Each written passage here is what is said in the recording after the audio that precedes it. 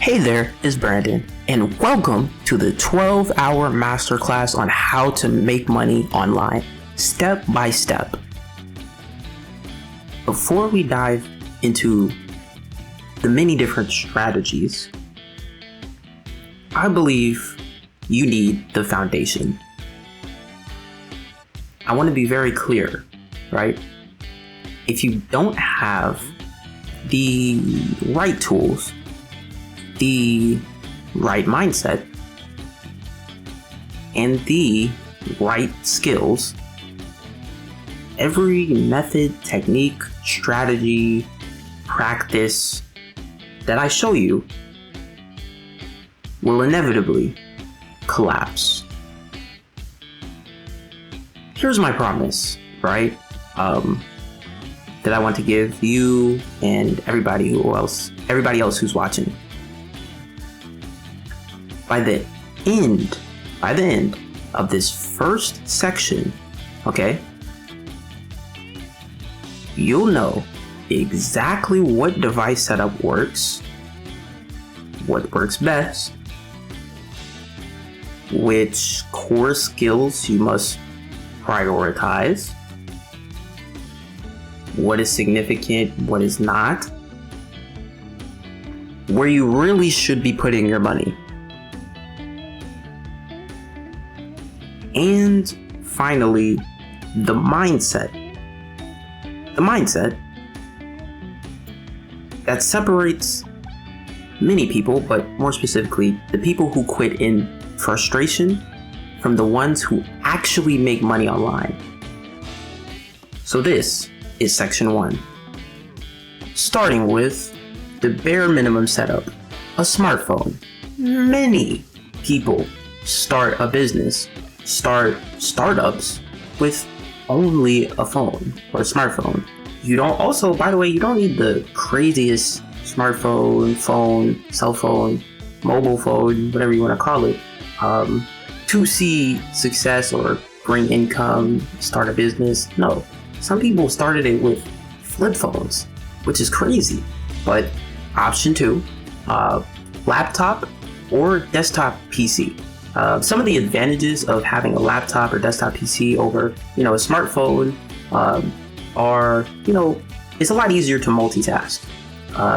It's a lot more efficient for your workflow to do multiple things at one time.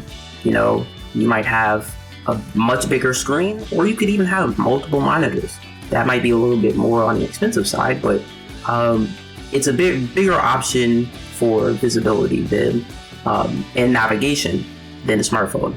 When it comes to both of those options, though, I want to make it clear that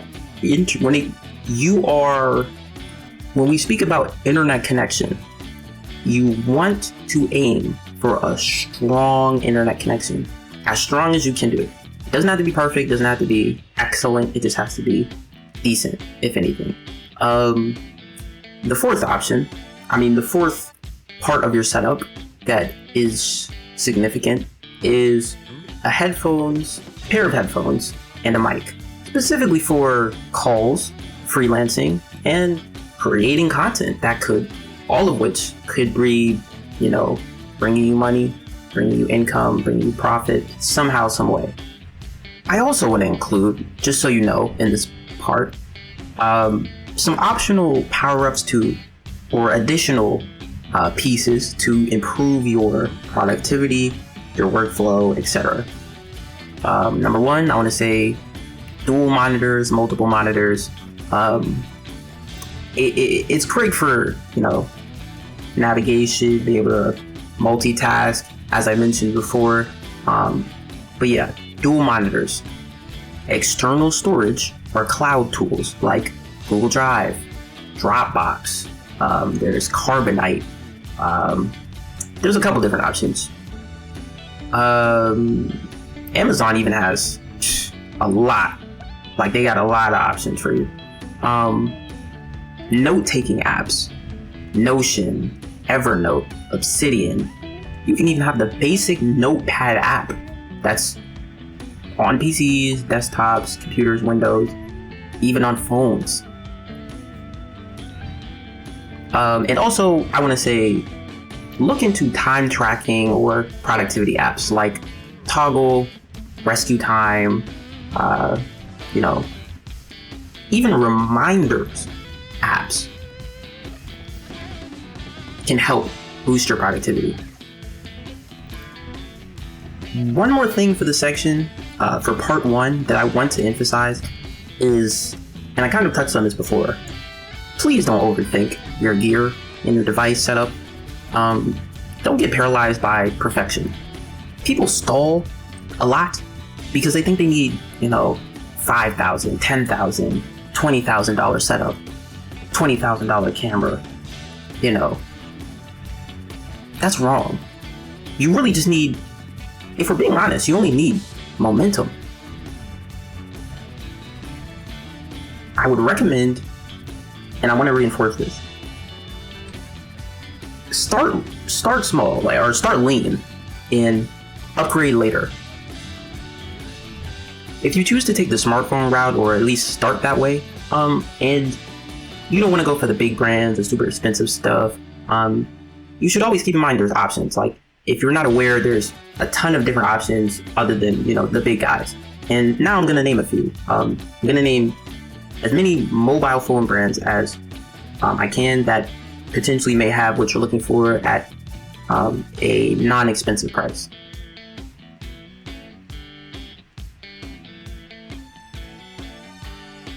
Acer, Alcatel, Allview, Amazon, MOA, Apple, Arcos, Asus, AT&T, Benefon, BenQ Simons, Bird, BlackBerry, Blackview, Blue, Bosch, BQ, Casio, Cat, Cellcon, Shay, Coolpad, Qbot, Dell, Doogie, Emporia, Energizer, Ericsson, Eaton, Fairphone, Fujitsu, Simons, Garmin, Asus, Gigabyte, Gioni, Google, Hair, HMD, Honor, HP, HTC, Hawaii, iMate, iMobile, Ice Mobile, Infinix, InnoStream, InQ or INQ, Intex, ITEL, Jala, Carbon, Kyocera, Lava, Lico, Lenovo, LG, Maxon, MaxWest, Meizu, Micromax, Microsoft, MicTac, Mitsubishi, Modu, Motorola, MWG, NEC, Neonode, Neo, or NIU, Nokia, Nothing, Nvidia, O2, OnePlus, Oppo, Orange, Pascal, Alcatel, Palm, Panasonic, Pantech, Parla, Philips, Plum, Posh, Prestigio, Q-Mobile, Q-Tech, Razer, Realme, Sagem or Sagem, Samsung, Sendo, C1, Sharp, Simons, Sonin, Sony, Sony Ericsson, Spice, T-Mobile, TCL, Techno, TEL.ME. Pellet, Thuraya, Toshiba, Ulefone, Umidiji, Unecto, Furtu, very cool, with a K, Vivo, with an I, VK Mobile, Vodafone, Wico or Wico, WNP, Xcute, or Execute, Xiaomi, I may be pronouncing this wrong, excuse me. I don't want to say, this might be a bad word, but XOLO, YEZZ, YOTA, UZTE. So overall, there's a bunch of different options. So don't overthink it. Just grab you a good smartphone with decent internet connection, strong internet connection, if anything. You don't need the most expensive thing in the game, the most teched out iPhone or teched out whatever type of smartphone. You just need internet, if anything. For this next section, part 2, I will be talking about core skills. Some of the subsections I want to talk about within that are digital literacy, research skills, communication skills, financial awareness, and adaptability. Starting with, and I hope you're taking notes because this is important, digital literacy. You should try to gain comfort with different browsers, apps, file storage, cloud tools. To a lot of people that seems very basic, but some people have no experience with these individual things.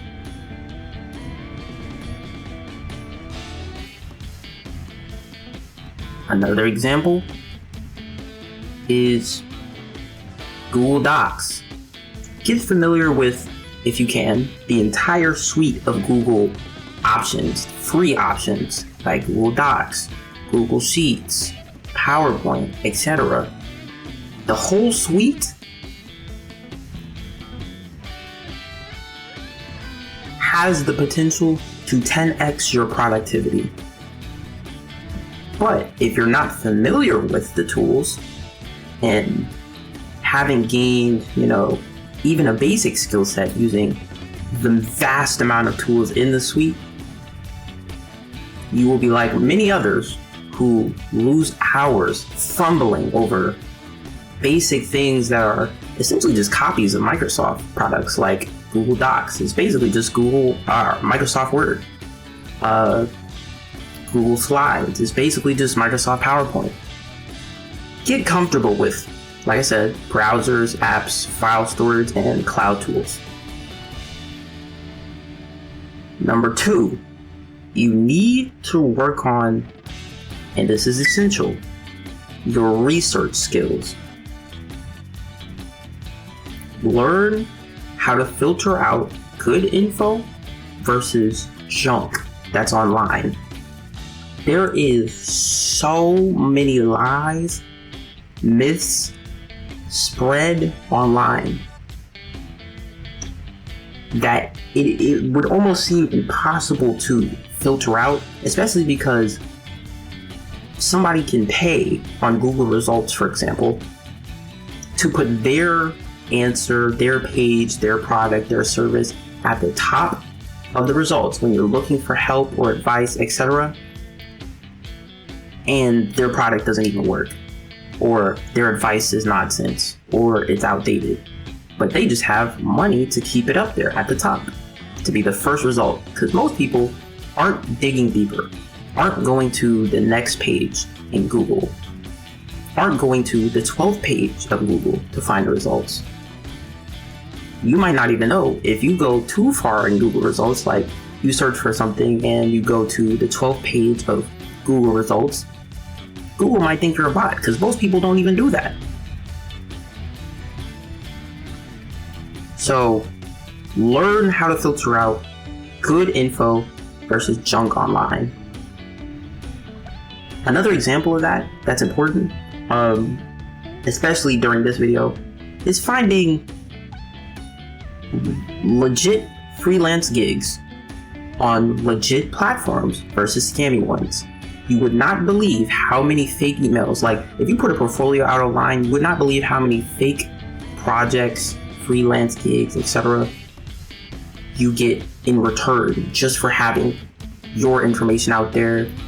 They see you have an interest in something and they think they can deceive you, trick you, scam you even.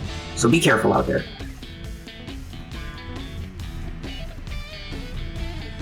Number 3, I want you to work on your communication skills, okay? Work on your email etiquette, professionalism. Work on writing for clarity, for people to understand you, to hear you, to feel you. Work on your communication during video calls and your presence, how you present yourself, your delivery. A powerful tool to improve your communication skills is pauses. I'm not going to explain it right here. I might explain it later in the video, but look into the power of pauses when communicating, when speaking, when articulating. It makes, at the very minimum, everything you say more powerful, more suspenseful. Just look that up. The power of pauses when articulating yourself. Number 4, a skill I want you to work on is financial awareness. Okay? You should develop at least a basic understanding of tracking your expenses or tracking expenses for someone else. It can be done using an app or even a basic, spreadsheet, which if you're not familiar with what that is, you can find it in Excel or Google Slides. But it's basically the worksheet or canvas in which you enter data into different rectangular or square-like cells. Just look up Excel or Google Slides, maybe even Power BI. The 5th core skill that I think you should absolutely incorporate and learn and develop within yourself, and this, in my opinion, is probably one of the most important,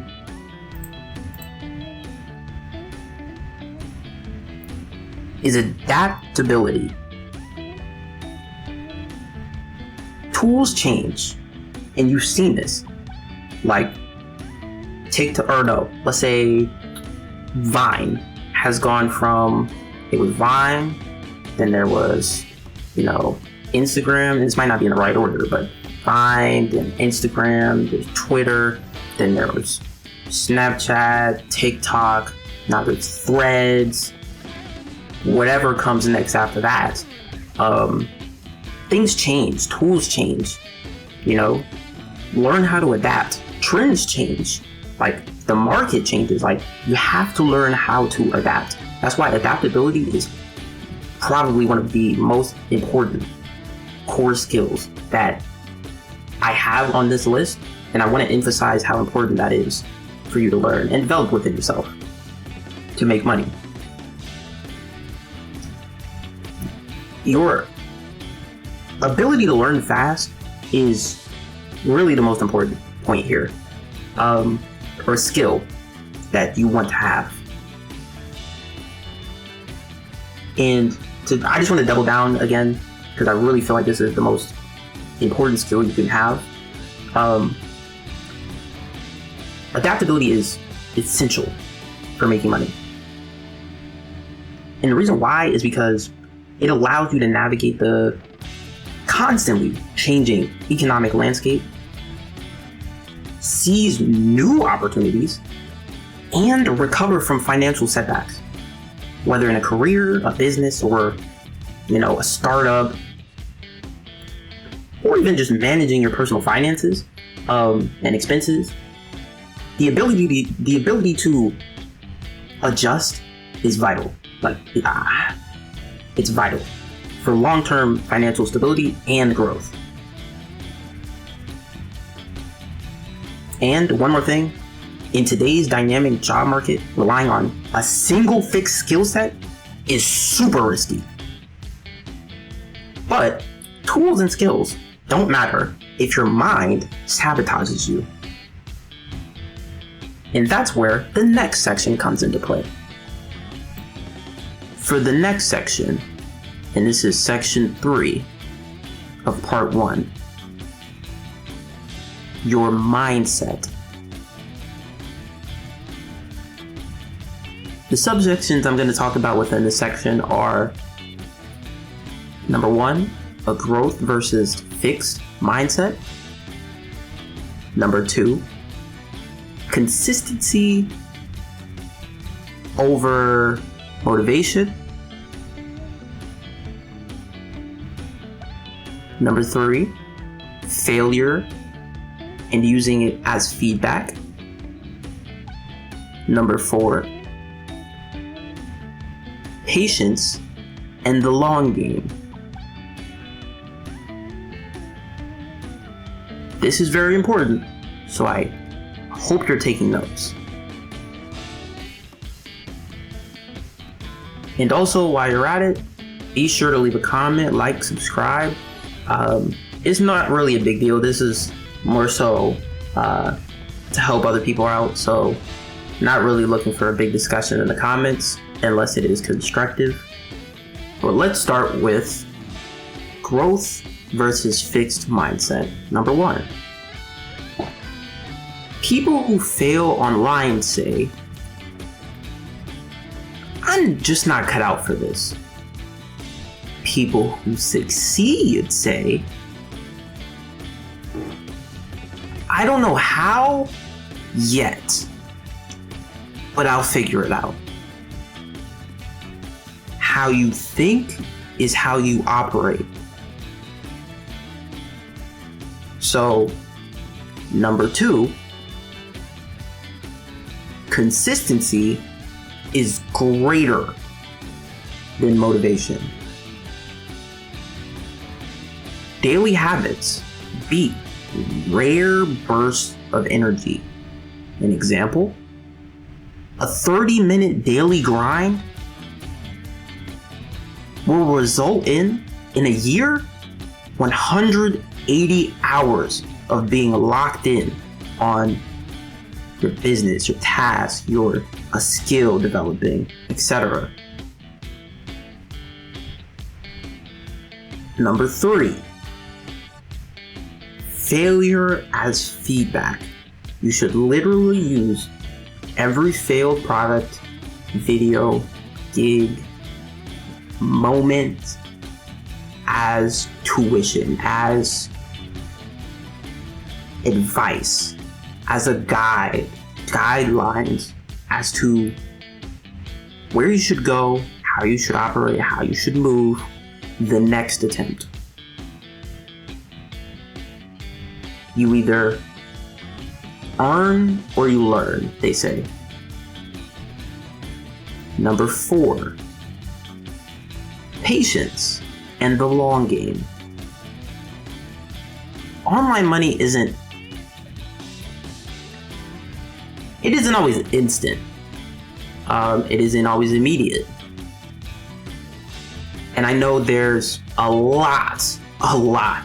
The internet is full, like I mentioned before, with the junk online. And you have to filter through it. Develop that skill. There's a lot of scams promising overnight riches. Avoid them. Please avoid them. Online money in general, isn't instant. It isn't fast. Build systems, not just wins. And I really want to emphasize that. But to loop it back around for this section, a strong money mindset is critical for financial success. You know why? Because your beliefs and attitudes directly influence your financial decisions and behaviors. Without the right mindset, your limited beliefs and, lack of confidence in yourself can lead to self-sabotage. While a healthy mindset provides the confidence to pursue your financial goals. Here's how mindset can literally help you make more money. A good mindset, strong mindset, money mindset creates proactive behavior. Your attitude towards money drives your actions. Believing that financial success is achievable motivates you to actively seek opportunities, take calculated risks, and find ways to grow your wealth. In contrast, believing success is out of reach can cause you to not even try. A money mindset, or a good mindset, strong mindset, fosters resilience. The journey to making money is full of setbacks, honestly. A lot. A positive, growth-oriented mindset enables you to see challenges and failures as learning experiences. No losses, learning experiences, lessons, rather than permanent defeats and failures. This built-up resilience is essential for persevering through, difficult times, difficult situations like market changes, crashes, trend changes, etc., and continuing to, work towards your goals. I also want to touch on, a growth-oriented mindset or a money mindset helps you make money because it also shifts your view of money. Like a powerful mindset can reframe your relationship with money from one of fear and scarcity to one of abundance and opportunity. It also, another thing I want to touch on real quick, it encourages rational decisions. Having a healthy mindset helps you manage the emotions that often derail your financial progress or financial progress in general. It allows you to avoid impulsive spending driven by stress, boredom, and to instead make rational decisions instead of reactionary ones based on changes you see, news, changes in the market for what you're trying to sell. Just to recap this part 1 of the 12-hour masterclass, I want to say in 3 bullets. Number 1, when it comes to your devices, start small, upgrade later. When it comes to your skills, focus on digital literacy, research skills, communication skills, money basics, basic money skills, and adaptability skills, because things change. When it comes to your mindset, and I really hope you've been taking notes. I'm being so honest with you. I really hope you're taking notes, because you don't want to be here just wasting your time. Growth, consistency, feedback, patience. Use failure as feedback. Learn patience, because it's not going to come to you fast. Be consistent with your pursuit and have a growth mindset. Don't say, I'm not cut out for this. Why does it not work for me? Say to yourself, I don't know how yet, but I'm going to figure it out.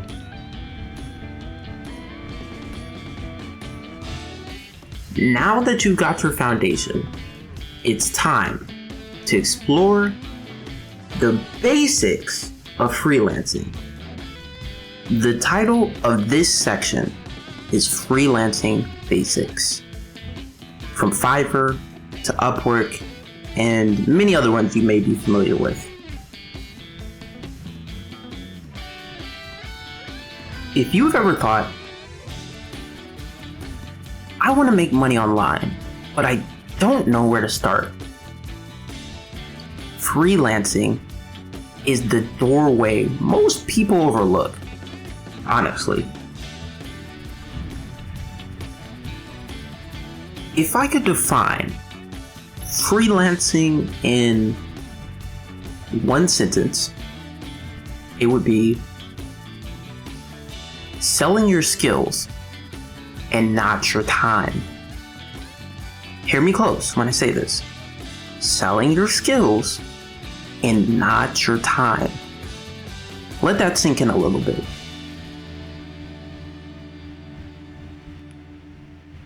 Three platforms you may or may not be familiar with are Fiverr, Upwork, and Freelancer.com.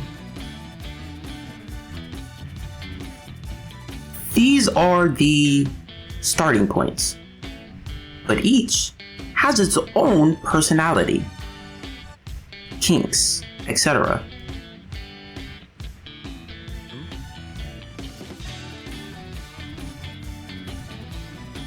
By the end of this section, you'll know exactly how to pick the right platform for your skills, how to set it up,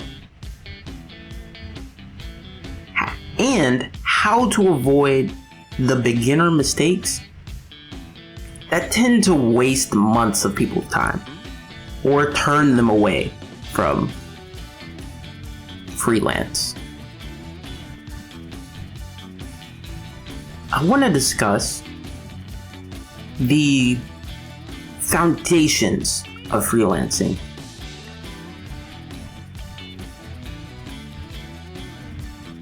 The core idea of freelancing is matching skill to demand to trust.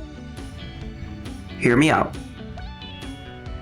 Here are some skills that are in demand currently. Graphic design, video editing, copywriting, coding,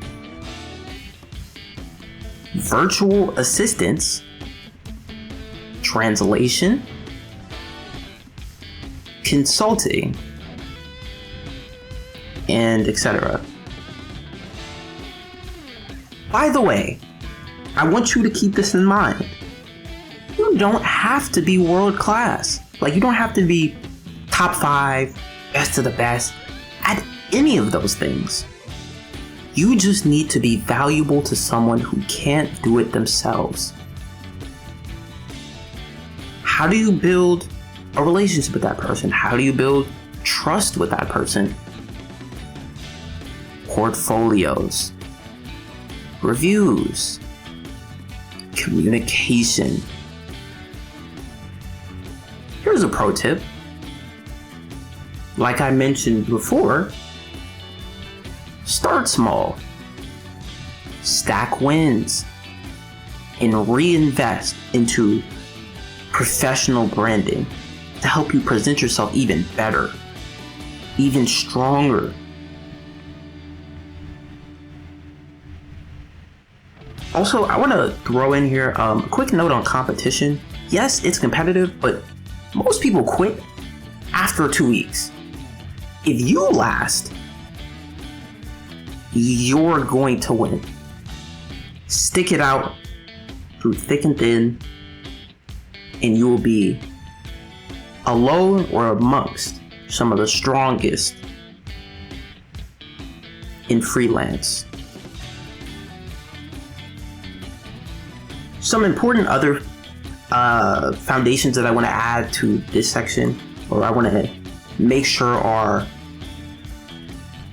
deeply ingrained in your mind as you are listening right now, is, freelancing is an important method, very significant for making money, because it offers the potential for much higher earnings, greater control of your income, and the ability to diversify your revenue streams.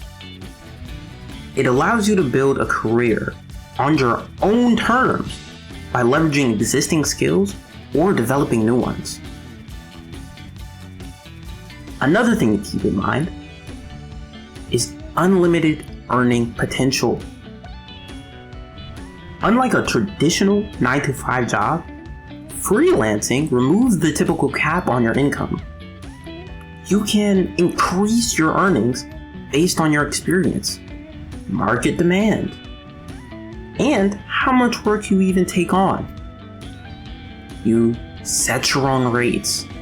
You have the power to set and adjust your rates beyond, or you have the power to set and adjust your rates based on the value you provide.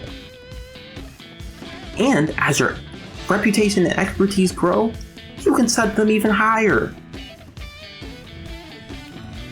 With freelancing, you have the ability to take on more work. By working for multiple clients at once, you can increase your workload and earn significantly more than a fixed salary would even allow. With freelancing, there's a lot more control and flexibility. Freelancing puts you in charge of your career and finances, offering a level of autonomy that is rare in traditional employment. You decide what you earn. You choose your clients. You manage your expenses. When I say you decide what you earn, your income is directly tied to the effort and projects you pursue, acting as a strong motivator for, your financial growth. When I say you choose your clients, you can select projects and clients that align with your interests and financial goals, allowing you to prioritize work that is both profitable and fulfilling. Okay? And when I say you manage your expenses, as a business owner, you can deduct eligible business expenses from your taxable income, which can lower your tax burden and increase your net earnings. A lot of people might not understand that, but the people who do taxes understand. And if you're just learning about taxes, come back to this part. Let's do a deep dive, very lightly, very basically, into Fiverr. Fiverr is a marketplace. Buyers come to you. You can get fast gigs, whether as a seller or a customer. How you set up? You get a profile picture, a headline, I help blank type of client achieve blank specific outcome. Number 2, you work on gigs. Focus on being very clear with your niche. Like, I will design one modern YouTube thumbnail, or I do graphic design. One of those is more powerful than the other and clear. I do graphic design is very broad, saying I will design one modern YouTube thumbnail is very specific, and with people searching for that exact service. Number 3, which you should think about, is pricing tiers. How are you going to price your products, your services, etc.? Like, they have tiers where it goes basic, standard, premium, but you can rename these, you can add different perks. There's a lot of options.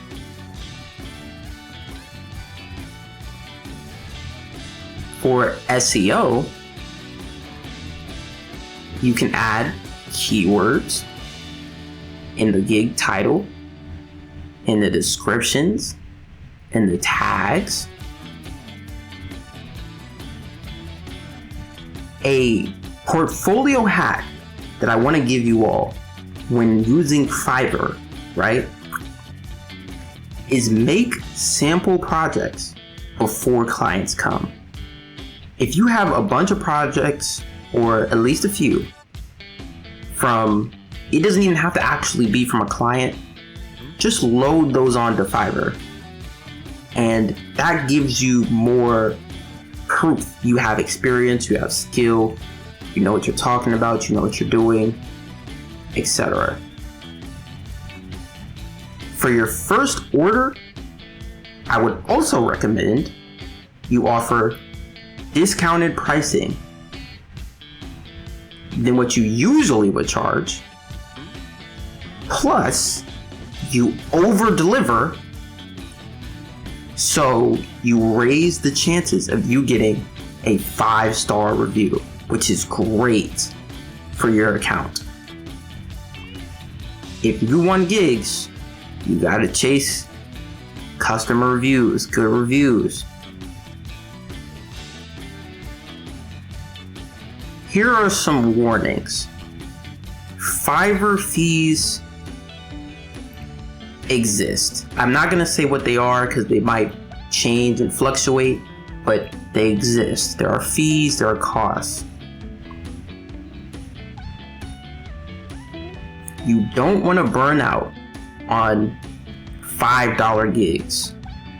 Charge a reasonable price. You want to make sure, right? Because 1,000 people might want to buy a $5 gig, but do you have time to deliver and complete 1,000 different projects for people? Even though that would be an easy $5,000,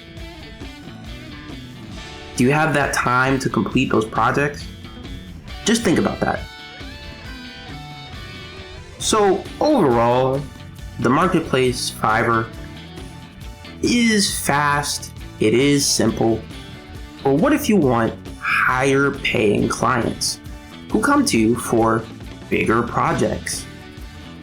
That's where Upwork comes into play. For this next part, I want to do a deep dive on Upwork. Upwork is effective for freelancers because it offers access to a vast global job market, providing a steady stream of clients and projects alongside built-in payment protection through escrow and automatic payments for hourly work. The platform helps freelancers build credibility and a portfolio through ratings and testimonials. It also offers low startup costs and provides tools for job searching, time tracking, communication, allowing for flexibility and control over your work schedule. The style of the platform is client posts, freelancers apply. It's like a job board and bidding system, sort of. Here's how you would set up. Number 1, create a profile. Emphasize past results, projects, portfolio samples, client outcomes. Number 2, proposals. Here's the structure, right? Greeting with proof, your plan of execution, your price, and your call to action. Here are some key tips. Don't apply to every job. Apply only where your skills and examples align. Because if you apply, they check your profile and they only see things that don't relate to the service they need. They probably won't believe you can actually do it and don't want to waste their time waiting on you, believing in you, waste their money, etc. Tip number 2, for your first clients, lower your rates a little bit until you build trust.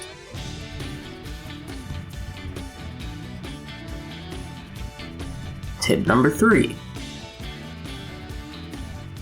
Upwork is best, in my opinion, for ongoing clients. Long-term work is very possible on Upwork. Here are some warnings though, some things to keep in mind. And I could have kept going with the tips, but I want to give you some warnings before you get too excited, right? On Upwork, you have competition. Competition from global freelancers. Okay? Just keep that in mind, okay? But for the next warning, it's more of a suggestion. It's not that deep. I'll say avoid copy and paste proposals because they never win. Never. Here's a pro tip. Build relationships. Your first 3 repeat clients can literally sustain your entire Upwork income. Think about that.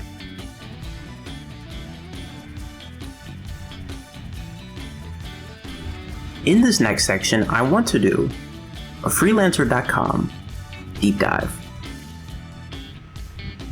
The style of this platform is a mix of the previous 2 that we talked about, Fiverr and Upwork, but it's often overlooked, surprisingly. On this platform, there are both contests and bids. A hack for the contest: enter contests. Even if you don't win, you will sharpen your portfolio and sometimes have built up or created something that's in your portfolio that's so good, even if you didn't win the contest, that you get hired directly instead of everybody else. Or maybe you get hired as well, reached out to, contacted, because you did pretty good too. Can't overlook you, is what they might say. A safety note is, and this is with all, people you come across all these platforms, is you need to verify project legitimacy. Because there are some fake, inauthentic, not real job posts. Some basic tips that I want you to be aware of, incorporate into your workflow, your mindset, is for all of these, highlight your skills, set competitive rates, build your portfolio, network with other freelancers, Never stop upskilling as a freelancer. Accurately represent your abilities. Accurately represent your schedule. Apply technology and tools. Ask for feedback. Continue to find new clients. Create a contract if you can. Create a distinct profile. Focus on the niche. And finally, don't quit your day job just yet.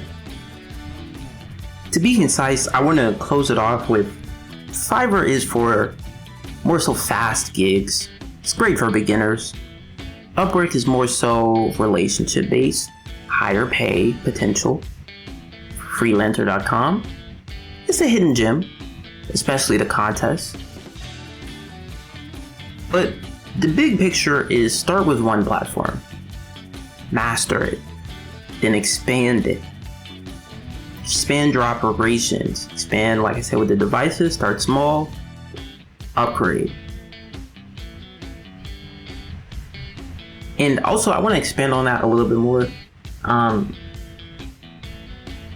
These marketplaces for freelance have similarities, but they have very key differences in their models and target projects. Like, as I mentioned, and I want to emphasize this one more time, Fiverr is ideal for quick fixed price gigs for smaller, well-defined tasks, and it lacks freelancer vetting, but is known for its user-friendly interface. Upwork is suited for larger, more complex, or long-term projects, ongoing even. Featuring a more traditional bidding system, a vetting process for freelancers, and a tiered commission structure.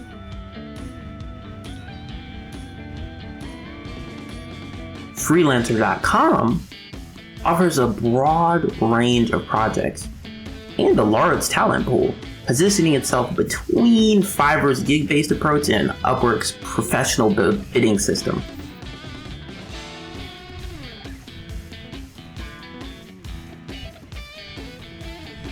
For an even more clear explanation, Fiverr's model is gig-based. Freelancers create gigs for specific services, and clients come to them. It's best for quick, standardized tasks, creative services, small projects, and budget-friendly solutions. Freelancer vetting is limited, as anyone can create a profile. The fees, I'm pretty sure it's a consistent 20% commission for sellers on all earnings, plus a separate buyer service fee. Client experience. It's easy to browse services and find specific tasks pretty quickly, so your chances are pretty good.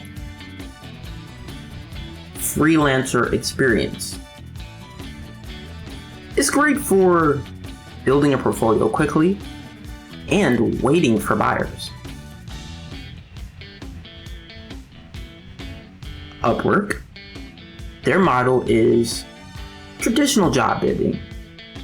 Clients post jobs and freelancers submit bids.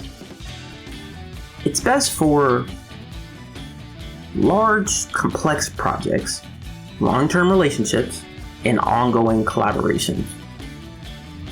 Freelancer vetting is stricter. It has a strict system of identity verification and more organized hiring process, which is good. Fees, a variable commission rate up to 15% on completed projects based on factors like supply and demand. Client experience, it offers a more thorough vetting process and a structured hiring approach. For the freelancer experience, take notes because this is for you. It suits experienced freelancers looking for higher paying steady work. For freelancer.com, their model is, in my eyes, they offer a mix of different project types, including bidding and a global talent pool. It's best for a wide variety of project types, budget-conscious projects, and when seeking many different options, they excel. For freelancer vetting, it's not as polished as Upwork, but more options are available than on Fiverr for sure. But that may change. For user experience, there's a large global talent pool, though it can feel less polished at times compared to the other two platforms. Just something to keep in mind. Once again, the big picture is start with one platform, master it, do what you have to do, expand. Like I said earlier, start small, start lean, upgrade. Here's some homework for any viewers out there. Pick a skill, open an account on one of these platforms, create one polished profile based on the tips I've given in this section of the video today, and send it to me somehow, some way. And here are some words of encouragement to end off this section. The freelancing world has endless clients waiting. The only thing missing is your profile. One more thing that I want to touch on is when freelancing, you really have to learn how to manage your work and your time. Learn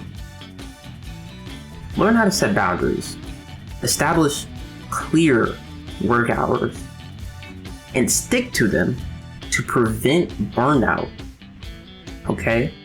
And to maintain a healthy work-life balance. Stay organized, okay?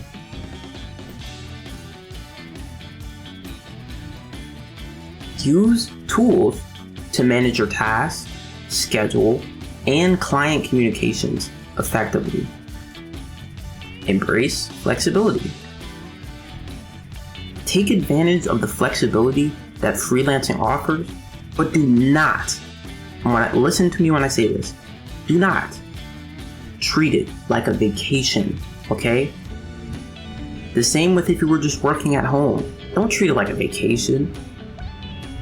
Learn to say no.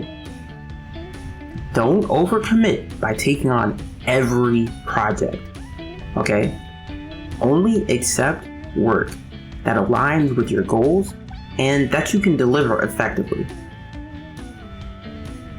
Set realistic deadlines. Don't promise what you cannot deliver. Hear me when I say this. Do not promise, or don't overpromise what you can't deliver. Underpromise, overdeliver. That's the game. And build in extra time for checks and proofreading to avoid stress and, missed deadlines. Be competitive, but set clear rates. Do not undervalue yourself. Research industry standards for these prices and set your prices in a way that reflects your experience and the quality of your work. Last but not least, I want to reinforce this one last point. Treat it like a business, please. I need you to remember, and you should remember, that freelancing is a business. It's not a hobby. Some people might disagree with that, but I personally believe this mindset shift of you treating it like a business directly influences how you approach clients, manage your finances, and plan for the future. Just something to keep in mind. Because now we're on to the next section.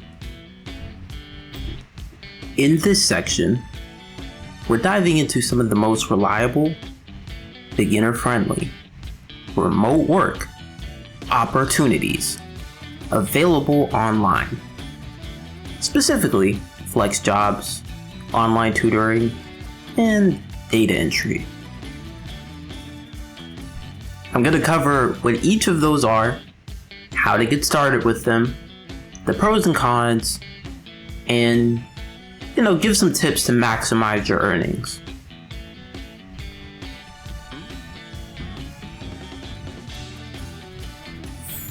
Flex jobs. Number one, let's start with, what is flex jobs? Have you heard of it before? Well, flex jobs, for those of you who aren't aware, is a curated platform specializing in remote, hybrid, and freelance opportunities. It's known for its practices towards legitimacy. They screen jobs, so a lot less scams to avoid and look out for. But still be careful, still be cautious, still be aware. Flex jobs covers roles from entry-level admin to high-paying corporate work.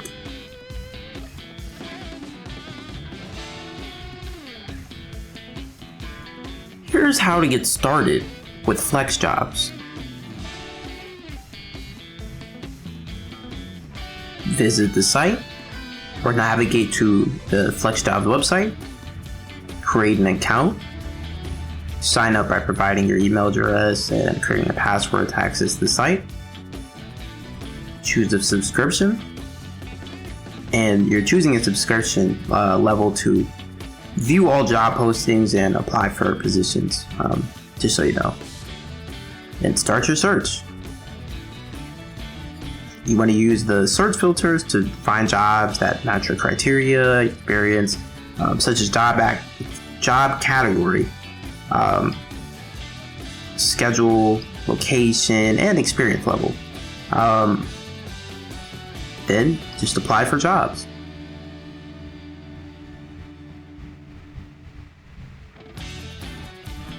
Here are the pros of flex jobs as a platform, right?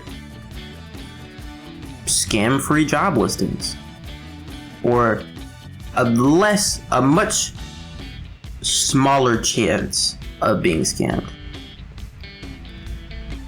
Wide range of industries and commitment levels. Filtered searches for part-time versus full-time. Here are the cons of flex jobs. A membership cost.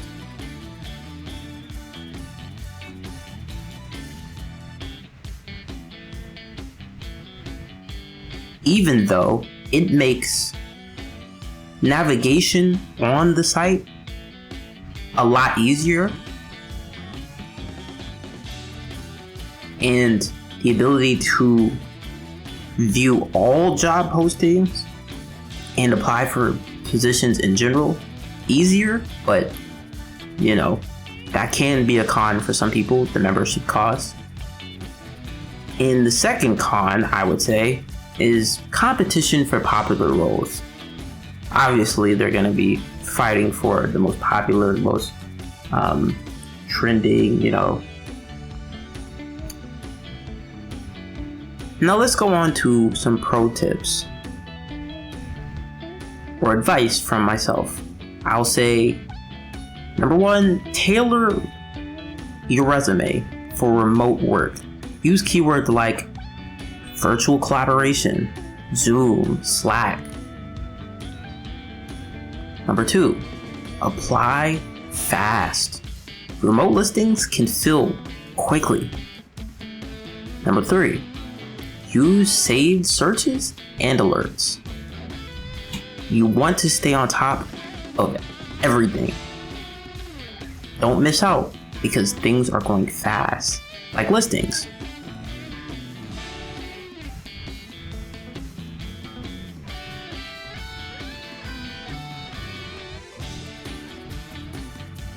Here's some things to expect from flex jobs.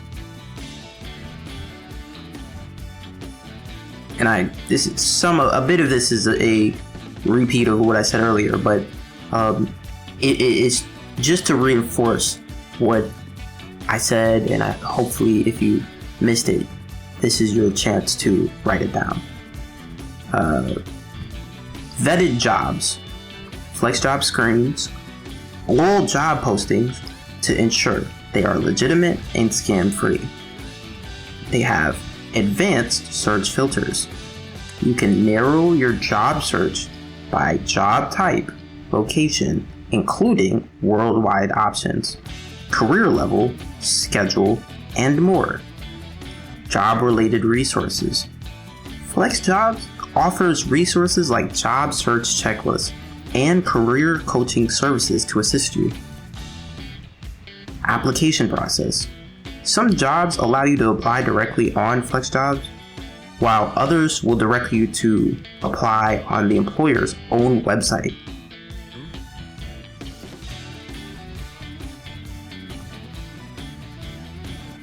Overall, I personally believe Flex Jobs has a wealth of resources and tools to offer job seekers.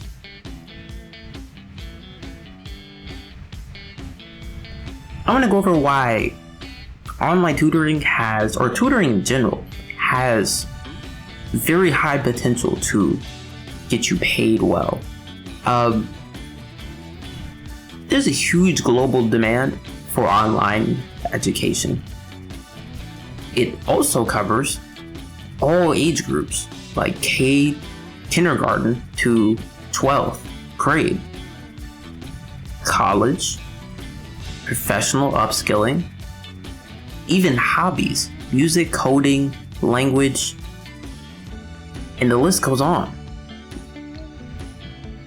Number 2, I want you to know about some of the platforms for online tutoring that are available.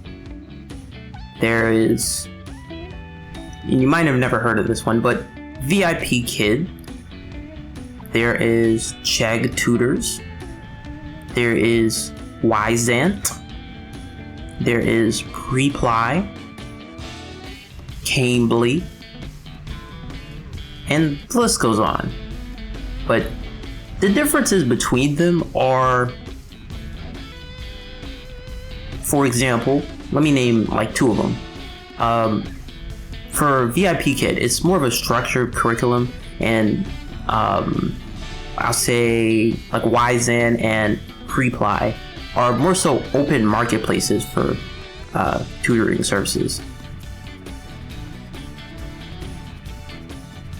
I want to talk about earnings for online tutoring. You can expect maybe around $10 to $30 per hour, depending on the platform and subject. It could vary.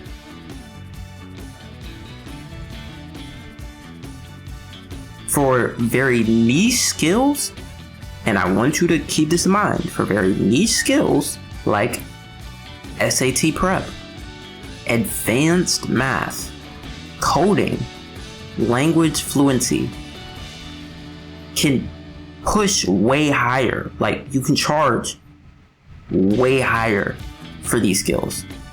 I know some people who were very good at math, even the higher levels of math in school, advanced levels of math, and they're not taking advantage of this. Number 4, requirements.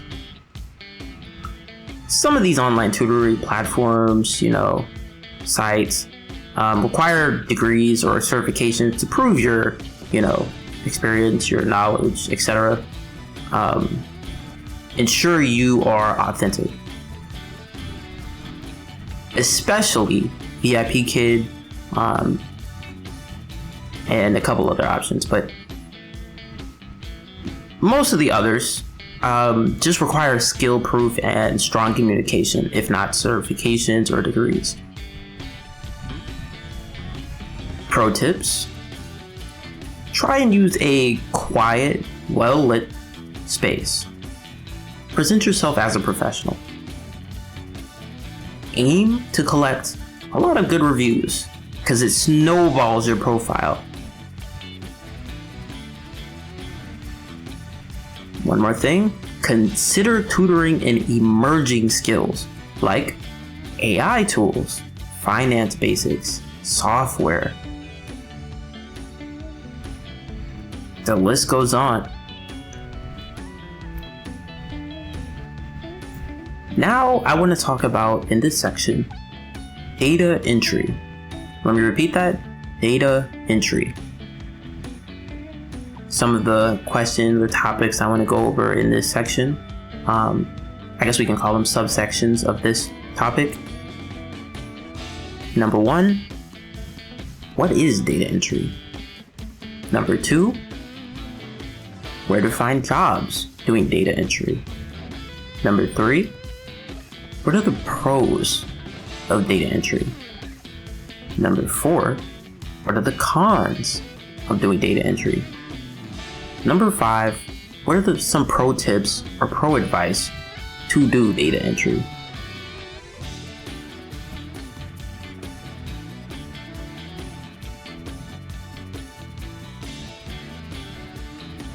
Starting with, what is data entry? Number 1. Data entry, for the most part, is inputting information into databases, spreadsheets, or CRM systems. Data entry may include transcription, form filling, or even updating records. Number 2. Where do you find jobs for data entry? Well, like I mentioned earlier, an option is FlexJobs, Upwork, Fiverr, Clickworker, and even Amazon Mechanical Turk.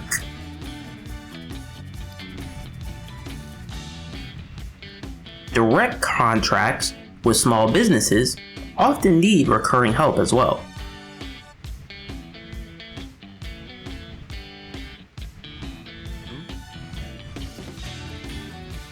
Number 3, the pros of doing data entry. For data entry, there's a low barrier to entry. Like, the gateway is pretty wide open, honestly. No advanced skills are really required. Another pro of data entry is flexible hours. Number 4, the cons of data entry. There tends to be lower pay compared to, tutoring or more specialized work. There is high competition for data entry or on freelancing platforms. Number 5, let's go over some pro tips, right? I would recommend you develop speed plus accuracy. Speed and accuracy. Using keyboard shortcuts, Excel, Google Sheets, formulas, etc. Just to make your productivity a lot faster, because you don't want to spend too long on one project and you were only paid a minimal amount for it. No. And it might not even be approved, because a lot of these platforms you have to get approved. Your work has to be reviewed. Pro tip number 2 is start with small gigs. to build reviews. Like I said, you want those reviews to pile in good reviews, so people have a good gauge of who you are, the work you do, and it snowballs your account into much better places. Pro tip number 3, you need to upskill gradually. Like pivot from raw data entry to data management or virtual assistant for higher rates.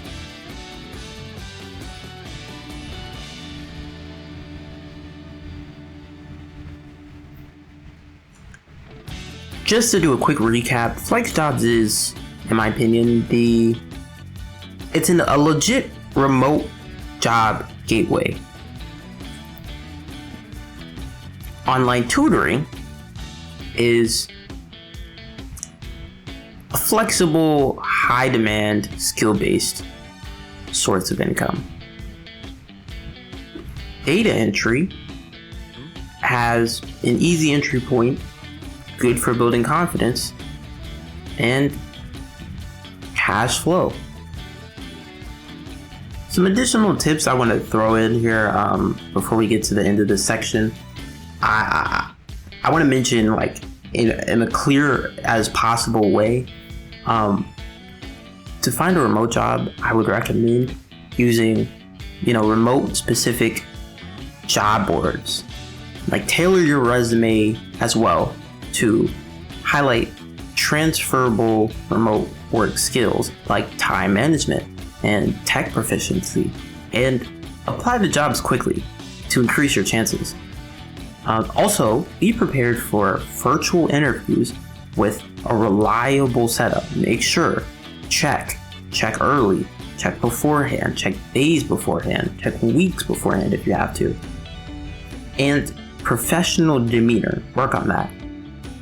Also, network actively using platforms like LinkedIn to find more opportunities and gain visibility across these platforms, but also on the internet. Finally, avoid scams by verifying listings and never paying for a job.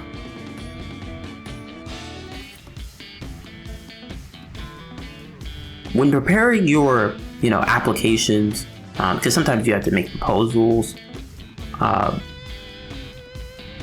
Here's some tips. I want to say tailor your resume and cover letter first. Customize your resume and cover letter to emphasize remote-friendly skills. Some examples being like self-motivation, communication, technical proficiency with remote tools that are popular. You can research some of those as well. I'd recommend you build your online presence a bit. Optimize your LinkedIn profile to showcase these remote skills that you have or you've mentioned, and increase your visibility to recruiters who actively search for candidates. As simple as that. Number 3, I would recommend showcasing transferable skills. Like if you lack direct remote experience, that's okay. Just highlight soft skills like problem solving and adaptability from previous roles using real life examples. When it comes to finding remote job opportunities, I would recommend you utilize, as I mentioned before, remote specific job boards. Search on specialized platforms like We Work Remotely, FlexJobs, and remote.co to find listings exclusively for remote positions. Also, use standard job platforms. There are filters on sites like Indeed and LinkedIn to narrow your search to remote-only roles. You just gotta check. Also, leverage your network. Connect with your professional network on platforms like LinkedIn, as referrals can be highly effective in breaking through the saturated job market.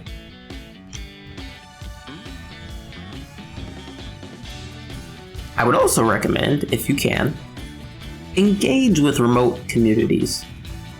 I recommend you join online groups and forums dedicated to remote work to discover job leads, gain insights from other workers, learn the market, learn what's going on, learn what's trending, what's changing, what's not working anymore.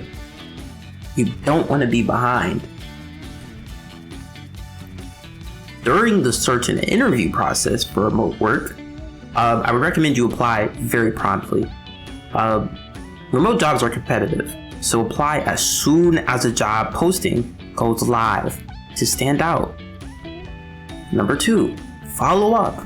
Send quick follow-up messages to companies after applying to show your continued interest and make your application memorable. Number 3, prepare for virtual interviews. Make sure you have a reliable internet connection, a quiet background, and a good webcam and microphone. Number 4, I'll say show enthusiasm. During the interview, demonstrate positive energy as much as you can. Try and make eye contact as much as you can and show genuine curiosity to create a long-lasting, strong impression. Once again, some tips to avoid scams. You should always verify job postings. Double check, ask questions, do your research. Double check that a job listing on a platform like LinkedIn or Indeed also appears on the company's official careers page. Watch out for scams. Number 2, be wary of too good to be true offers. If a good job sounds too good to be true, it probably is. Let me repeat that. If a job sounds too good to be true, it probably is. Number 3, never pay to get paid. Let me repeat that, because some people don't hear what I'm saying, especially that guy in the back. Never pay to get paid. Legitimate companies will not ask you to pay a fee for personal financial information to get paid for a job. That's not how that works. Okay? Here is a list of remote job sites. Daily Remote, Built In, Skip the Drive, Hiring Cafe, Jobspresso, Just Remote, Remote OK, No Desk, Working Nomads, SEO Jobs, Contra, Well Found, Arc, We Work Remotely, Remote 100K, thegigletter.com, Flex Jobs, Remotive, Upwork, Virtual Vocations Inc., AngelList, Pangian, Freelancer, I might have said this already, Just Remote, Simply Hired, Authentic Jobs, Dribble, Arc, Working Nomads, might have mentioned that already, LinkedIn, TopTal, Well Found, We Work Remotely, mentioned that already. There's a couple different options. Some extra things that I want you to be aware of before I let you go out of the section is be very cautious of ghost posting. I kind of touched on that.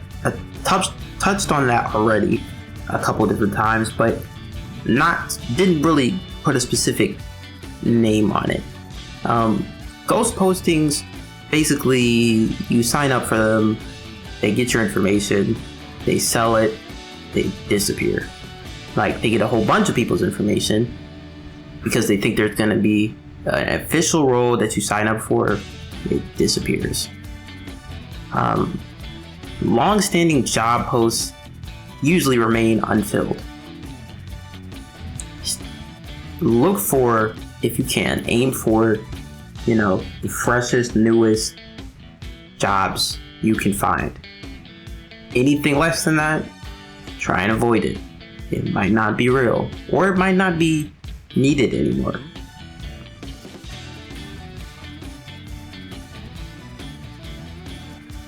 There are also something you should know.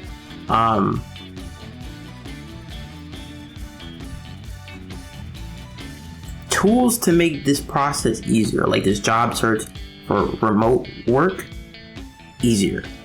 Tools like form fillers, tools like, basically tools that help you apply to more jobs.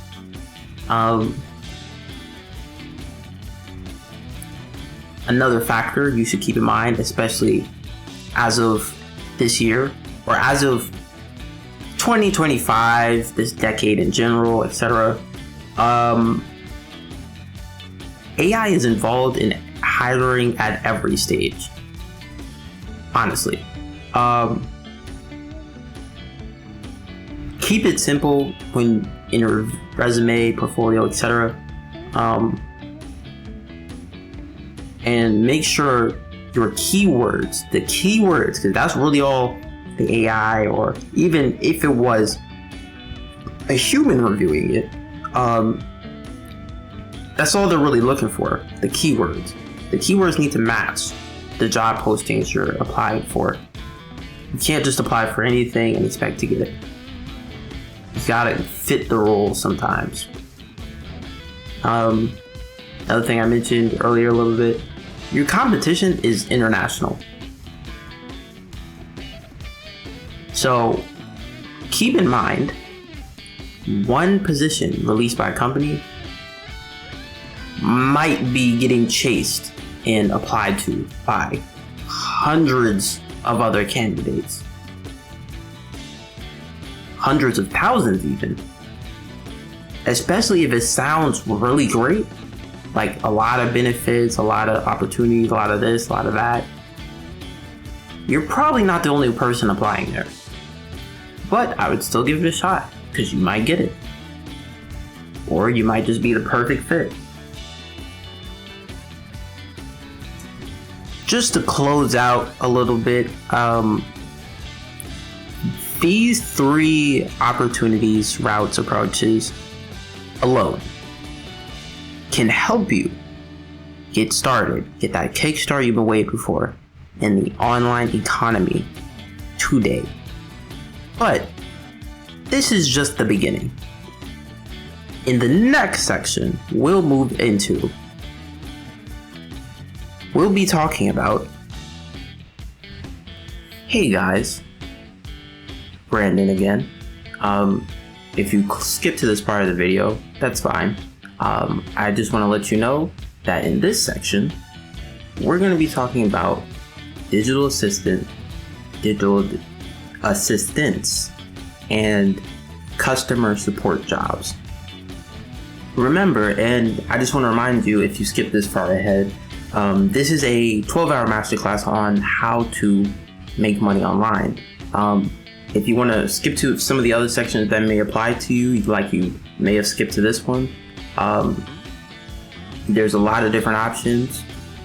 From mindset, you need essential skills, SEO, blogging, YouTube channels that make passive income, podcasting, etc. There's a ton of options in this video, and lessons that I go over, so make sure to check those out.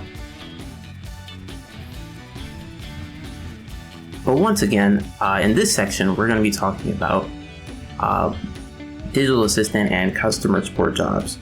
For the next 30 minutes, we'll cover one of the most accessible, in-demand, and reliable online job categories: digital assistant and customer support roles.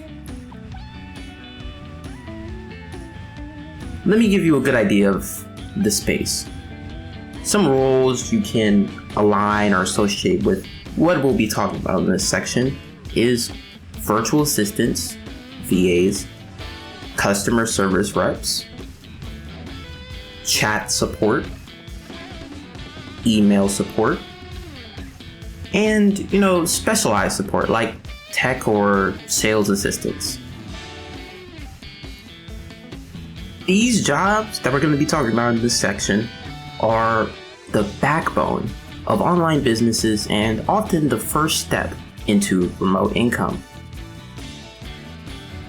I want to talk about the demand and potential for growth.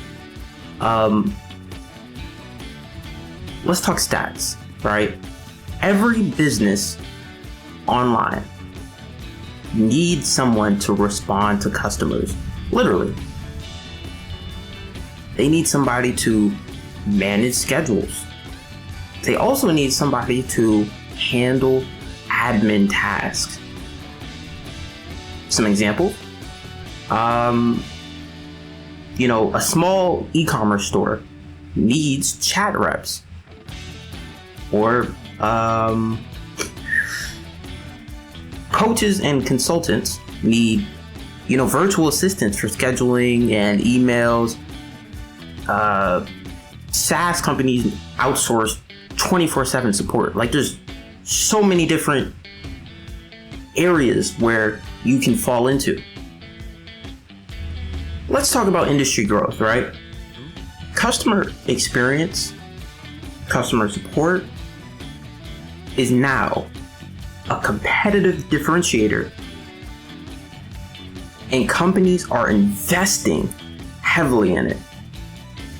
So now is the time to attack. Even though I want to mention, even though there's, the rise of, AI and all that for these exact roles for customer support and even for digital assistants or virtual assistants. And,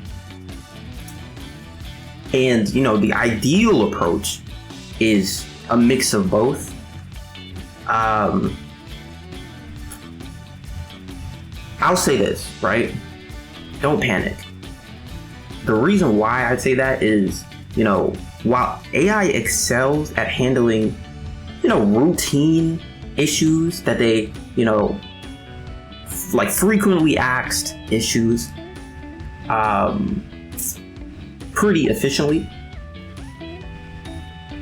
customers overwhelmingly would prefer human interaction, especially for complex problems, emotional support, building trust. And that's a known fact, across the board.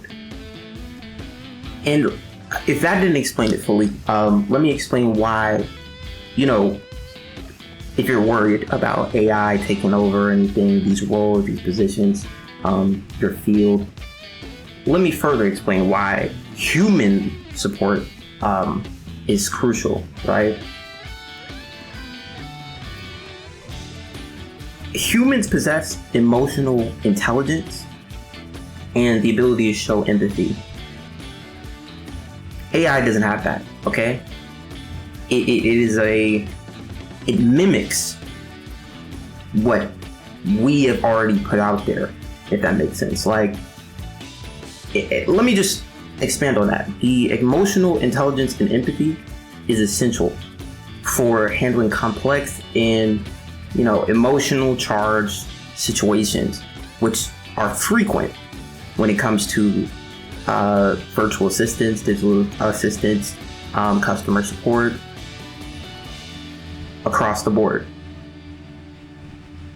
AI also usually lacks the critical thinking skills to resolve very unique and nuanced niche issues The situations where human agents and human support and assistance are extremely necessary.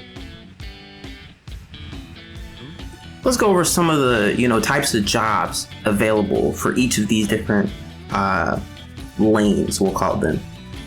For virtual assistants, there is administrative tasks, there's inbox management, there's calendar coordination, schedule management, stuff like that, right?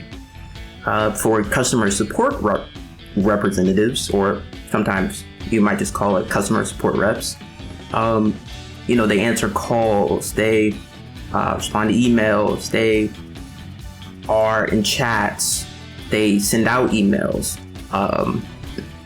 they troubleshoot issues for the most part. For specialized support, they do a lot of technical support, they deal with billing inquiries, do a lot of product onboarding, stuff like that. And for, hybrid roles, what falls under that is like some jobs combine assistant work plus customer interaction. It's a little bit of a mix of both. So both virtual assistants and customer support rep. One way to imagine it is like being hired, like imagine you were hired by a store owner on, Shopify who sells candles worldwide, right? While they're doing that, or they're handling other things, you manage the orders and you answer questions from the customers, and you also update the inventory spreadsheets, all from home, right? That would be your role, how you fit in. Another example could be like, you could, in your role for virtual assistants or even personal assistants, book flights.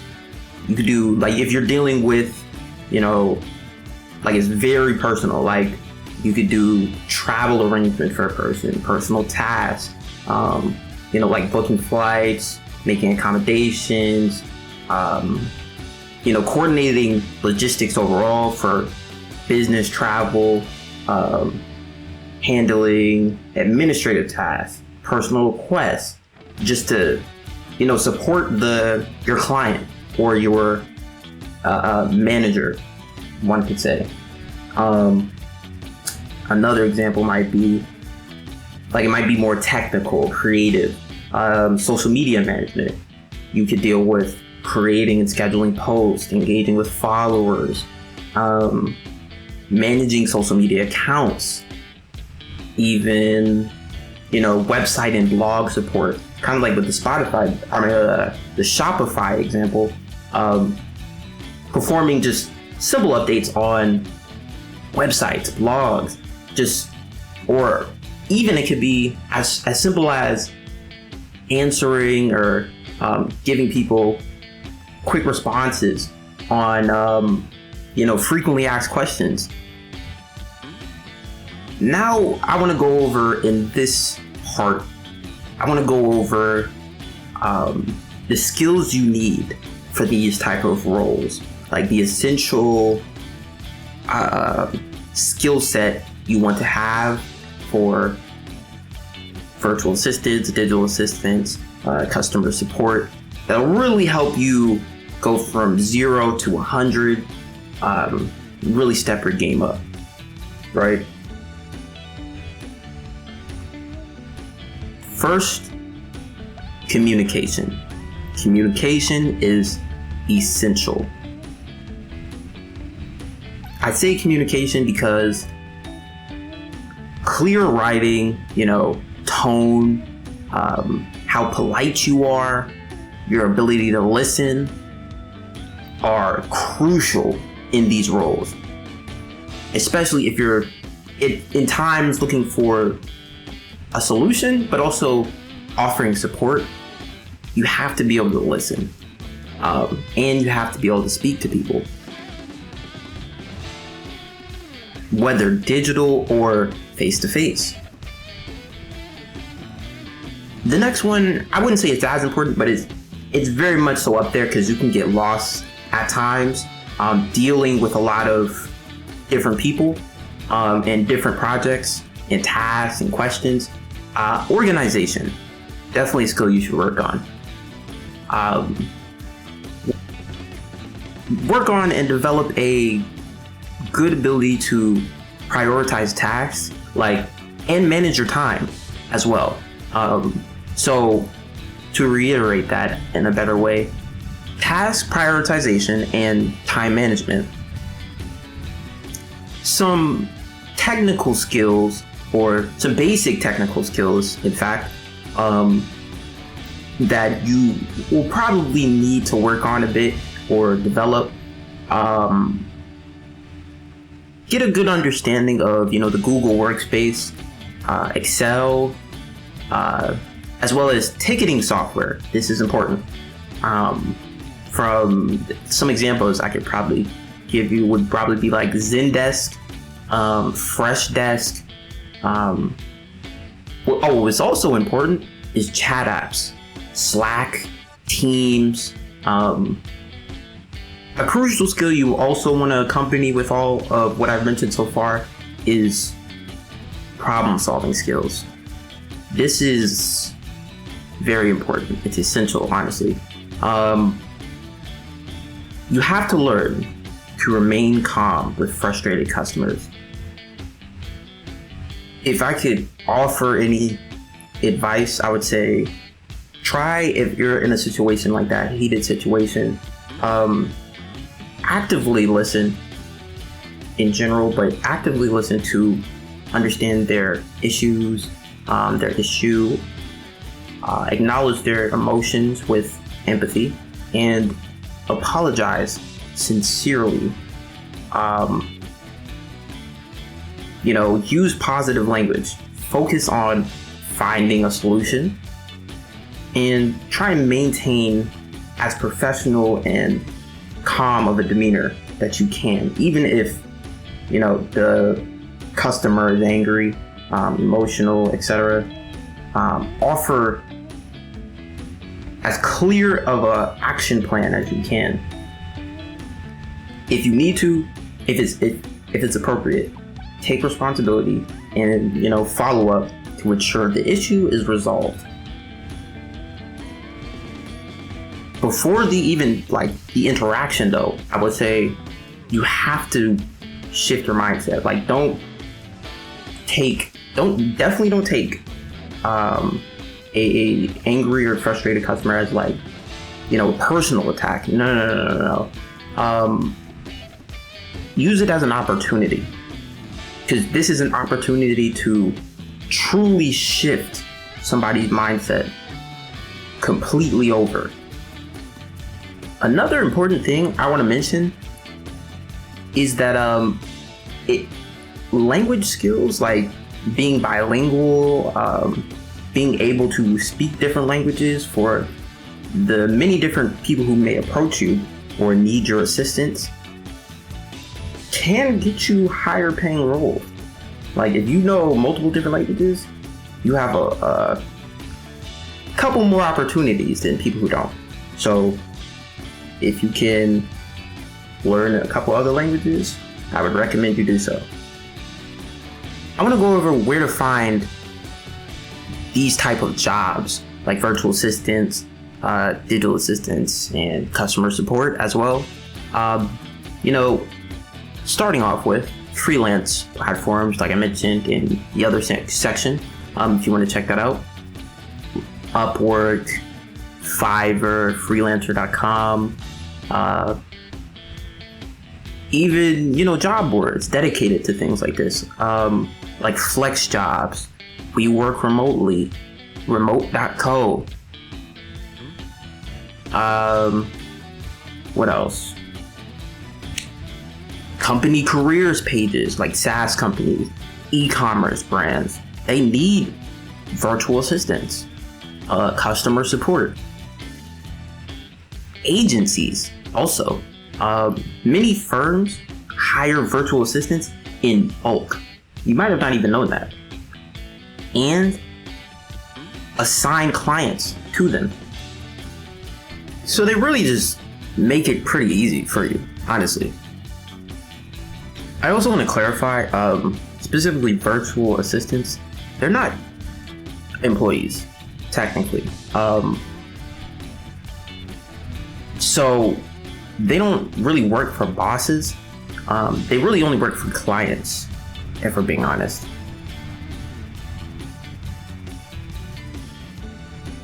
They also don't get, salaries or wages. They charge rates for the services they provide. So just keep that in mind. Just a little clarification. As a virtual assistant, you could be answering the phone for 50, 100 various companies, groups, and even performing a number of different functions, tasks in the administrative level or on the administrative level. You could also be, in responsible for putting together meetings. In my opinion, I'll say the most significant virtual assistant job would probably be in the health field, healthcare, etc. But some of the other big virtual assistant roles include, like, as I mentioned before, social media manager, where you manage social media accounts, create content, engage with the followers, anybody who has questions, inquiries about orders, for example, from the websites. Also help even spread or build brand awareness. There are administrative assistants.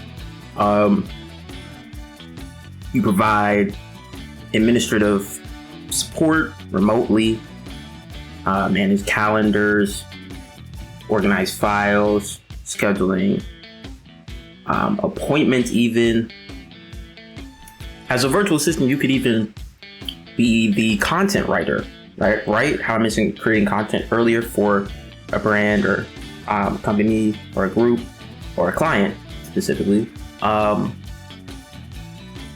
You can be assigned to create written content such as blog posts, product descriptions, articles. The tasks may very well vary, as well as your level of responsibility. Another thing I want to mention, when looking for virtual assistant roles or jobs, you may have heard this before, but try being active in forums like Reddit, Quora.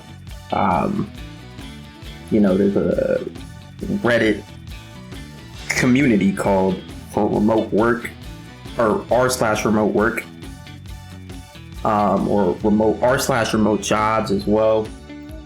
But just try and be active in these communities, especially communities as well, not even just for remote work, but in communities where your target clients are.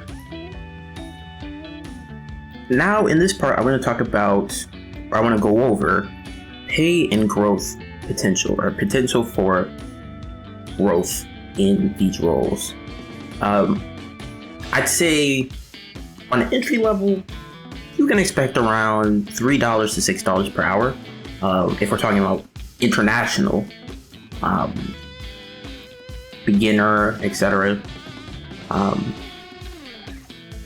If we're talking mid-range, I would say $10 to $20 per hour. That goes from the US, UK, Europe,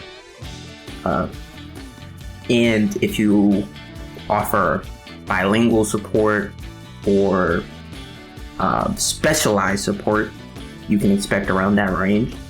For the high-end roles, I would say $25 to $50 per hour for executive virtual assistants, though, and also tech support. Another thing I want to mention is I could just go through a few, like bookkeepers and accountants, or virtual assistants with bookkeeping and accounting skills could earn $20 to $75 per hour, literally. Like, particularly if they are certified or have extensive experience. But also there is SEO specialists. If you specialize in, or at least are very good in SEO, you can command, or you can earn, you have potential to earn $20 to $80 per hour. I've seen it. Especially if you have a proven track record of improving websites' rankings amongst the sea of different websites that might offer the same thing, or like a lot of companies, brands, clients will want you to help get there for a certain keyword or term, get their result to the top of the rankings, top of the results on Google when a certain keyword is searched, right? That's pretty much what that is. But there's also even real estate virtual assistants. You assist real estate agents with listings, their marketing, and client communication, and you can get from $20 to $50 per hour. It's crazy. That's a lot. Keep in mind, and I don't want to hammer down those ranges for paid potential to be certain for everywhere you go and every role you take, because the pay can vary, obviously, based on so many factors, like location, experience, the complexity of the task you're working on or offer, the services you're doing, and the specific needs of the employer or client. Also, freelance platforms or agencies may have different structures when it comes to pricing that can influence your earnings. So, something to keep in mind. Now I want to go over how you stand out in a role like this, or roles like these. First off, I want to say, build a support portfolio. I would recommend building a portfolio of you doing, at the very minimum, at the very least, replies to support, even if it's just a practice run with somebody somebody. There's even apps for this, right, where you can build up your support skills. Hopefully I will show some examples on screen. I would also recommend, to stand out, learn a ticketing system like Zendesk, Intercom. It's a couple different options. Also, I would recommend in your portfolio, or even just when communicating with these agencies or clients, highlight your soft skills, like patience, empathy, responsiveness. Also, emphasize how reliable you are, or your reliability. Businesses will pay you more for consistency than raw talent, just so you know. Okay? And another thing to add to that, they say a virtual assistant who responds within 10 minutes instead of 3 hours will always get repeat clients. Just keep that in mind. Another reason you want to, get good at building trust and delivering for each of these people, like solving their problems, answering your questions, being trustworthy, is also being responsive, is testimonials, like good reviews, kind of. You want to build credibility, okay? Your brand is extremely important. Before I wrap up this section, I just want to say digital assistant and virtual assistant plus customer support jobs are very scalable and foundational for making money online or online income. I'd like to also say this, right? Even if you've never worked online, this field is probably one of the easiest ways to get started, in my opinion. And once you're inside, you'll discover so much potential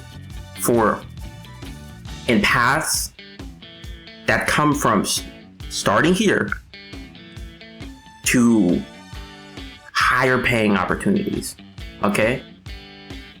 I want to say in the next section, we'll be diving into this. Starting a blog and SEO monetization. I want to start the section off with make sure you're taking notes. Again, if you skip to this part, there's a whole bunch of knowledge within this video that you can take, and that will be very helpful in your journey to make money online. So I would recommend you watch this section and go back a little bit, or scroll throughout the video if there's something more fitting to your taste. Or if there are specific questions you're looking for answers to, there will be chapters in this video that you can skip to. Like this section will be called Starting a Blog and SEO Monetization. Blogging, I want to let you all know, it is actually still one of the most powerful ways to make money online.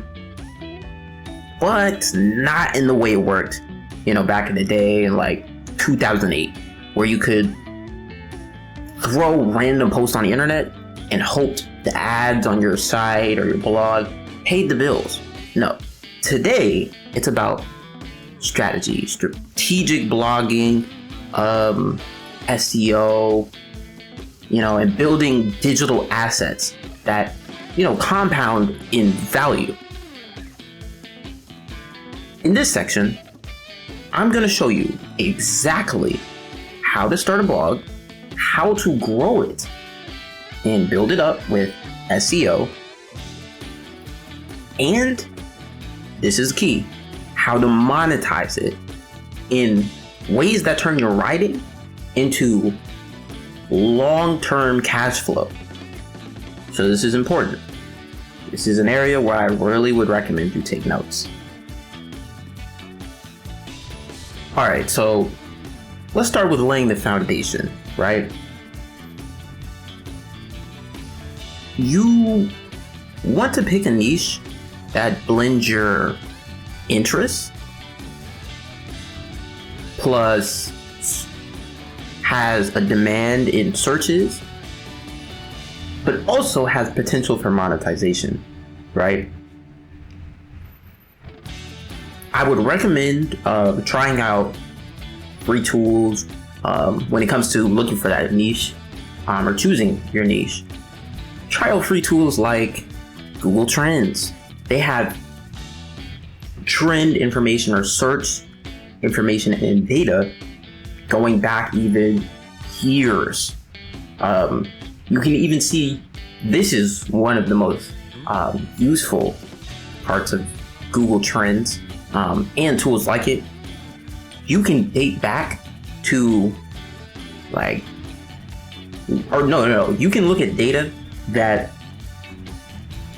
data searches that trended or were popular year after year after year. Other options, there's a site called Answer the Public. There's a lot of SEO tools out there for knowing the trends, knowing what's popular, knowing what's being searched currently, daily, weekly, monthly, in different areas, etc. The goal is really just to see what people are asking, see what people are talking about, see what people are searching, And another thing I wanted to mention from something I mentioned earlier about the yearly searches, you're looking for, evergreen topics. Evergreen in this scenario, meaning something that will always be in demand, searched for, asked about, talked about. What to take from that, I would say, is instead of a broad, fitness blog, focus on something specific, common actually, home workouts for business professionals or home workouts for remote workers. People search for that. Here's some guidance for setting up the blog, right? There are blog spots still exist. There is WordPress. There's platforms like Ghost. There's Medium, Medium is very popular. But I would say WordPress gives the most control out of all of them, from my experience. It may have changed by now, but WordPress has a good layout, I would say. I would also recommend you invest in a good domain name, a short, memorable, and keyword-friendly name if possible. Hosting also is something you should look into. Don't cheap out on it, because very cheap hosting can plummet your site speed, and that directly will as well plummet your SEO. So keep that in mind. I would recommend Bluehost, SiteGround, Cloudways. Hopefully by the time this video comes out, all of those still exist, but yeah, those are some pretty good options as of right now, as of this recording. Also, before we move on to the next section where we talk about SEO basics, I want to give you some recommendation for niches for your blog. Starting with finance, there's food, you could do beauty, you could talk about travel, there's even fitness, there's marketing, technology, business, education, fashion, video games, pets, real estate, relationships, e-commerce, financial management, making money, careers, personal development, sales, wellness. You could even talk about blogging on your blog, making money, cooking, talking about your passions. There's a lot of different options. I want to talk about in this part now the basics of SEO, right? The first part that I want to talk about is, let's be clear about what SEO is, right? SEO, abbreviation for search engine optimization. It's the difference between writing a diary and building a business when it comes to blogging, right? The 3 pillars of SEO that I want you to be aware of, right? Number 1, on-page SEO. That includes titles, headers, keywords, the alt text of images. Number 2 is technical SEO, right? What falls into that is site speed, mobile device friendliness, and the structure. Like, you have a clean structure is very beneficial to your SEO, right? Number 3, I want to talk about off-page SEO. That's like when you have, anchor text or backlinks from other credible sites in your niche. But even in general, it's not as effective, but even in general, you could have backlinks on sites that don't even relate to what your niche is or your industry. Another important factor I want to talk about is doing keyword research, right? Try and find long tail keywords, okay? If you don't know what long tail keywords are, they are more like specific keywords. It can be, it's like multi-word search phrases instead of one word. Like, for example, the best purple, what kind of, let's say cashmere sweater for work. That would be a long tail phrase, right? These have lower individual search volume than shorter searches, or shorter search terms, but higher conversion rates because they're more specific and clearly people are looking for them because they're less broad,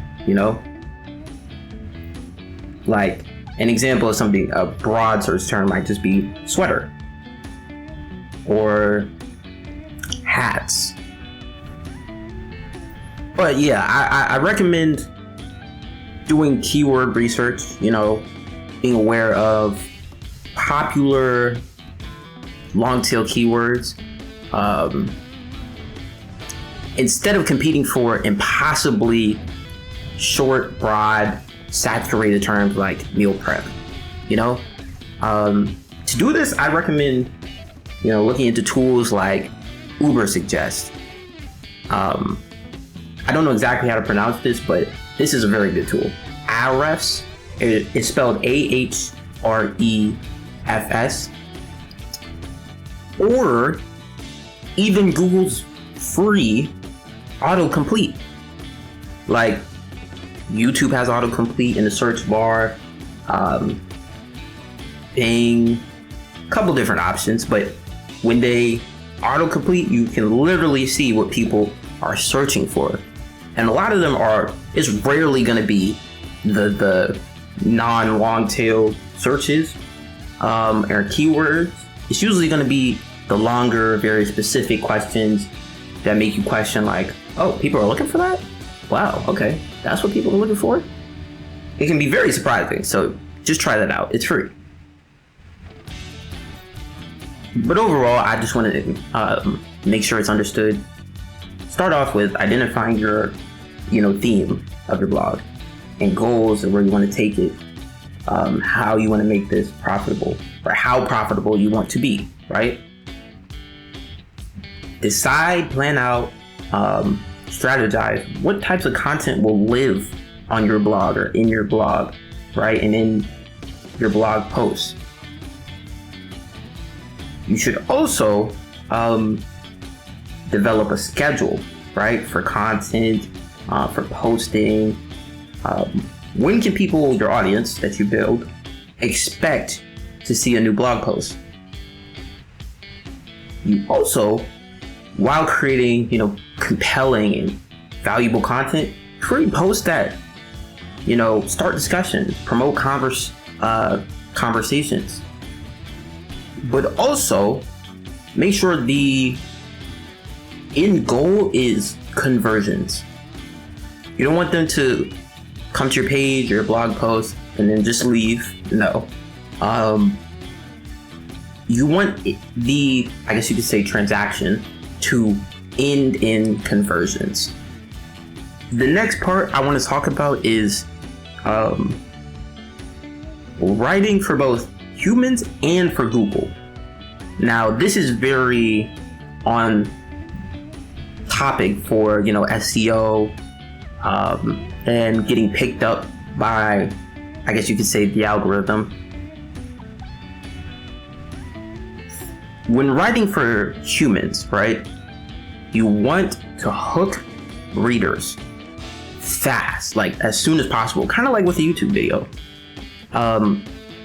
The first 3 lines should answer why they should care, catch their eye, spark something within them, right? Your formatting is very important as well, though. And this is for SEO. Like, if it's not structured well, a lot of people are just clicking off. Like, if it's badly organized, it's hard to read, it's hard to view on any device, people are dipping out. I would recommend, short paragraphs. Utilize subheadings, utilize bullet points, and even incorporate visuals if you can, pictures, videos, etc. Graphics, diagrams. Make sure that the density of your blog and blog post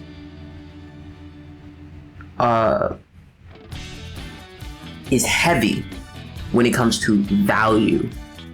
Make sure it is filled to the brim with value by some strategies. I would say to do that would be, cutting the fluff.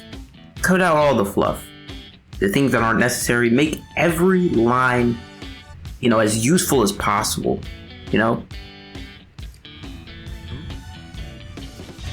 Another tip I would give is utilize internal linking.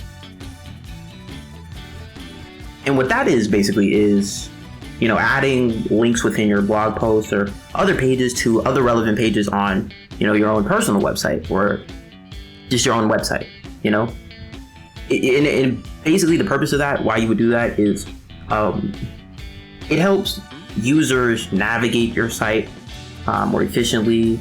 It improves the user experience by, providing access to more information quickly without too much digging.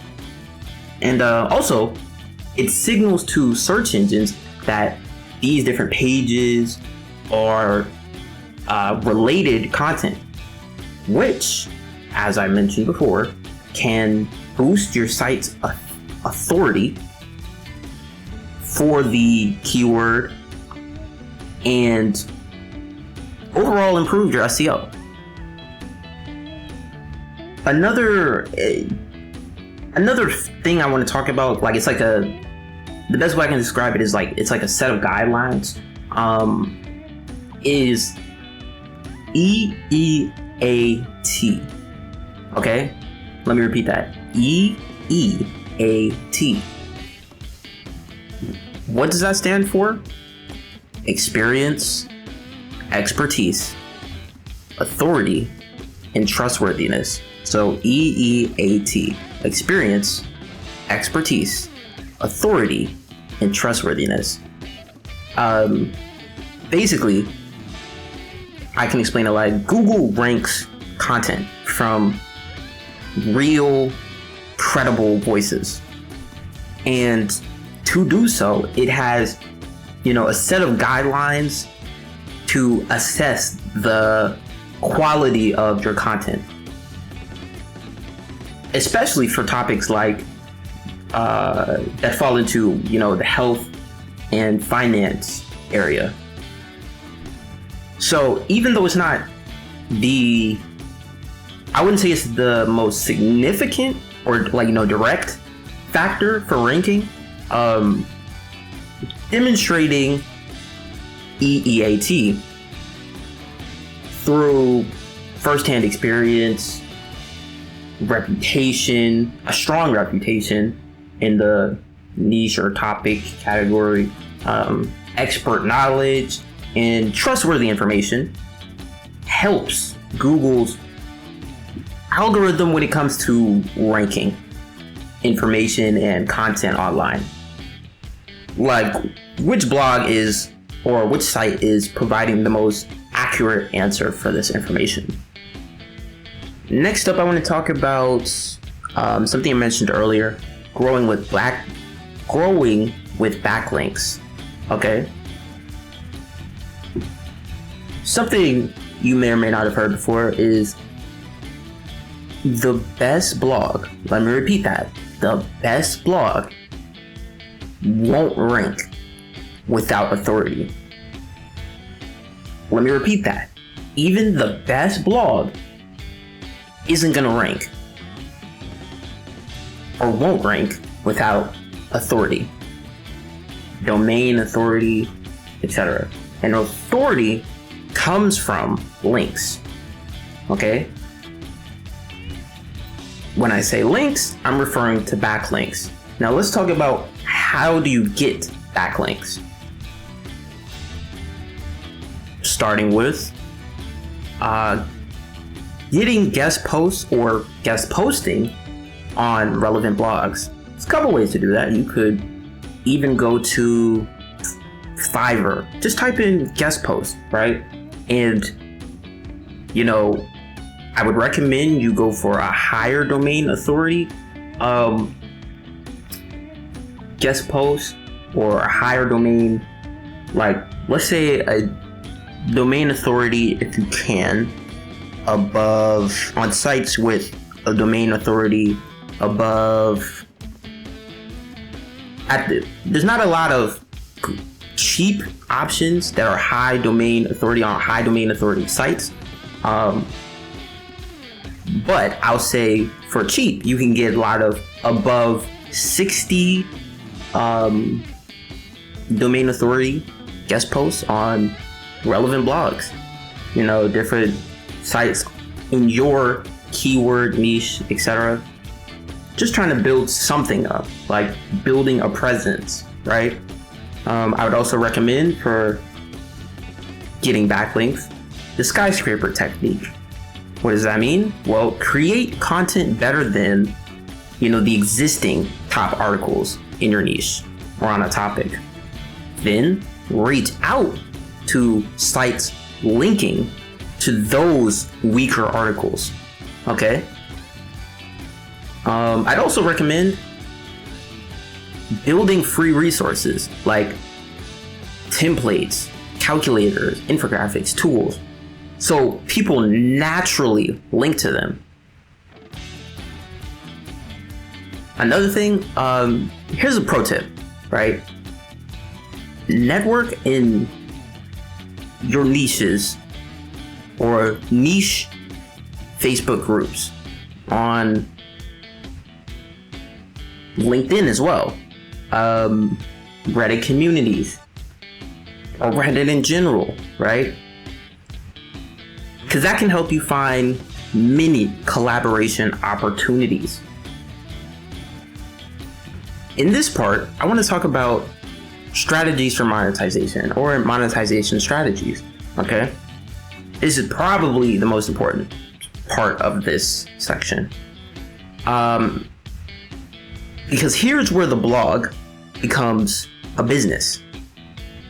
Starting with number one, display ads, right? These are I would say these are beginner friendly compared to the rest. I would recommend you, first off, sign up for Google AdSense. There's also Mediavine, AdThrive. Hopefully by the time this comes out, those still exist. But once traffic grows, you can level up, right? The pros of going this route with display ads: passive income. The cons: you need high traffic for real money, okay? And hopefully later down the road, I'll remember to give you some advice on that. But number 2 for monetization strategies for your blog is affiliate marketing. But next up, I would recommend affiliate marketing. And when I say that, I mean write content that solves problems, okay? And then link to products with affiliate programs. An example would be, a home office setup guide. That could even be the title, like home office setup guide. A blog about that could, recommend ergonomic chairs, laptops, software. There's a lot of options. But, quick warning, always disclose affiliate links. And also, as often as possible, try to only promote products you trust or have even experience with, right? Because then you can give a real breakdown, a real testimonial about these things. Number 3 for monetization strategies for your blog is digital products. You can have or offer ebooks, printables, online courses. Examples would be, if you blog about productivity, for example, you could sell a $15 template on Notion or for Notion, or you could even sell a $50 30-day productivity challenge course, right? Let me say, for the 4th monetization strategy for your blog, I want to talk about email marketing funnels, right? Essentially, it would be where you capture emails with a lead magnet, right? And it'd be free. An example being a checklist, a mini ebook, a template. You want to nurture readers with tips, then pitch your products and affiliates.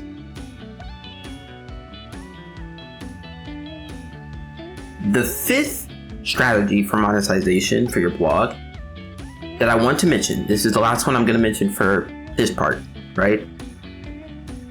If your blog proves authority, people will pay for your advice directly. So for this, I want to recommend consulting or direct services. Because if you build up the authority to essentially say, you're the guy or you're the person, for this topic, for this niche, they might hire you or pay for your advice directly. I want to talk about, in this part of this section of the video, scaling and automation. How do you scale and how do you automate these processes, right? Or this as a job. Starting with batch content creation. So what I mean by that for this is, you want to be able to write multiple posts at once and develop, endurance for this to avoid burnout. Because eventually you're going to have to feed the masses, as you could say. Another way to do this, to avoid burnout, is just repurpose content you've already made. Like, turn your blog posts that you've already made into YouTube videos.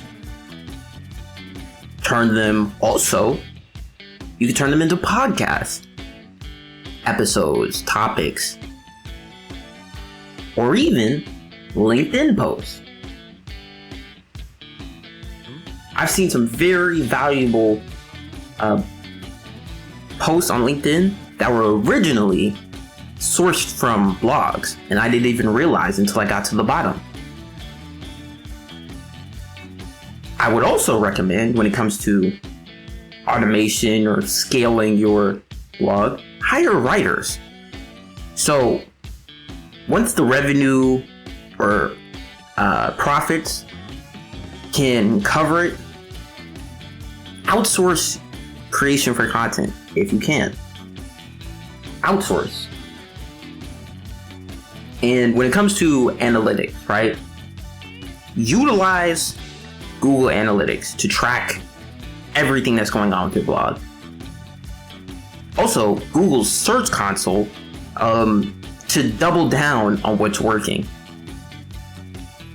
Before I end off this section, I want to say, starting a blog is not going to be an overnight money printer. It's more so a snowball effect.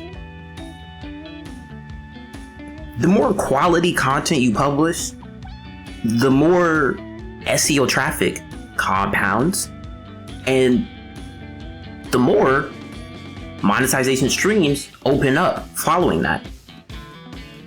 Think of it as planting seeds. Each article is a seed that grows into a tree, producing income year after year after year. So just keep this in mind. Something to explore, just another option, okay? Now, in the next section, we're going to talk about Amazon FBA and Etsy selling.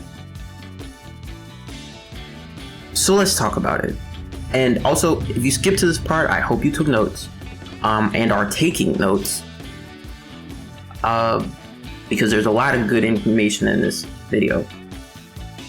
Even if none of these topics apply to you, there's a lot of good information to take from this. So let me start off by saying, when we're talking about Amazon FBA and Etsy selling, if you ever wanted to make money while you sleep, selling physical products online is one of the most reliable, proven ways to do it.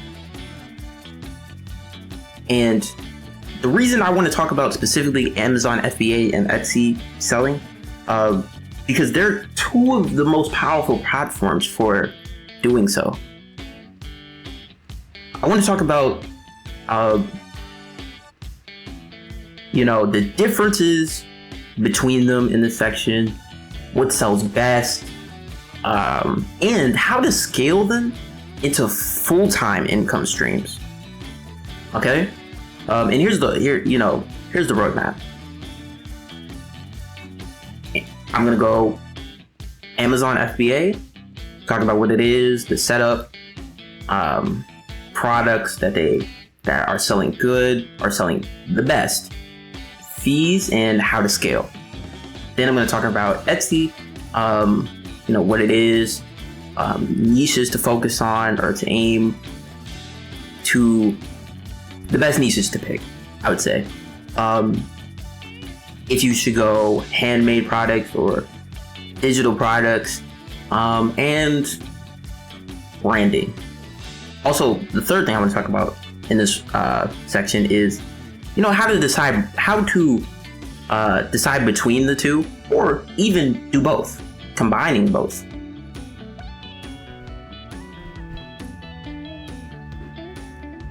Okay, so starting off, I want to do a bit of a deep dive, we'll say, into what Amazon FBA is. So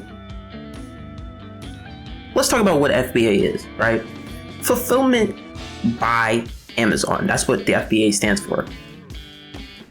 In FBA, what basically goes down at a very basic level, you send inventory, you send your inventory to Amazon, and Amazon will store it, ship it, and handle customer service. So the benefits of FBA, I would say, is, especially with Amazon, is prime shipping. There's also a very massive audience already tied to Amazon. So, and this is another important factor, there's already some built-in trust to help you get way more customers and conversions, right? Downsides would be fees. The fees are, I'm not going to say high, but they exist. I'll say that. There's high competition, there's also risks when it comes to your inventory. Some of those risks include, or that I've read about at least, overstocking, leading to high storage fees, and lost capital, as well as stockouts, causing a bunch of lost sales, poor customer experience. Sometimes inventory gets stranded, resulting from, issues with listing. Even, A's inventory, or inventory that's been untouched for a while, can incur, some long-term storage fees. You don't want to deal with that. There's even risk of product damage or product loss in the warehouses that it's stored in. Just some things to keep in mind for the downsides. I want to talk about next. How do you find products that sell? Or what are some good products that sell? I would recommend you utilize tools for product research. Like, look up product research tools. Some good examples would be like Jungle Scout, Helium 10, There's a couple different options out there. Just find which one works best for you. I would also, when searching, doing your product research, focus on these key metrics, right? Low competition, steady demand, and the profit margins after fees. These are the most significant. But some good examples of products that sell pretty well would be like home gadgets, kitchen tools, fitness accessories. Just something to think about. Let's talk about, the setup and process for getting into, FBA, right? Specifically with Amazon, just to give a basic breakdown, create a seller account. Source products from, you can go local suppliers, there's private label. You can even go Alibaba if you're familiar with that. Then ship your inventory to, an Amazon fulfillment center. Okay. After that, you want to launch with optimized listing. That's good SEO. Some of the tips I provided in the other section will help you with that. With the previous section will help you with that. Good SEO. That means good visuals, good photos, good keywords, strong keywords, long tail. Also, run Amazon PPC ads if you want to rank your products over others, okay? Next, I want to talk about scaling up. And when I say scaling up, I mean, expanding into multiple marketplaces. Or even outsourcing logistics and, virtual assistant support. What you want to do is bundle products, create brand lines, start small or start lean, then upgrade. Just a quick run through of the tips I was trying to give you with this section is, choose good products to sell that are selling well already, right? Utilize Amazon's advertising tools. Be very organized in managing your inventory. Also, be very aware of Amazon's policies, requirements, and rules. Utilize competitive pricing. Always provide excellent customer service. Utilize discounts to attract more purchases. Aim to get good reviews, testimonials, customer engagement overall. Oh, and also make sure to optimize your product descriptions. That's very important. But another thing I want to add on is be sure to keep a close eye, manage your inventory. I mentioned that earlier, but keep a close eye on where your inventory is stored, what's happening, what's going on in that area, to avoid any issues, any problems, okay? Also, get good at monitoring everything that's going on metrics-wise. I mentioned that earlier as well. Track your sales, the cost of advertising, and profit margins to make more informed business decisions.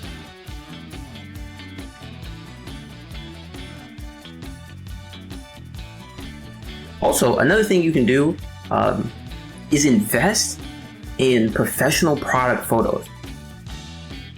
Also in informative videos to give customers a much better understanding of, your products. And that leads to a lot more sales, as well as, making your listings keyword heavy. You really want to improve the visibility of your products in searches. Another thing you might want to look into for your products is the Amazon Vine program. Hopefully it's still around by the time you're watching the video. If you enroll in that, you can get early, legitimate product reviews that will be great for building up that credibility for your product, your brand.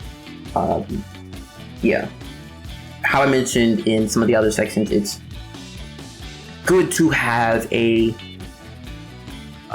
brand that has a lot of good reviews, testimonials about what you do, what you serve, what you sell, your services, etc. Because that leads to more trust.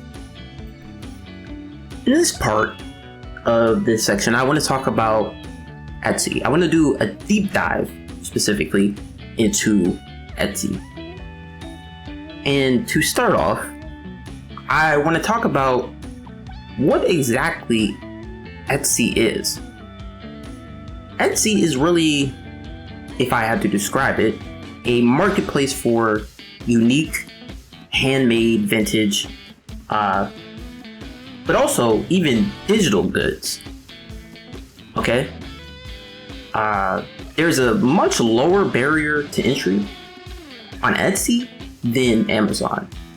So just keep that in mind. Another thing to keep in mind is the audience on Etsy actually expects personalization and creativity, you know, with your products and things you sell, or services even.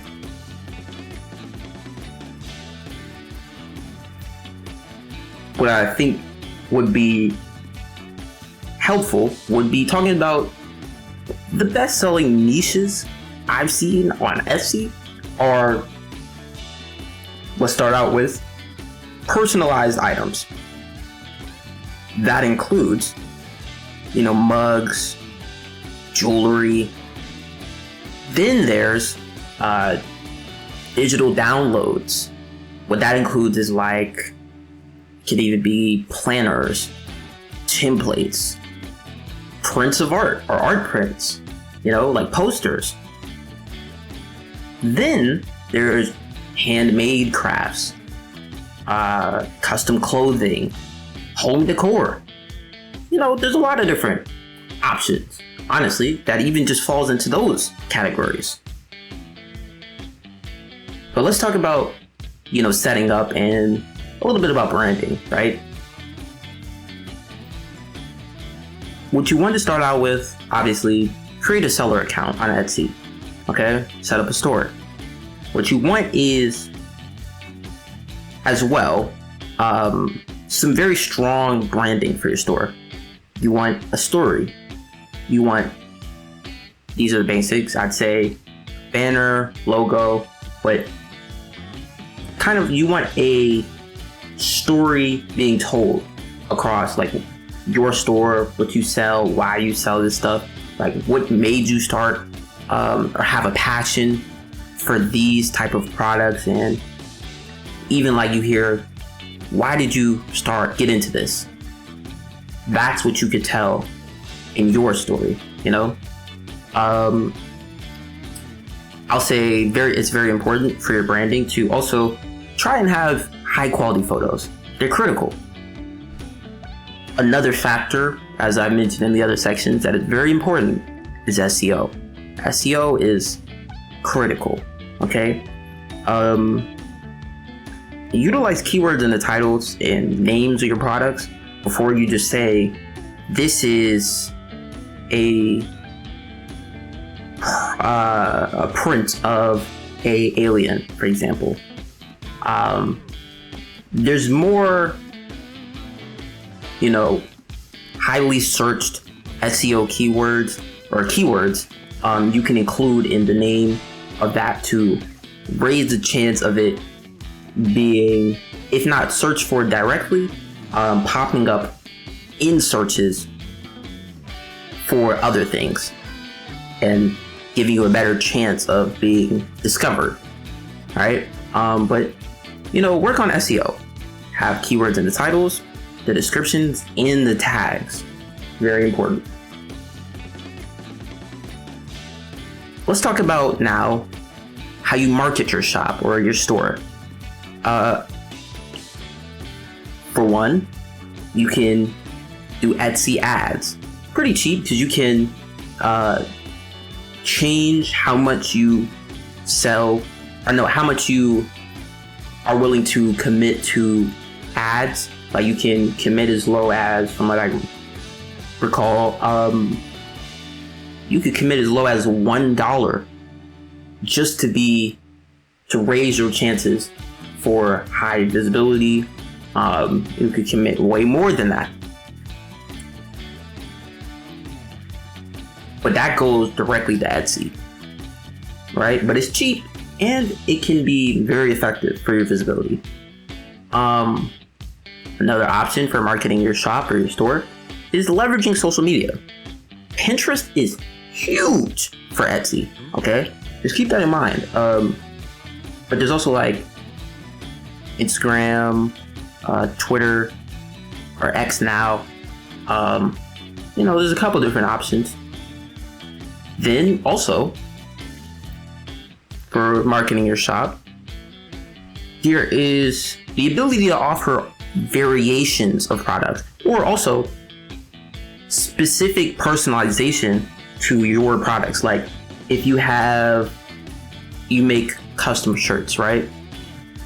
You can have a personalized note written, or a term or name written on the shirt. Or if you sell jewelry, personalized name like, hey, I want my friend Kevin, or I want my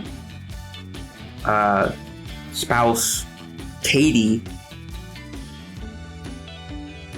to have their name in this jewelry, in this gold necklace, for example, right?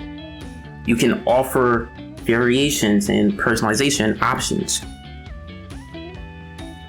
I want to talk about now how you scale. Like, how do you scale this up? For one, you can automate fulfillment for all of your digital goods. Two, you can hire small scale producers for handmade items. Take a lot of the work off of you, right? And I would also say, finally, I would say three, building an independent website away from Etsy once the sales and, track record is proven that you can get customers for this, once things are in motion, right? Now, I want to discuss in this next part, okay? And there's a lot of other options, but let's talk in this next part, right? Amazon FBA versus Etsy. What would I recommend? Which one should you choose? Comparison. Starting with Amazon FBA, right? Amazon FBA is, in my opinion, best if you want to scale. It's best for automation, and if you want access to the already massive audience that is Prime customers. Amazon FBA, you should know, it does require more upfront capital, inventory, ads, the competition is fierce. So therefore, branding can get difficult. It can be harder, right? But then let's talk about Etsy, right? So with Etsy is best if you're creative, niche focused, or if you're starting with, low capital. The barrier for entry is a lot easier, or a lot less difficult, right? To enter. I don't know how else you would say that, but and the audience on Etsy loves authenticity, as well as unique designs. Another thing to keep in mind about Etsy is there is, a lower startup risk, but it requires consistent effort in branding, because things change. What was trending today, and you can check this on sites like Google Trends, Answer the Public. What was being searched for or being bought today might not be bought tomorrow, or next month, or next year. Might not be popular. Things change, the market changes. But let's also talk about a combined approach. I mentioned I was going to talk about this earlier. You could start on Etsy. Okay, you start on Etsy, but you start with, digital handmade products. Very low risk, right? Then you use the profits that you get from that to fund getting inventory for Amazon FBA. Are you following? Hopefully you're taking notes. Then, and this is the last part, your overall goal, what I'm trying to say here is you want to build a multi-channel brand.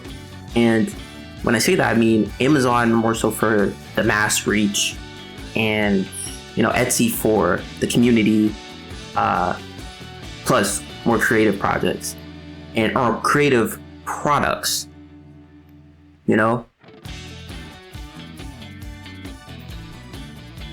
Just to reiterate overall though, if you skipped into this part of the video and don't want to go through the long explanation, to succeed on both Amazon FBA and Etsy as a seller, you should focus on high quality, well-researched products. You should optimize your listings with as high quality images as possible and keyword heavy descriptions, right? And also try and be as excellent and as responsive and reliable with customer satisfaction and customer support, just through excellent service and testimonials and reviews,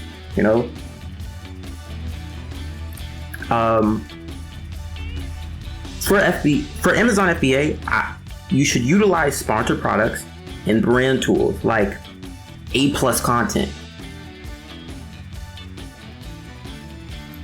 If you want to increase your visibility while on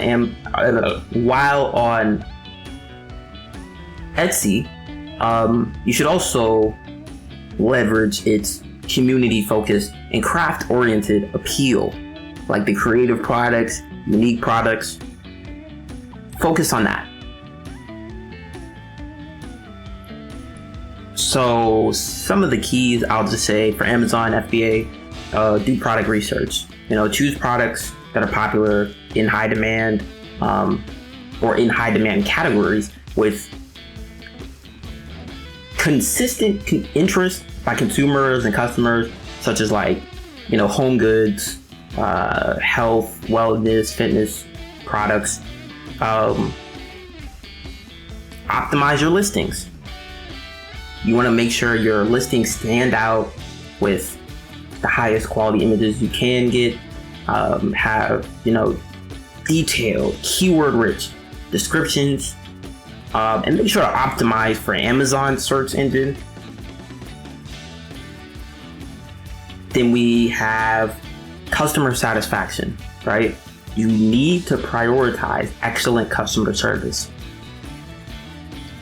and actively manage reviews, because you want to build trust, loyalty, and credibility, right? Then advertising is a factor. You should, if you can, invest in the tool set Amazon has for advertising. It's called sponsored products.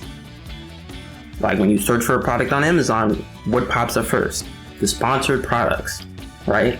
And that can lead to monumentally more sales, because a lot of people aren't willing to go to the other pages, right? Aren't going to page 5 for a product, page 10 for a product. Most people, the first product they see, they're trying it. So use stuff like that, their tool set, to boost your visibility and drive as much traffic as possible to your product pages. If you want to also, build your presence, credibility, register with Amazon's brand registry, right? Hopefully that's still around by the time this video comes out, but consider even the Amazon Vine program. Now for Etsy, a quick summary run through. it's community focused, right? I want you to leverage Etsy's appeal for customers looking for, handcrafted, vintage, unique, creative items, products, etc., services as well, and build a community around your products.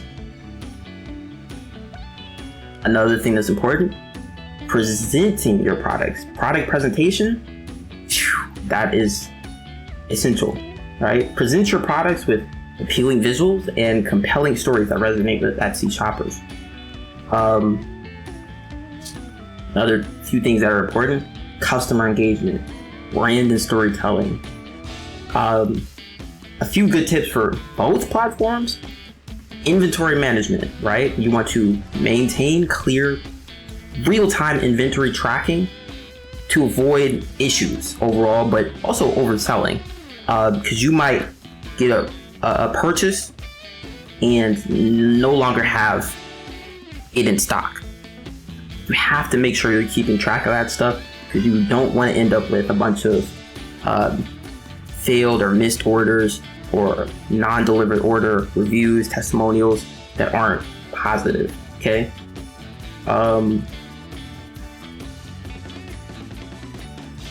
The key to long-term success on both, regardless of the platform, is selling high-quality products that meet customer needs. It's fundamental. But overall, just to wrap up or summarize, I want to say Amazon FBA is more so,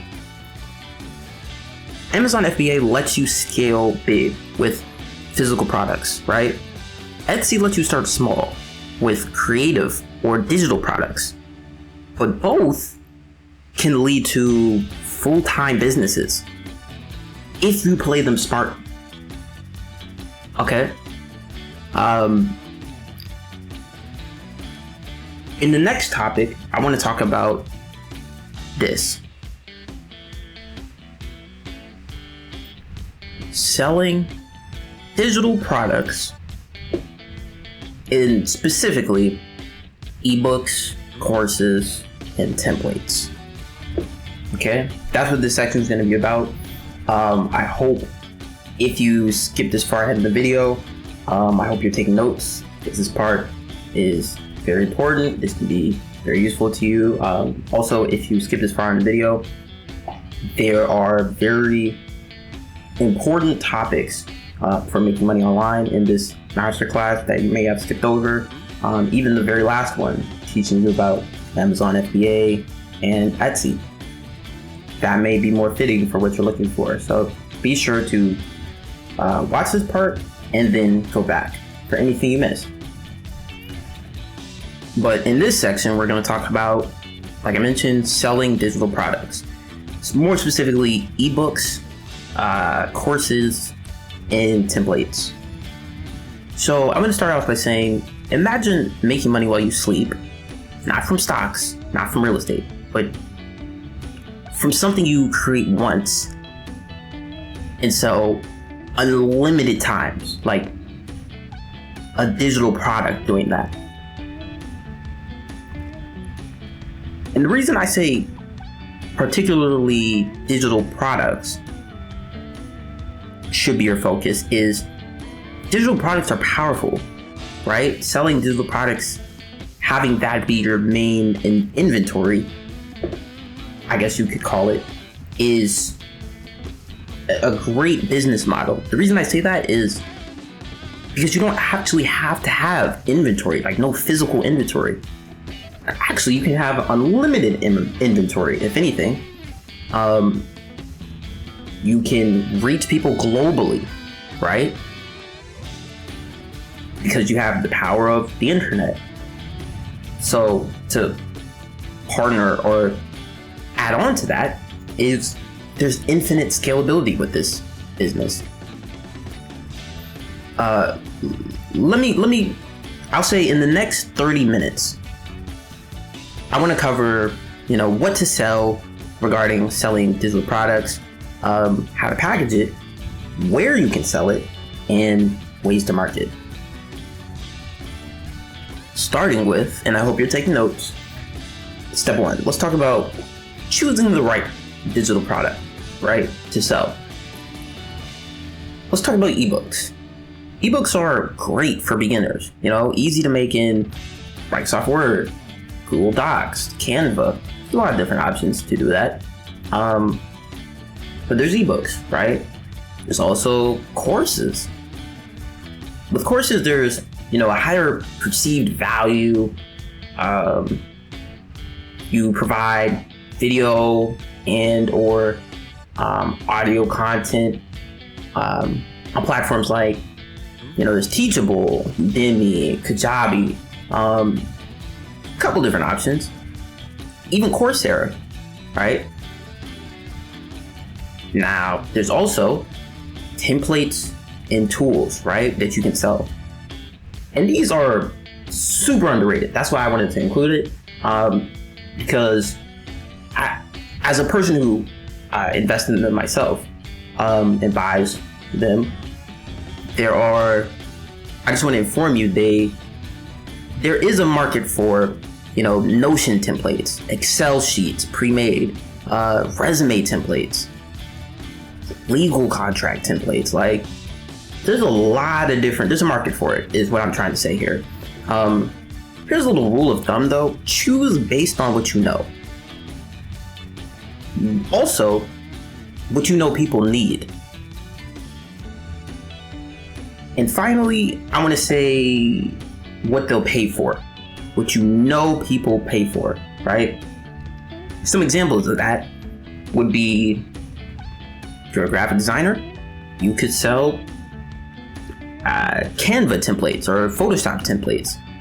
If you're a fitness coach, sell a PDF of, a workout, a specific workout for a specific area of the body, or even like a video training course for, personal fitness. You're a finance student, you could sell Excel budgeting templates, Some of the, easiest digital products to make, in my opinion, would be, templates, social media posts, designs, but also pre-made templates for, people who are trying to shoot out posts as much as possible, or even on a frequent schedule.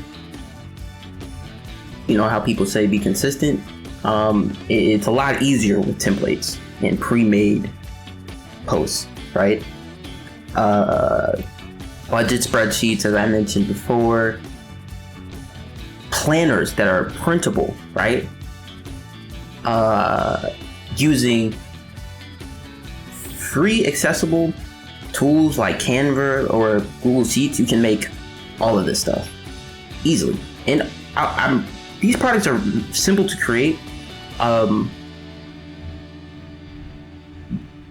also in high demand because they save users time and can be sold repeatedly to create passive income. That's just something to keep in mind. Next up, let's talk about how you package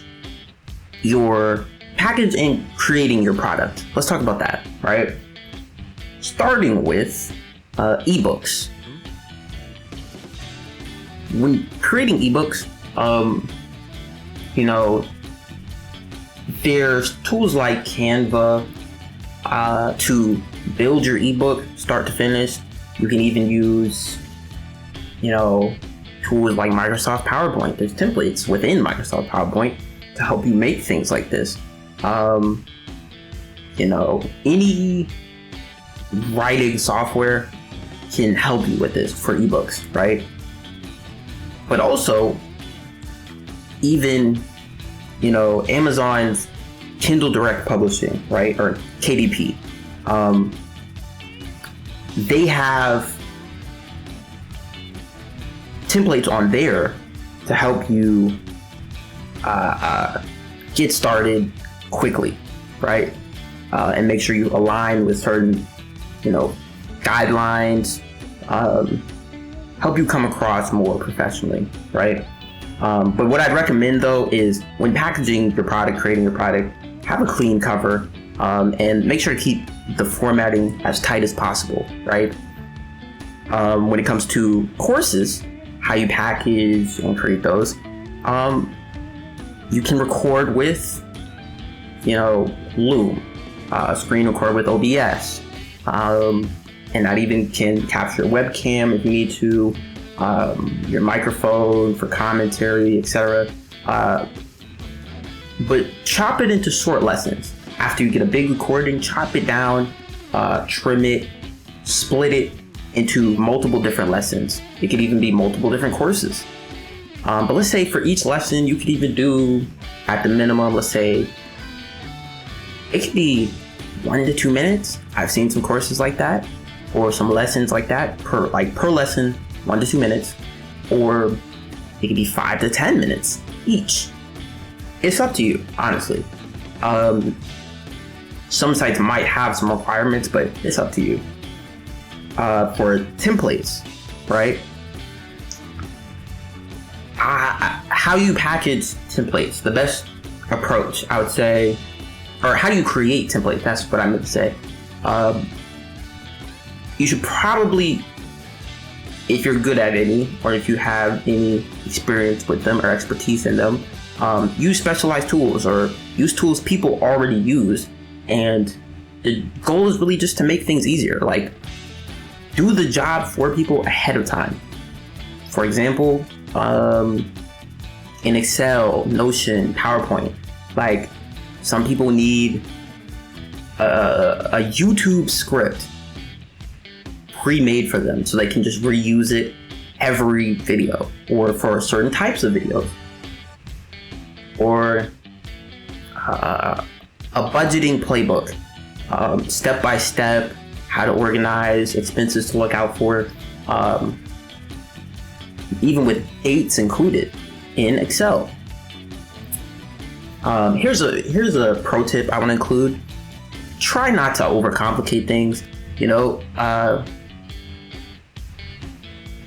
Just make it so you include the minimum viable product first, focus on that, and then polish later. Another trick to help you, get more sales, show the before and after. Show how your product helps, right? Like an example would be,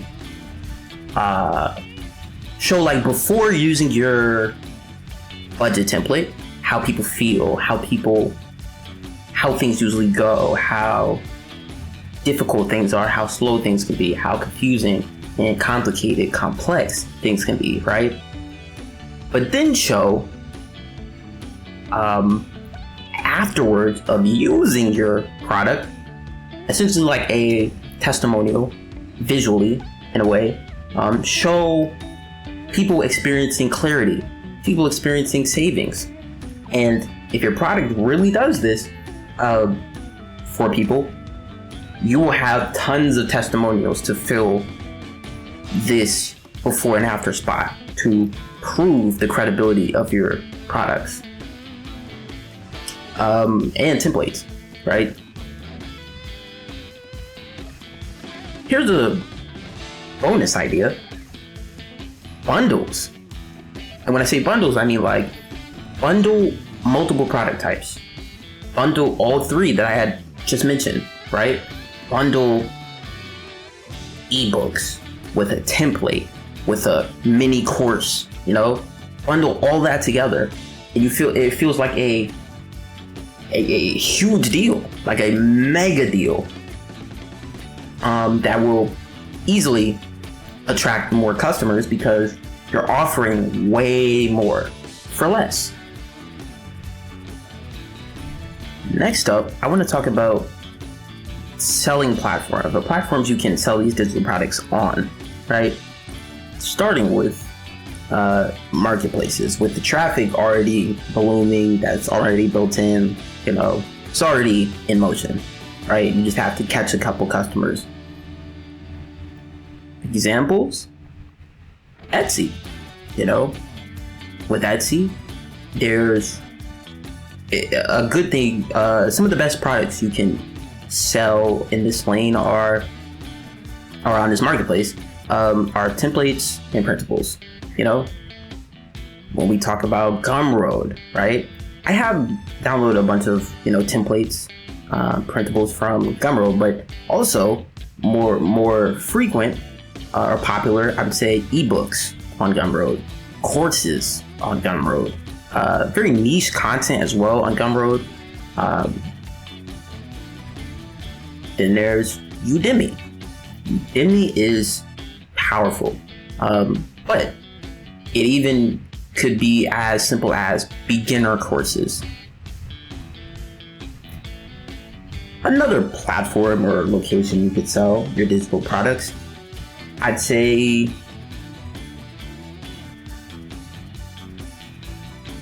your own website.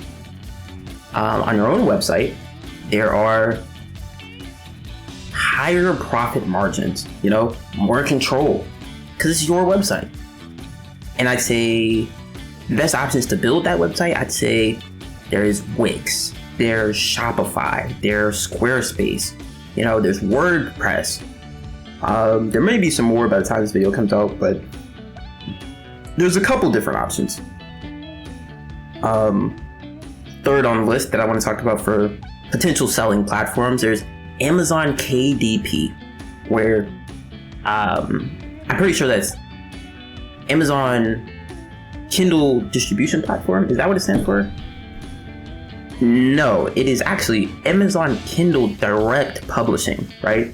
And it basically provides you with free and simple tools to self-publish your own books in more than 10 countries in over 45 different languages.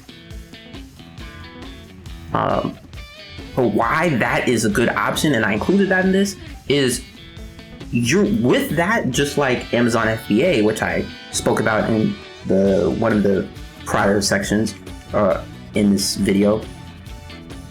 You get to tap into Amazon's already existing customer base, which is massive, global, in fact.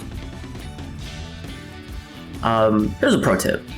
Like I was saying before, start where the traffic is already, like Etsy, Gumroad, Udemy, Amazon. Then move to your own site later, when your brand is starting to build. Things are starting to cook. Things are in motion, right? Start making a name for yourself. An example, someone starts by selling, a budgeting spreadsheet on Etsy. Let's say that. Once it takes off, they can drive traffic to their Gumroad page to upsell customers, like with other courses, maybe courses on budgeting, marketing, accounting, etc.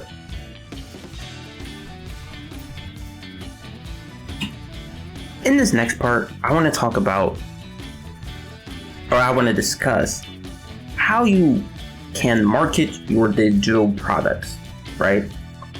Starting with organic marketing.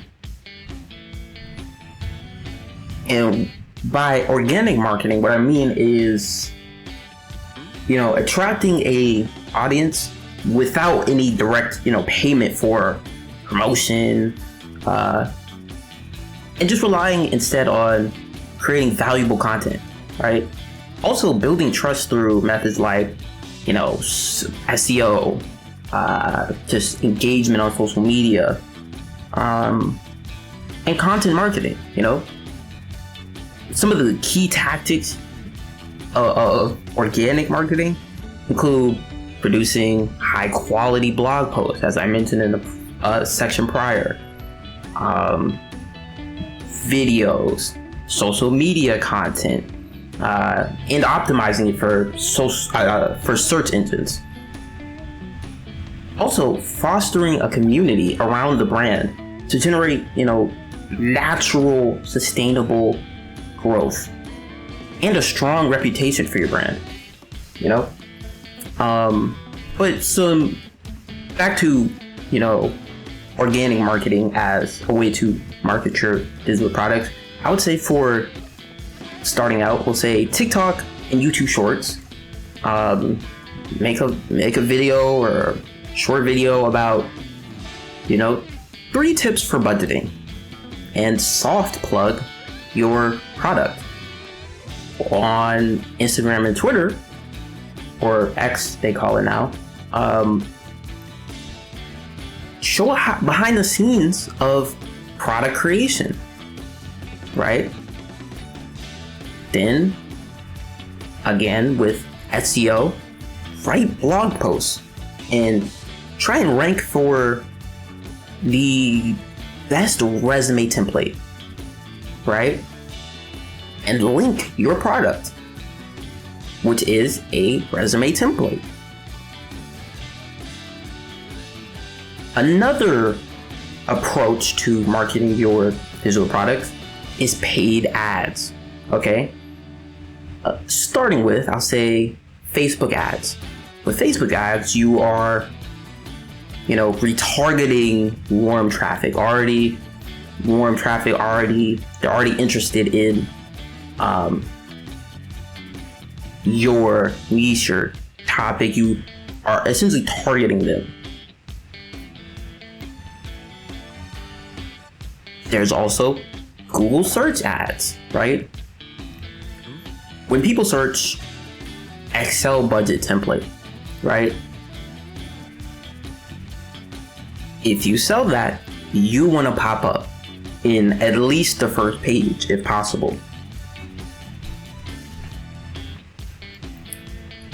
Then another approach that I want to talk about is email marketing, which out of all of the techniques, strategies for marketing the digital products, is honestly, in my opinion, quite underrated. When email marketing, I would recommend, creating a lead magnet, right? And a magnet for leads would be potentially like offering, I created this massive Google Drive file, or a freebie lead magnet, free guide, free checklist for you to do this thing, or you to be able to grow on social media, for example, right? It's a lead magnet because you're putting something free in front of them, and now they're sharing emails with you, sharing contact. So now you're building a funnel, right? Using the freebie, you're nurturing a relationship, right? They trust you a little bit more. And now, once you're connected, you can promote your main product.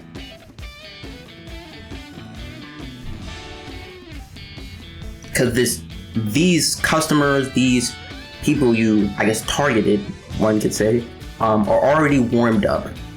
This is warm traffic, not cold traffic where you're just dropping it in front of them with no lead up, no build, no rise to that point, right? Another thing when marketing your digital products that I want you to keep in mind is psychology, right? Psychology plays a very big factor in the sales and marketing overall, because it's the little things like scarcity. For example, if you see a product, right, that you would never buy, or you would only buy here and there, right, because it's good but it's pretty expensive, right? If they say there's a limited time discount, you have a much higher chance of buying it. Or for example, limited time in terms of we will no longer be selling it after this date, when that's not even really true. It's scarcity, right? You're playing on, psychological factors to get more people to buy and buy as soon as possible, right? Another psychological factor you can play on, social proof, right? testimonials, screenshots, visuals of happy customers, people who worked with you, clients previously, prior clients, people who used your products. Another psychological factor that might help you market and get more sales for your products, anchoring, right? When I say anchoring, I mean you could bundle products for $27, for example, instead of a single product for $15, right? Each. Because the bundle makes it look like a steal.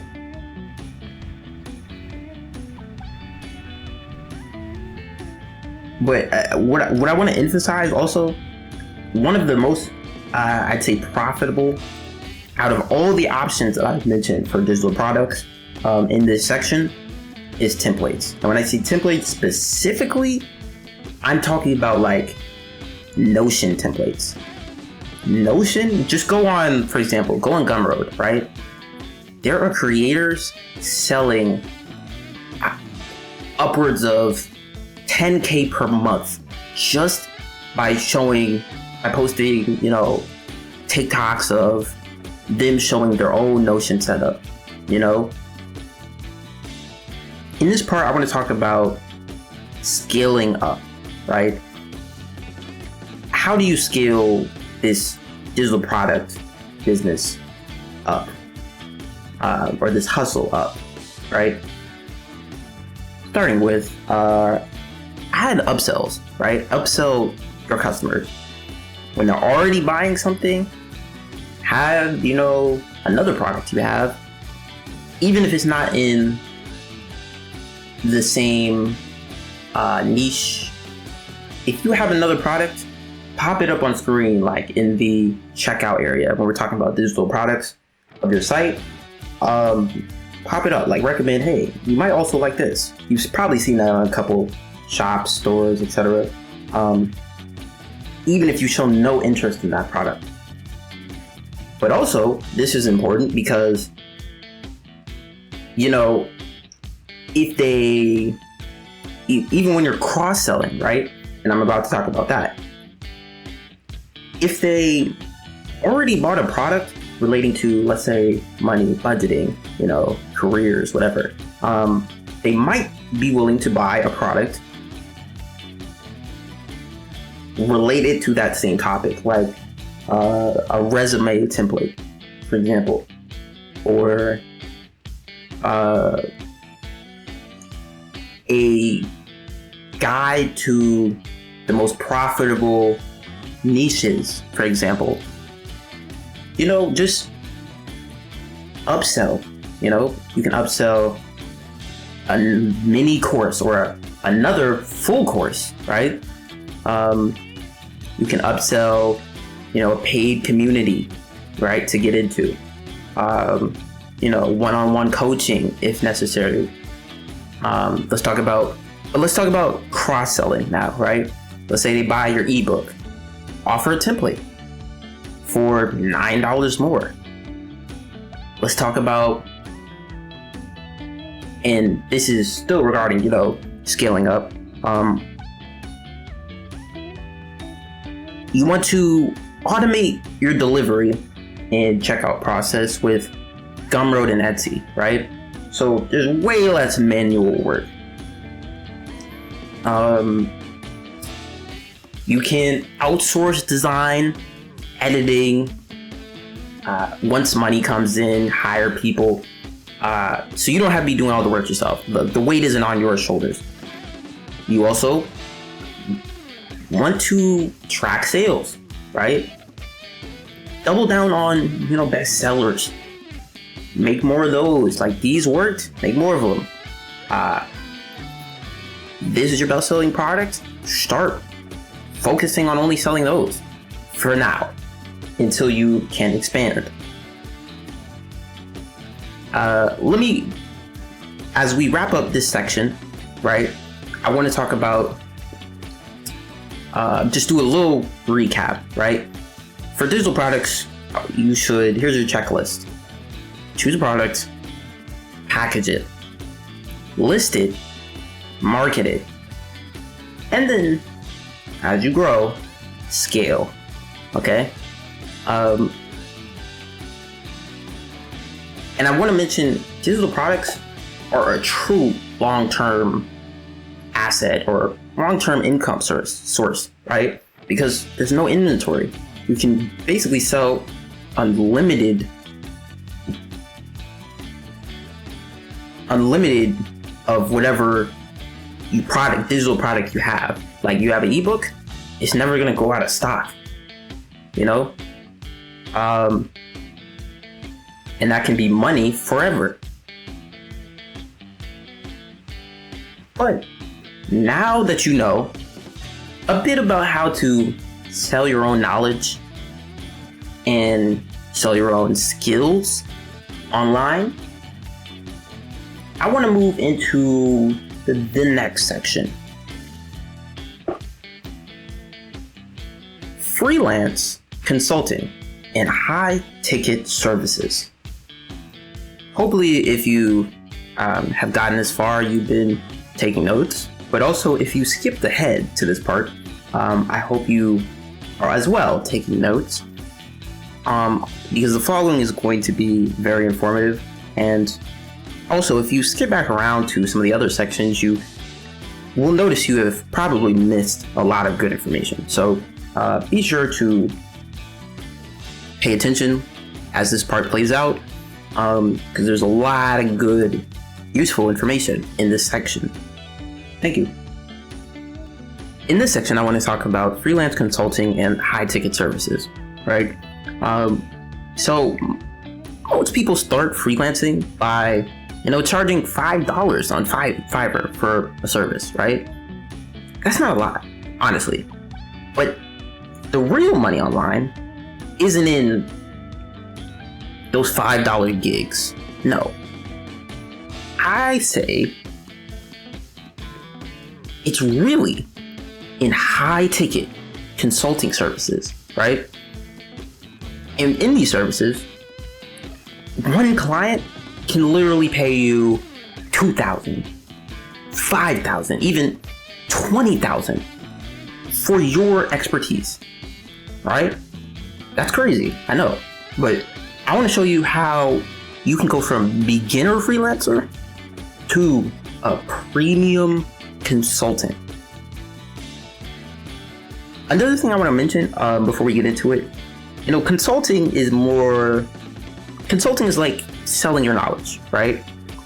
Kind of touched on that a little bit before in the prior sections. You want to sell your knowledge, but not your hours, right? Clients pay for solutions, not just time, okay? So I want to help you understand what freelance consulting is. The difference between, freelancing and, doing consultant work. A freelancer is paid for tasks. Tasks could even be, there's a lot of different freelance options, or roles, tasks, jobs, but services you could offer. But let's just say like logos, logo design, copywriting, coding. The list goes very long on. But consultants are paid for more so outcomes and strategy, right? Brand overhaul, creating marketing plans, scaling systems with using their knowledge, expertise, right? Some examples are,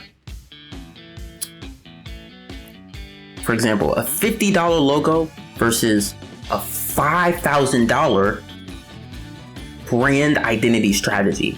You get the $50 logo from a freelancer, but from a consultant, you get a brand identity strategy for a higher price, higher ticket, but it may be more beneficial in the long run.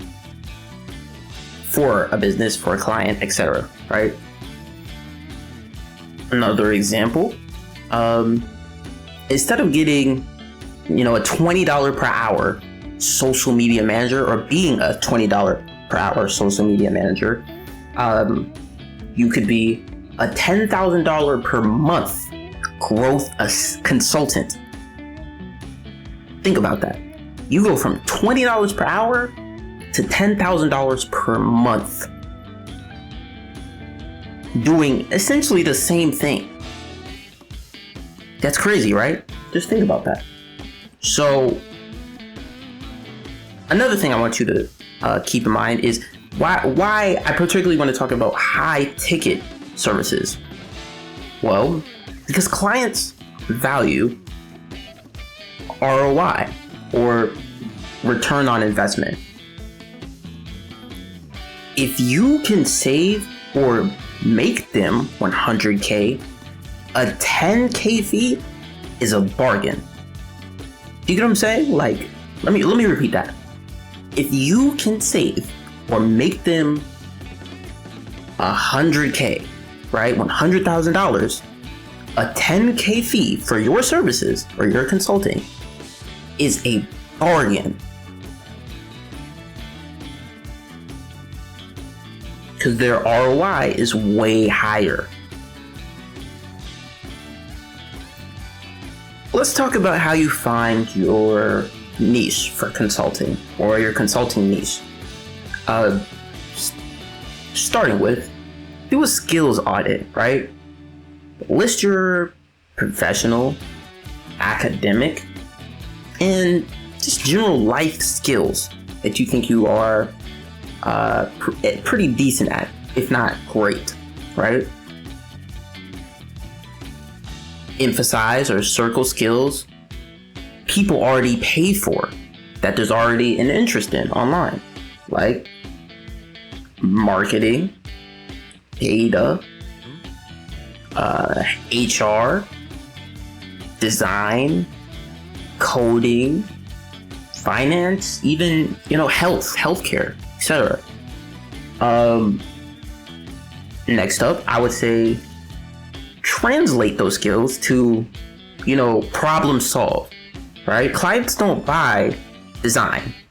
They buy better sales through design. So what is the impact of using your product or using your service for advice,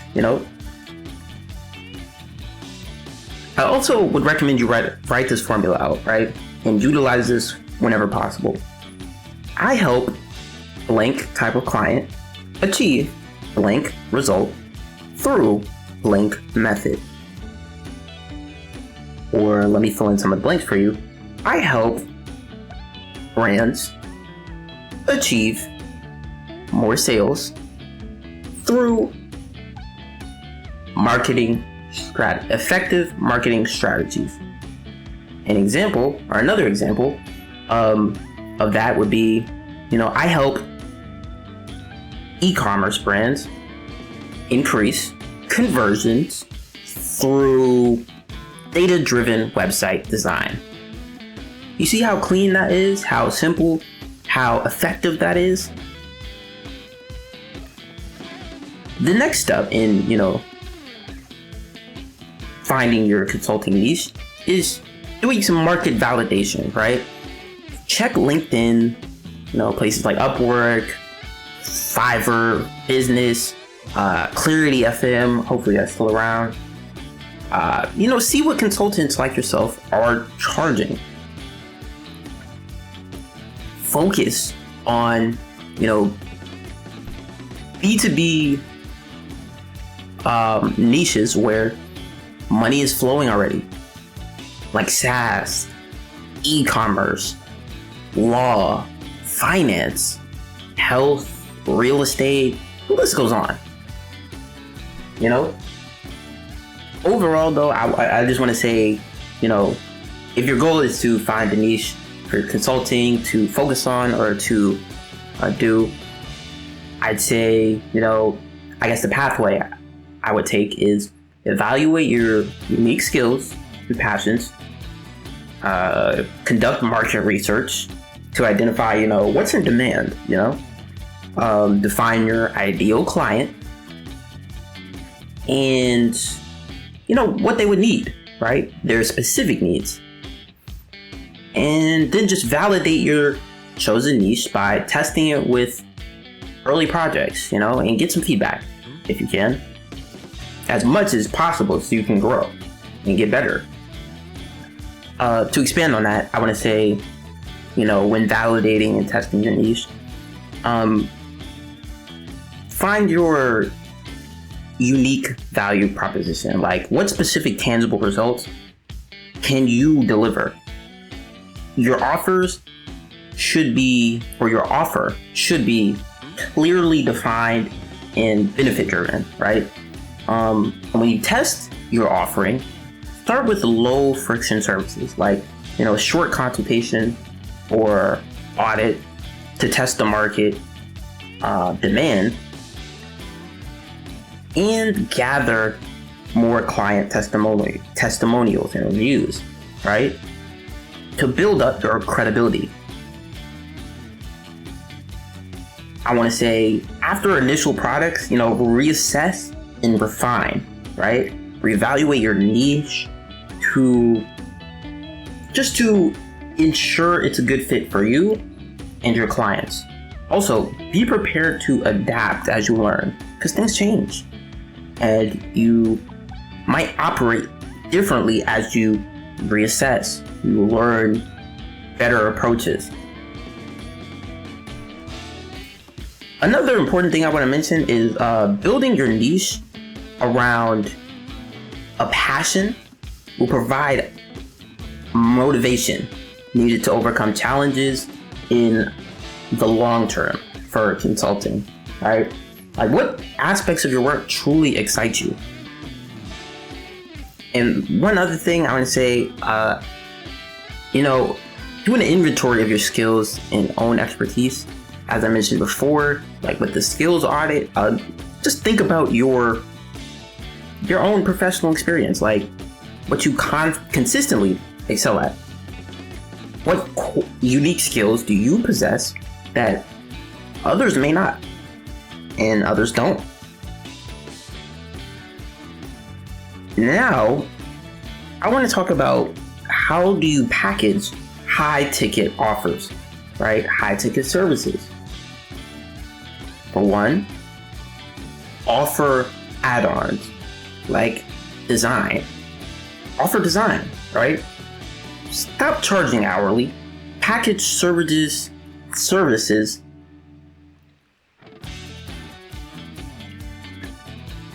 into outcomes. An example, instead of charging $50 per hour for copywriting, change that to $7,500 for a complete sales funnel copy package. You see how much better that sounds? And more powerful and useful? Another thing that is useful in packaging your high ticket offers, levels of offers, like tiers. An example would be audit/strategy calls, one-on-one, ranging from, let's say, $250 to $1,000 as the entry offer, right? Or a done with you program, one-on-one coaching and support, right? For let's say $2,000 to $5,000. Or on top of that, another level of offer, right? Done for you services, which is, let's say you could offer that for $5,000 to $20,000. The full execution process done for you, for your client, right?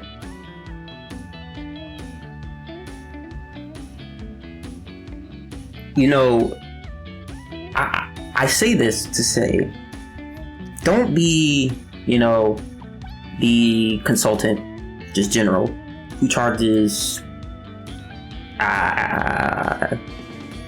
don't be the growth consultant who charges $20 per hour for coaching.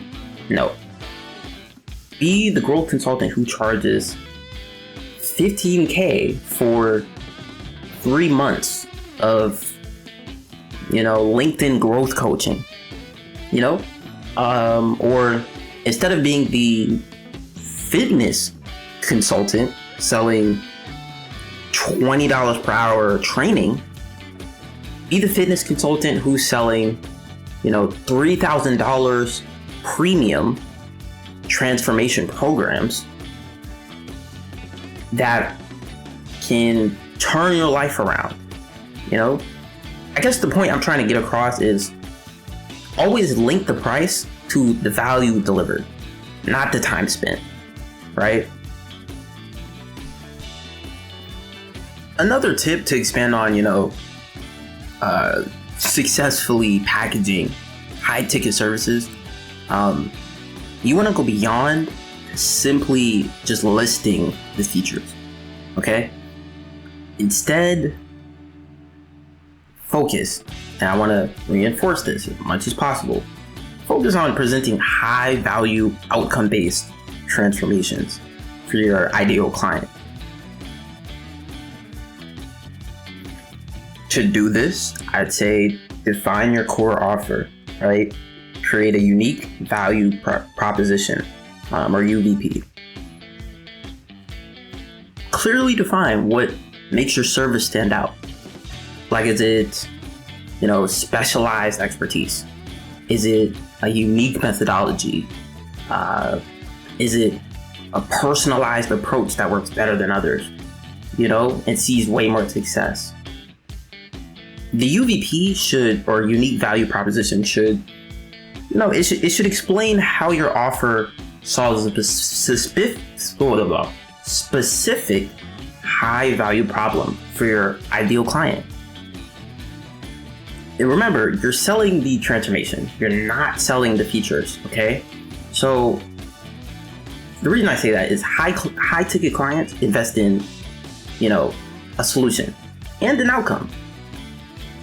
They're not buying a list of different services. Like, for example, instead of a 12-week program, describe it like mastering your business model to scale without burnout. Because in that, you are more so emphasizing what changes, like what it'll provide you, not the length of the program. Like, you're gonna probably drive more people away by saying something like that. Also, I'd recommend creating, when packaging your high ticket services, creating a clear roadmap, right? Define the step-by-step process you'll take your clients on to get them from their current state to their dream or desired outcomes. And try and simplify this as much as possible, but I'd say simplify it into 3 or 4 key pillars for, easy explanation. Another important factor, price based on value, okay? Don't raise your price, or don't base your prices solely on your costs or the hours you work.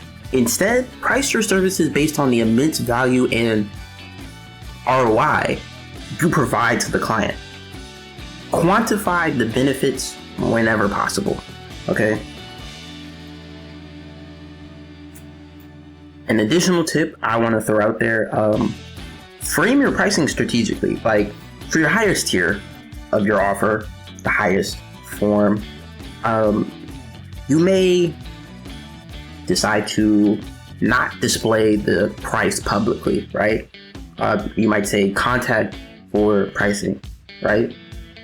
By requiring clients to contact you for pricing, you can filter out all the casual inquiries people who aren't serious about business, and going through with it, and maintain an aura of exclusivity.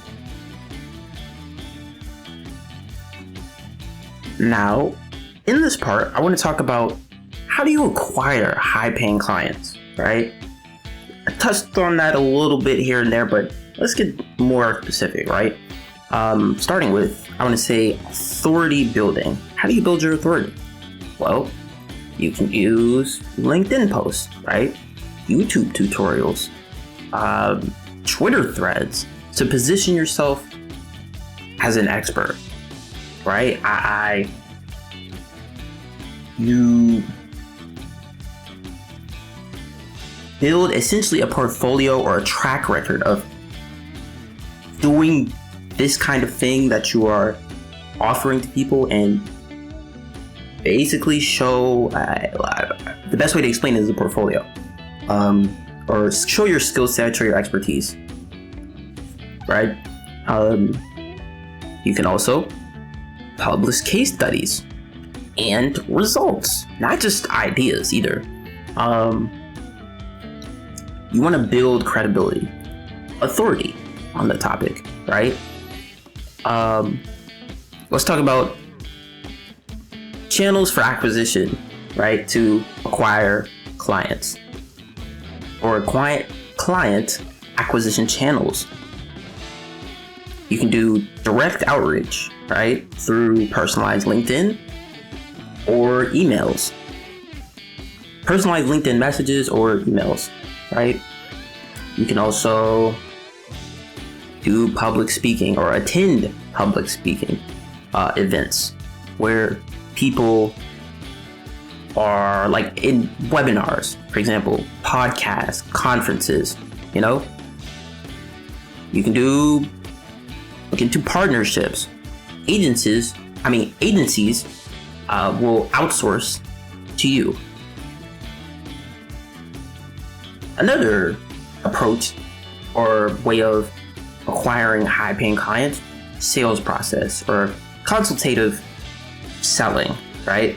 Step 1, do a discovery call, ask questions. Step 2, diagnose. Here's the root of your problem, right?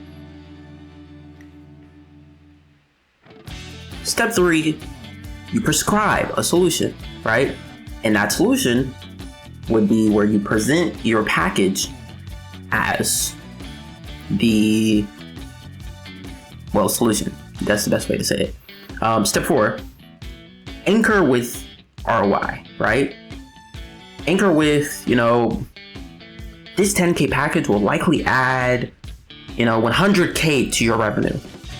That will catch somebody's ear, for sure. Let's talk about how you handle objections, though, right? Somebody may bring up concerns with price, right? Reframe it as an investment. Somebody may bring up concerns with time. Reframe as speed to results, right? Somebody may bring up concerns with risk, right? What are the risks? Well, offer guarantees, maybe phased payments if they're that concerned, so they don't have to go all in the beginning. But when you deliver and show them that you know what you're talking about, they can give it all, right?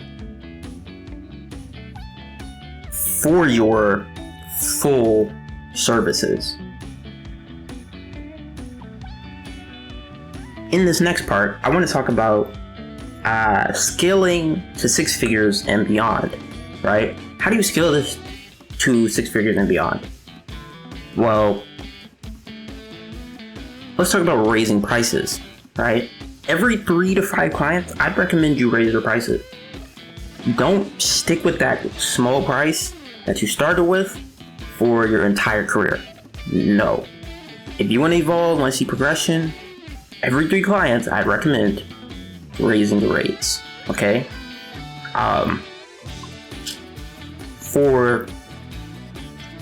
Also, let me go back. I want to emphasize that also because that rate you started out with, later down the road in life, like let's say you start consulting at a very young age, right? That rate that you started with, you can't stick with that unless you started big, high ticket rates. You can't stick with that and expect to be, respected or live off of that your whole career. You can't, because at a certain point you're going to need to stand up for yourself, raise your rates, grow up a bit is the best way I can put it. Another thing that I want to talk about when we're talking about scaling to 6 figures and beyond with the high ticket services is you need to offer premium value, right? And how do you do that? You offer higher quality products, establish a stronger brand credibility, right? Authority, as I mentioned before, is very important. It's very significant.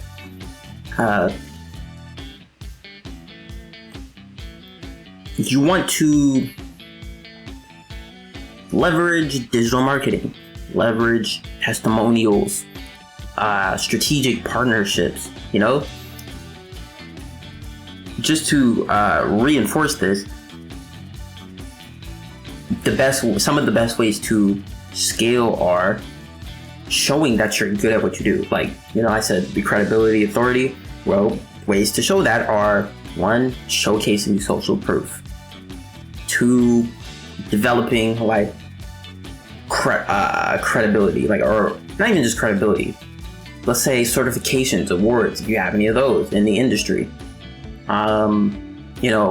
Affiliations just to validate your commitment to quality, expertise. Craft a compelling brand narrative that just resonates with the audience that you're targeting.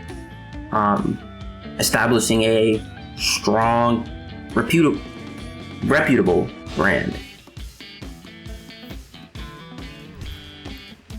Before we go on to the next section, I want to do a bit of a recap of what we talked about in this section about freelance consulting and high ticket services, right?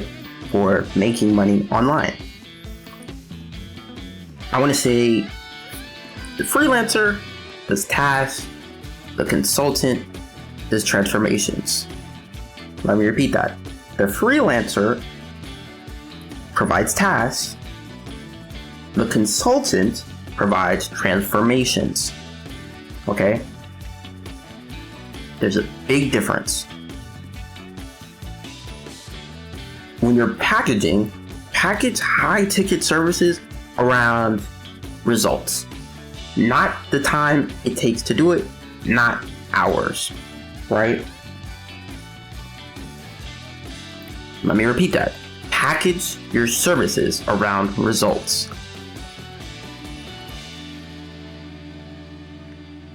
And the third thing I want to talk about or recap is use authority and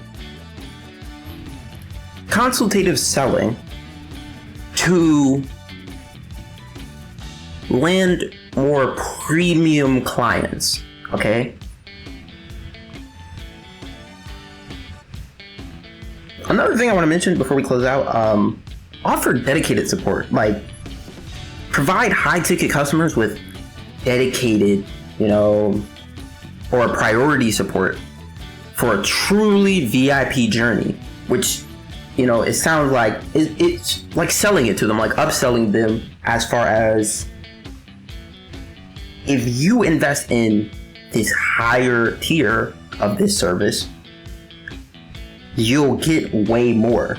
Like, it's more exclusive, it's more personalized, you're the priority. right? And not a lot of people get this offer. But to wrap up, I want to say freelance consulting is one way to generate big, active income online. Yes. But what if you want your money to grow passively even while you sleep? That's where the stock market comes in. In the next section, we'll cover stock market basics and dividend investing.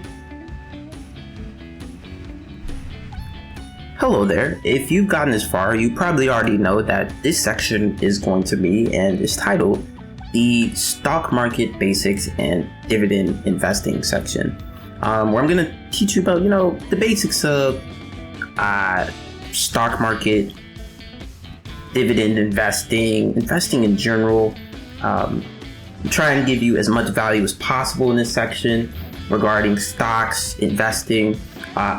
If you made it this far, you should already know, and you've probably heard me say, take notes. I just have to emphasize that because some people are just watching and listening and sitting still, doing nothing while watching the video, and expecting things to change, to just start getting money in their bank account.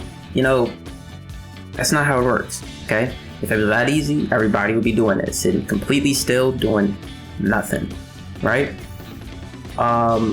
So I hope you're taking notes. If you skipped far ahead, this is going to be, once again, talking about the stock market, basics of the stock market, and how to make money with that, as well as making money with dividend investing, right?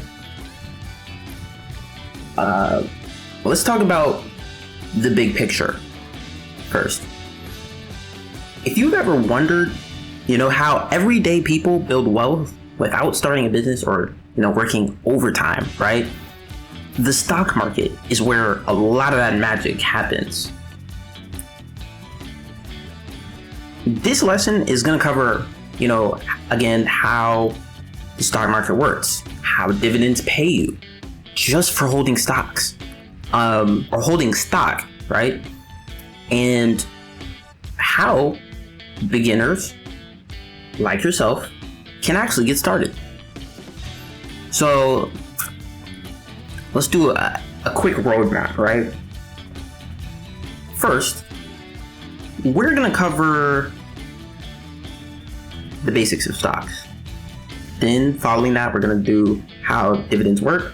And we're going to do, let's do strategies for building passive income. Starting with, what is the stock market? Okay? And even deeper than that, what are stocks? Let me explain. Stocks are ownership slices of a company.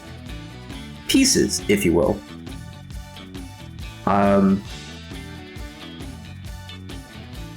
Places that you can exchange stocks are, the Nasdaq, NYSE. Let me break those down. Starting with, stock exchange. What is a stock exchange? A stock exchange is a organized marketplace where buyers, sellers can trade financial instruments, slices, primarily stocks. And it provides the infrastructure for these type of transactions, ensuring a very orderly, organized, and transparent process, right? The Nasdaq I mentioned before, or the Nasdaq stock market, is a American stock exchange based in New York City. It is the most active stock trading venue in the US by volume. Another thing to keep in mind is the Nasdaq Composite is an index on the Nasdaq Stock Exchange. where you can buy and sell stocks or shares of publicly traded companies. But put simply, I want to say the Nasdaq is, a gathering of buyers and sellers of, securities operating both in, from the US to Europe. It oversees 25 markets, 5 central securities depositories, and has 1 clearinghouse. A clearinghouse, just to sum it up, is a central counterparty or CCP that acts as an intermediary between buyers and sellers in financial transactions, automatically clearing electronic and reported OTC trades for derivatives, stocks, indexes, fixed income, and commodities. It manages risk and ensures transactions are completed securely, guaranteeing trades by becoming the buyer to every seller and the seller to every buyer is one way to look at it. Thus reducing risks, issues during transactions and promoting more market stability. Basically, it's the middleman. But once again, we're talking about what are stocks and what is the stock market. Well, quick analogy, owning stock is like buying a ticket into the company's future profits. For example, imagine if years ago, like 20 years ago, you bought stock or a ticket into Apple's future profits. You would be rolling in cash flow. Let's talk about, the 2 types of stocks, right? Or the 2 main types of stocks. And those are common and preferred. Common stock, it represents, let me say not even represents. Common stock offers voting rights, like the right to vote on changes, movements, motions within the company, and the potential for capital appreciation as well. While preferred stock typically has no voting rights, but offers fixed higher dividends and priority in receiving payments during, liquidation. Let's talk about why companies issue out stocks, right? Here's a brief history rundown, okay? Businesses raise money by selling shares. Just plain and simple like that. Companies, usually when they issue stock, it's primarily to, raise money, capital for operations, more operations, expansion, paying off debts, or even new product launches without the obligation to repay it like a loan. So by selling shares, small pieces of ownership, a company can fund its growth by just sharing some of the ownership with investors rather than taking on debt that requires interest payments and principal repayment, This process also allows businesses to finance their activities while, increasing their public profile and presence and reach. When you buy stock, you're essentially investing in a company's ability to grow and produce value. Okay. Also, I want to mention before we get into our next part, some companies don't just grow; they pay you back regularly. And when I say that, I want to talk about dividends, right? This part I want to break down what that is, where they come from, how often you get them, the frequency in which you get them. So let's talk about what dividends are, right? Dividends are essentially cash payouts of company profits, right? So if a stock pays, let's say $1 per share annually, and you own 100 shares, well, that's just 100 just for holding. Think about that. Okay, so what are the types of dividends? There's cash dividends and stock dividends. The key differences, I would say, lie in, the payout form, tax implications, and impact on a company and the shareholder. But I will say cash dividends provide immediate income. Another thing to note, though, about cash dividends reduce the company's cash reserves and are taxable upon receipt. Stock dividends offer potential long-term growth for shareholders, and also allow the company to conserve cash. But the stock price dilutes, and taxes are deferred until the shares are sold. Let's talk about the frequency in which you can receive your dividends, right? You could receive dividends quarterly. There are monthly dividends, even special dividends, right?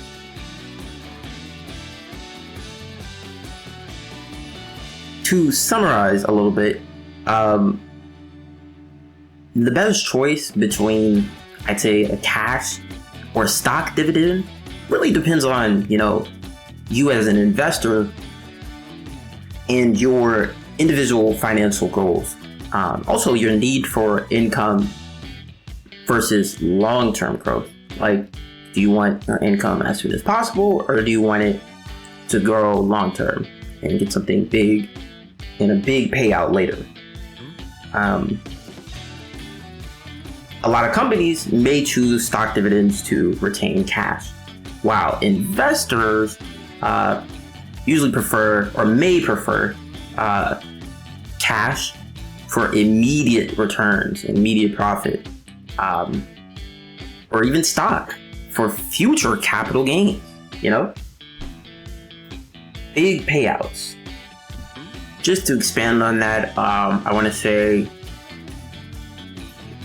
cash dividends are paid directly in money, as opposed to being paid in stock, right? Shares. And cash dividends occur when companies pay shareholders a portion of their earnings just directly in cash. Next up, I want to talk about dividend growth and investing, right? And with that, before I go into it, I want to give you an example of it. I want to say, if you reinvested Coca-Cola dividends 30 years ago, your shares would have multiplied many times. So what I mean when I say that is dividend growth investing is a long-term investment strategy, right? It's focused on buying stocks of companies that will regularly increase their dividend payouts. Like, the ones that fall into this group, I would say, you could refer to them as dividend aristocrats or dividend kings, queens. They are companies with decades of documented increases, right? The strategy of dividend growth investing emphasizes quality companies with, strong fundamentals, stable earnings, and consistent dividend growth, allowing investors to benefit from compounding, where reinvested dividends acquire more shares and generate even greater income over time, right? This strategy can also serve as, a hedge against inflation, right? Also, it provides a less volatile investment experience compared to traditional growth stocks. Now, let's discuss how to evaluate dividend stocks, right? some of the important metrics to check when looking at dividend stocks, right? And picking them out. Payout ratio, like, are the dividends sustainable? And there's the dividend yield. When looking at this, also watch out for too high yields, because if the yields are too high, that can be very risky. Okay, just keep that in mind. And I also want to throw in there dividend growth history. Right? Some sectors known for, dividends, I would say utilities, consumer staples, REITs, banks. Some practical tools, or tools that are just available for getting information and doing research for, dividends and, dividend paying stocks and securities as well. I'd say Dividend.com, Yahoo Finance, Seeking Alpha. There's a couple different options. But now I want to talk about how do you build a dividend portfolio?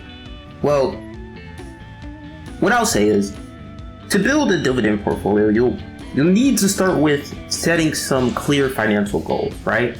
What are you looking for? Select reliable dividend paying investments and consistently reinvest your earnings to benefit particularly from compounding, right? Your strategy can include both individual stocks and diversified funds to balance, risks and income. So before you begin, you want to decide whether you're investing for immediate payout, immediate income, or long-term growth, right? For immediate income, you probably want to prioritize investments with a higher current dividend yield. These are often the more established, stable companies. For long-term growth, you may focus on, companies with a history of increasing their dividend payouts over time, such as I mentioned before, dividend aristocrats, the dividend queens and kings, right? These stocks may offer a lower initial yield, but grow your income stream over time. It's all about strategy and mindset, right? To expand on how to build your dividend portfolio, you want to choose your investment vehicle, right? You have two primary options for investing in dividend stocks, whether that be picking individual companies or buying diversified funds. With individual stocks, this approach gives you complete control, or much more control over your investments, but it requires more research, I will say. When you take this approach in individual stocks, you need to be aim for financial stability, right? You want to choose companies with a strong history of consistent dividend payments, stable earnings, and, manageable debts,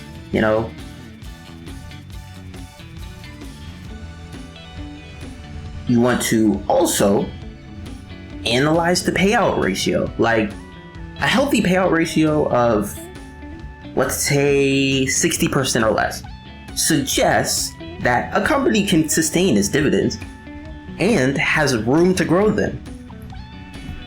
Another thing I want to mention, a very high payout ratio can actually be a red flag for a potential dividend cut. So look out for that.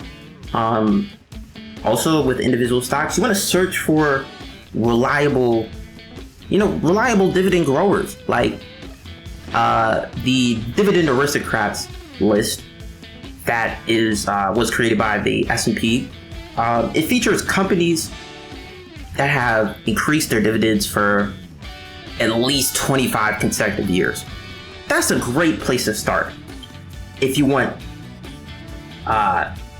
safe bets, one could say. Let's talk about dividend ETFs and mutual funds, right? So these funds are mutual funds,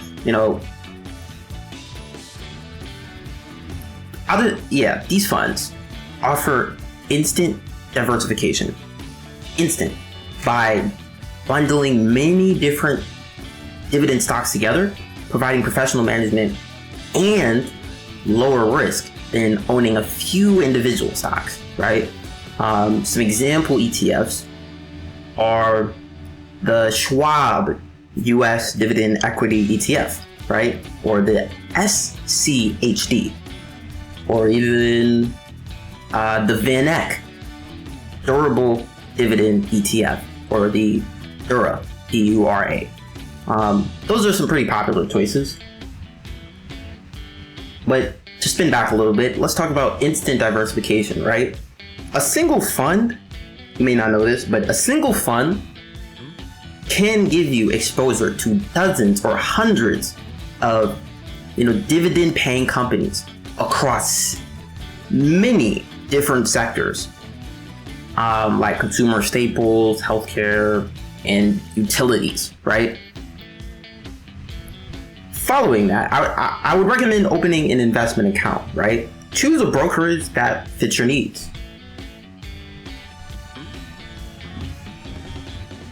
Major platforms include, let's say Fidelity, Schwab, or Vanguard, right? These are perfectly suitable for self-directed investors. Also, consider your account type, right? I'd say go with a tax advantage retirement account, like a Roth or a traditional IRA, because it can allow dividends to grow tax deferred or tax free. So, to expand on that, I'd like to say use fractional shares. With many brokerages,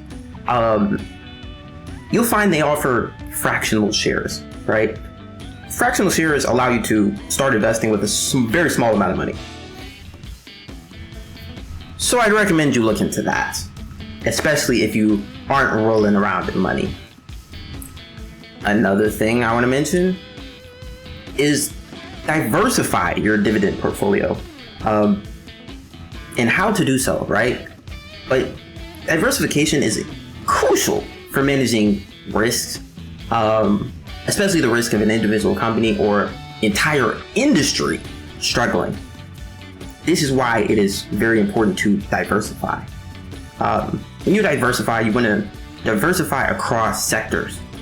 And what I mean by that is aim to spread your investments across, let's say 5 to 7 different industries to avoid overexposure to a single market sector that could fail, right? For example, a heavy concentration in energy stocks could be devastating if, the oil prices fall. For the number of holdings, I would recommend for individual stocks, hold about 20 to 60 stocks. And that's a pretty common recommendation. I'm not going to be the only person to probably tell you something around that range. But the reasoning behind that is you want to reduce risk effectively without becoming overwhelming to making it overwhelming to manage. Let's talk about your geographic region, right? Depending on your portfolio size, you can also diversify across regions to, protect against downturns in a single country or single economy, right? So once you have selected your investments, you can begin to build your portfolio. I would recommend implementing DCA, dollar cost averaging. And what I mean by this is invest a fixed amount of money at regular intervals. What this does is it'll help you avoid trying to time the market, and lowers your average purchase price over time. Okay. Following this strategy, I also want you to activate dividend reinvestment plans, or DRIPs, right? DRIPs. A DRIP automatically uses the dividends you earn to buy more shares of the same stock or fund. So this is a powerful method because it's like sell it and forget it. And it's, to expand on that, a tool that supercharges the effect of compounding your money over time. Furthermore, I'd like to expand on that and say you should make sure you're regularly monitoring and rebalancing your portfolio, right? A dividend portfolio is not a static investment. Let's be clear about that. You should review it at least once or twice a year to ensure it stays aligned with your goals, because things change. I would also recommend maintaining allocation, right? Rebalancing involves selling some of the investments that have grown significantly and using the proceeds to buy more of those that have not progressed as well, or lagged behind, one could say. This keeps your portfolio sector allocation in line with your strategy.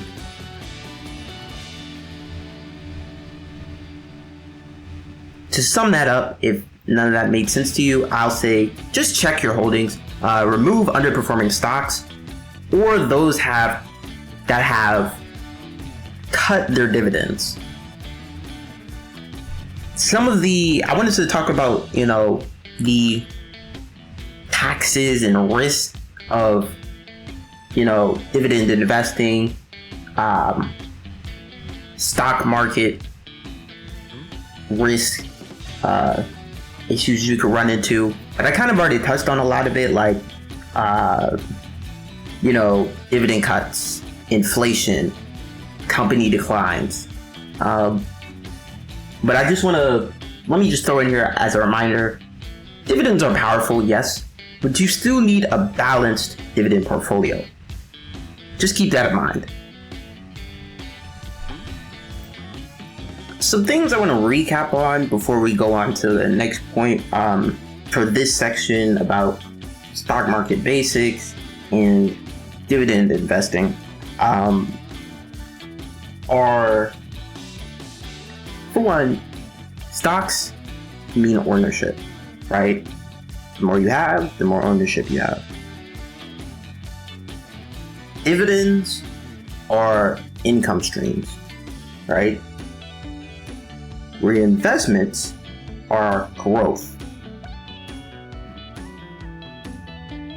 and mean growth. I want you to take this line with you, right? Dividend investing is how your money starts working for you, even when you sleep.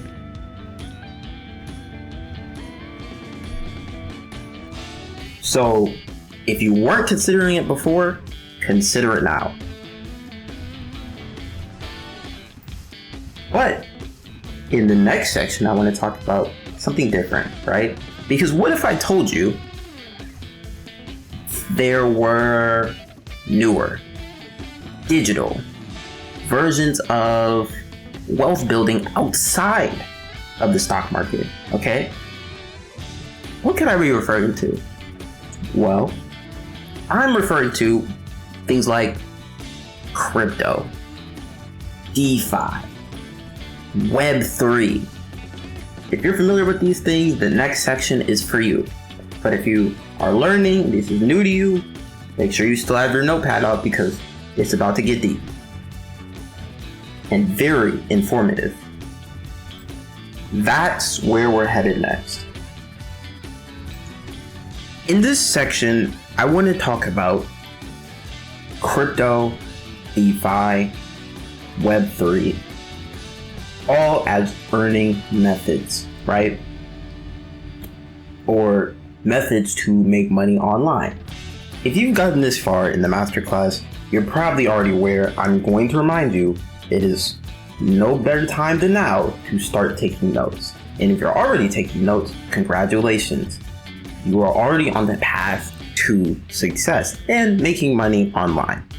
And ahead of the curve of a lot of the people watching this who are just sitting still, not taking notes, not really tuned in, really just sitting back, hoping things change for them and magically appears in front of them. I'm making this video so people can get the knowledge, go take action. Because it's never gonna just happen for you. No. So, if you're not already, take notes. Because this next part is gonna be important. It may be very useful for you. If you skip this far ahead, there's other sections on different topics. If this section is not for you, I know some people aren't into crypto, but this part may be useful for you regarding making money online, right? So sit back, relax, and let's talk about crypto, DeFi, and, methods of making income or profits, money in general, with utilizing Web3. Starting with, crypto isn't just about buying Bitcoin. I know you hear Bitcoin, Doge, etc. Crypto isn't just about buying that and buying a coin like Bitcoin and hoping it goes up. No. There are I can't even explain that how widespread it goes, but there are entire ecosystems like DeFi, NFTs, which you more likely have heard of, DAOs or DAOs, staking, yield farming, etc., that allow you to earn while participating in, this Web3 revolution that's going on right now, right? Let's go over some of the goals for this section. I want you to understand how people make money in crypto beyond just trading, right? Because I know trading is the key word and you hear that a lot, even if you don't know too much. I want you to understand how people make money beyond that in crypto, right? I want you to also be aware and learn about the real opportunities and the scams, because I'm sure you've heard a lot about the scams. There's a lot of that going on. In this section, I also a goal of mine is to help you see exactly and be aware exactly what platforms and strategies are best for you in this approach to making money online and what the risks look like, right? Okay, let's go over the core foundations, right? Before we start earning. Let's talk about wallets, right? Some wallet options, places for you to store and have custody over your crypto, right?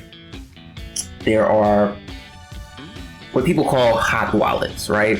Like MetaMask, Phantom, Trust Wallet. Hopefully, as of the release of this video, these are all still trustworthy. But my first recommendation would definitely be MetaMask. Let's talk about cold wallets, right? Ledger, Trezor, or how do I, Trecor. That's how you spell it, right? Why you need private keys, and why private keys are important to have, you want ownership, right? So look into getting those. Let's talk about blockchains, right? As well as tokens. First off, we gotta go Ethereum, right? Then there's also Solana. There's Avalanche, even Polygon. These are completely different, not completely different, but they're just different ecosystems, right? Let's talk about stable coins. And stable coins are basically, if I had to say, they're the key to earning safely in very volatile markets, okay? And some examples will be, USDC, USDT, DAI or DAI, right? A couple different options out there. I want to talk about now some earning methods or potential earning strategies in DeFi, right? Staking, I mentioned that earlier, right? Staking, you lock tokens to secure the network and earn percentage yield, right? An example would be like staking ETH on Lido or Solana on Phantom, right? But the risks are lockup, slashing, protocol failure. Just to keep it, I don't want to worry you, but just to keep that in mind, There's also liquidity pools, right? With liquidity pools, liquidity pooling, you provide 2 tokens to, let's say, a DEX or DEX, like Uniswap. You earn trading fees, and it's a impermanent loss. Another method is yield farming and aggregators, right? You'll, in doing this, move assets to platforms like Aave, right? Curve, Yearn Finance, and receive optimized returns, but at a slightly higher risk, right? Let's even go beyond DeFi, right? Let's talk about Web3 income streams. There's play to earn and, GameFi options like Axie Infinity, Step In. With those, you can expect, early boom and bust cycles, right?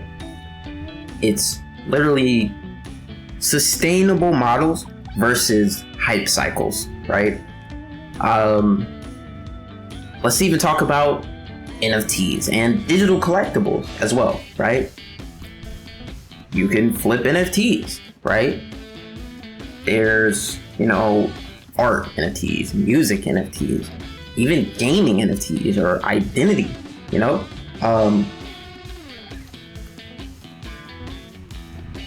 This is, I want to emphasize, utility is more important than speculation. And what I say when I mean that, or when I say that is, for NFTs, utility provides genuine long-term value, right? Stability, and community engagement, right? In contrast to speculation, speculation is more associated with short-lived, volatile hype. And the NFT market has shifted toward a utility-first model, right? With purely speculative assets largely collapsing. in value after the initial boom, like even like the apes, like the crypto apes, you know those, or I think there was one called like the blockheads or something like that. A lot of pixel art that was very popular at the time. Yeah, declined right now, collapsed. Very speculative. Let's talk about even governance tokens, right? What are governance tokens? Governance tokens are a type of cryptocurrency that grants holders the right to vote on proposals and shape the DAO's future.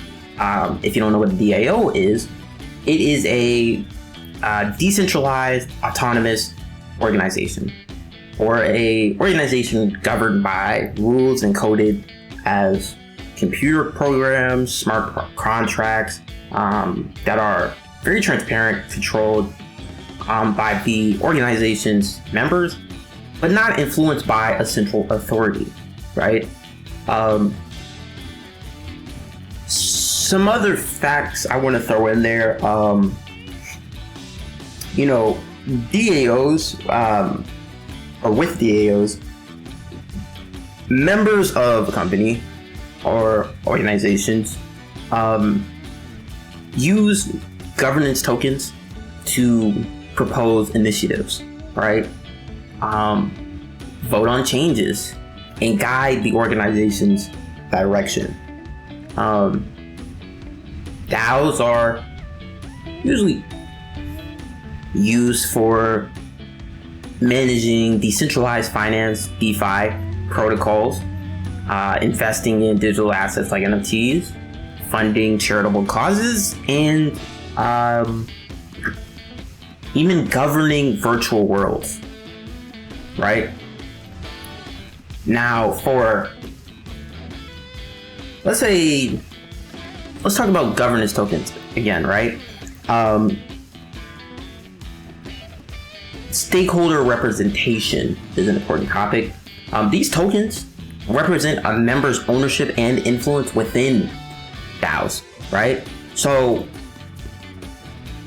even to expand on that, token holders can create and submit their own proposals for others to vote on. Also, in token weighted voting, the more tokens a member holds, the more voting power they have on decisions such as protocol upgrades, fund allocation, and strategic changes within the organization, right? But some examples of governance tokens, I'd say, are Lido's LDL token, Core DAO's Core token, right? Aragon's ANT token, or A&T token, right? These are examples of governance tokens that are used to steer their respective decentralized organizations. Up next, I want to talk about risk management and how to avoid scams, or just the existing scams, right? When it comes to crypto. But let's talk about risk first, right? Volatility. Prices could swing 50% in a week. You want to be ahead of the curve and expect that to happen. Don't be too deep in, and move carefully, right? A scam or issue that you can run into is, actually, I just kind of want to prepare you for that. If something like that happens, right? You run into a scam, a rug pull, etc. You want to be able to spot fake tokens, pump and dump projects. You've probably heard more so about that. Pump and dump projects. Some red flags to look out for, if I could recommend you anything. Anonymous teams, like you don't know who's controlling it, who is working on it. You don't know who all is a part of the project. There's no audits. Also, it has unrealistic APYs, right? If you don't know what an APY is an annual percentage yield, and what that is, it's the total amount of interest an investor can earn on a crypto investment over a year, taking into account the effect of compound interest, where interest is earned on both the initial investment and previously earned investment, meaning your investment grows exponentially over time, and it is offered through crypto staking or lending platforms. But there are some pretty unrealistic numbers being thrown out there. Just look out for those red flags, right? Some best practices to move safely and securely. Always verify smart contracts, right? Use hardware wallets for larger holdings. I also want to say never chase returns blindly. Just want to summarize what I went over just now if you weren't really too invested or paying attention. I want to say investing in cryptocurrency can be very risky. It's very volatile, highly volatile at that, and it carries substantial risks. But these tips I'm about to give you can help you create a much more safe and informed investment strategy, right? So regarding your strategy, I want to say invest only what you can afford to lose, okay? Cryptocurrency markets are extremely volatile. Never invest money that you need for essential expenses, obviously, debt payments, or even your emergency savings. I've been hearing a lot about people doing that. Start small. Don't dive in with a large sum of money. A prudent approach is to begin with small investments to learn the market without significant risk. You can even make fractional purchases of a coin. Take the long-term perspective, or HODL. The term HODL stands for, or is an abbreviation for, hold on for dear life. And this saying is common in crypto for a good reason. Prices swing drastically. So being patient and focused on long-term growth can prevent you from panic selling during a downturn. Things change. Use dollar cost averaging to reduce the impact of volatility. Invest a fixed amount of money at regular intervals, right? So I say do this because this will allow you to build a position over time without having to perfectly time the market. I mentioned that earlier a little bit, but yeah. Also, research fundamentals. Like, before investing in a specific coin, understand its real world use case. Like, do your research. The technology behind it, right? Its developers, how it compares to competitors. Just be wary of projects based solely on hype. I would also recommend diversifying your portfolio. Mentioned that before a little bit. Avoid putting all your money into a single asset, or as they say, avoid putting all your eggs in one basket. Diversify your crypto holdings across different currencies. And also consider a mixed investment strategy that includes both crypto and traditional assets. One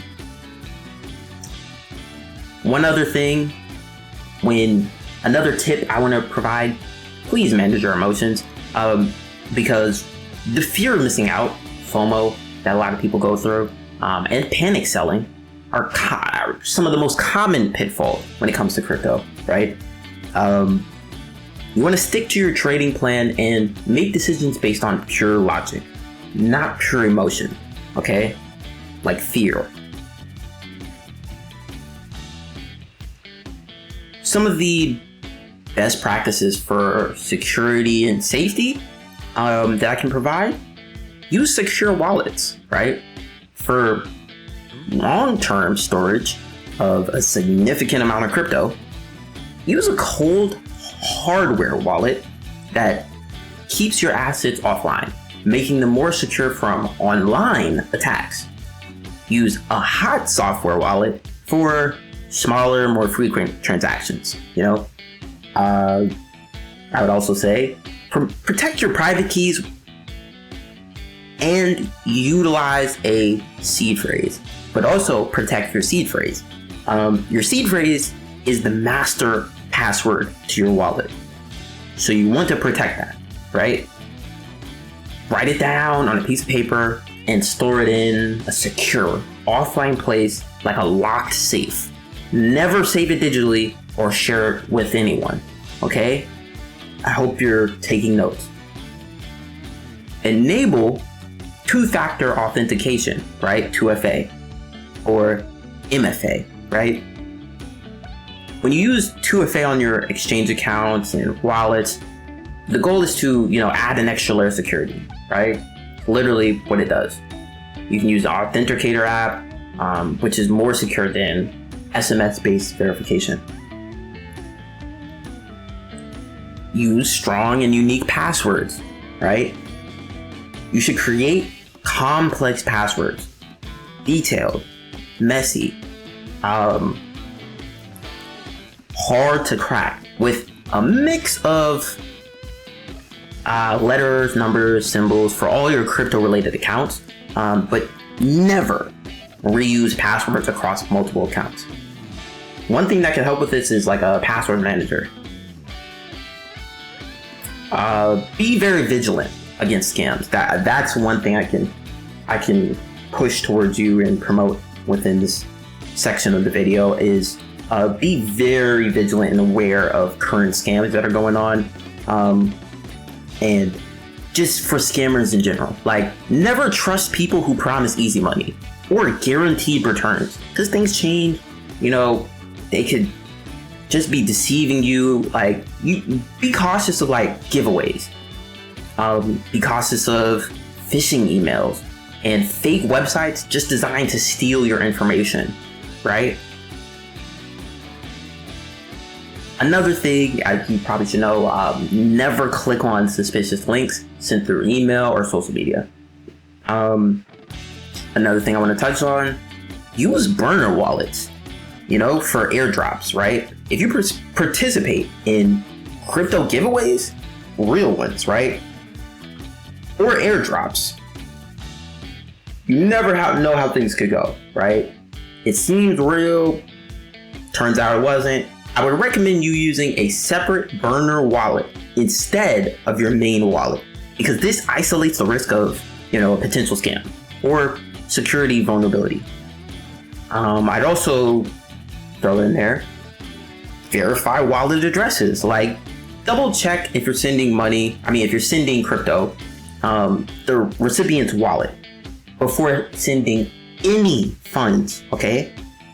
The reason I say this is because cryptocurrency transactions are pretty much irreversible, and some malware can change a copied address. So make sure to verify, right? And finally, I want to throw in there, avoid public Wi-Fi, because public networks can be unsecured. They can. It can be compromised, making your data very vulnerable to hackers. So I would recommend using a virtual private network, VPN, for added security, or I would just recommend avoiding accessing sensitive accounts on public Wi-Fi altogether, just to be safe, right? Now, because we just went over the best practices for security and safety, right, regarding crypto. The best note I can give you also is to stay informed, right? Follow reputable crypto news outlets and communities. This is how you stay in the know and in the loop, to know where you can expect scams from, right? things change. People are going through the same thing as you. But while you're in these communities and groups and pages, try to ignore the noise. The noise can get distracting. And just learn to identify, long-term trends. Look for those, right? Things that are safe, that there aren't really any problems coming up with it, any scams, any bad news around it, right? A lot less risk. You should also be aware of crypto taxes, right? You need to keep meticulous records of all your transactions to manage your tax obligations effectively. Consider using, specialized software or even consulting with a tax professional, right? Read the white paper. Legitimate crypto projects will publish a white paper explaining how they work, their goals, and their distribution of tokens, like how that goes down. This is essential for proper due diligence. But just to wrap it all up, or put everything we talked about in this section together about crypto and DeFi, the many options within Web3 to earn income, I'll say the framework for participating in this would probably be, one, start with a safe stable coin, and start with safe stable coin staking, just to learn, right? Number 2, I'd say move to the top staking chains like Ethereum, Solana, or ETH, SOL, Sol, Matic. Number 3, I'd say experiment with small liquidity pools, right? Number 4, I'd say gradually explore NFTs, DAOs, and GameFi, right? Only if it fits your skills and interests.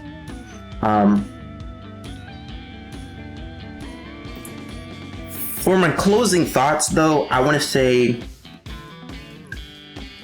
be very clear, right? Crypto, DeFi, and Web3 aren't guaranteed paths to riches. They're experimental, I'll say, frontiers, right? The people who do best treat it like a new internet.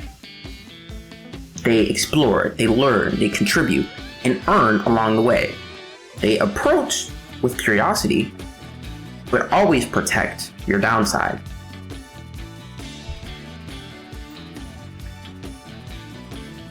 Hopefully this section was useful for you if you were interested in crypto, DeFi, and Web3 earning methods.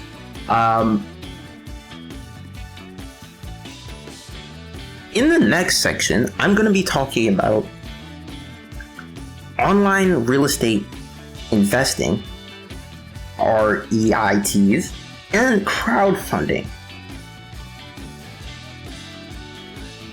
I hope you've been taking notes. Hello there, as you're probably already aware if you have been watching and have got this far in the video, I'm going to remind you to take notes, but also I want to say this section is going to be about online real estate investing, okay? As well as, like REITs and crowdfunding. Again, I want to mention, take notes, because this section is very important. You don't want to miss anything. You don't want to let any information pass by that may be significant in your journey. So I would recommend getting out a piece of paper, notepad, take notes. Because this part is going to be very useful and value filled. I'm not just doing this to do this. I'm trying to help. So let's talk real estate investing online and crowdfunding. Real estate has created more millionaires than almost any other asset class, right? But the truth is, when it comes to misconceptions, you don't need to be a landlord, deal with tenants, or put up hundreds of thousands of dollars to get started with real estate. You don't.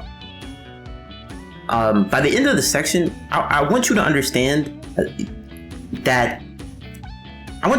how to start investing in real estate online using REITs and also crowdfunding platforms step by step.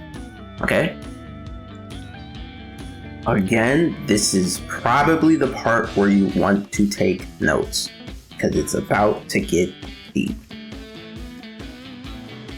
So let's start with, what are REITs, right?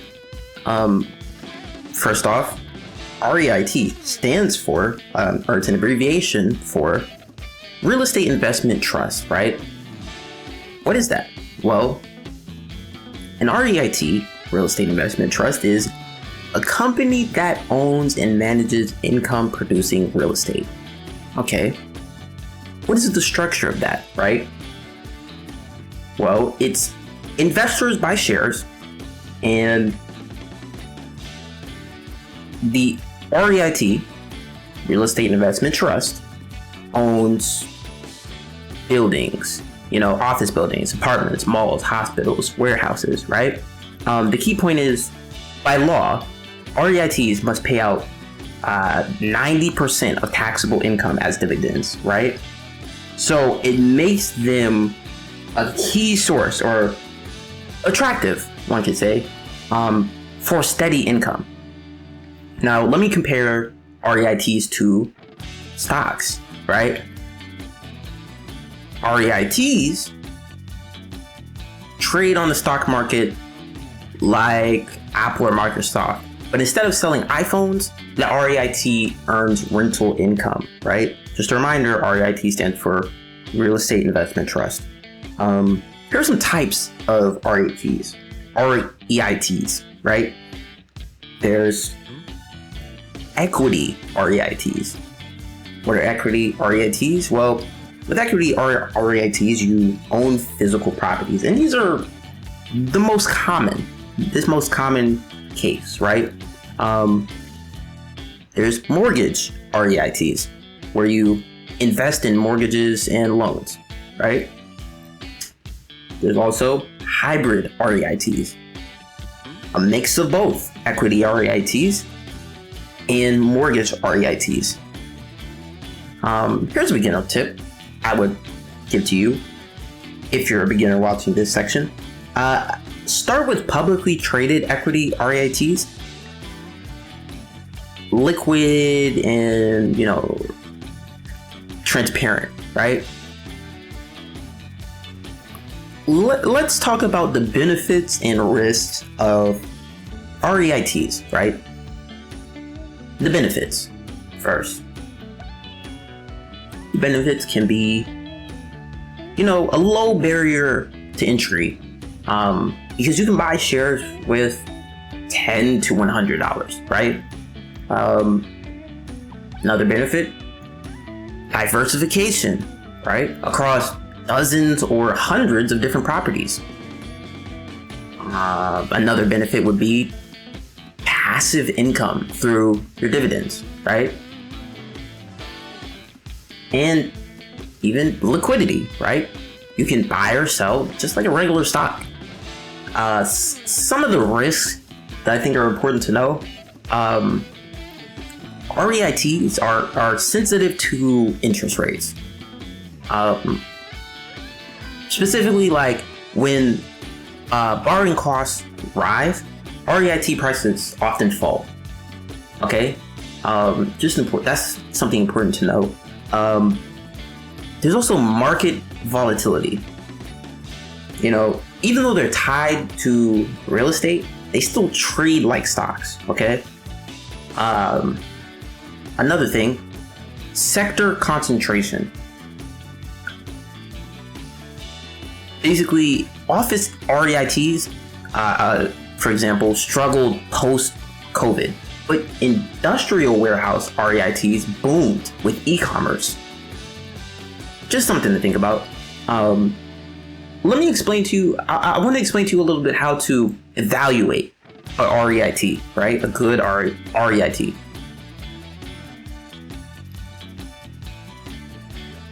Utilize metrics like FFO, funds from operations, right?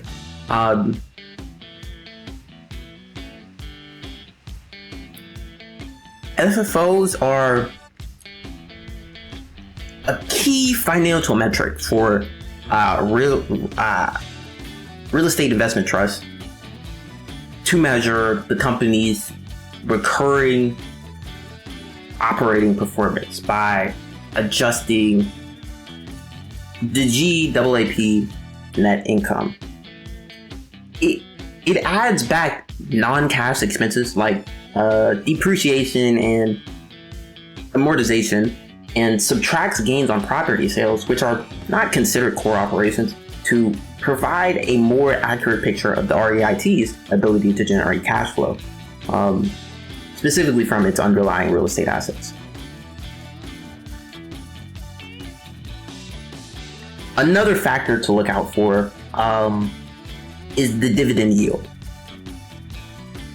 You want to watch out for sustainability, right? Another factor that's important, focus on what sector does it focus on, right? Like healthcare REITs versus residential versus logistics. One good place to check this stuff is Yahoo Finance. You want to check these metrics? Go to Yahoo Finance. Something I want to mention, other benefits for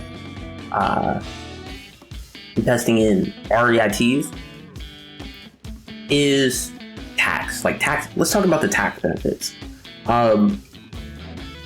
Corporate tax exemptions, right? Since REITs are essentially required to distribute most of their income to its shareholders, they are typically exempt from paying, federal corporate income tax. So the income is taxed at the individual investor level, avoiding the double taxation that occurs with other corporate dividends. Another thing, qualified business income, QBI deduction, right? Through the end of 2025, individual REIT investors might be eligible for a 20% deduction on qualified REIT dividends. This might significantly reduce the effective tax rate on a portion of their REIT income.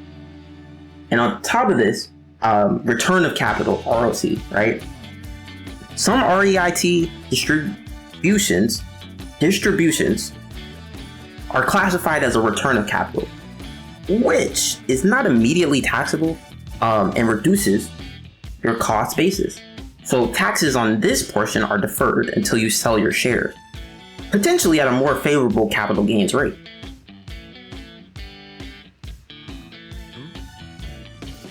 Since we're talking about, benefits and risks of REITs, let's talk about, transparency. Let's be transparent here. Do some disclosure here in this section, right? Let's talk about regulatory oversight. Publicly traded REITs are regulated by the U.S. Securities and Exchange Commission, SEC, right? And are subject to robust reporting requirements. So this includes, filing quarterly and annual reports, right? And making other material and information publicly available. On top of this, there's frequent reporting. To access capital markets for funding, REITs frequently disclose and justify their strategic plans. This provides investors with additional visibility into the company's financial health and operations. Just be aware of that, okay? Now, in this part of this section about online real estate investing, REITs, and crowdfunding, I want to talk about real estate crowdfunding, right? Okay, so what if you want more direct exposure to properties without becoming a landlord, right? That's where the real estate crowdfunding comes in. What does that mean, right? Pooling money with other investors online, even to fund a property or a development project. Some platforms for this are Fundrise, Realty Mogul, CrowdStreet. Some of the different models for this are like equity crowdfunding. You own a piece of the property, you earn rental income plus potential appreciation. There's also debt crowdfunding, where you essentially lend money for a project and earn fixed interest. The typical minimum you can expect is, let's say, range from $500 to $5,000. Much lower than buying a property outright, right? I want to run through some of the most popular platforms for real estate crowdfunding. I mentioned a few already, but I want to make sure I cater to both, accredited and non-accredited investors or platforms. These platforms that I'm going to mention offer, different investment types and minimums, so investors will be able to choose based on their experience and financial goals, right? Starting with platforms for all investors, non-accredited and accredited, right? These platforms have a much lower barrier for entry for new investors who may not meet the high net worth requirements of an accredited investor. Starting with Fundrise. Fundrise, is best for beginners, low minimums, and diversified funds, right? The investment types include pooled funds, REITs, and E-funds that invest in a mix of commercial and residential properties, right? The minimum investment can be as low as $10, right? Some notes. Fundrise offers IRA accounts and a low entry point into, it's real estate, right? Another option for a platform, Realty Mogul, right? Realty Mogul is, I'd say, best for diversified commercial real estate. The investment types it specializes in or accepts is non-traded REITs for all investors, private placements as well are available for accredited investors, just so you know. And I'll say the minimum investment on Realty Mogul, I'd say $5,000 for REITs, right? Notes. Realty Mogul offers a mix of income and growth opportunities, so the fee structure can be a bit complex. Another platform, Arrived, right? This is best for single family and vacation rentals, right? The different investment types you can find on there, they specialize with is fractional shares, right? Mentioned those before, of individual rental properties, allowing you to earn rental income. The minimum investment is $100, right? And it's good specifically for gaining exposure to residential properties without large capital. Next up, I want to talk about ground floor. What is ground floor? Well, let's talk about what it's best for. Ground floor is best for short-term debt-based investments. The investment types are, fractional shares. It offers fractional shares of debt investments, funding, residential fix and flip projects. The minimum investment is $100.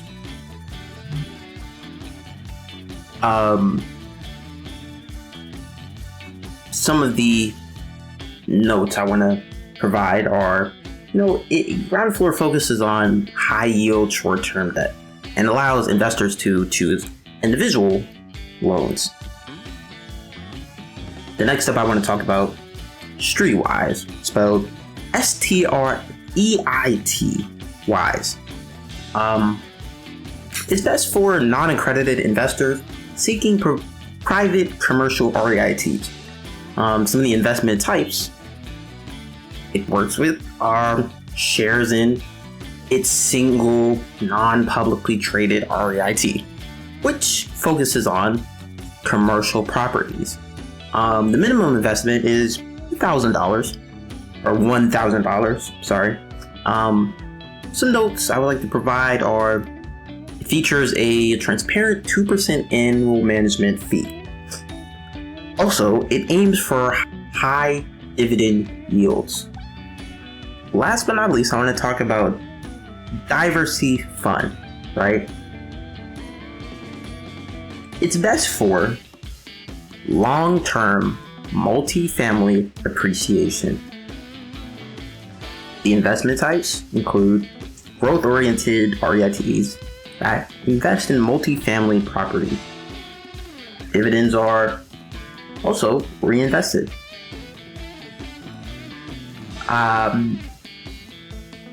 The minimum investment is $500.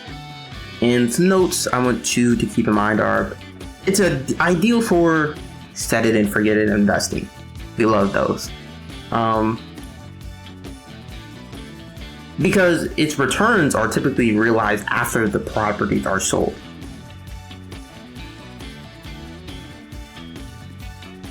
Now I want to talk about specifically, I want to go over platforms for accredited investors only. These platforms focus on, providing vetted institutional quality commercial real estate deals for experienced and high net worth investors, right? Let's go through some of the platforms. Starting with CrowdStreet. CrowdStreet is best for commercial real estate and experienced investor, right? The investment types, they are individual deals,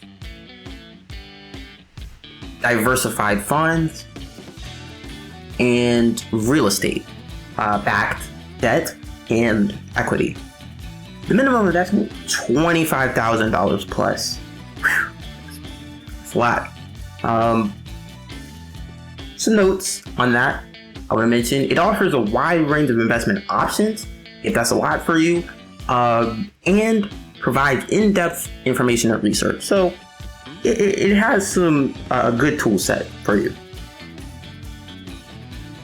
Next up, I want to talk about, for the platforms for accredited investors only, equity multiple, right? With equity multiple,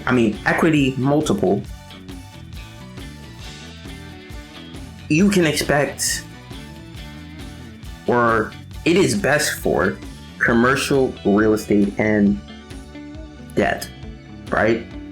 With cash management options, a lot of them. Investment types: equity, preferred equity, and senior debt across various commercial property types. The minimum investment, $5,000. Not as bad. Some notes I want to include: it's known for its strong deal vetting process and investment variety. So you have options. Next up for the platforms for accredited investors only, right, is First National Realty Partners. First National Realty Partners are best for high net worth investors, right, seeking grocery anchored retail. It primarily focuses on institutional quality grocery anchored retail properties. The minimum investment is $50,000. Notes. I'll say it's a more exclusive platform for larger capital investments. The next platform I want to talk about or discuss with you, and this is going to be the last one, specifically for accredited investors only, Yield Street. Yield Street is best for, alternative investments beyond traditional real estate. So when I say that, I mean, the investment types would be real estate, art, and private credit, right? The minimum investment is $10,000. And some things to note are it focuses on asset-backed debt for income, though it's important to understand, the fee structure. Some important considerations or things to consider before investing. Let's talk about accreditation, right?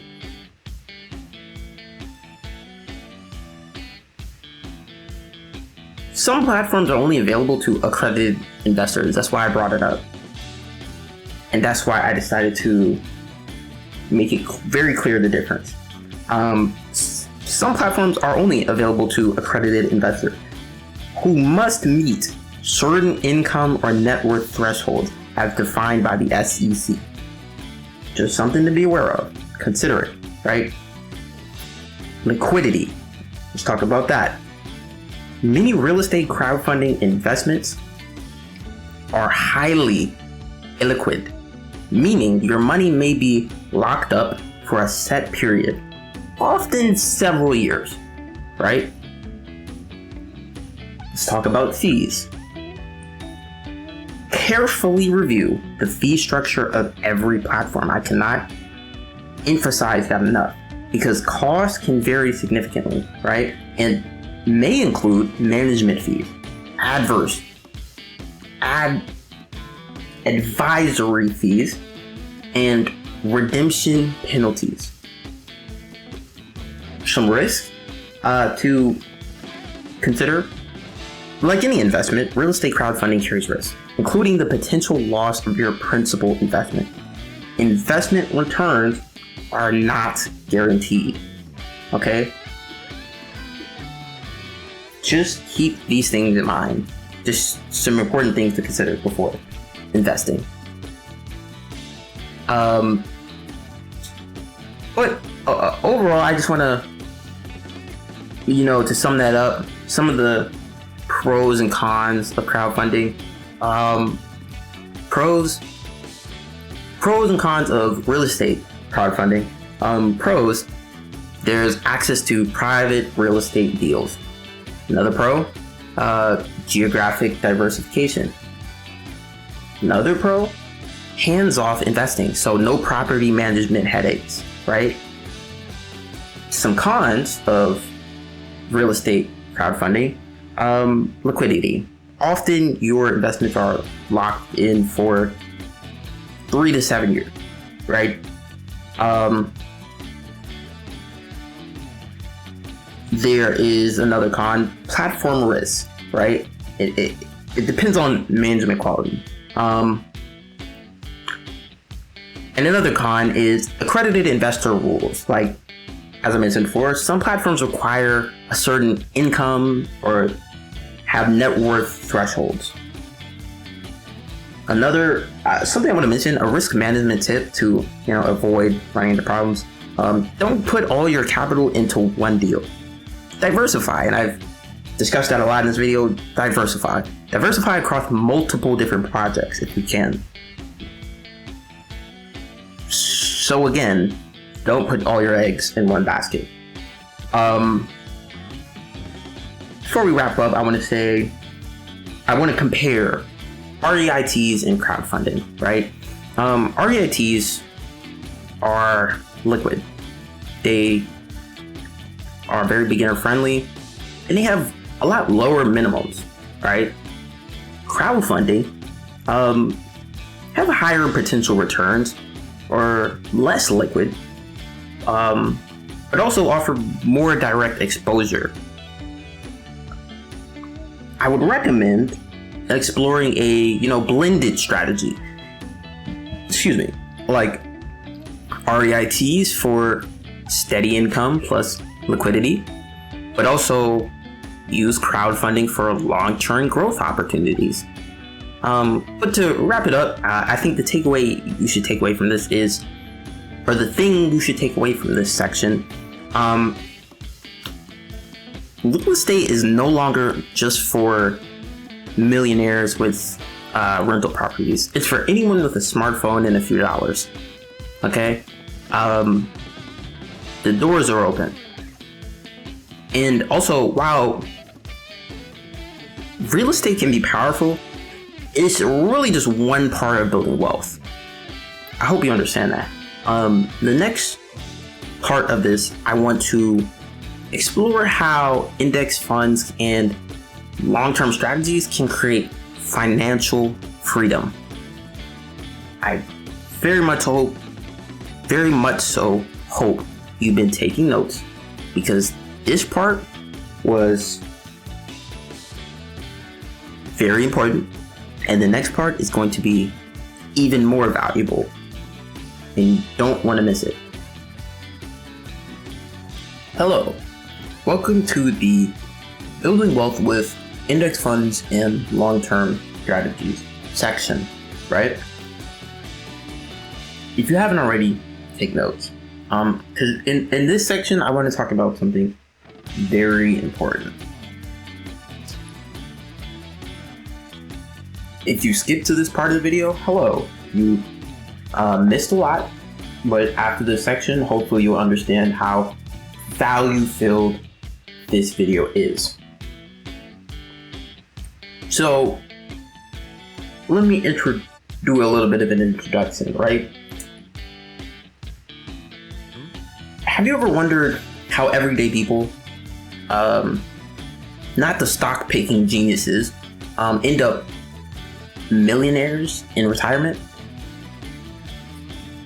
Well, the answer often comes down to one thing. What is that answer? Index funds. Before we go into what index funds are, I want to say there's a big difference between building wealth and income, right? Income is money earned today. Wealth is assets that grow over decades of time, right? I want to introduce the concept of long-term investing as well.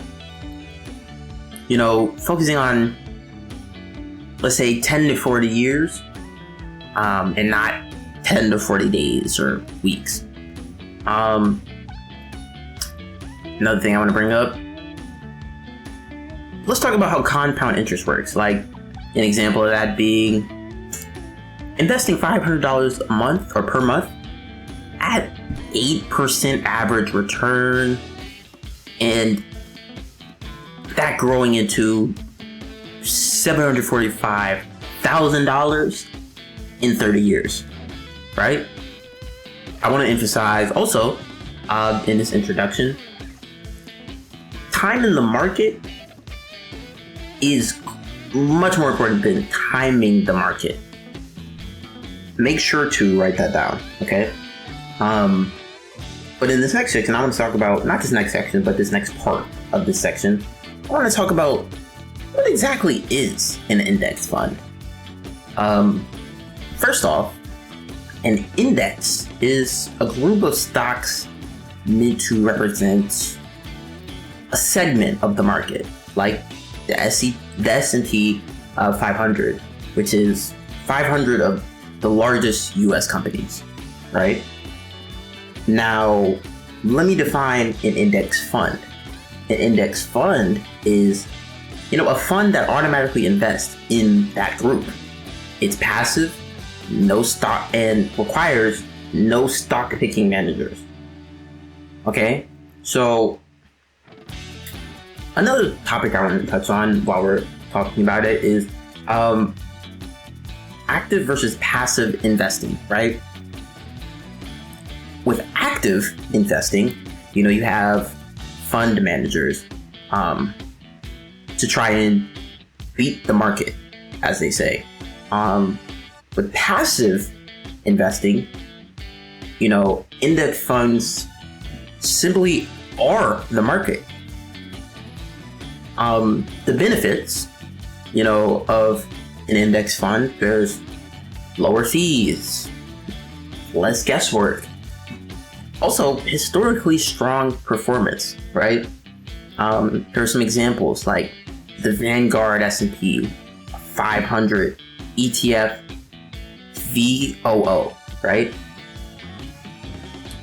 Fidelity Total Market Index Fund, the FSKAX, the Schwab Total Stock Market Index Fund, the SWTSX.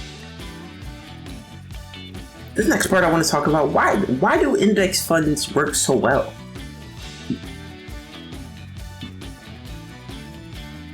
And in that, I want to say, starting out, first, I want to say diversification, crucial. One purchase could equal hundreds of thousands of companies, right? If one fails, the whole fund barely notices. Okay? Another reason why index funds work so well, low cost. Index funds often have expense ratios under 0.05% versus 1% and above for mutual funds. I want to explain why fees matter though. $10,000 invested, like $10,000 invested in, invested for 30 years, right? With 1% fee, loses $200K in growth compared to 0.05% fee, right? So that's why the fees are very important. Another reason why index funds work so well, right? Market averages win. Okay, so data shows 80 to 90% of active managers fail to beat the index long term. So let me give you some historical context. Like the S&P 500 average return around 10% annually since 1928. That's pretty crazy. Let's talk about long-term strategies for index investing, right? I want to start with dollar cost averaging, DCA, right? Investing the same amount each month regardless of price to smooth out ups and downs. Another strategy, buy and hold. What does this mean? Ignore short-term noise, hold as long as possible. Hold for decades even.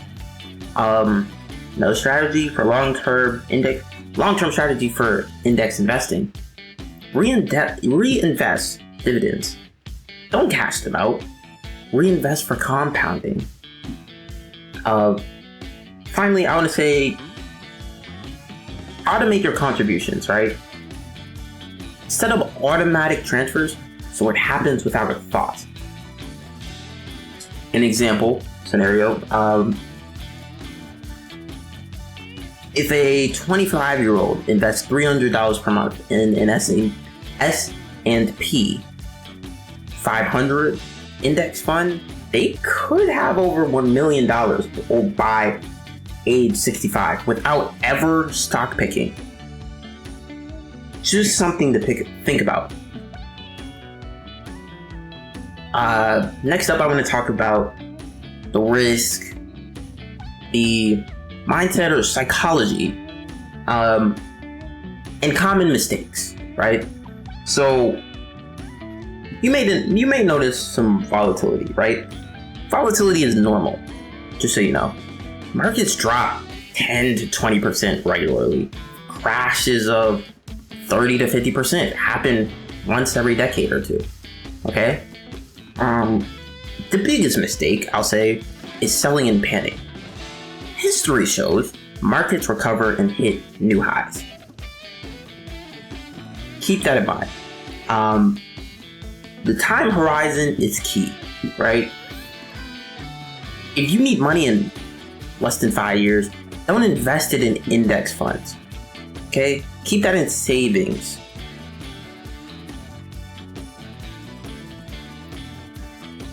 Or elsewhere. Here's a psychology tip. Zoom out in the charts of the S&P 500 over 100 years. We'll come across we'll start to look like a, jagged line climbing a mountain, right? Just a different way to approach and look at things and give you some more guidance. Just to double down on what was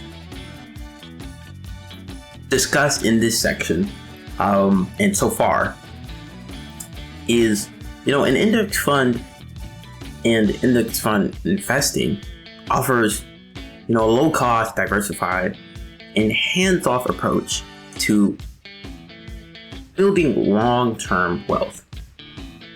To be successful, I would recommend you focus on minimizing costs, staying disciplined through market fluctuations, and aligning your investments with your long-term goals. Some strategies for getting started with index fund investing.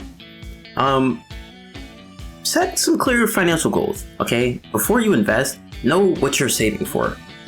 Your objectives, such as retirement or a down payment on the home, maybe, will determine your time horizon and, risk tolerance. Choose your investment platform. You can invest in index funds directly through a mutual fund company like Vanguard, Fidelity, a couple different options, or through an online brokerage account with a wider fund selection. You can also use a robo-advisor, which automates much of the investing and rebalancing process for you. Also, I want to recommend selecting the right index. Make sure not to assume all index funds are the same. They can track broad market indexes like the S&P 500, or focus on specific areas like I would recommend you focus on specific areas like market capitalization, large cap, mid cap, or even small cap stocks, right? Geography, domestic, international, or emerging markets. Types of assets, I would say stocks or bonds, Here are some tips for minimizing your costs when you're index fund investing. You want to prioritize low expense ratios. The expense ratio is the annual fee you pay for funds management. Because index funds are passively managed, they typically have low fees, but these can still vary. Even a seemingly small difference can significantly impact your long-term returns. Another tip for minimizing costs when it comes to index fund investing, look for commission-free trading. Many brokerages offer no transaction fee funds, which is ideal for reducing costs. Another tip for index fund investing, I'd say consider mutual funds versus ETFs. Index funds are available as mutual funds or exchange traded funds, ETFs. And ETFs often have lower expense ratios. Also offer more flexible intraday trading. Mutual funds may have minimum investment requirements that are worth being aware of. Some tips for maximizing returns with index fund investing: invest regularly over the long term. The most successful index investors, they buy regularly and hold through market ups and downs. The fluctuations, the power of compounding means that time in the market is more important than timing in the market, or timing the market. My apologies.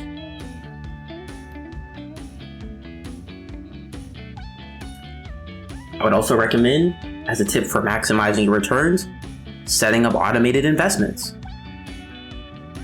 To build discipline and take advantage of dollar cost averaging, set up automatic recurring investments, because this will keep you investing consistently regardless of market fluctuations. Reinvest your dividends, right? To maximize your compounding, consider reinvesting any dividends your index funds pay out. Just something to consider. Another tip for maximizing your returns with index fund investing: stay diversified, right? Owning a variety of funds across different asset classes, sizes, and geographies reduces the impact of any single investment's poor performance. A single 3-fund portfolio might include a domestic stock index, an international stock index, and a bond index. Another tip I want to throw in there: use tax-advantaged accounts for long-term goals like retirement. Invest through tax-advantaged accounts like a 401k or an IRA.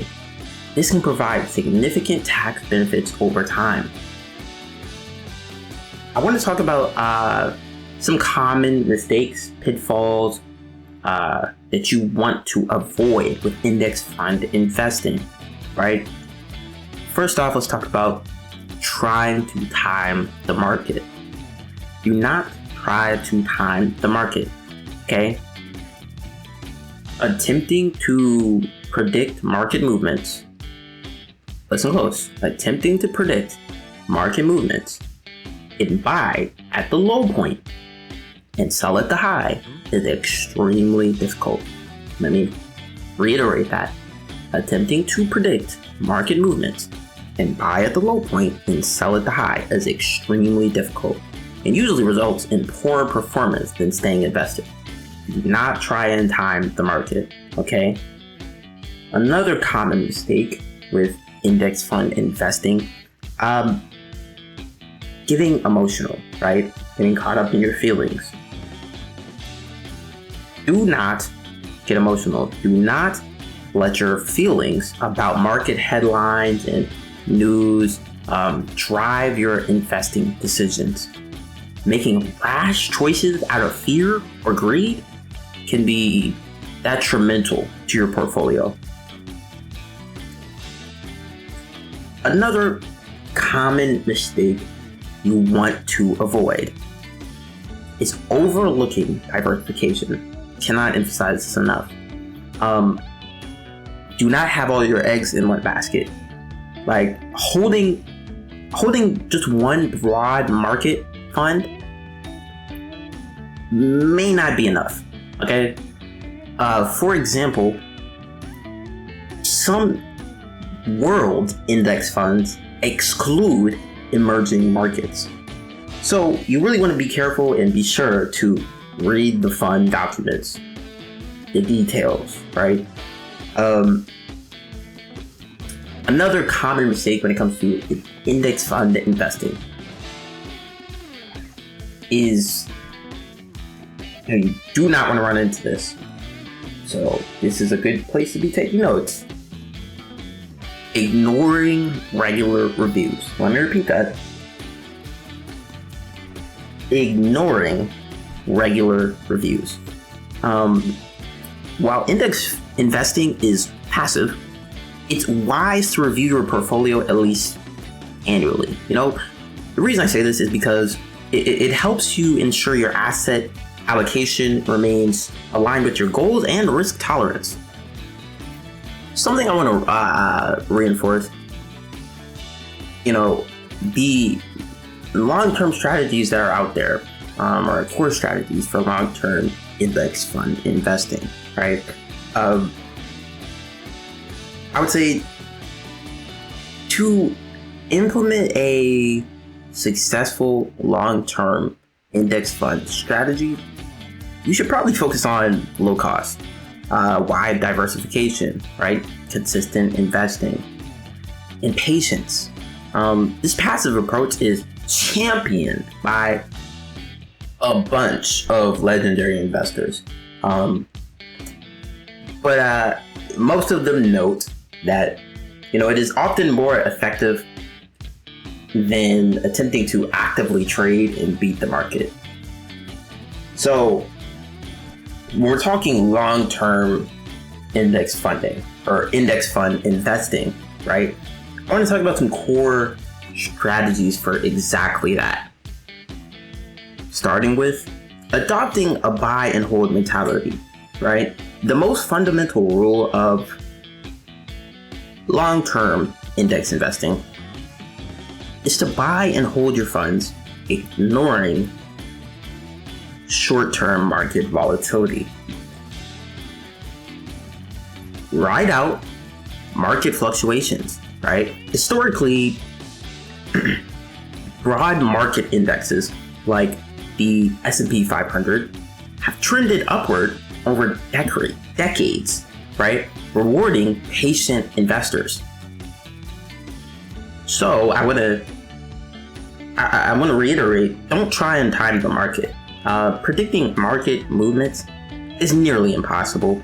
And a buy and hold strategy prevents you from selling low during downturns or missing market rebounds.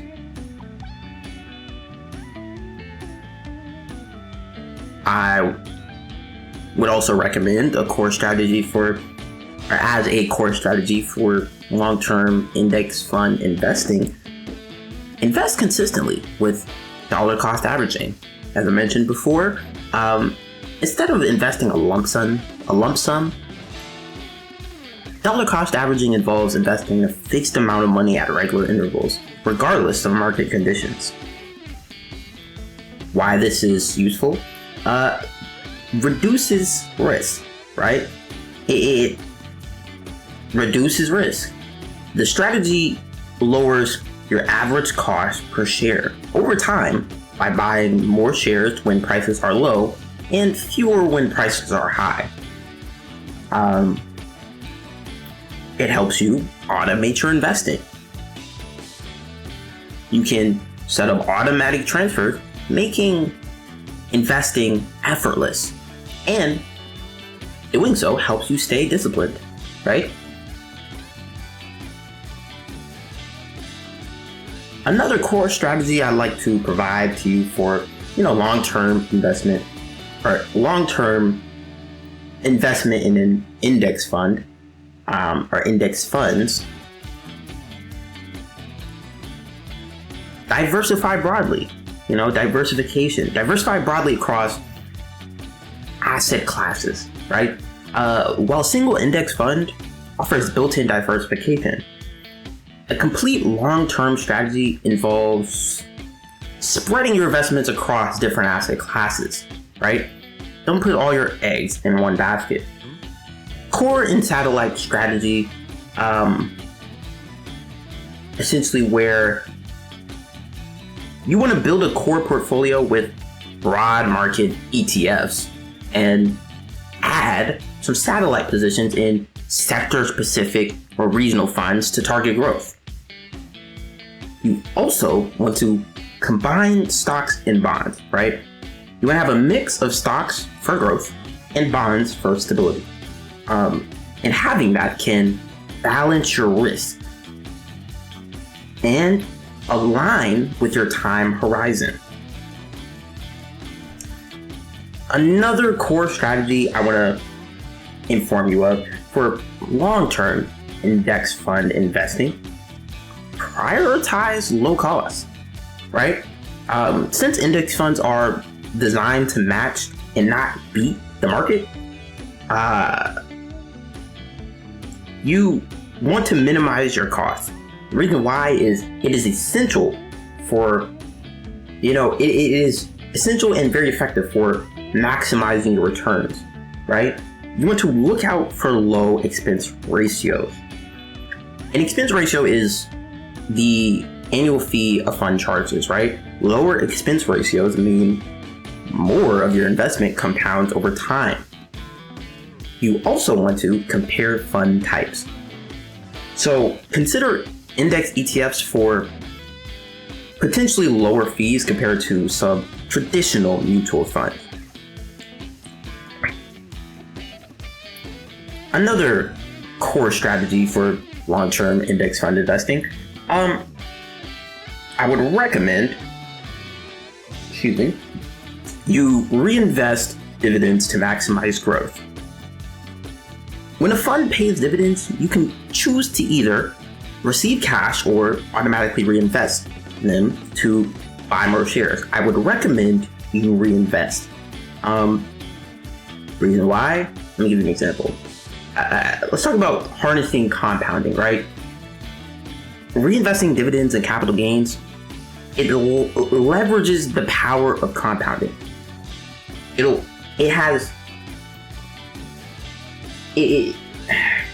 accelerates your portfolio's growth over the long run versus short term. Another core strategy I want to bring up for long-term index fund investing: strategically using tax-advantaged accounts. I mentioned that a little bit before, but basically what that is where you hold your investments and how that can significantly impact your returns, right? That is very important to be careful with where you place things, like be very specific, right? For example, retirement accounts, right? For investments intended for retirement, use tax-advantaged accounts like a 401k or an IRA, right? And the main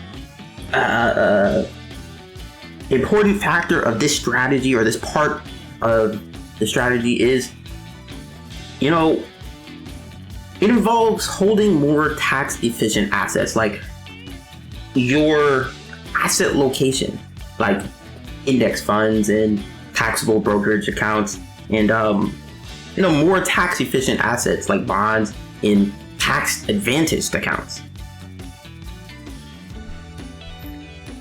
As a final strategy for long-term index fund investing, I would say periodically you should try and rebalance your portfolio, right? As the market moves, your portfolio's original asset allocation can shift, right? Rebalancing involves adjusting your holdings to return to your target percentages. Ways to do this: maintain your risk profile. So this what I'm talking about here is ensuring that no single part of your portfolio becomes too dominant or risky. Okay. Another way to balance is buy low and sell high. Rebalancing often means, selling assets that have performed well and buying those that have lagged. A form of automated discipline, right? Just to close out this section, put everything together, so you have somewhat of a summed up explanation of how you get started with, building wealth within index funds, index fund investing, and, the long-term strategies. I'll say, to get started, open a brokerage account, right? With Vanguard, Fidelity, Schwab, or even apps like M1 Finance, Robinhood, right? There's a lot of options, honestly. Next up, I want to say, decide your index funds like S&P 500, total stock market, maybe some international, again, there's options. Following that, I'd say set up auto invest monthly. Set it and forget it, right? Check in, monitor, but set it and forget it, right? And stay consistent for decades. Okay? Because consistency is key. I also want to mention retirement accounts like 401ks, Roth IRAs, traditional IRAs, basically tax advantage ways to hold index funds. And a Roth IRA is especially popular for long-term growth, like for tax-free withdrawals in retirement.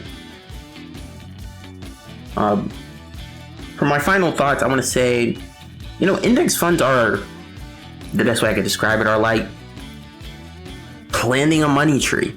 Like, it doesn't grow overnight. It's not going to grow overnight. But give it 20 to 40 years, right, of sunlight and patience. And guess what? You'll have real wealth. It's not glamorous, but it works. In the next section, and I hope you've been taking notes. I hope if you skip to this part or you're just naturally on this part because you've been watching all the way through, I want to say thank you. But I hope this section was beneficial to you. In the next section, I will be talking about building an online course business. Best advice, the best lanes, best places to do that, platforms as well. There's a lot of options out there to accomplish this. So stay tuned. Make sure you're still taking notes. If you gotta take a bathroom break, grab some food, grab something to drink, do that. Because the next section is going to be value packed. Hello there. If you skipped a little bit ahead in the video, if you skipped specifically to this part, this section, maybe you got recommended a timestamp in the comments or something like that. This section will be about building an online course business, right? There's going to be a lot of value in this section, so I also want to remind you, if you haven't already take notes, okay? This is a very valuable, value-filled, informative section, and I don't want you to miss out on anything or run into mistakes by not fully taking notes, listening to what I'm saying, recording, whatever you have to do, right? I want to make this section as effective as possible, as helpful as possible, useful.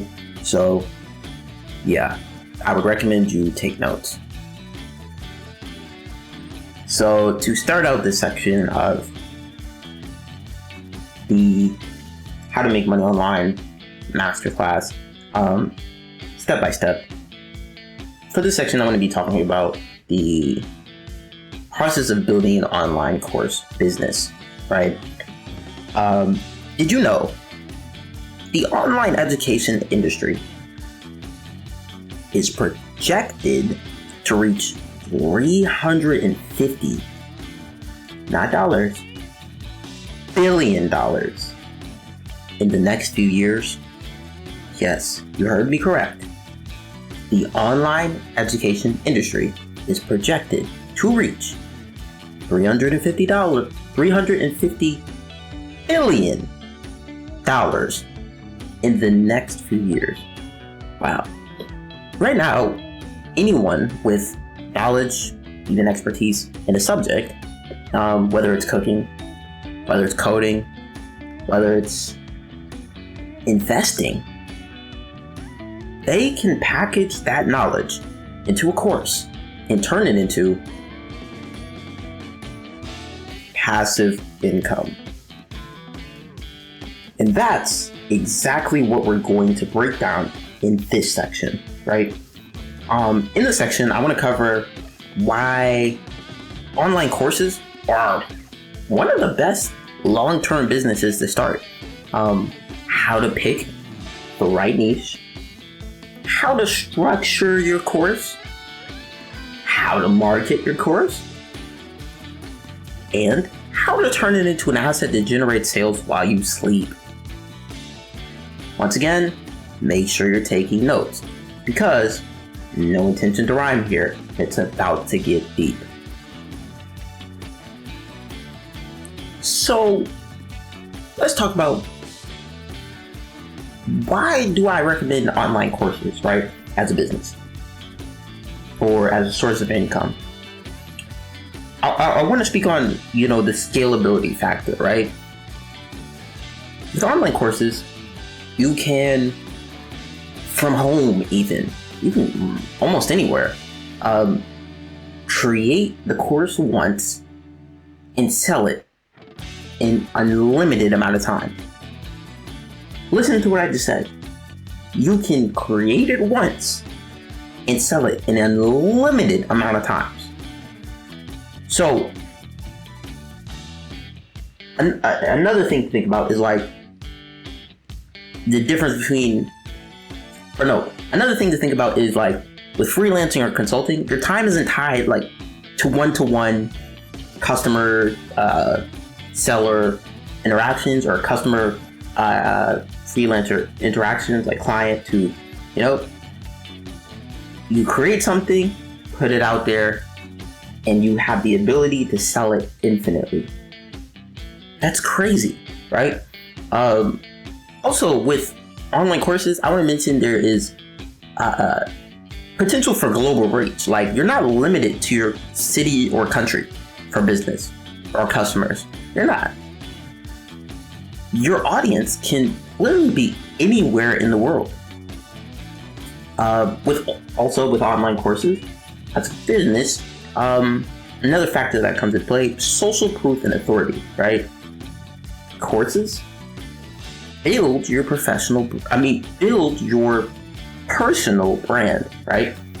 If you are the person who teaches X, you gain instant authority in your space, right?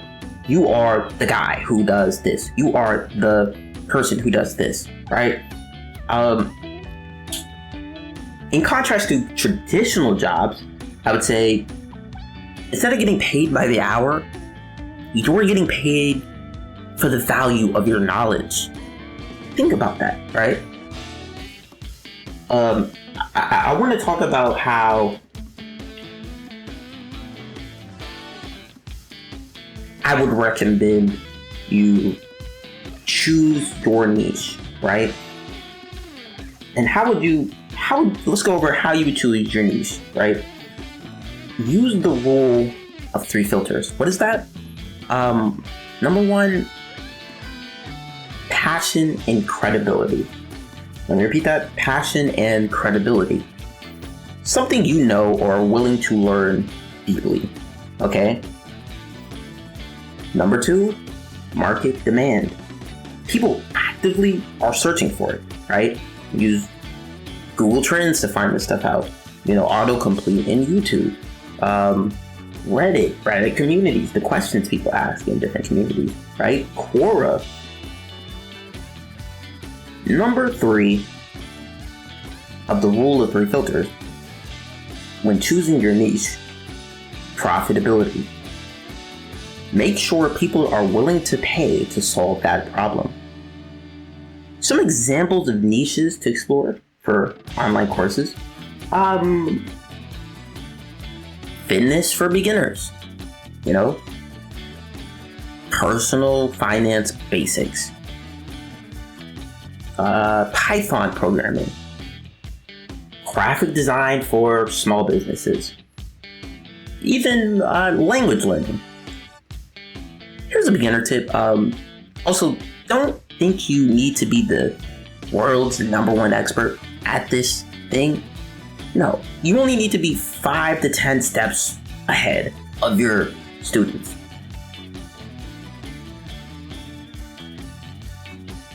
Because you do still have something to teach them, even though you're not the best at it. There's still some advice you could pass down. Some other niches you could explore if you wanted to make it easier picking a niche for your online course business, or online courses in general, are career coaching, entrepreneurship, marketing, personal finance, personal development, arts and crafts, coding, as I mentioned before, languages, wellness, artificial intelligence, coaching, cooking, finance courses,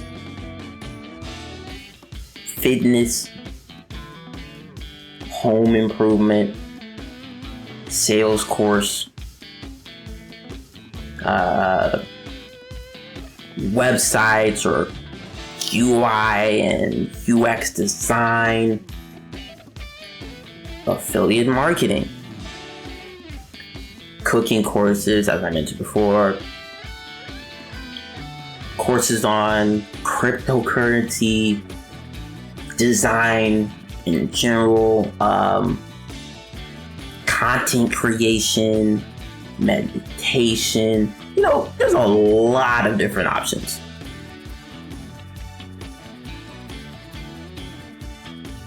But once again, I like to reinforce that when choosing your niche, consider your expertise, also your passions, but also do research on market demand. Like use tools like Google Trends, autocomplete on different popular search engines like Google, YouTube. You throw Bing in there, and look for opportunities to solve specific problems for a defined audience. Let's discuss in this next part, how do you validate your idea, right? To make sure what you're planning to make a course about is, valuable, right? It has interest in it already, right? Besides the other platforms that I mentioned, you can utilize, platforms like Udemy, Skillshare, Coursera, places built for online courses and online course creators, and just search what's already out there, search what's already popular, search what's already selling, search what's already has, an interest behind it, an audience, clearly. And it shows you, like, even with the ratings, the sales, reviews, testimonials, etc. What's on the front page, for example. Also, check YouTube and TikTok comments. Are people asking, how do you do this? How would you do that? Man, I would love to learn it. I would love if you had a course, man. Just look for questions like that from, beginners, people who want to get into it. get into different topics, niches, etc. Right? Also, pre-sell. And what does that mean? Announce your idea on social media, create hype for it, or create a simple landing page to gauge the interest in different topics, right? If 10 to 20 people raise their hands and say, I want this, you're on the right track, is all I can say. In this next part, I want to talk about structuring your course, right? Or your courses. My recommendation, break it down. Even if you pre-film in bulk, like a big recording, break it down into modules. Like, for example, this video could have been split into modules or different parts for different topics. I didn't do that. I wanted it to be a mega course as helpful as possible for anybody who needs it for all the different categories, right? And I have chapters to keep it organized. But I'll say, when structuring your online courses or online course, break it down into modules, like the big topics. And furthermore, into lessons, bite-sized steps. An example like Module 1, Introduction to Investing. Module 2, Risk Management. Module 3, Building your portfolio, right? So just keep lessons short. Also, you can make them like, especially because they're, broken down pieces of a bigger clip or a bigger recording, one could say. It can be, if it's a recording, or if there's audio, video, make it 5 to 10 minutes each. You don't even have to do video, audio if you are shy or whatever. There's courses out there where it's completely text. It's timed, but they're completely text. There are PDFs, just documents to go through, assignments, etc. And to expand on that, you, as a course creator or the teacher, you can there's options to add worksheets, downloadables, templates, even checklists, right? When creating these courses, because we're talking about the structure of your course, right? Make sure to use beginner-friendly language. And don't expect people to be at the level you're at when they join your course. It doesn't matter if you present it as professional, right? Allow the barrier for entry to be easily accessible, or how do I say this? Again, just use beginner-friendly language, right? You don't want to scare anybody away with knowledge that's way too above their head, or language that's way too above their head for them to understand or decipher. Instead of, like, for example,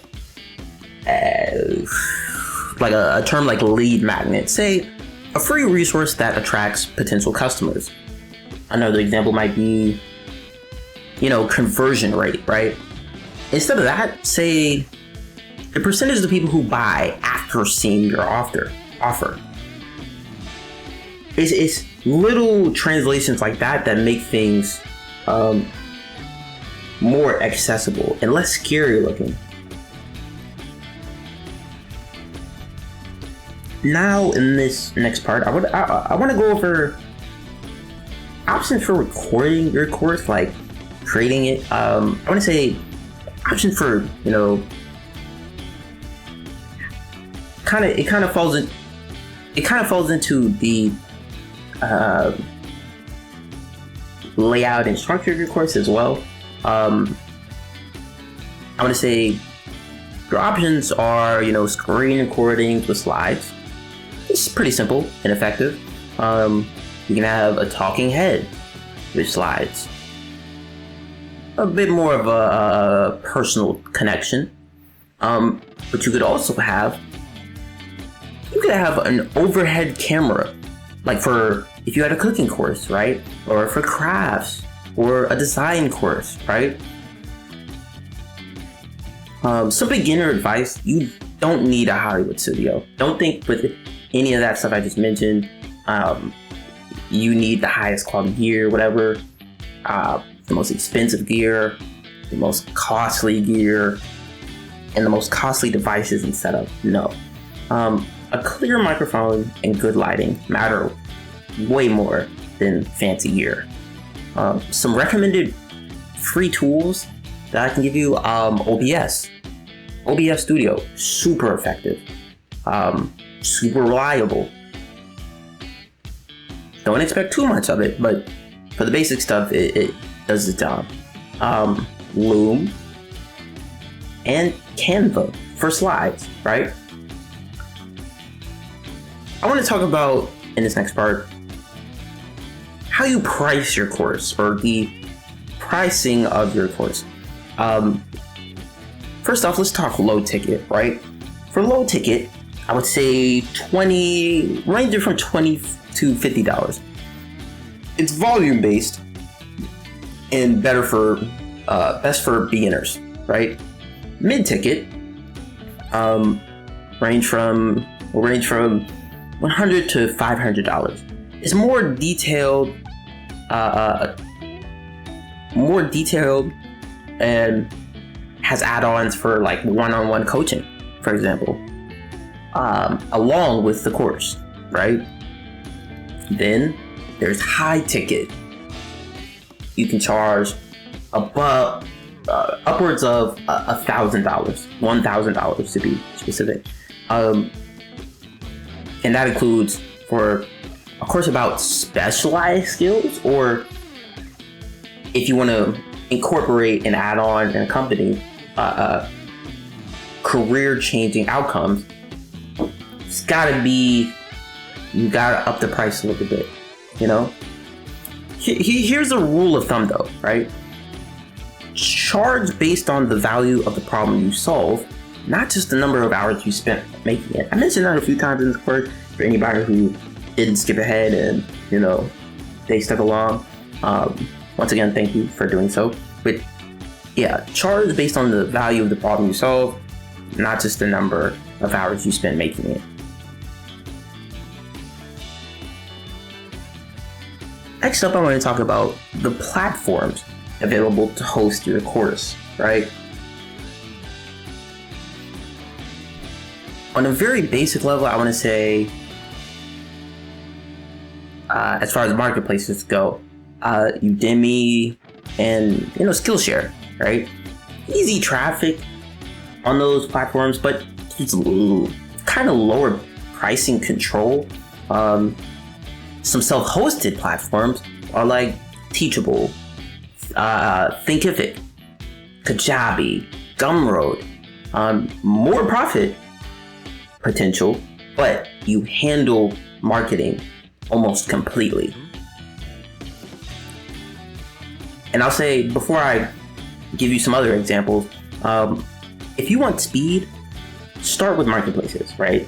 If you want freedom and long-term profit, build your own. But to expand on that, I want to say that the top platforms for selling online courses they include comprehensive suites like Kajabi, Thinkific, and a couple user-friendly options include Teachable, Podia. There are some more community-focused platforms like Mighty Networks, and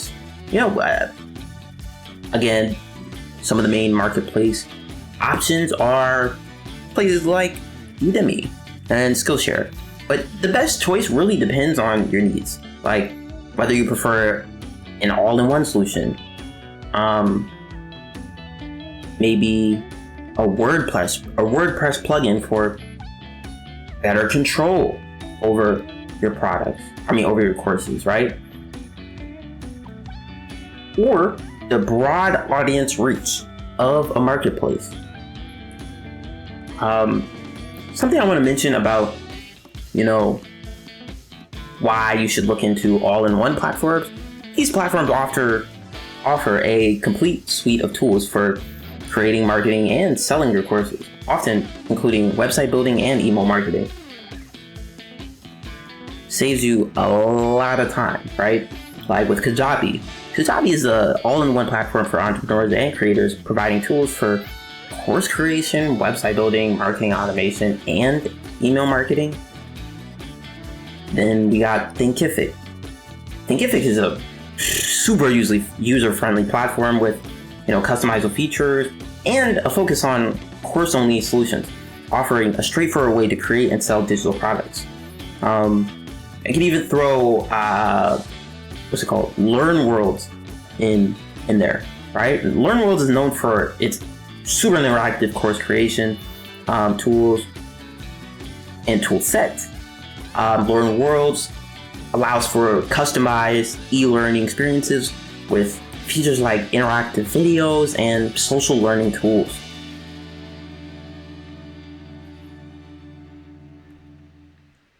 I wanted to also reiterate and talk about highlight some user-friendly and community-focused platforms, right?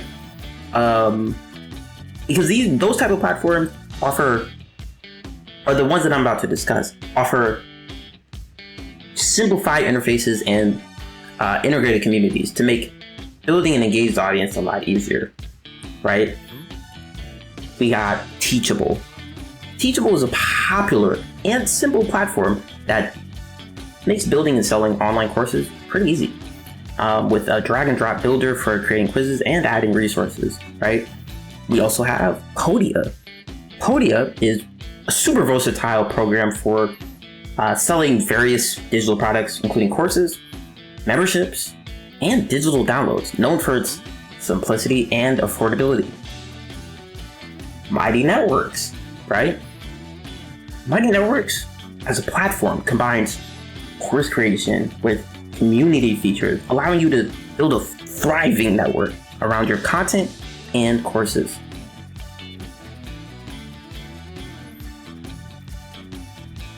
A quick recap on the marketplaces available out there for your online courses. When we're talking about marketplaces, these platforms are going to have the potential to expose your courses to large built-in audiences. But you typically have less control over branding and revenue, right? So an example would be Udemy. Udemy is the largest online course marketplace, ideal for launching your first course and reaching a vast audience with minimal upfront technical setup. Okay, then there's also Skillshare.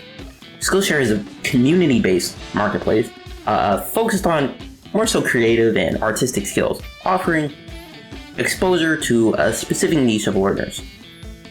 Then there's even LinkedIn Learning. I took a few courses on there.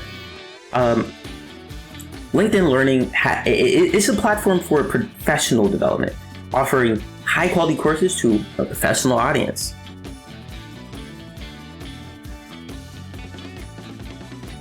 Next up, I'm going to talk about marketing and selling your course. Starting with content marketing, right? Create free tutorials on YouTube, TikTok, or even blogs. It's pretty free. It's free to start, for example, a Blogspot blog, right? And you want to funnel viewers into, your paid course. Another example of how to market and sell your course: email lists, right? Create a freebie lead magnet with by offering a free mini guide on social media or wherever, maybe on TikTok. Hey,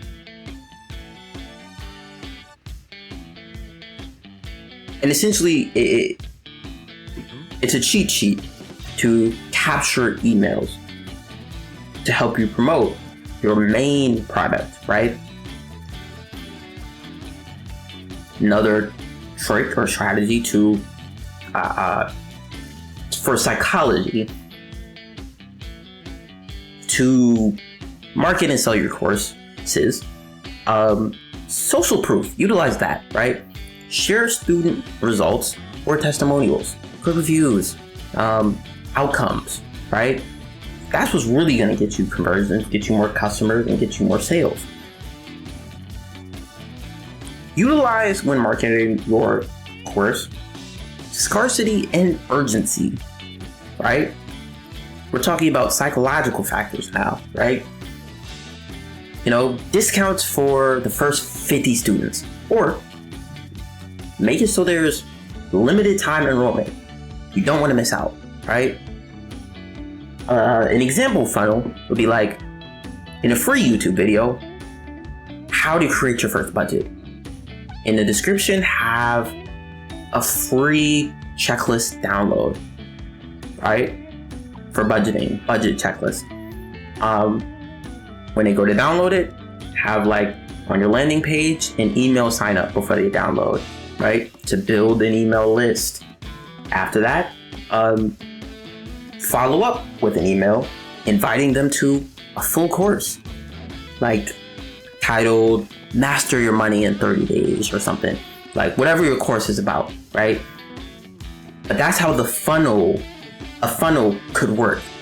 It doesn't even have to be about, budgeting or money in general. It can be about whatever you picked as your niche. Let's talk about scaling the business of online course selling and the long-term strategy, right? Add upsells. Upsell, right? Upsell coaching calls, advanced higher tier or higher level versions of modules or the course overall, right? Like the next level. Bundle multiple courses.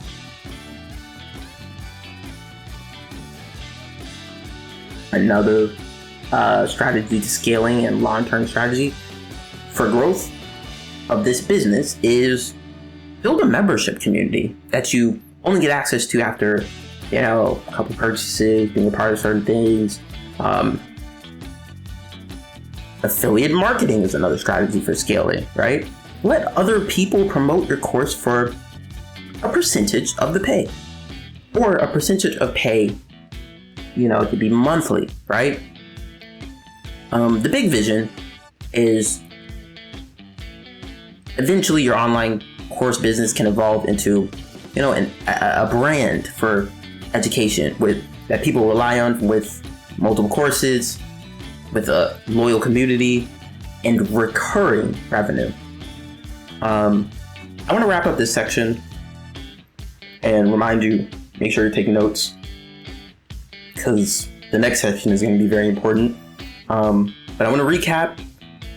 So you should now know how to pick a profitable niche, structure your course content, record it, price it, host it, and market it.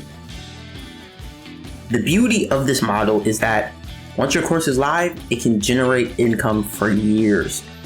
And in the next part, the next section, I want to cover something that ties directly into selling your course and maximizing conversions. High income skills, copywriting, and sales funnels. This is the skill that turns clicks into customers. And I want to promise you'll want to stick around for that. In this next section, and I hope you're taking notes, I want to discuss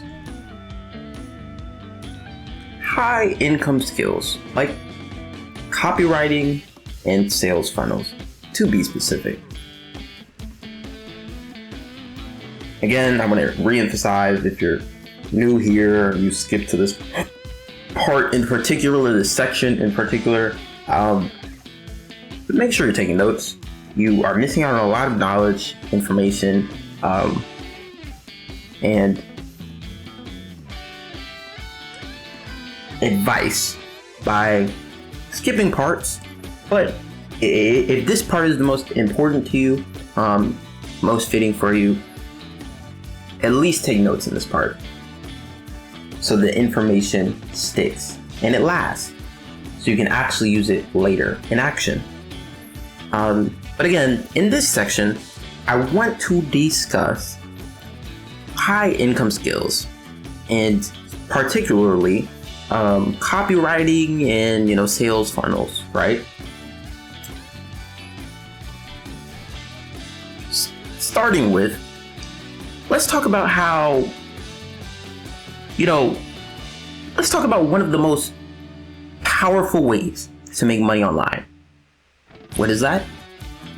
Learning a high income skill. Let me repeat that. I want to talk about one of the most powerful ways to make money online. What is that exactly? Learning a high income skill. And if I had to pick just one skill that can literally change your life, I would recommend copywriting. And when I say that, I'm not saying, let me tell you how it's spelled. Copywriting.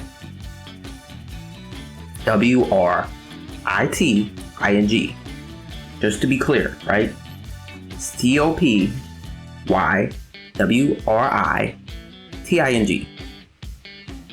On top of that, for maximum effectiveness, right? Pair that with sales funnels, and suddenly you have a money machine that works for yourself or for clients, right? If you don't know, copywriting is the art and science of writing words that persuade people to take action, right? Let me repeat that. Copywriting is the art and science of writing words that persuade people to take action, right? So whether that's clicking a link, buying a product, signing up, or for an email list, all of that falls into copywriting, or actions that copywriting can result in, right? Good copywriting. And sales funnels, they're simply the path that takes someone from being, curious to becoming a customer. Partner together, these two can create 6 or even 7-figure businesses. So this is why I want to staple this and make this a section in this video, because it can be extremely profitable, to say the least, and lucrative. In this next part, I want to talk about, let me explain what is copywriting, right? Furthermore, copywriting isn't just writing. Let's be clear about that. It's not, it is selling with words, right? Think of it as your 24/7 salesperson online, right? Some examples would be, the words on the landing page, right? An email subject line that immediately makes you click, catches your eye, like, wait, what? The script of an ad that grabs your attention. And why it's valuable is, businesses need sales to survive. Without good copy, even great products don't sell. That's why companies pay top dollar for skilled copywriters, right? And then some of the beginner, misconceptions include, like, people think it's about writing beautifully. No, it's just not. Copywriting is more so about clarity, psychology, psychological factors that make you click, take an action, buy things, etc., and results,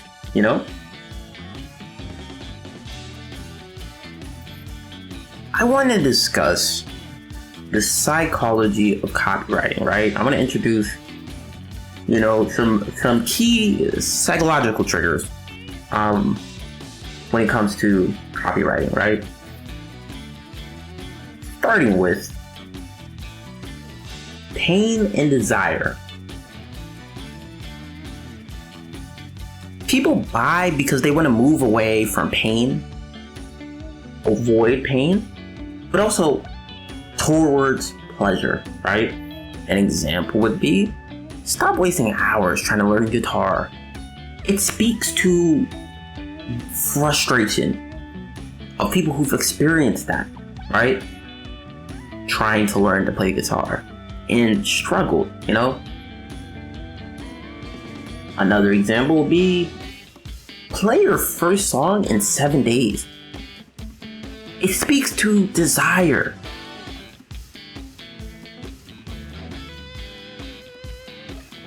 Wanting to, speed up the process, and a lot of processes that can take long routes or long extended efforts, speeding them up. It speaks to that, right? Some other so psychological triggers. Social proof. People play on this in copywriting where they'll add like testimonials, reviews, big numbers, like 100,000 customers satisfied, But also, the goal of this is just to make buyers feel safe. Like, your credibility is through the roof. Until proven otherwise, right? Another key psychological trigger that is utilized within, I say effective copywriting. Scarcity and urgency, right? Deadlines, limited edition, limited spots, only 1, 2, 3 left. All push people to act like, I need to get this as soon as possible, like before it's gone. Or they push people to act now instead of later as well, right? Another key psychological trigger is clarity. If people don't instantly understand what you're selling, they won't buy.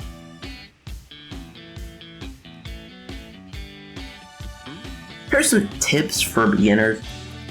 Go read the ads you see online. The product pages for different services, etc., different products. Screenshot them. Study some patterns you notice. The best copywriters steal, like artists, by analyzing what already works. What was effective on you, right? In this next part, I want to discuss what exactly are, in a little bit more detailed way, what are sales funnels, right? So the definition, to be clearer, is a sales funnel is simply a step-by-step journey your customer goes through, right? It's like, imagine a funnel, right, as an object.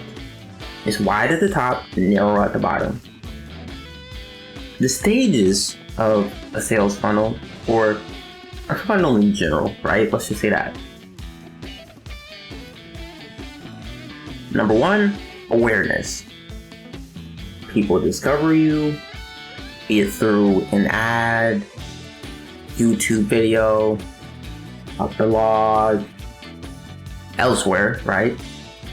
Number 2, interest. They click, begin to learn more, right? Number 3, the decision. They consider buying.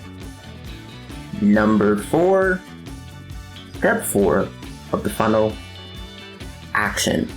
They purchase, they click, they download, conversion. So I want to emphasize why funnels matter, right? If you send people straight to a buy now button, chances are most of them won't purchase. But when you warm them up, however you choose to do that, but warm them up with, let's say, steps, right? Education, trust, urgency, your conversions are much more likely to skyrocket.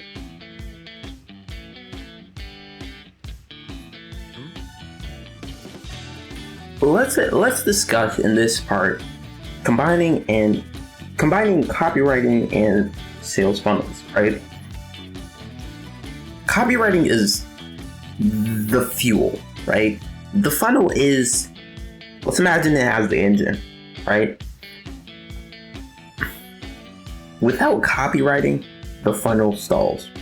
Without a funnel, good copy doesn't go anywhere. So, an example of this, if you had, let's say, a digital course funnel, right? Starting with ad copy, right? And it'll have say something like, learn to double your productivity in 30 days without working longer hours. Number 2, landing page copy, right? It should explain, the benefits, add testimonials, calls to action, right? Following that, an email sequence copy, right? It should keep nurturing trust that's already been building up, right? Here's a free tip. Tomorrow I'll show you more, right? Following that, number 4, I think the sales page copy. In the sales page copy, you should have, a real full breakdown of the offer, frequently asked questions, guarantees, and some urgency. You're playing with psychological factors here, right? And I want you to keep in mind another thing. Every word is copywriting, right? Every step is funnel strategy. I want to discuss how to learn copywriting, right? How would you go about that?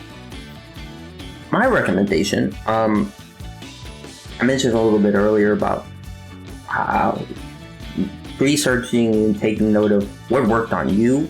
But I'd say a good framework would be, step 1, read and rewrite ads, right? Take winning ads that you've seen. You can just even research like some of the most effective ads ever, right? Take winning ads and rewrite them by hand to internalize the rhythm and, key significant factors of that ad. Step 2, I'd say learn the frameworks like AIDA. That stands for attention, interest, desire, and action. There's also PASS, which is an abbreviation for problem, agitate, and solve. These frameworks are basically, it basically is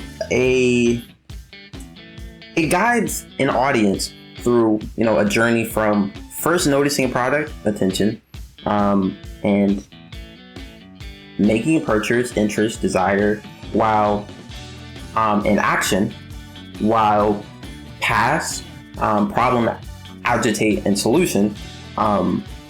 That framework emphasizes identifying and intensifying a customer's pain point to present the product as a necessary solution, right?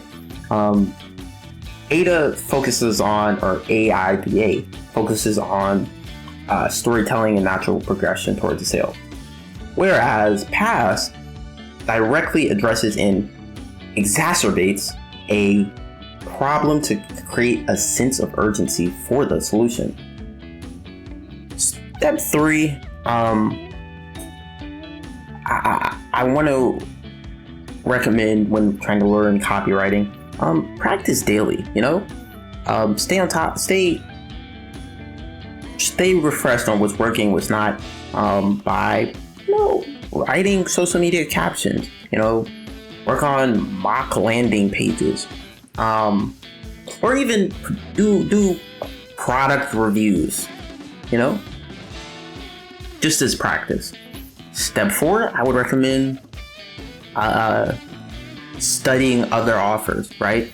Copywriting is 50% about the product / offer itself. So you need to learn how offers are effectively structured, right? In this next part, I want to talk about I want to go over how to learn funnels, right? Sales funnels in general, right? My framework for that I would recommend is step 1, study some funnel software, right? Like ClickFunnels. I don't know if you've heard of that before, or Systemy.io, right? There's even Go High Level. Popular one you probably heard of, Shopify. These are tools for creating sales funnels, right? Effectively. Step 2, reverse engineer, right? The next time you click an ad, or let's say now that we're discussing this and you're interested in learning about funnels, purposely click an ad, right? And follow the funnel, okay? And when you do that, I want you to see how many steps it takes to get to the end. Like, what emails do you get? What type of copy do they use? Just reverse engineer that whole process for yourself, right? Or reverse engineer the perspective of, the customer, the consumer, right? Step 3, I would recommend, starting small, build small, start with a simple 2-step funnel if you can, with a landing page and an email opt-in, right? Asking if you want to receive emails with like future updates or other products, for example, before maybe receiving a freebie, that drew them in, and you can just expand later. But the point is, start small, right? And build up. This next part I want to talk about how you monetize copywriting, right? In funnels. Step 1, I want to talk about freelancing.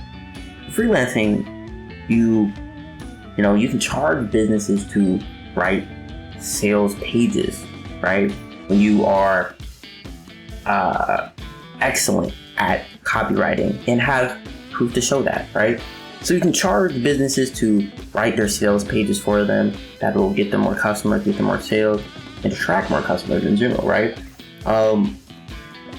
You can even charge businesses to write their emails. When it comes to email marketing, right? As well as ads, right? High ticket copywriters make $2,000 to $10,000 per project. Like, I'm not gonna say that's the average range, but there's some very high potential for higher ticket projects or services, offers when you move up the ladder. Number 2, I want to talk about agencies. Agencies help build funnels for small businesses, like even local gyms, dentists, coaches will pay thousands for a funnel that brings more clients. I want to see number 3, your own business, right? Sell your own product or course and use your skills to scale. Number 4, hybrid. The hybrid approach is do client work to earn money and use the same skills to grow your own digital income streams. You see what I mean? You see how effective that is? Just to reiterate a little bit further on the topic, if I had to provide some, advice as well, to write effective sales funnel copy, you must, it is essential. You must deeply understand your target audience.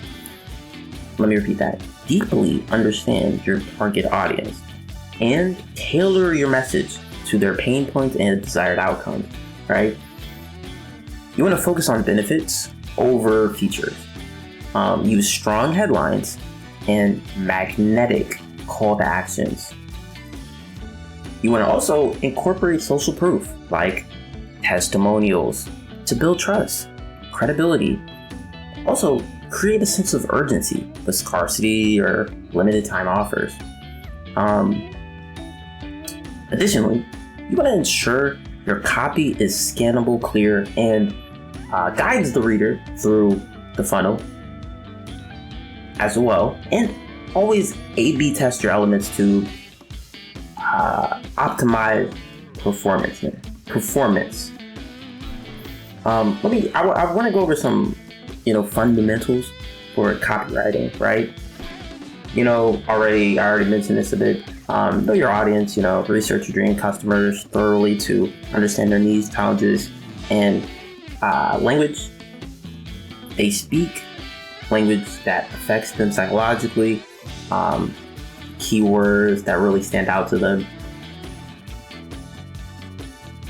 Focus on benefits, right? Explain how your product or service solves a problem or improves their lives, rather than just listing features. Create a strong headline. Craft compelling, specific, and attention-grabbing headlines that communicate value and create curiosity.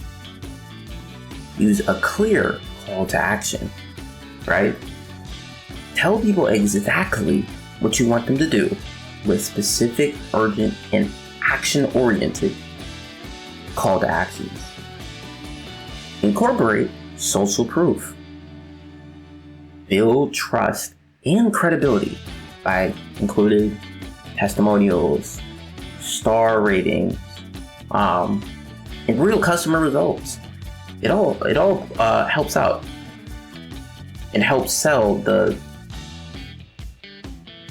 product or service. Address objections, right? Anticipate and address potential concerns or hesitations to remove the barrier to purchase, right?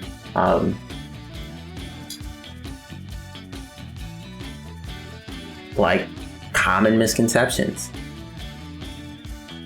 frequently asked questions. Furthermore, I would say eliminate risk, right?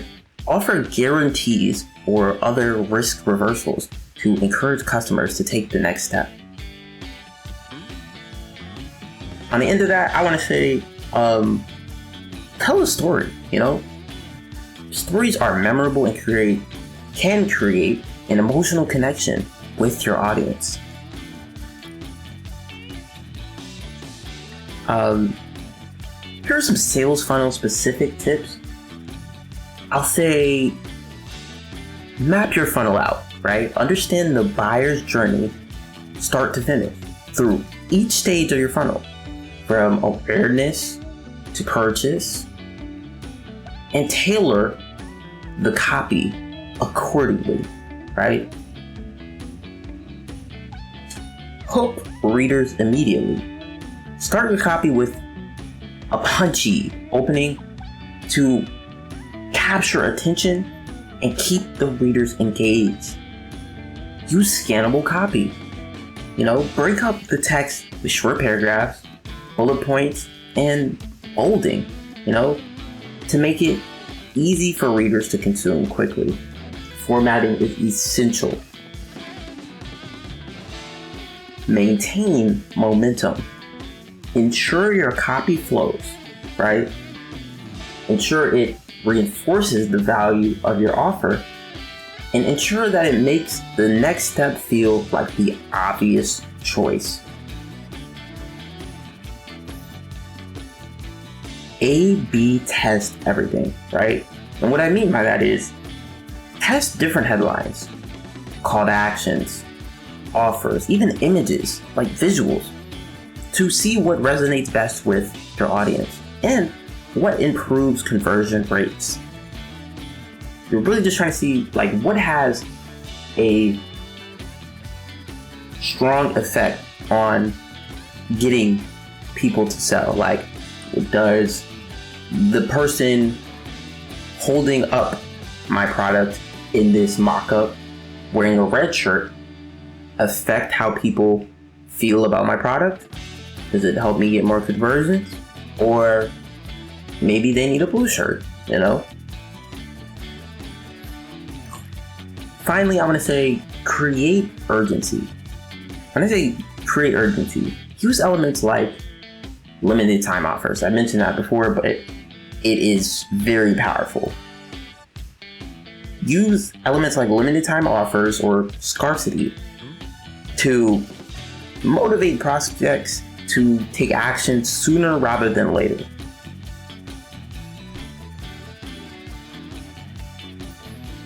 Before we wrap up this section, I just want to say, if you've gotten this far, thank you for sticking around. But also, if you skipped ahead to this part, I want to say,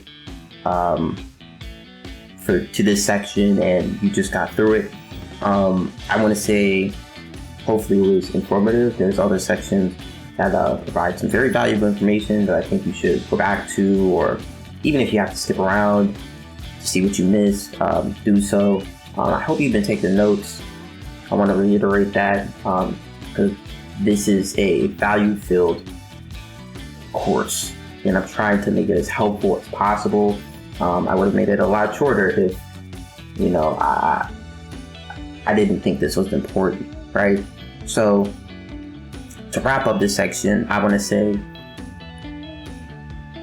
copywriting and sales funnels are what I would call force multipliers, right? You can use them to make money as a freelancer, to build funnels for other people, and to even supercharge your own online business. But now that you understand how powerful they are, the next logical step, I would say, is thinking about what do you actually promote, right? That's where affiliate marketing comes in. Choosing evergreen niches and programs that pay you consistently over time. And that's exactly what I'm going to cover in the next section. Make sure you take notes, because this is going to get deep. In this section, I want to talk about affiliate marketing, and specifically affiliate marketing for evergreen niches and programs, right? Stuff that'll always have demand. Before I get into this, I want to remind you, if you skip to this part, or if this is what's recommended to you, specifically this timestamp, this video is a masterclass full of proven methods to make money online. Hopefully you take advantage of this opportunity. It's a very value-filled video. Look through the sections and chapters available on this video. You can see it in the timeline of the video below.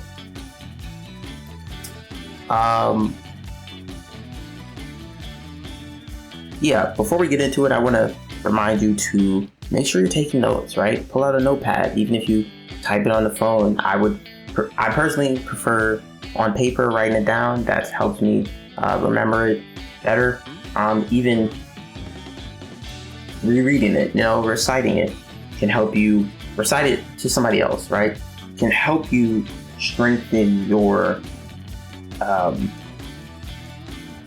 understanding of certain things, right?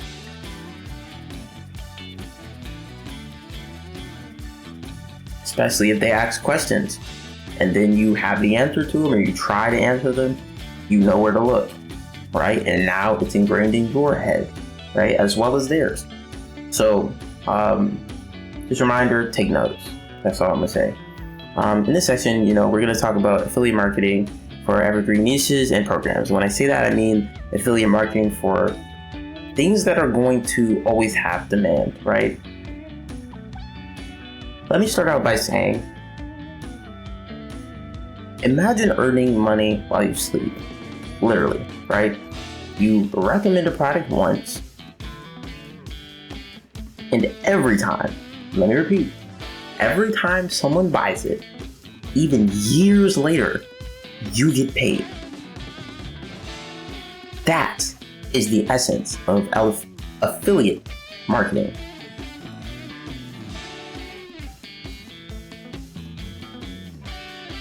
Let me define what affiliate marketing is, right? So we're clear. Affiliate marketing is when you promote someone else's product or service and you earn a commission for every sale, lead, or click generated through your unique affiliate link. Let me repeat that. Affiliate marketing, this is the definition. Affiliate marketing is when you promote someone else's product or service and you earn a commission for every sale, lead, or click generated through your unique affiliate link.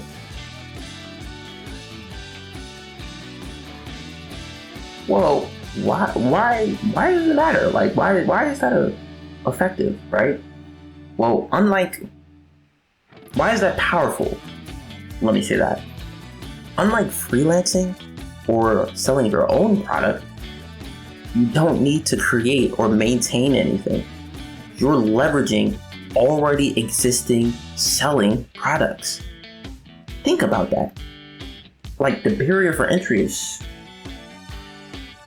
wide open.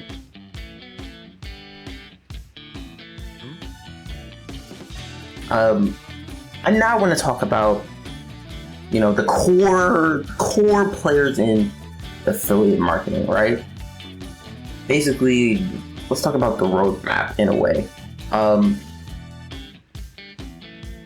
Starting with the merchant, right? AKA the advertiser, or like the company or creator who owns the actual product, right? The person who created it, or just the main owner, person selling it, right? An example would be Amazon, Bluehost, Skillshare. Number two, the affiliate, aka you. This is the marketer who promotes the product, you. Number three, the consumer. The consumer is, imagine that as the end user who buys the product through your link, right? Number four, the network. And this is optional, but it's a middleman platform connecting affiliates to merchants, right? Examples include ClickBank, CJ affiliate, and Impact, right? I want to talk about real quick.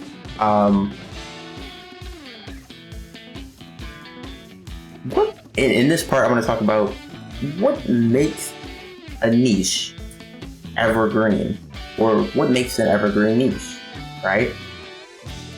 Well, with evergreen niches, what falls into that category is, topics and products that stay in demand year after year. Unlike fads, Evergreen niches consistently have buyers. An example is fidget spinners. They were in one day, they were gone the next. Some characteristics of evergreen niches: long-term demand. People always search for it, right? Number 2, I'd say recurring problems and needs.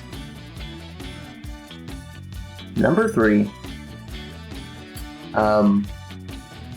multiple opportunities for monetization. These are characterized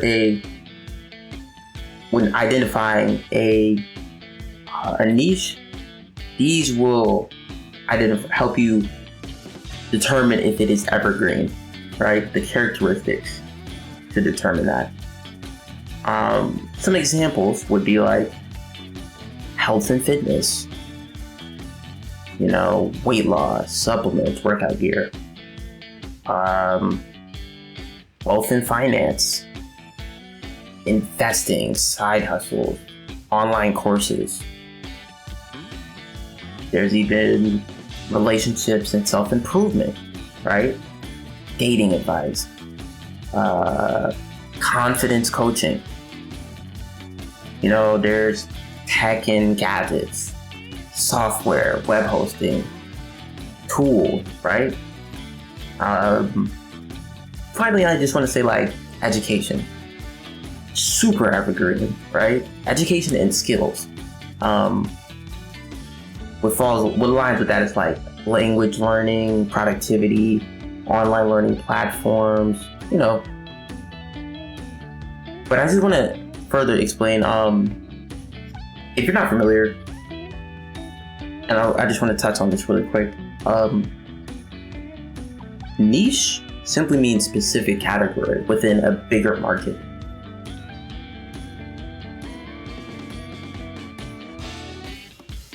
Some affiliate programs to focus on, and that's what I want to speak on in this section, or in this part of this section, are Amazon Associates. Some of the pros of that are, there's a huge product catalog, it's pretty easy to join. Cons, pretty low commissions, honestly.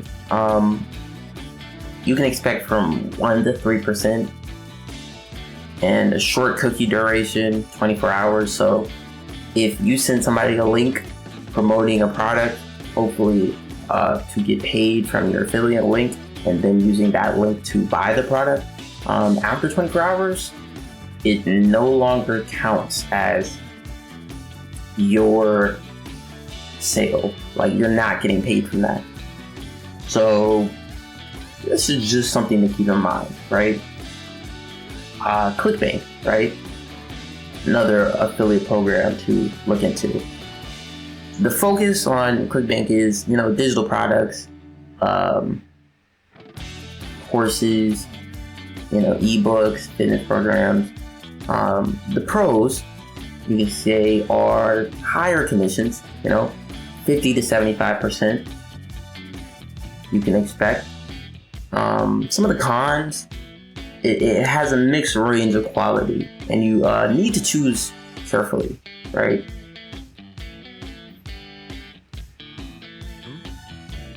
CJ Affiliate is another affiliate program option or alternative out there, or better yet, Commission Junction. The focus is more so on big brands, physical and digital products. Some of the pros, we work with trusted companies, very trusted companies. Some other options or alternatives for affiliate programs to focus on are impact and share sales, right? Their focus is, mid-sized companies, very niche specific, right? Finally, for, affiliate programs to focus on, I would say focus on specialized programs, right? High ticket, aim for higher ticket, right?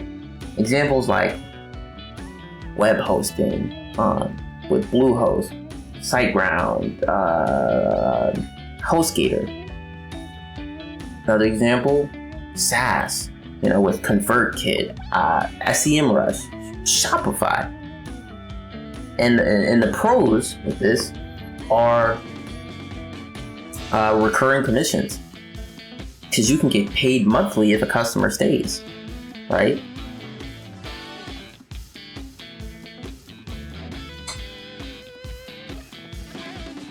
In this next part, I want to talk about some affiliate marketing strategies. And these are going to be beginner friendly, I don't want to make it too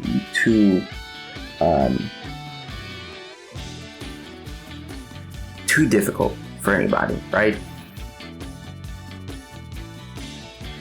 Number one, let's start with content marketing. Blog posts, YouTube videos, guides, right?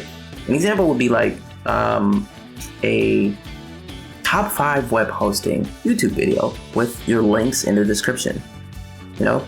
Another affiliate marketing strategy that is a beginner friendly marketing strategy is email marketing, right? It doesn't have to be perfect, just build a list of people to reach out to, and just recommend more and more products over time, right?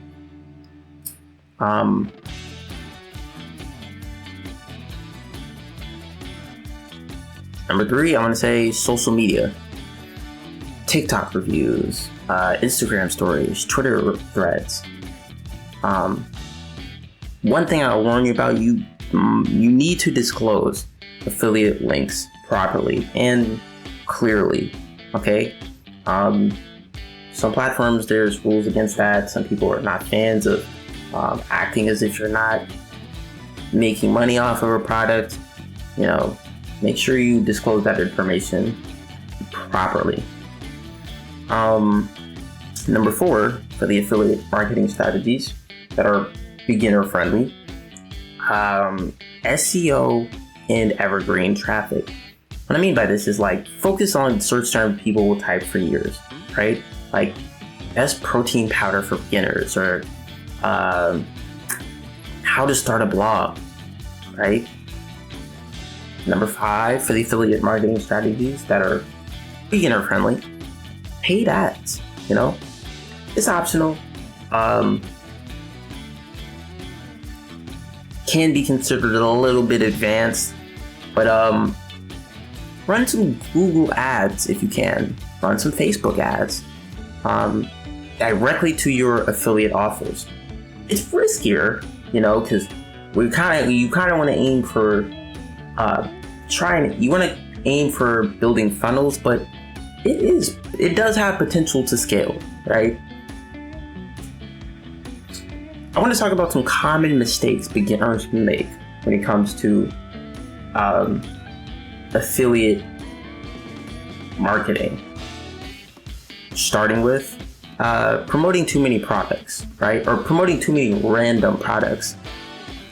When you do that, you have no trust, no credibility. You're just trying to make money, clearly. Another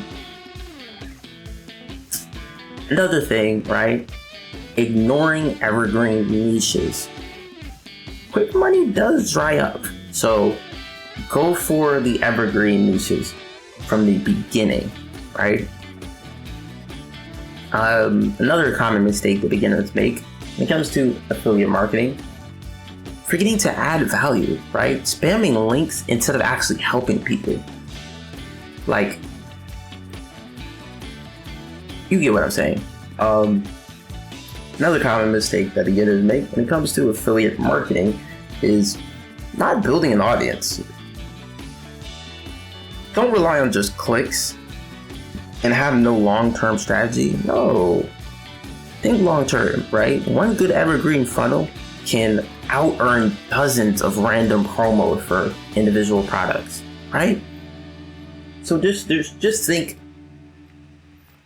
just think smart, okay? Just to reiterate what I've said so far about affiliate marketing and how to succeed in affiliate marketing, focus on choosing the right niche, right? The right programs. Build a loyal audience by creating trustworthy and valuable content. Don't promote too many random products. You'll have no trust in your brand and you as a creator. Also, diversify your affiliate partners. That's an expansion on that. Another thing, leverage data to track conversion and optimize your strategy. You want to be on top of your metrics for sure. What's working, what's not. What products do people like? What products do people not? And also, you can use your metrics to argue for better affiliate rates in some cases.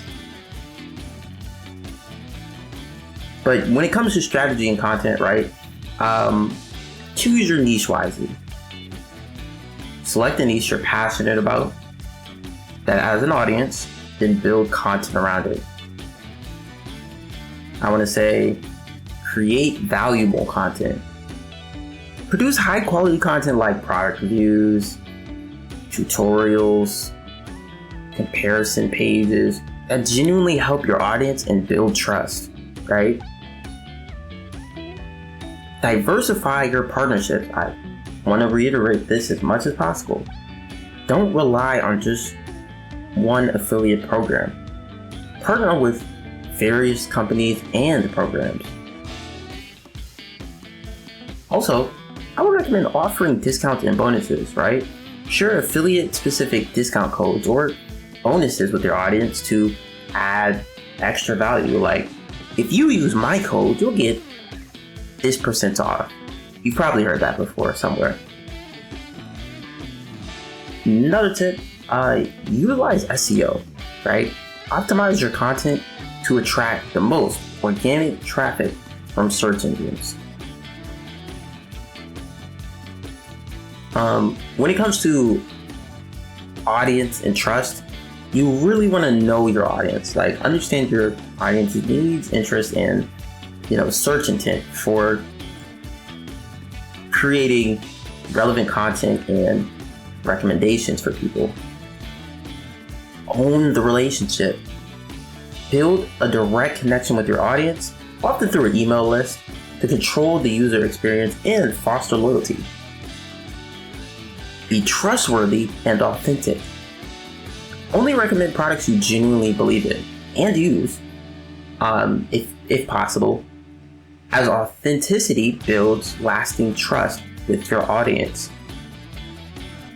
Also, be certain you disclose your affiliate links, right? Be transparent with your audience by clearly disclosing that you use affiliate links in your content. Let's talk about data and optimization, right? It's very important to, report on conversions, right? When I say that, I mean track your affiliate links performance. Keep an eye on the metrics, monitor everything that is going on, and report on your conversion rates to understand what's working, right? Another thing, keep refreshing, right? Update your old content. Keep your content fresh and relevant by updating old posts and articles. Stay updated on trends. Keep an eye on trending topics and products to ensure your content remains timely and relevant. But a simpler reiteration of everything that I went over in this section, I want to say, as far as tips for affiliate marketers and affiliate marketing in general, right? Diversify your affiliate partners. Top of the list. Disclose affiliate links. Not too much more can be said about that. Use affiliate marketing software. share discount codes, right? You don't want to expand on that a little bit, you don't want to just share if you have the ability to get a discount code. You don't want to just share the same product link and there's not even a discount on it. No. Make it so there's a reason people want to use your link. Consider when picking search intent. Own the relationship with your audience. Write product reviews and tutorials. Keep an eye on trending topics.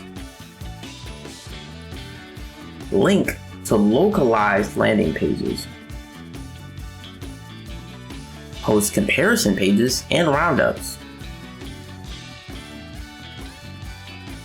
Run ads during peak shopping times. Offer incentives. Build your audience. Create great, valuable content. Promote the right products or product. Niche down. Master SEO. Know your products. Build an email list. Choose your partners wisely. And plan out your distribution strategy. Because while you're an affiliate, it can also benefit you to, let's say you have your own product, right? And let's say you're not an affiliate. You're not an affiliate, right? Let's say you are the seller, right?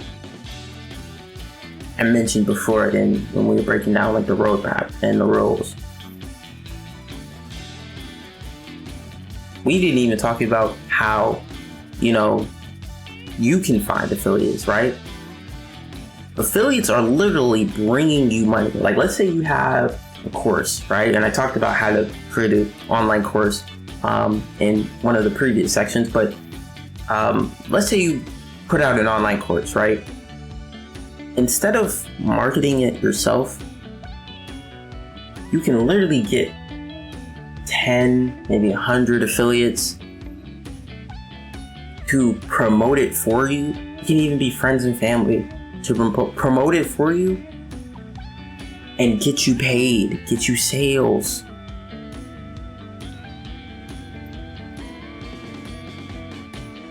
Just something to think about. And finally, I would recommend, try and concentrate on one niche when you start. Start small, expand. I want to go over some of the, pros of affiliate marketing. Not the professionals, just the pros. Like, what's good about it, the benefits. Affiliate marketing, when it comes to making money online, there's low barrier to entry, right? Affiliate marketing is pretty easy to get started with and costs little. Most affiliate programs are free to join, and you don't have to create, stock, or ship products, which also means less hassle and responsibility. It's low risk as well, right? You're not the product owner, so you don't lose anything if a customer doesn't buy. Think about that. Also, another pro of affiliate marketing is passive income potential, right? Affiliate marketing provides the potential for passive income. Everybody wants that. Another pro of affiliate marketing is more freedom, right? When you start earning passive income, you can work anytime and from anywhere, as long as you have internet access. Some of the affiliate marketing cons, I'd say, it's not a quick fix, right? It can take time to generate the amount of traffic needed to result in substantial income from affiliate marketing. Another con is you don't really have, a lot of control. Like, you have less control than you would have elsewhere or with your own product, right? You don't own or control the product or service you're recommending, so you can't control the quality or customer experience, right? Another affiliate marketing con, competition and audience fatigue, right? An attractive affiliate program means you might be competing with others for customers.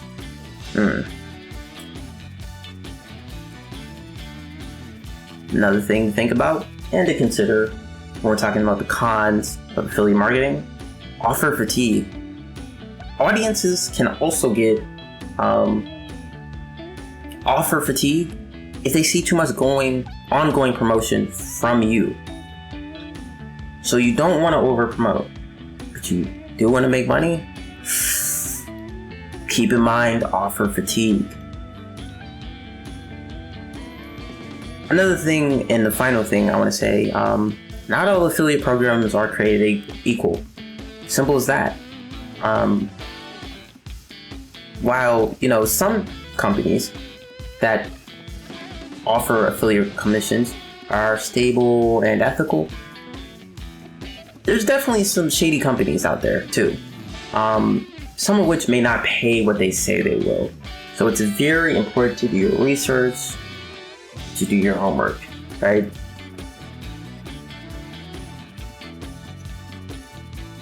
So before we wrap up this section about affiliate marketing, specifically for evergreen niches and programs, I want to remind you, hopefully you're taking notes, or hopefully you take notes,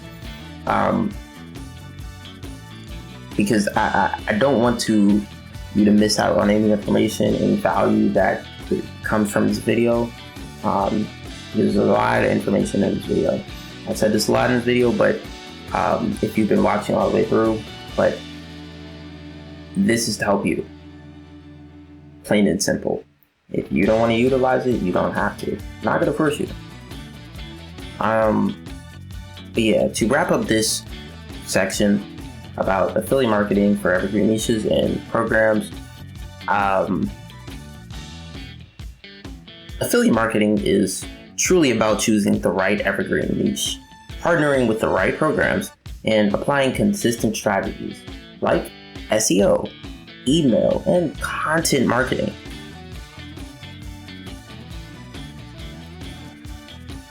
Another thing I want to mention is in the next section, or about the next section,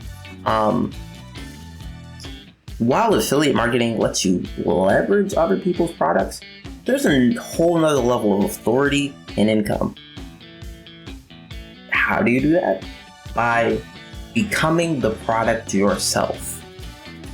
That sounds interesting. In the next section, we're going to cover coaching, mentorship, and paid communities where you stop promoting and start leading. Stick around. Remember, take notes. Go use the bathroom. Right now, this is your time to take a break, because the next section is going to get deeper. Hello there. If you skipped to this part of the video, I want to let you know that in this next section, we're going to be talking about coaching, mentorship, and paid opportunities.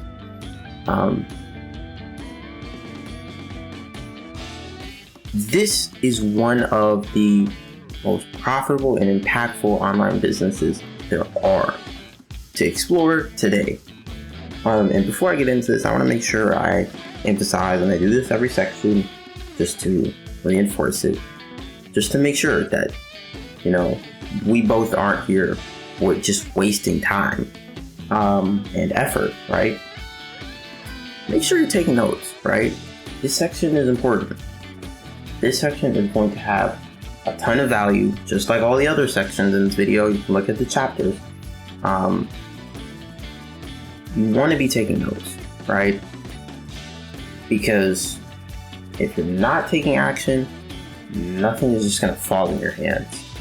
You can watch 100 motivational speeches. Nothing is going to change until you take action. So in this section, I just want to reiterate, take notes because it's going to get deep, right?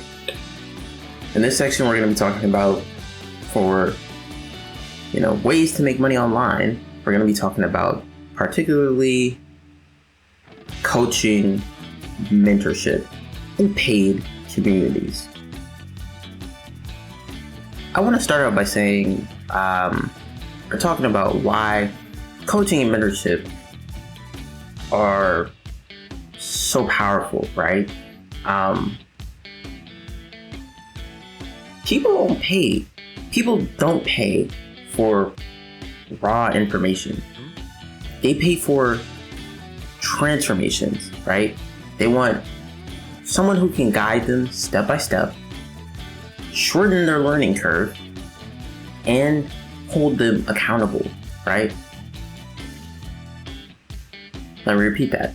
People don't pay for raw information. They pay for transformations, right? They want someone who can guide them step by step, and someone who can shorten their learning curve, and someone who can hold them, but also keep them accountable, right? I want to also mention that, paid communities are,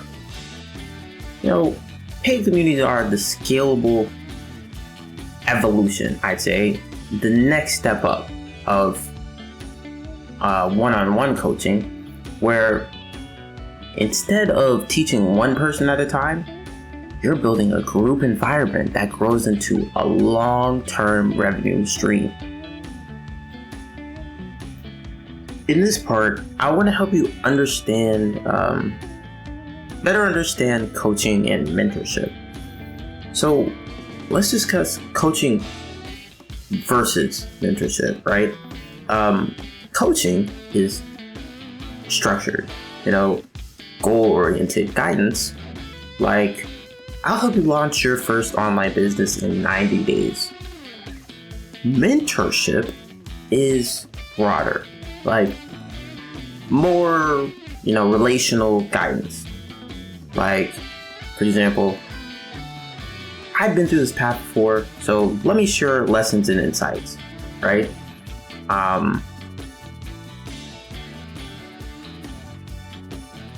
Some examples would be like, a fitness coach builds a custom workout plus meal plans, or a business mentor helps someone avoid the mistakes they made when starting their first company. Another topic I want to touch on is skill positioning, right? You don't need to be world famous. You just need to be a few steps ahead of someone else. I mentioned that before, but it is a crucial thing to know, or to understand. You don't need to be world famous. You just need to be a few steps ahead of someone else to teach them. Let's talk business models and pricing. For one-on-one coaching, high ticket, you can expect from $500 to $10,000 per client, right? And when this is happening, there is clients paying for direct access to you. Let's talk business models and pricing for group coaching, right? We say mid-ticket, $50 to $500 per month. In the scenario, you'd be around more people. There'd be a lot less. You'd be dealing with a lot more people. You'd have a lot less personal time, but strong leverage. I also want to talk about business models and pricing for mentorship programs, right? It can be free at first, just to build your reputation, or, over time be paid as your credibility grows, right?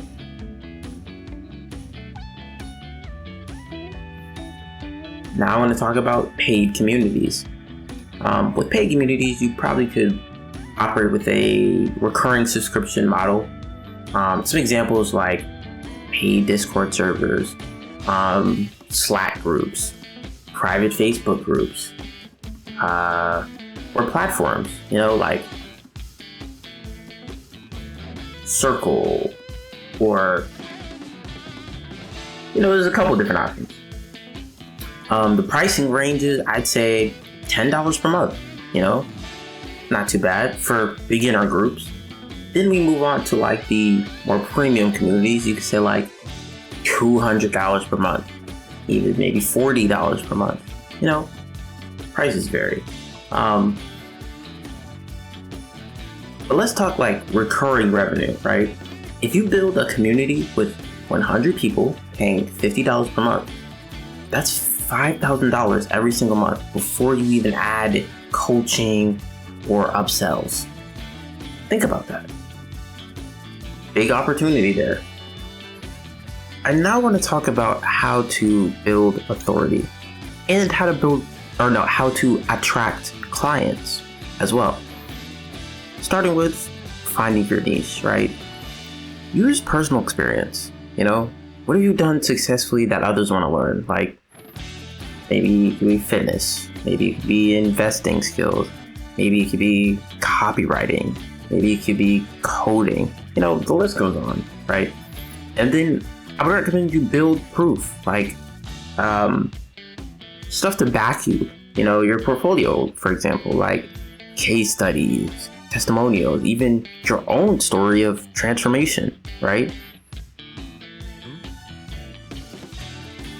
Now I want to talk about client acquisition strategies. You could start with free content on YouTube, right? You're building trust and credibility, or it can even be on TikTok as well, but you're building trust and credibility by creating content that it's not immediately selling them anything. It's offering them a lot of value for free. They can just go watch it. And essentially you want to teach pretty short lessons, but then eventually just funnel those viewers into, coaching calls, mentorship, and even paid communities,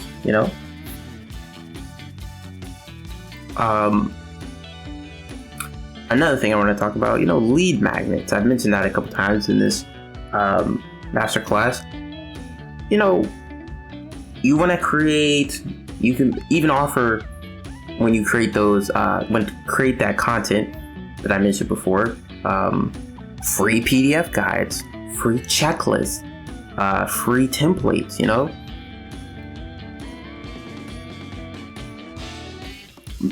templates that seem even so resourceful and useful that it's unbelievable, right? And it would be crazy for them to miss out on it. Also, I would recommend, when aiming for client acquisition, free webinars or challenges that lead to coaching offers. Here's a beginner tip. You don't need a website to start, okay? Many coaches start or begin by using DMs. Even Calendly, if you've heard of that. Zoom. There's a couple different options. I want to do a quick paid communities deep dive, right? I want to explain why also communities work. Let's talk about the 3 key factors, right? accountability, network, and scalability. People show up because others are watching them, right? They feel like they have to show up, or they're letting people down because they're being held accountable. Networking. Members learn not just from you, but from each other.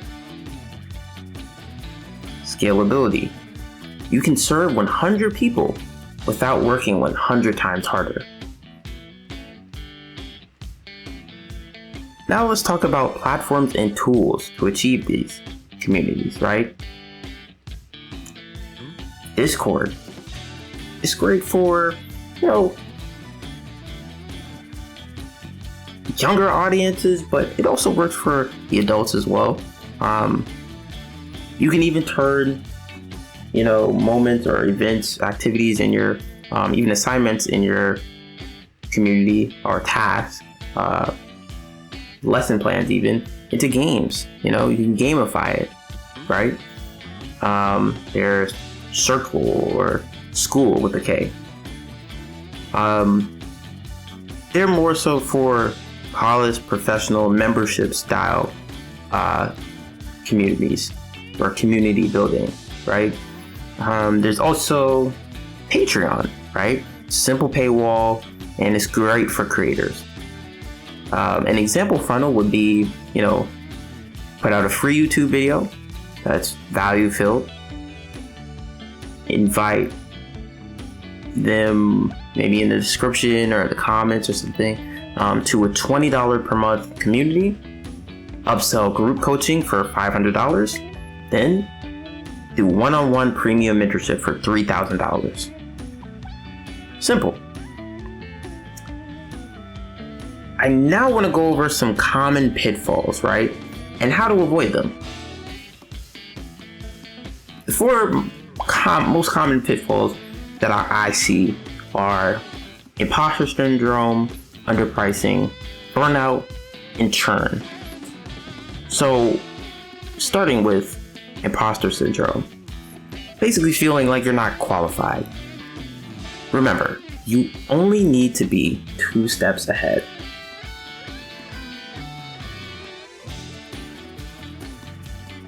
Underpricing. Beginners often charge too little, sometimes out of fear of being denied, declined, shut down, a lack of confidence, right? Which often makes clients take it less seriously. Burnout, right?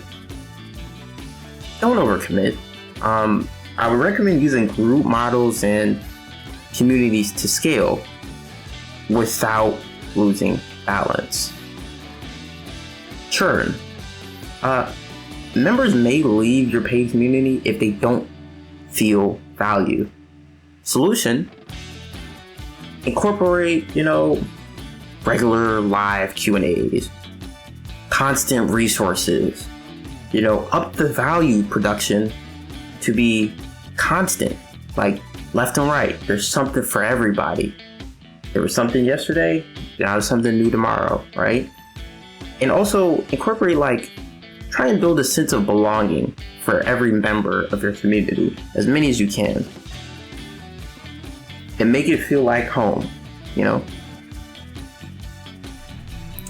I just want to reiterate, when discussing how to make money online with coaching, mentorship, and or paid communities, I just want to reinforce it, give a good run through of everything, a little more concise, if you are paying attention in this section so far, starting with,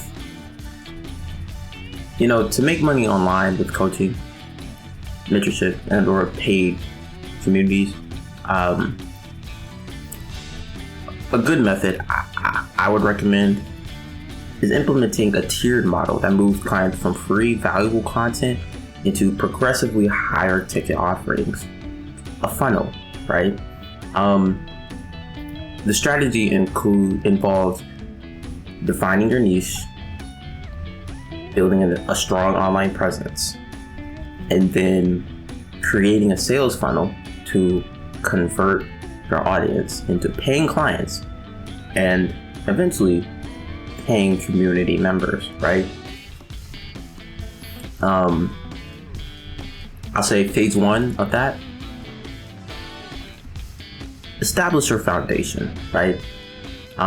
Define your coaching niche and ideal client, right? Instead of offering generic coaching, focus on a specific high value problem you can solve for a particular group of people. This helps you stand out and attract clients who will pay a premium for your expertise. An example is like, instead of a life coach, just a life coach,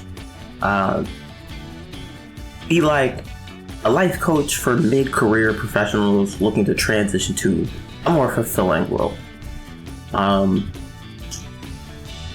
Next part, I would say establish your unique value proposition, right? Your UVP. Your UVP clearly defines what makes you different from other coaches in your niche, right? So highlight the specific transformation clients can expect from working with you, right? Not just the features of your program. Gotta make sure that's clear. Next up, I would say, this is where you build your strong online presence, right? Try and use content marketing to attract your ideal clients and establish your authority. Some ways you can do that are, create a professional website with client testimonials, an about page, and a clear call to action, right? Use social media to provide free, valuable content that addresses your target audience's struggles. And also share success stories and engage with your community, right? Develop a lead magnet, such as a freebie or a free ebook, right?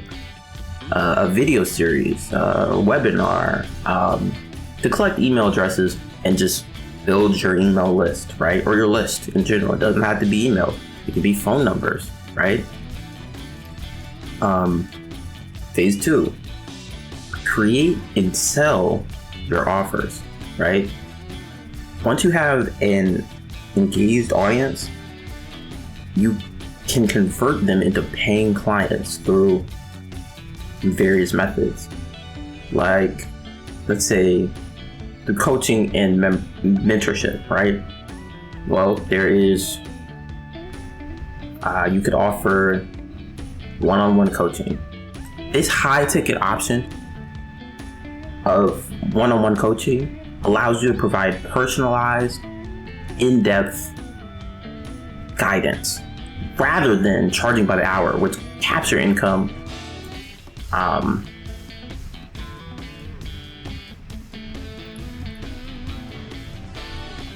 You can instead sell results focused packages that include sessions, resources, and support overall. So another option for an offer, group coaching programs, right? This model allows you to leverage your time more effectively by coaching multiple clients at once. You can conduct live sessions, often through video conferencing around a specific topic. Another option for an offer, self-paced courses, right?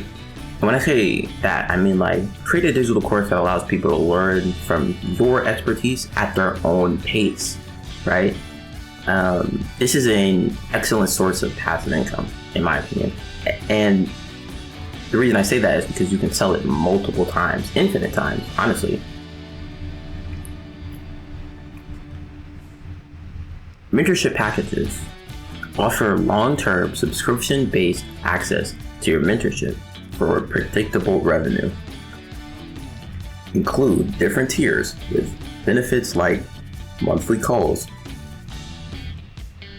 resource libraries, and community access. Now let's discuss paid communities, right? Paid communities and membership sites provide recurring revenue and foster a sense of belonging, right? So an approach I would like to present to you is subscription-based models, right?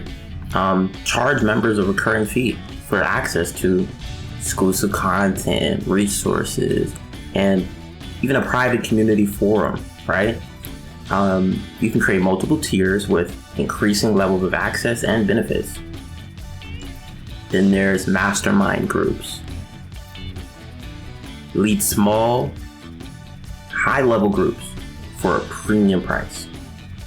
These groups offer a space for members to share insights, get feedback, and collaborate. Then there's an exclusive content library, right?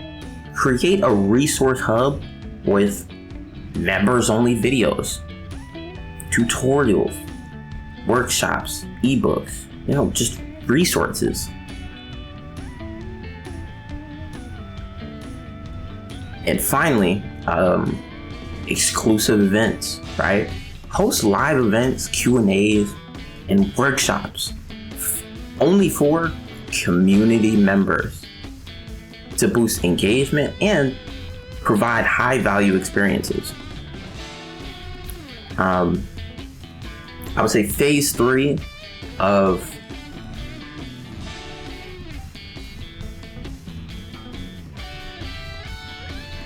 how to make money online with coaching, mentorship, and or paid communities is marketing and growing your business, right? So starting with, and I think this is crucial, that's why I mentioned it so much, and if you've been watching this long, why I've mentioned it so many times, it is very powerful. Create a sales funnel. That's the first part of how to market and grow your business, right? Attract leads with free content, nurture them via email marketing, and present your offers at the right time. For coaching, a funnel might involve a free consultation call before a client commits to a paid package. Following that, diversify your revenue. A strong community can become the core of many income streams, including, speaking engagements. Like, you could get paid to speak at industry conferences or corporate events, right? Or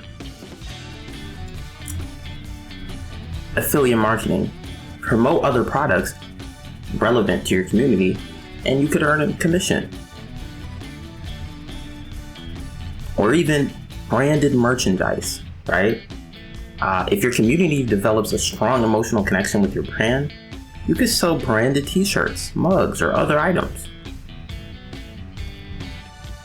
The next thing I want to talk about in how to market and grow your business is you need to make sure you encourage member contribution, right? A thriving community is not just about your content. Promote member-generated content, spotlight active members, and allow them to participate in the community's growth. And this will help increase engagement and make the community way more valuable for everyone. Following that, I want to say the final step would be continuously providing value, right? Your content and services must deliver on your promises. So what I would recommend is collect and act on feedback from your community. When you get reviews, when you get frequently asked questions, when you get, even if it's like a bad testimonial, you don't want to get a lot of those, but even when it's like a bad review, bad testimonial, when somebody has a complaint, take note of that and actually act on it. Like, kind of like acting like customer support. you want to act on feedback and review and, try and actually help the community, right?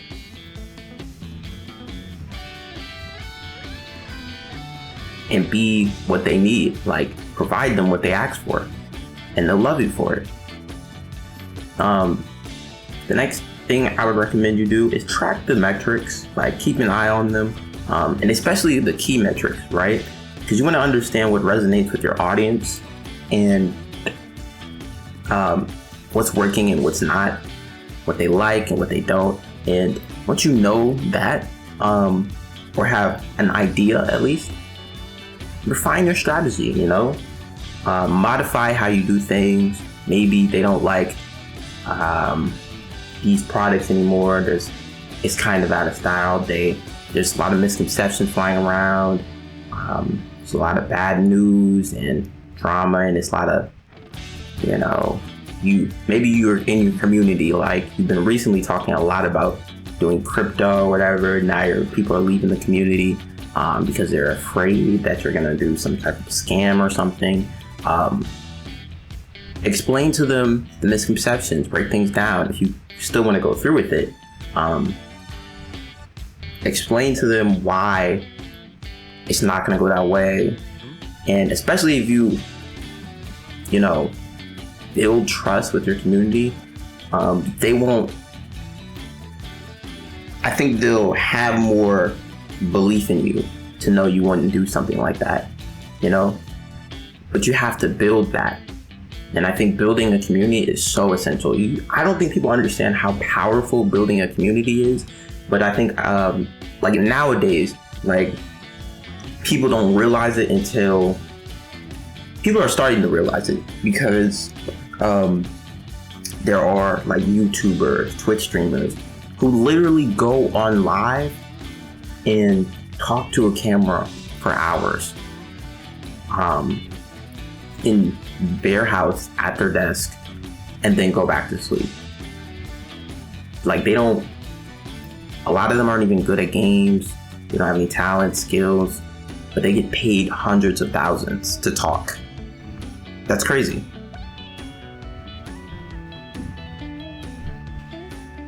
To wrap up this section, I just want to remind everybody, I hope you were taking notes during the section. There's a lot of information shared. I know it can get a little bit confusing at times, and it can be hard to remember all this stuff off the top of your head. That's why I recommend taking notes, okay? You don't want to miss out on an opportunity and the potential to make money online, and that's the emphasis, the purpose of this video overall, of this masterclass. I hope in the next section you will also be taking notes, because in the next section we'll be talking about some very important topics. I want to, before I get into that, summarize that coaching, mentorship, and paid communities are one of the fastest ways, or some of the fastest ways, to monetize expertise online with both high ticket short-term gains and recurring long-term revenue. But now that you understand how to monetize your knowledge directly with people, let's talk about how to build automated websites that generate income while you sleep.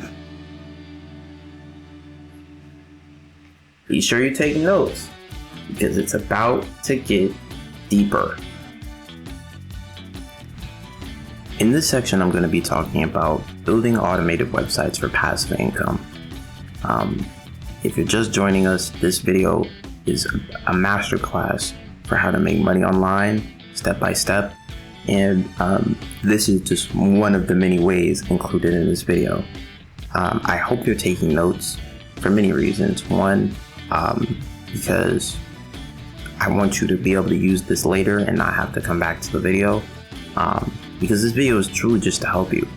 It isn't necessarily even for views or anything, for engagement. Hope it does well, but it's truly just value packed. That's why it's so long. But I want to encourage active learning, right? Note taking keeps your mind active and engaged. So you also prevent having a passive, distracted mindset while hearing all this knowledge. I'm providing tools and value. So I truly hope you're taking advantage of that instead of just listening or watching. Because when listening to even audio lessons or video lessons, it's pretty easy to become disengaged. So I'm really trying to make sure you are absorbing all the knowledge and value that I've included in this masterclass, especially in this upcoming section. So do what you have to do, whether it be take notes, recording certain parts, whatever you need to do. Thank you. Let's talk about building automated websites for passive income.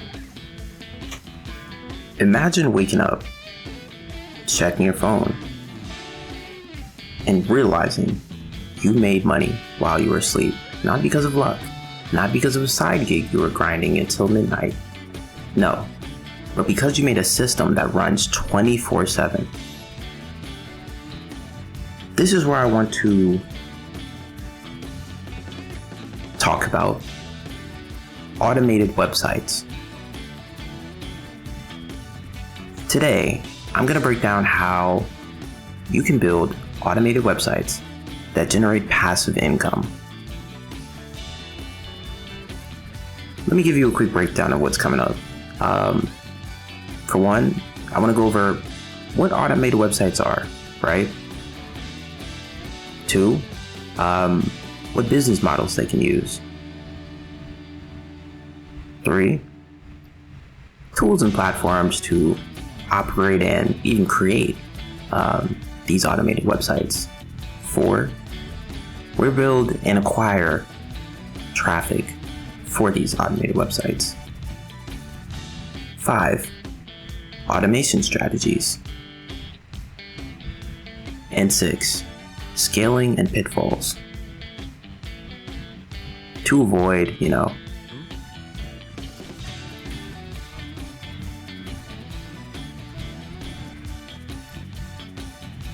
Now let's get down into the nitty-gritty, right?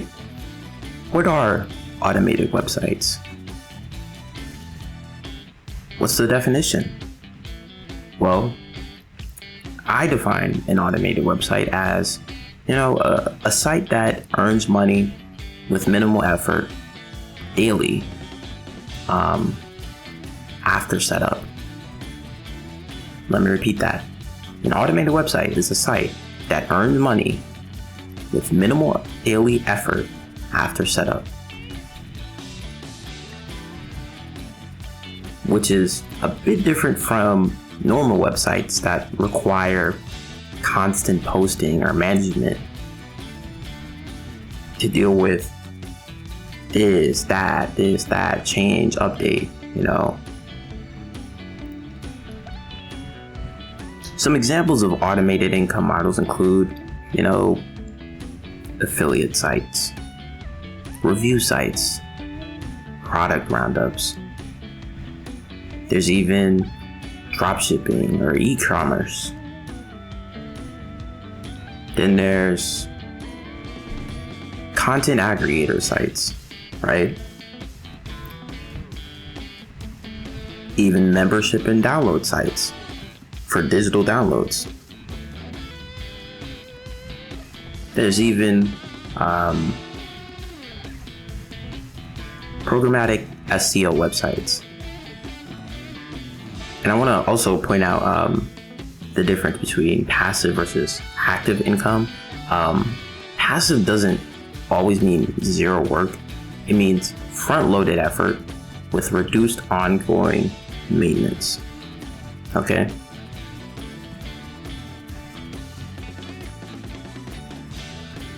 Well, hope you're taking notes because it's about to get deeper. In this next part, I want to talk about the core business models of, automated websites for passive income, right? So to start, let's talk affiliate marketing sites, right? An example would be top 10 coffee makers of 2025 on a website where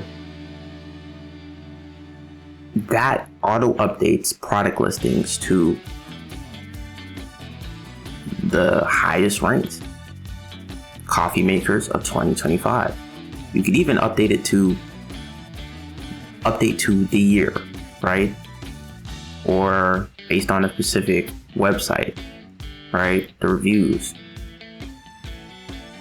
Tools like, AWin, ShareSale, Amazon Associates API are able to help you pull products easily or dynamically as well.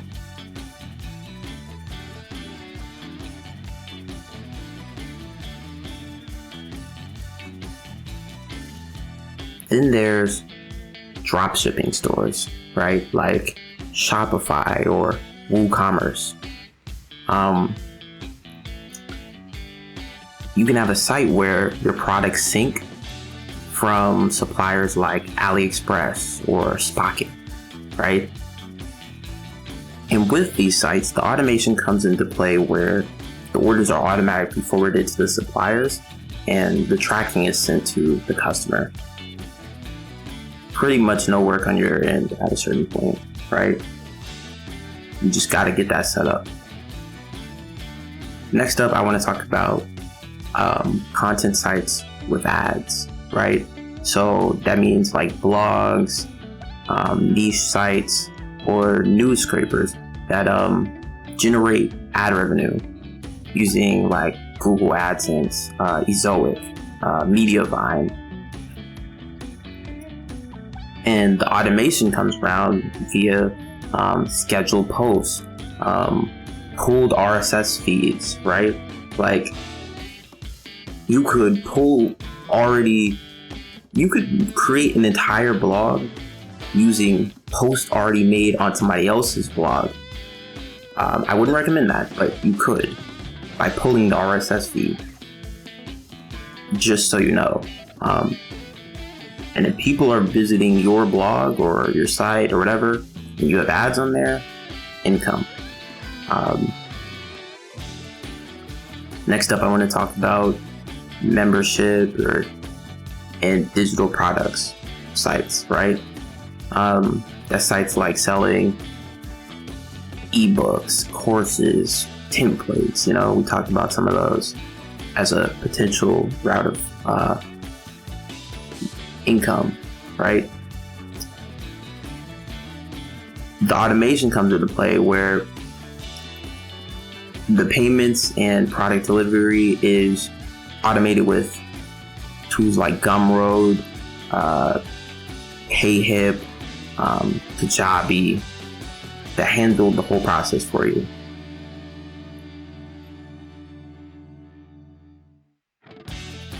Another thing I want to talk about is programmatic SEO websites, right? These are sites that create hundreds of automated pages like weather in blank city or best pizza in blank city, right? Using structured databases and templates. Warning, it must be ethical and valuable to avoid any issues, complaints, Next up, I want to talk about tools and platforms that make automated websites possible, right? For one, let's talk about website building platform, right? WordPress, Shopify, Webflow. And if we talk about that, we got to talk about the plugins available for automation, right? Here's a few, like WordPress Automatic or WP Automatic, WooCommerce Dropshipping, Zapier, Make, which was formerly called Integromat. And if we're talking websites, we have to talk hosting, right? Some options include SiteGround, Bluehost, Cloudways for scaling. Some traffic automation tools that are out there and you may want to consider are, let's say the types, right? Email autoresponders, social auto posters, SEO tools. With the email autoresponders, you could use like ConvertKit or MailChimp. MailChimp is very popular. With the social media auto posters, like Buffer, you could use Hootsuite. For SEO tools, you could utilize Ahrefs, right? SEMrush, Rank Math. A lot of different options out there. But let me give you an example, right? Something I mentioned earlier. Say you launch a site about budget travel, right? And you write like 20 solid articles. Then you use an RSS importer to auto pull the latest flight deals daily, right? Your email list sends new deals automatically and affiliate links are baked in. That's an automated system.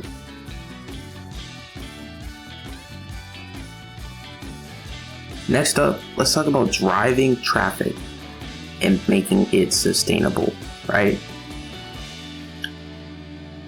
A couple ways to do that. SEO, right? Search engine optimization. This is the backbone of long-term automation when it comes to your automated websites and making passive income, right? Next up, I say social media funnels, right? I emphasize funnels a lot in this video because they are powerful. TikTok reels that drive to your site TikToks or reels that drive to your site passively and were no charge for you to make, right? No expense. Email marketing automation.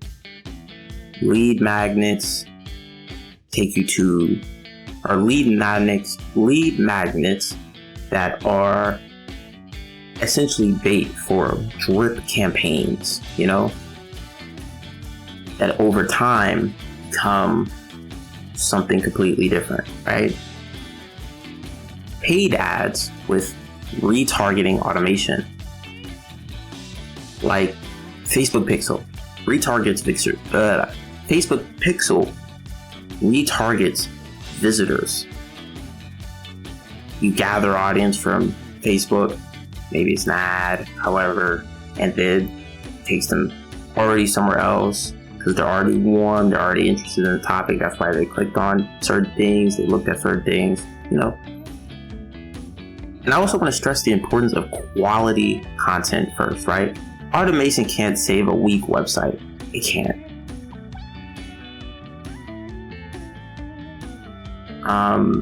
Next, I want to talk about scaling and pitfalls, right? Also in maintenance.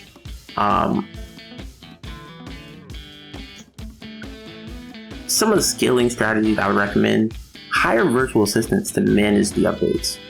Take the weight off your shoulders, right? Clone successful sites into other niches. Add new monetization like ads, affiliates, more products, Some of the common pitfalls I think you should be aware of are like over automation, right? Like low quality spammy sites. You've seen a couple of those. Another common pitfall: relying on one traffic source. That can be very dangerous if Google changes the algorithm and it just stops bringing you visitors and traffic. Another common pitfall: not updating the content and keeping it, not keeping it refreshed. set it and forget it only works if the niche is, evergreen.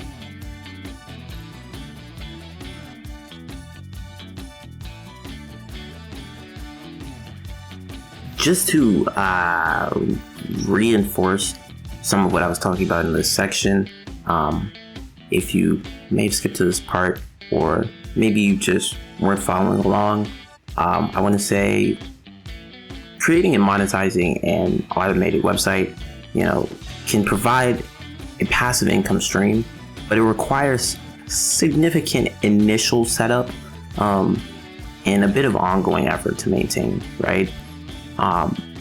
Some of the most popular automated website models include dropshipping, affiliate marketing, and selling digital products. So let me tell you a little bit about, I don't want to go too deep into this topic yet because there's a section for it, but let me tell you a little bit about dropshipping, right? A dropshipping website sells products without needing to manage inventory, as the supplier ships products directly to the customer. Automation tools handle most of the order processing, freeing you to focus on just the marketing. How would you automate this? First, I would say an e-commerce platform, right? Platforms like Shopify or WooCommerce. Those integrate with dropshipping apps to automatically sync inventory, update pricing, and process orders, right? Automation software, services like Spocket or Zendrop can automate product sourcing from US to EU suppliers, right? Allowing for faster shipping. Dropshippers can place hundreds of orders in bulk with AliExpress. Let's talk about marketing automation, right? Tools such as Klaviyo or MailChimp can set up automated email sequences for abandoned carts, order updates, and customer feedback. Let's talk supplier relations, right? Platforms like Tradell connect you with vetted suppliers directly, who handle order fulfillment and shipping automatically. Some things to watch out for regarding this topic: manual touch, right? While highly automated, branding and customer service issues still require some manual input, okay? Another thing to watch out for: profit margins, right? You must carefully price your products if you want to ensure profitability, because automation tools often cost, a fee, a decent monthly subscription. So yeah, there's a bit of maintenance, as I mentioned before. Next up, I want to talk about affiliate marketing, right? With affiliate marketing, you earn a commission by promoting another company's products or services through unique affiliate links on your website. So once the website is set up with content and links, it can generate passive income over time, right? But how do you automate this? I'd start with niche content, right? Come up with some content ideas and write some articles for your niche, right? Even hire somebody to do that if you need to. But focus on like product reviews, best of lists, and how-to guides. As for content management, schedule your posts in advance to ensure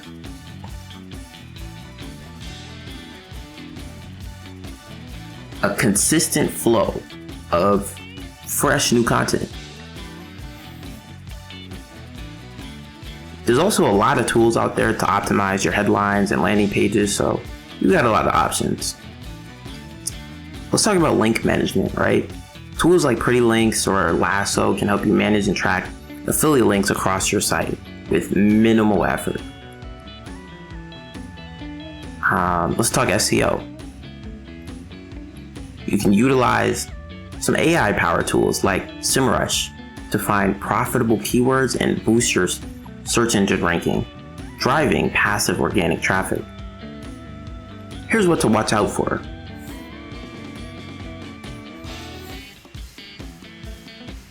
Traffic is key, right? A high volume of targeted traffic is crucial for sales. So you'll need to focus on building an audience and driving visitors to your site. You also want to build trust, right? Because relying on,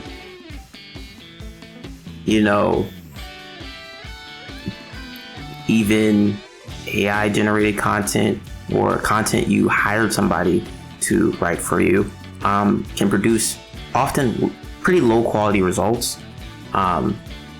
So you don't want to get penalized. Let's talk selling digital products, right? So an automated website can sell digital products such as ebooks, online courses, templates, or even design assets. But since there's no inventory, the delivery and payment process can be fully automated. How would you automate this? I start with, picking out a website platform, right? Use a dedicated e-commerce platform like Shopify, or integrate a plugin like Easy Digital Downloads on WordPress to create an online store. Next up, let's talk about payment and delivery, right? How do you go about that? Well, services like Gumroad and Sendow automatically deliver products to customers after payment. And, Teachable specializes in delivering online courses. Let's talk email marketing.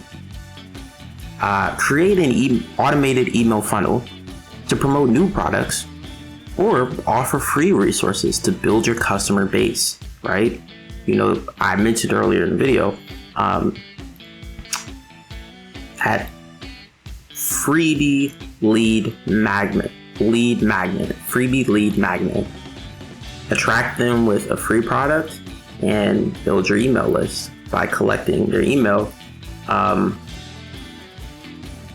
after they download it.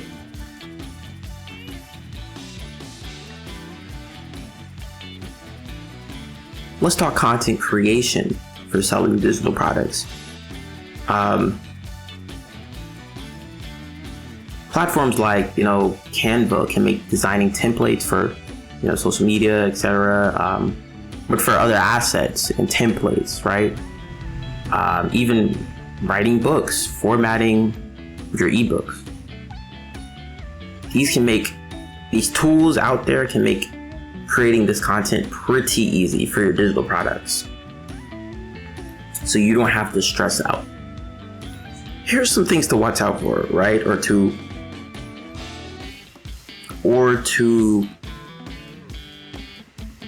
incorporate into your thought process, right? When it comes to selling digital products on automated websites. Quality content, right? Let's talk about that. The initial effort of creating high quality, valuable products is absolutely necessary for success, right? Mediocre products will fail to attract customers, especially long term, if you even just stumble across your product. Let's talk marketing, right? You will still need to market your products to drive initial sales. Consider promoting them on social media and marketplaces like Etsy or Creative Market.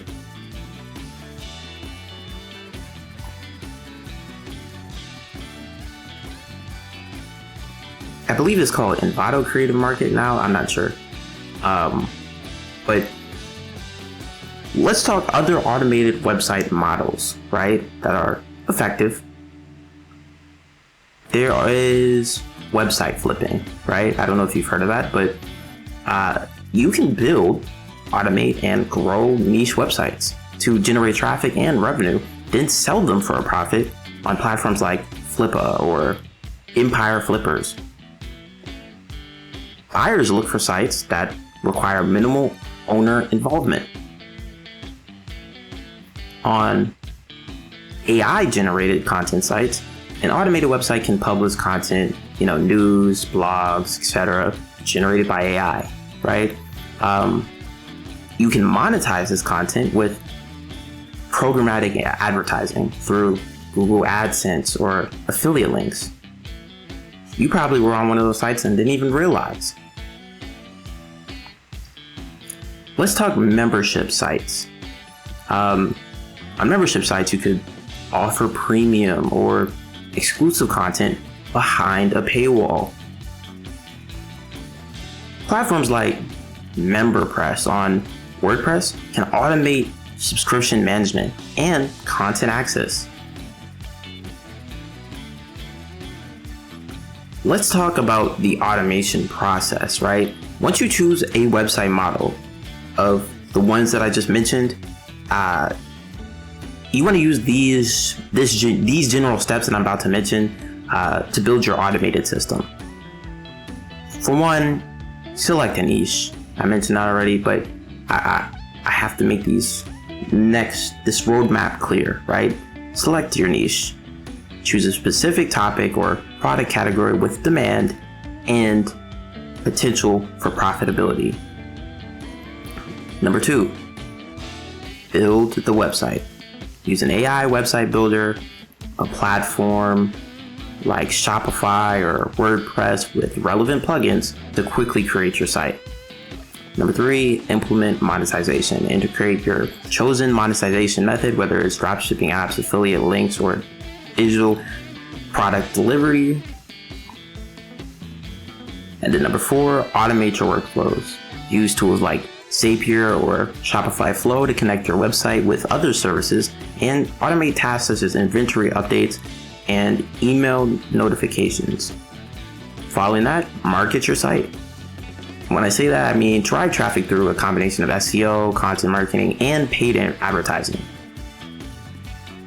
Number 6, I want to say, make sure you stay on top of your metrics, like analyze and optimize.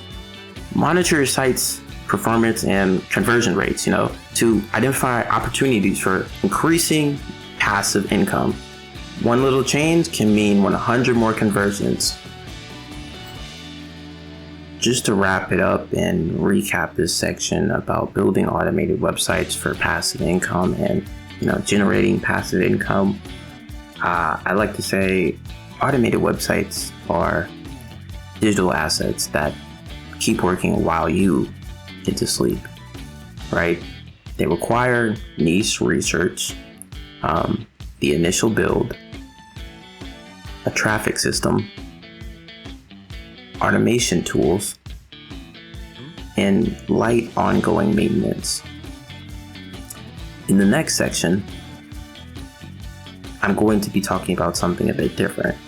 Now, if websites aren't your style, or you want an even more creative approach, what if I told you can license your photos, music, or even videos and get paid over and over again for work you only do once?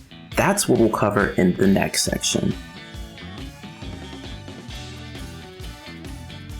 Also, just a reminder, make sure you're taking notes because this is a long video. It's a masterclass, a mega course, in fact, with infinite value packed within it.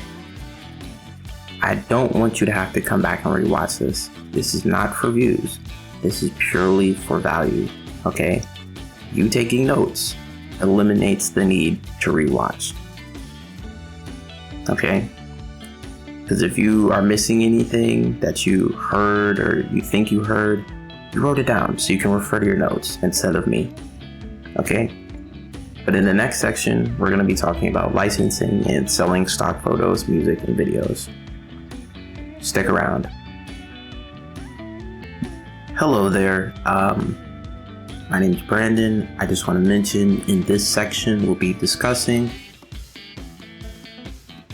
licensing and selling stock photos, music, and videos. The overall goal of this masterclass, just as a reminder, is to give you some lessons and advice and guides and tips, even frameworks to making money online. If you skip to this part or recommended this timestamp, in this next section, as I mentioned, we're going to be talking about one of the most evergreen and scalable online income streams, licensing and selling your creative assets, right? By the end, you'll understand how to turn simple photos, maybe even beats and video clips into passive income streams across multiple platforms. Another thing I want to mention is that I've been mentioning throughout this course is I very much hope so that you are taking notes, right? The reason why I think it's beneficial to take notes when listening to these recordings or these videos, even if you're not paying attention to the video, just listening to the audio. Taking notes keeps you awake. It prevents you from daydreaming. You know, it'll force you to process and synthesize the information you're hearing, right? You want to retain this info that I'm providing you in this video. Write it down. You know, you want to engage as many parts of your brain to hear. You want to think and then write. So all of this information sticks with you, even after the video.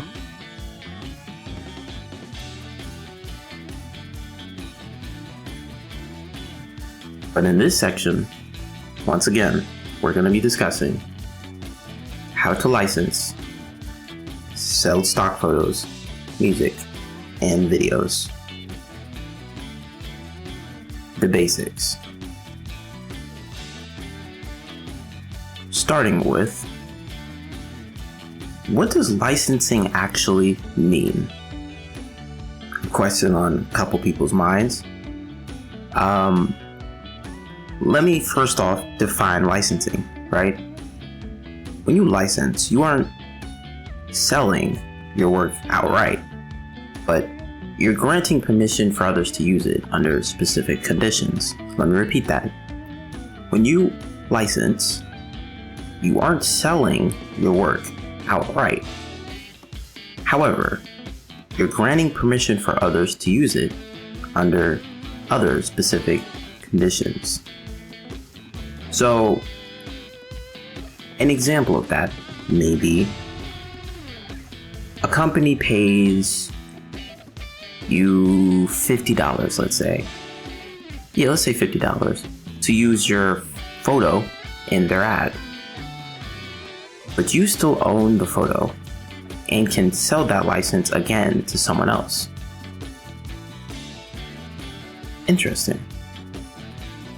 Let me break it down in even simpler way.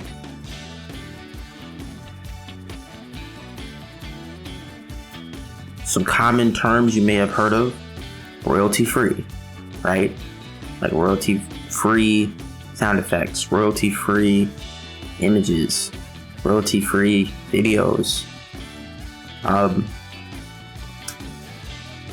What this describes is buyers pay once and are able to use many times. It's common for stock sites, right? Then there's rights managed, where you can use it, but there's specific restrictions, right? Like one-time ad campaign in a specific region, right? There's also exclusive versus non-exclusive licenses.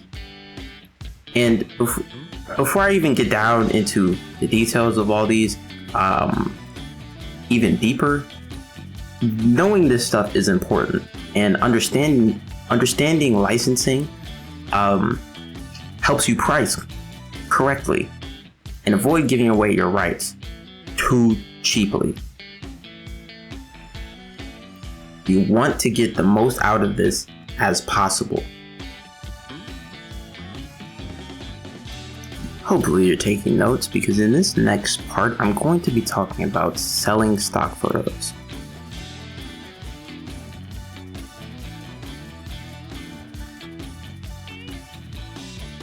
Let me explain what makes a photo stock, right?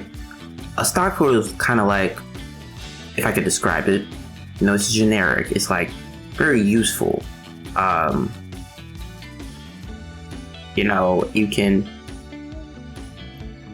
It's not overly personal, right? It can be reused in multiple different scenarios.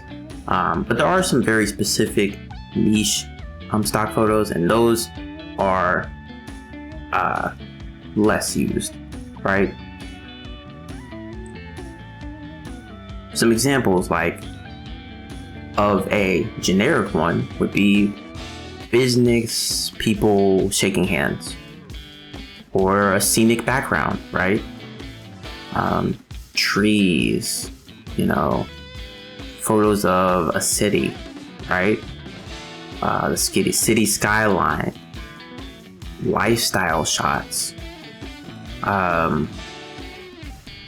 textures, And some of the places you can find or sell these stock photos are Shutterstock, Adobe Stock, Getty/iStock, and even Deposit Photos, right? I want to provide some, beginner tips for anybody out there trying to get into this.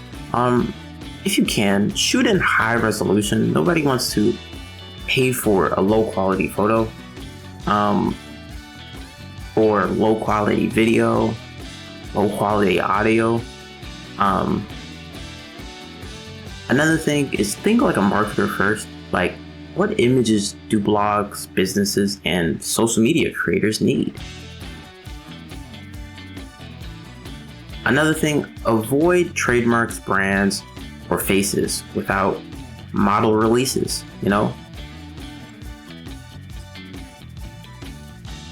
Let's talk about how money flows in the world of selling stock photos, right?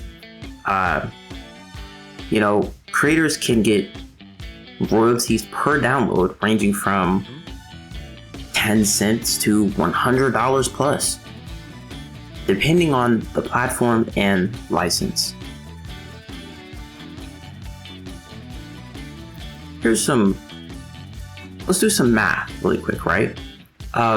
If you upload 1,000 solid stock photos, 1,000 solid stock images, and each makes $1 per month, that's how much?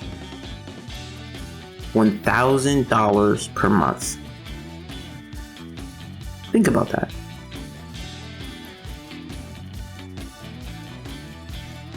Just to provide a little bit extra, I'm going to give you a few sites where you can sell your stock photography if you want to get into it because of this video, or if you are a beginner and this made you want to learn a little bit more and expand, right?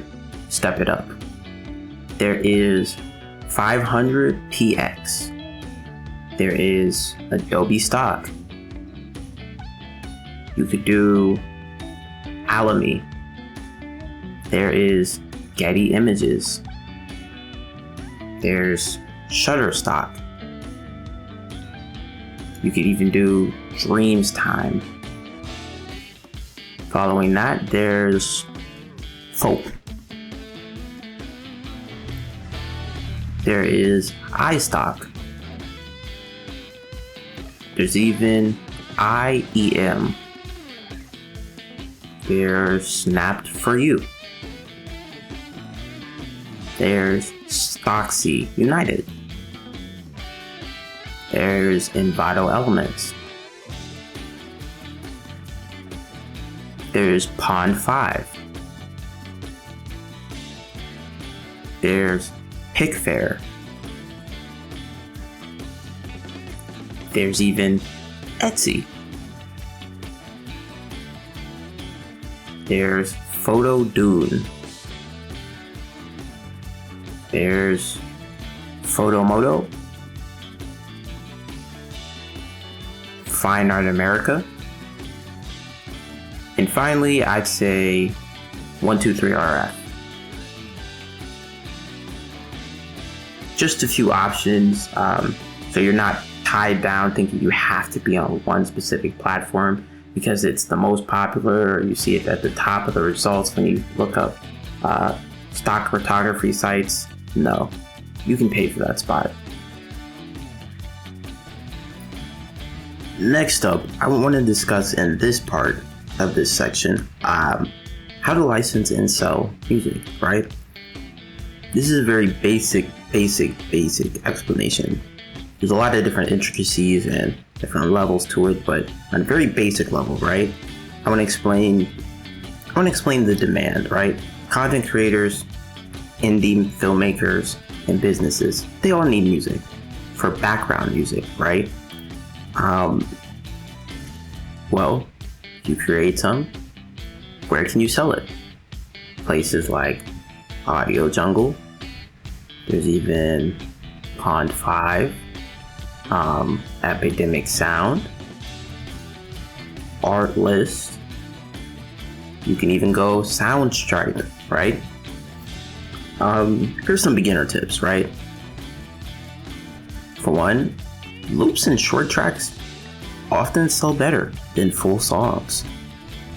So just keep that in mind. Remember, loops and short tracks often sell a lot better than the full songs, right? Then we have, you should probably stick to clear moods, right? Try and focus on, like upbeat and corporate type of vibes, or epic, cinematic, chill background, right? That type of mood, or those types of moods, right?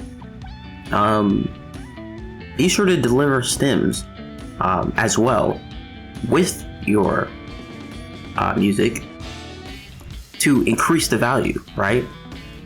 Like a drums only version, a bass only version,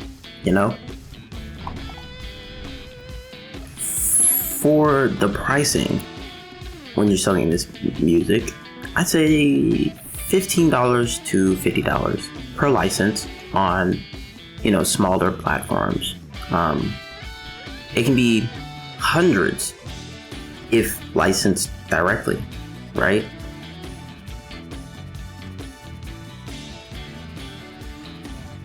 I also want to highlight the passive angle.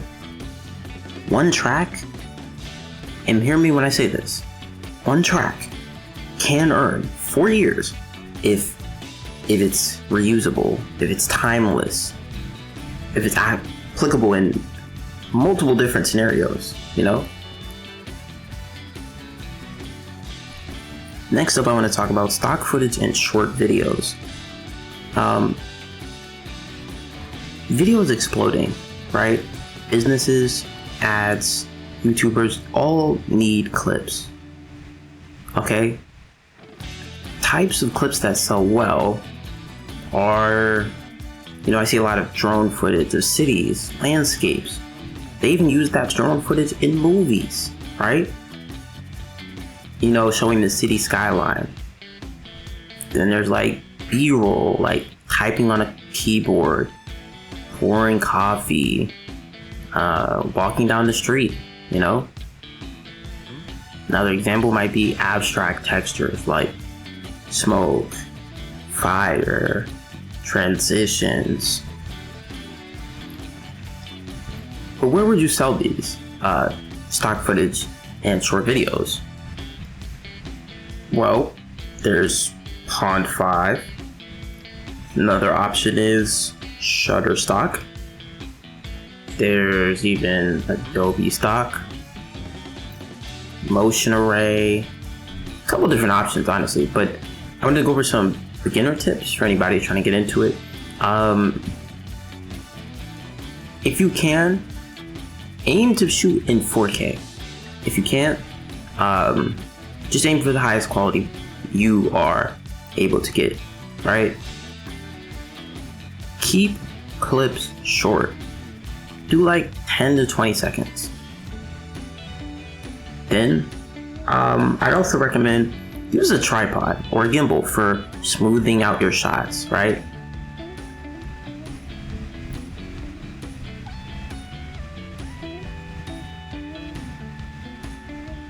I also want to mention you can also sell animated motion graphics, like looping background clips where, you know, it's just colors changing.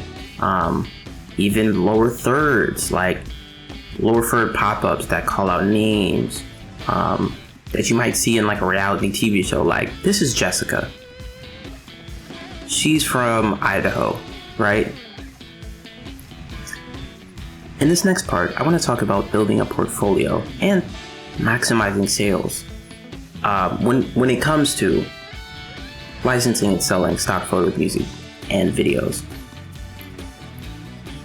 So don't just upload randomly, right? You should be thinking like a store owner. Here's some tips on that. Upload in bulk, right? Hundreds of files, not just like 1, 2, 3, not just 10. No, upload in bulk. Imagine going into a store and there was only 10 shirts in there. 10 options. Then I would say utilize keywords and metadata, tags, right? Describe the scene, mood, location, subject, you know? Also diversify. You could do photos, you could do music, you could have some videos on there, all together across multiple platforms. I also want to make a very big point about this. I want to make this very clear. I'm trying to stress this. Consistency is extremely crucial. Because even if each asset you upload earns pennies, scale makes the money real. Like, the more and more you upload, even if all of them are getting pennies, that adds up. That adds up. And another thing I want to mention, a creator with, let's say, let me give you an example. Like, a creator with 5,000 assets across platforms could probably earn a pretty good, a range from $2,000 to $5,000 per month. In this part, I want to talk about advanced strategies and scaling for licensing and selling stock photos, music, and videos. I would recommend you bundle and resell photos, right? If a lot of them, didn't sell well, a lot of your assets that you upload don't sell well individually, consider packaging them, right? Package, 50 sound effects.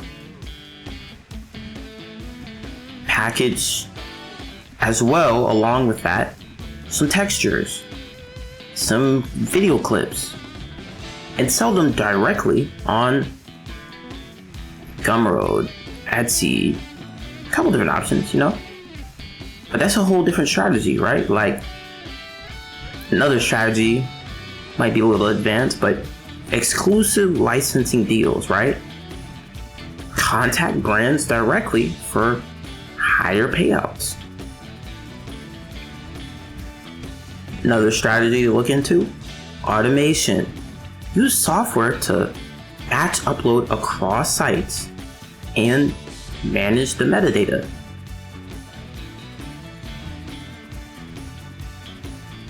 The final advanced strategy for scaling that I want to talk about for this approach to making money online, that is licensing and selling stock photos, music, and videos,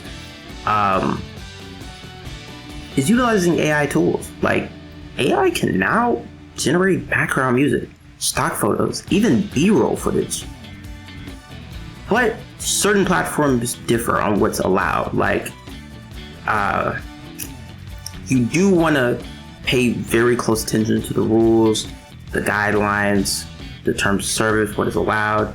And I also want to expand on that, but I'm going to talk about that in the next section.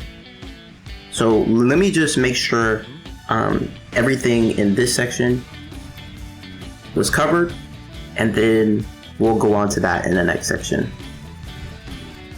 Yeah, so to reiterate, I just want to summarize this section a little bit more and hope you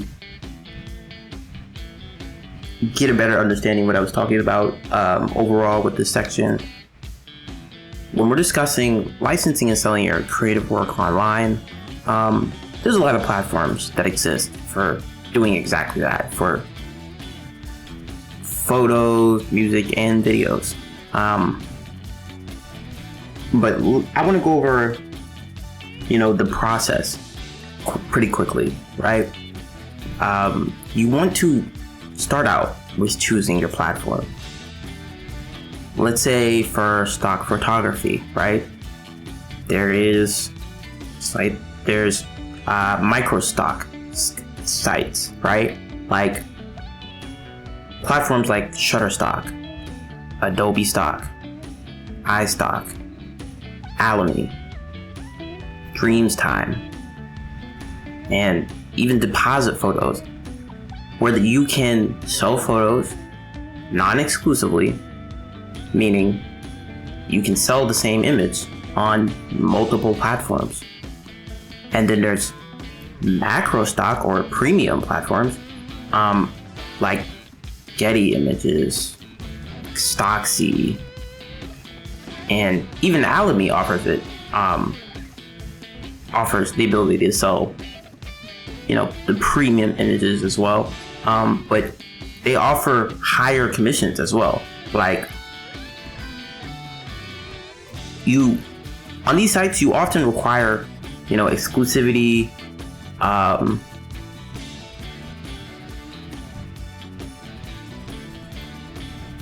and have to cater to higher end clients, right?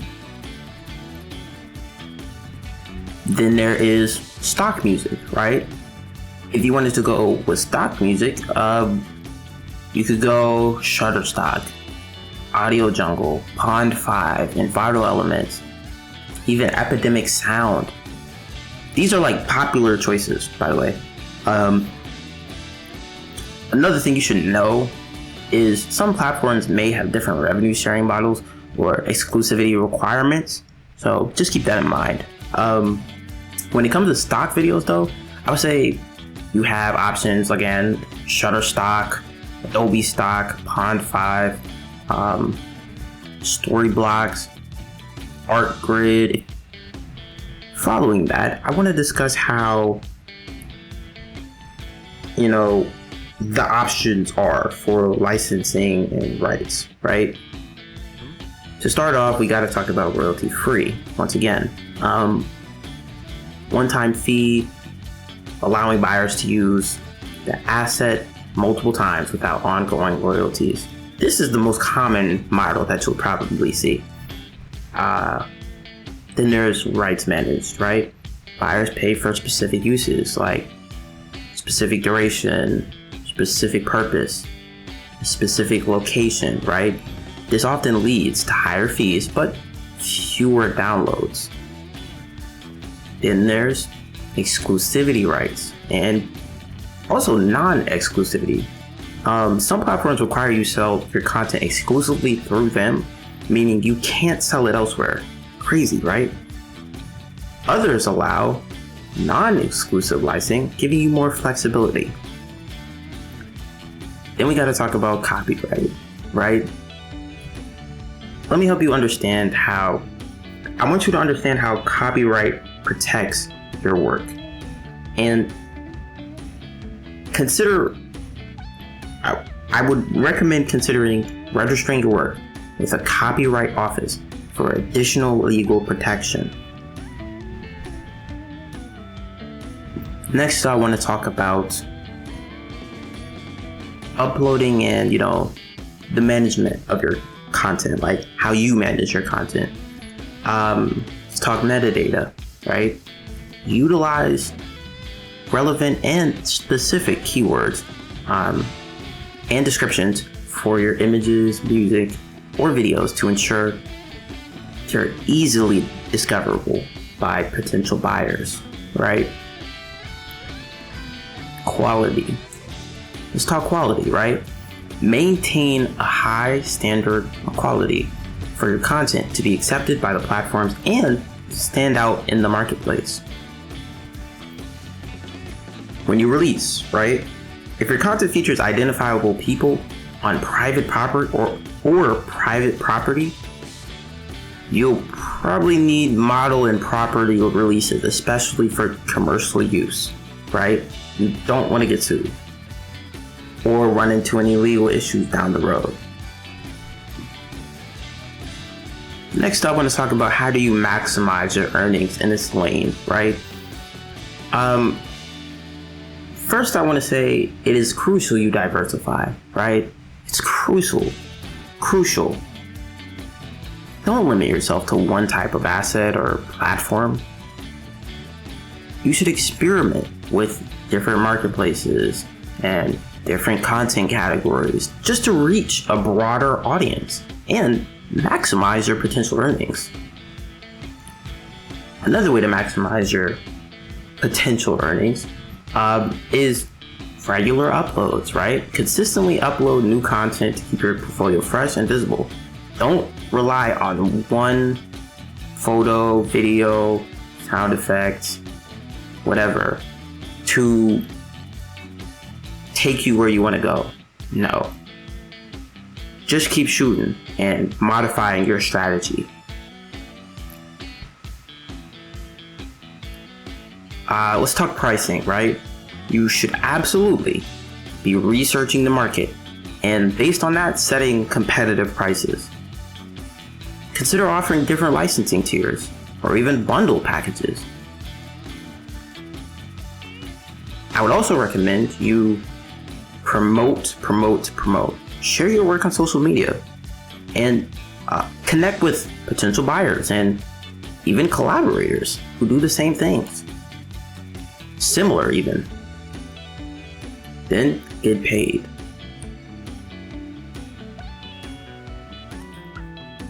Just to wrap up and recap, what was spoken about in this section about licensing and selling stock photos, music, and videos when you're overall trying to make money online.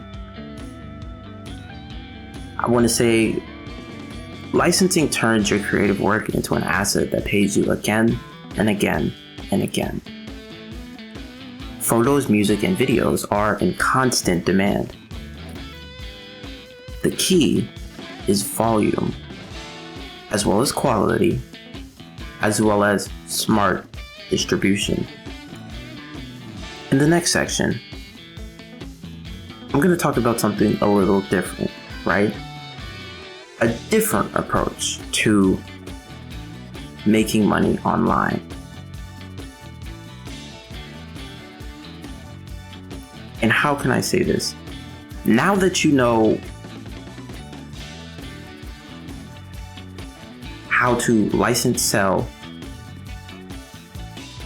stock photos, music, and videos, let's talk about what if you could use AI tools to speed up the entire process and create more assets at scale in both higher quality and higher quantity? Well, that's exactly what we'll cover next in the next section. So make sure you're taking notes because it's about to get crazy. Or should I say, crazy. Hello there. In this section, I want to talk about AI tools and automation for making money online. This is a very important section, so hopefully you're taking notes. I know when I take notes, it helps me better recall and retain information I've heard, what I saw. So I want to remind you, especially if you skip to this part, or if you have been listening the entire time, take notes.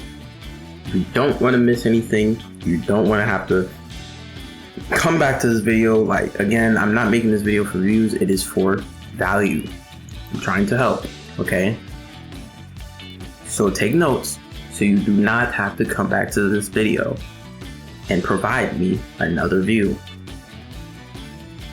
Thank you. In this section, I will be talking about,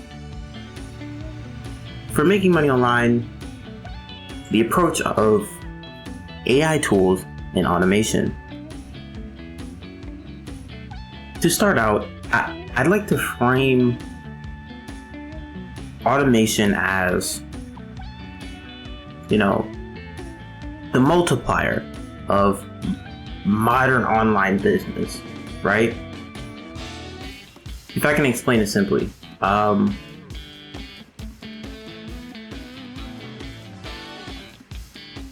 automation is like, system and software that handle all the repetitive work for you, even while you sleep. I actually have a section about this that you should look at the chapters for and go back to when you get the chance to get a little bit more information. But I also want to clarify, AI tools aren't just robots, right? I know you hear a lot about the news, robots are taking over, AI, blah, blah, blah. No, AI tools aren't just robots or sci-fi stuff. It includes, practical apps that use machine learning to, analyze, create, and optimize work faster than humans could manually, right? Kind of just sometimes makes things a lot more efficient. Helps you create things of higher quality, and sometimes in much higher quantity in a shorter amount of time. So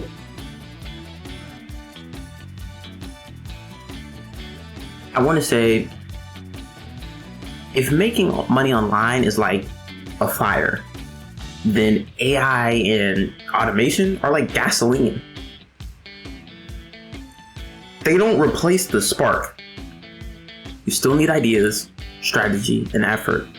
But once added, they can scale a single person's work to the level of a team or a whole department. I want to now discuss the core idea of, automation, right? And I spoke about this before, but, I'll use this analogy. Think of your business like a factory line. Every task, emailing, posting, editing, can either be done by hand or by machines, right? Let me introduce the two main categories that we're going to be talking about. Number one, AI tools. Number two, automation tools, right? So with number one, AI tools. AI tools includes smart assistants that create, write, or analyze. With number two, automation tools. That includes workflows that connect apps and move data between them automatically.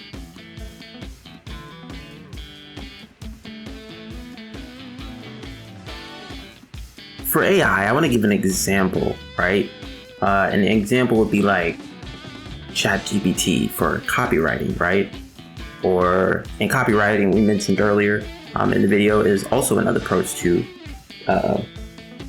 strategy you can use to make money online. But you can also use AI to create strong copywriting using ChatGPT. Another thing There's Midjourney for graphics, right? Even 11 Labs for voicing or dubbing or commentary, etc., like voiceovers, For automation, there's Zapier, there's Make, you can literally connect, multiple different apps on these tools like IFTTT, which stands for, if this then that. I think that's what it stands for. I would assume so because it's an automation tool, but yeah, it's like a bridge, and I want to clarify some of the terminology or jargon that I use. Workflow automation is really just connecting the steps together, right? Like when a customer buys something, you automatically send them a thank you email. Then you automatically log their data into Google Sheets to count the fact that they bought something, or you made a sale, or you have more personal information, like maybe their email after they bought something, and then maybe add them to a Facebook audience or a Facebook group, and you kind of what type of products they're interested in, so you can target them the next time you do decide to release something in that niche, but it's something to think about.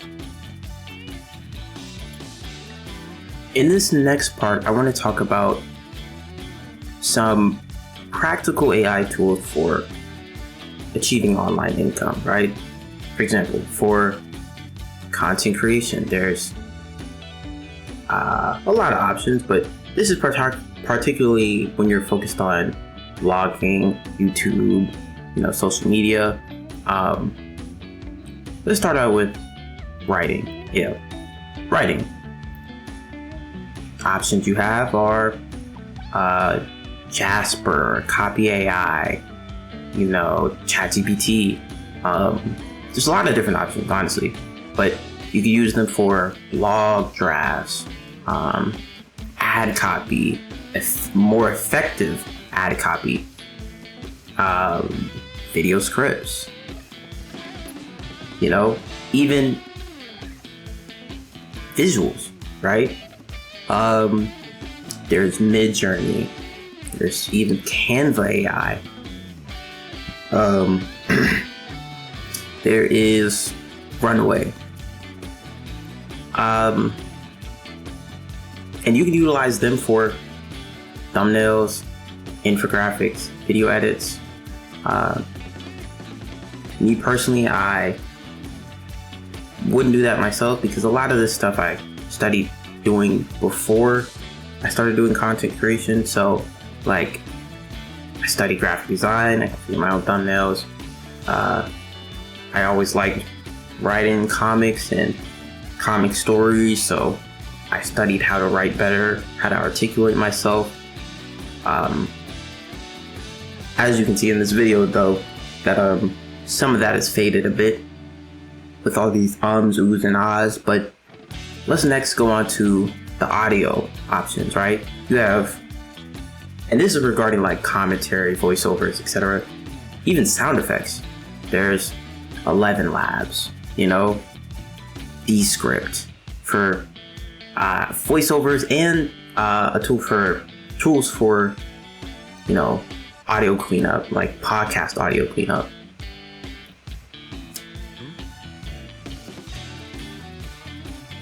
One way to look at it is like, here's an example. Instead of staring at a blank page, AI can give you a full draft, right? Instead of hiring a $500 designer, AI can mock up a logo in minutes, right? You still refine, but you start 80% ahead. Because there may or may not be issues, there may or may not be adjustments necessary after the product is finished, but you start with an easy kickstart or head start from the very beginning. Next up, I want to talk about e-commerce and print on demand regarding practical AI tools for online income. When it comes to e-commerce and print on demand, right? One of the important things to focus on is product research. AI scrapes reviews/data for best-selling niches. For design, AI tools generate unique t-shirts or even mug designs. And when it comes to automation, once an order is placed, right, it's automatically sent to a print partner who will print it, ship it, and then the customer gets updated without you touching anything, right?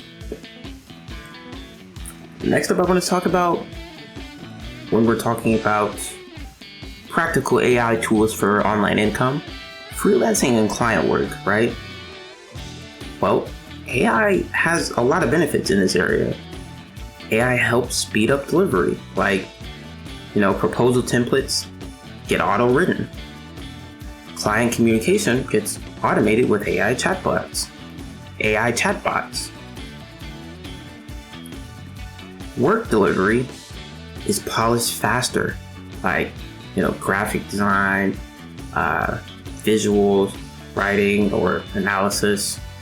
It's just faster, right? How can I explain this? Okay, if you're charging $100 for a job that used to take 3 hours, but now it takes 1 hour with AI, you've tripled your effective hourly rate. Think about that. Next up, when talking about practical AI tools for online income, I want to discuss, how it's used in the field of financial data and research, right? Well, for one, I want to say tools like ChatGPT with plugins, Perplexity AI, or AlphaSense, right, can summarize stock reports, business trends, even do analysis, even can analyze crypto insights and provide you detailed data and extract knowledge that you wouldn't even be able to understand unless you were involved in that field heavily, right? But here's a beginner's note. These aren't giving you, any secret predictions or anything. They're just saving you time by summarizing what you would normally take hours of reading. Okay? They are still very capable, though. It's just a matter of how skilled you are at pulling good information from these tools. And I feel like another factor that a lot of people don't talk about is a lot of people say, I need to get better at prompts, to get better at, using these AI tools like ChatGPT or etc. But no, that doesn't even, I feel like that doesn't make any sense. Like, I really don't like when people say that. Because what the truth of the matter is the reason why you're not getting good results is because you don't know the actual terminology. Like, the people who are, let's say you're, and this is a bad case scenario, a bad cookie in the cookie pile case scenario, but let's say you're a person who wants an artwork, right?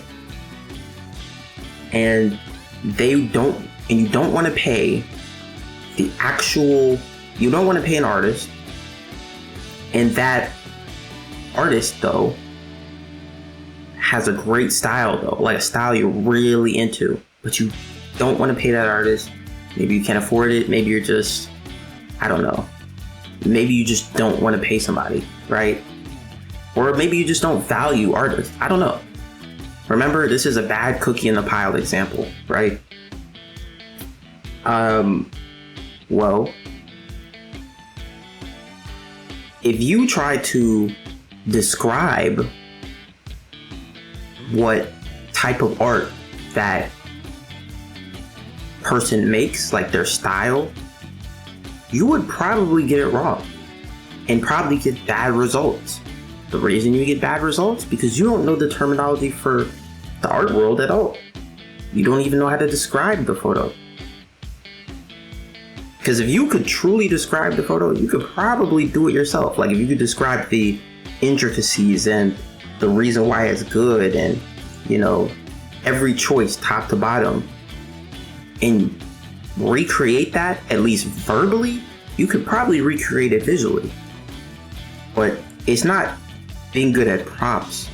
It is literally being skilled in the field. Like the artist, even though they could create it by hand, could probably, using the AI tool, get miles closer to recreating their exact art style for an artwork in the tools than anybody else, especially somebody who doesn't have any knowledge in the art world, and also somebody who doesn't value art. But I don't want to go off too much on a tangent on that. That was just like a blurb of my ideas and thoughts on AI tools. There are some good uses, you know, there's money to be made with them, but you know, there are some bad cookies out there, I'll say. So I want to now talk about automation tools in action, right? Let's walk through 3 concrete automation workflows I thought of that could set you up for success, right? As a beginner. Starting with social media posting, right? Write your captions with, you know, ChatGPT, right? Store them in Google Sheets. Then use Zapier to automatically push them to Instagram, Twitter, TikTok, and wherever else. Then step 2. Well, not step 2, but here's another automation workflow that I feel like is concrete, like it has potential.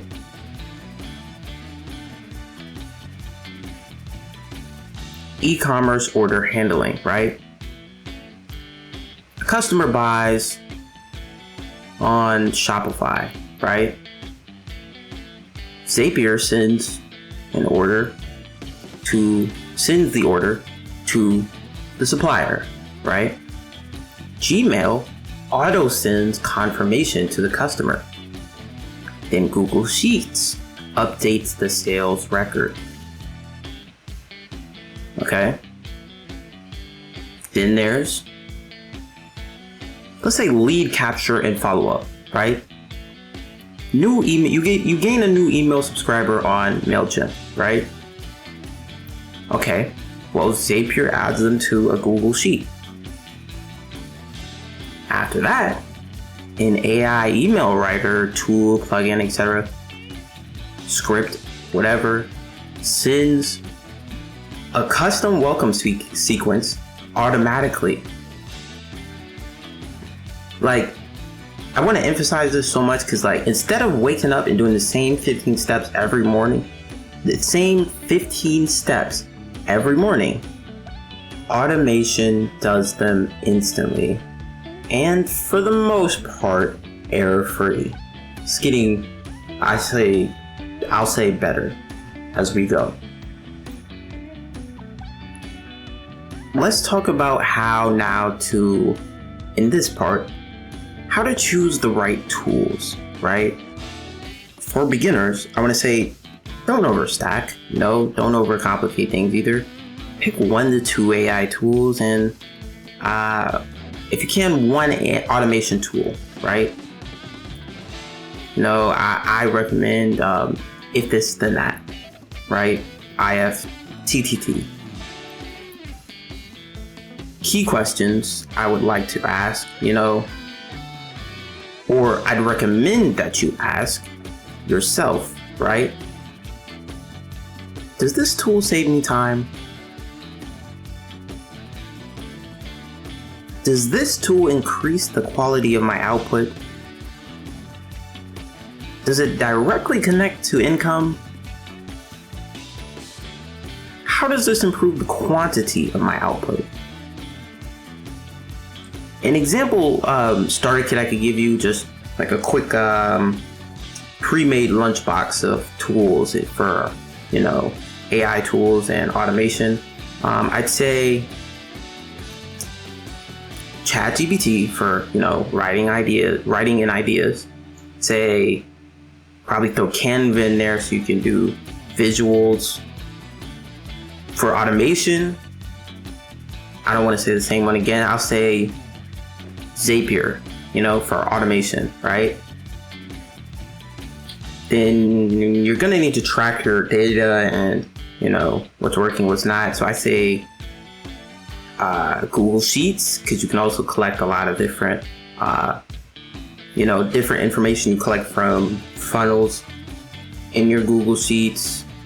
So you can see what's working, what's not, how many customers you have. You can build an email list, etc. Like, there's a lot of different options. You don't have to just go with what I provided you in this little AI tools and automation lunchbox. No. You can explore a bit, discover what works for you, right? In this next section, I want to talk about scaling and scaling opportunities and passive income potential, right? When we're talking about AI tools and automation for making money online. Let's talk about the long-term vision, right? The long-term vision is, once you have a few automated systems in place, you can scale without burning out.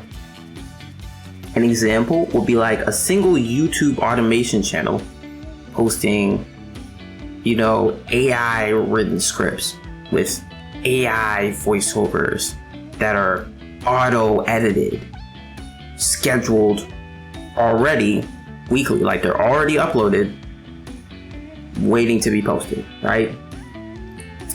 The revenue comes in from ads with little human effort after setup, and you're done.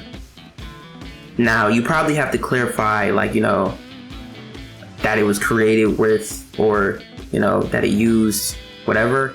But I just want to say that comes with it. Passive income doesn't mean no work. It means you front load the effort once or twice, then use automation to keep the machine running.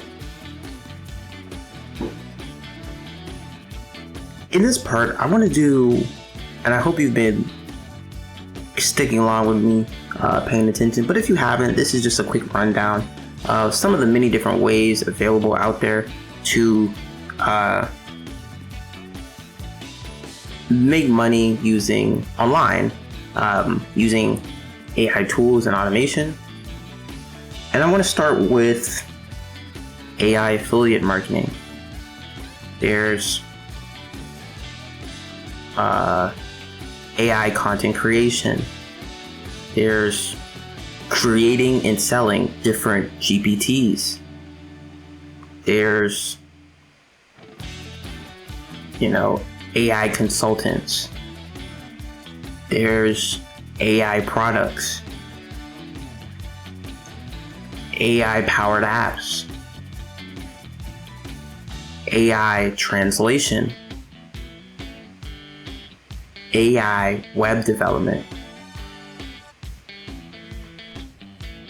There's even, let me say AI website creation, AI graphic design,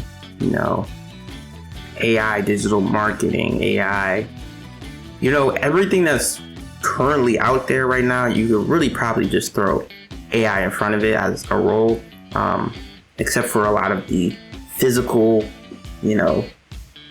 hands-on stuff. But yeah, there's a lot of different options out there. Just a quick, another quick run through of what this whole section was really about.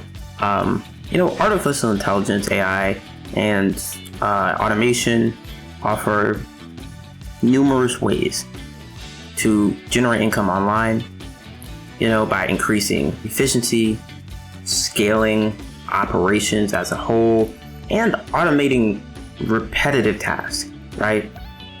To make money online with these technologies, you can sell AI generated content. You can use AI to automate business operations. You can even provide AI driven services to clients. But let me go into a little bit of how you can, you can create and sell AI generated content, right? AI tools can drastically speed up content creation, like allowing you to produce and monetize a high volume of digital products with a low barrier to entry. For example, creating and selling ebooks, right? AI writing assistants like Jasper or Writesonic can generate and structure a book easily, reducing the time from months to days. You can then sell the book on ebook platforms or platforms like Amazon KDP or even Gumroad. You can create AI generated merchandise, right? Use AI image generators such as Midjourney, DALL-E, or Canva's AI to create unique graphics for print on demand products like t-shirts, mugs, and posters. And with services like Printful, you don't even need to hold any inventory. There's a ton of different options out there, so make sure you take advantage, because there's already somebody else doing it. Before I close out and wrap up this section about AI tools and automation for making money online, I want to say AI tools are like your creative assistants. Automation tools are your behind the scenes employees. Together, they multiply your online money making potential.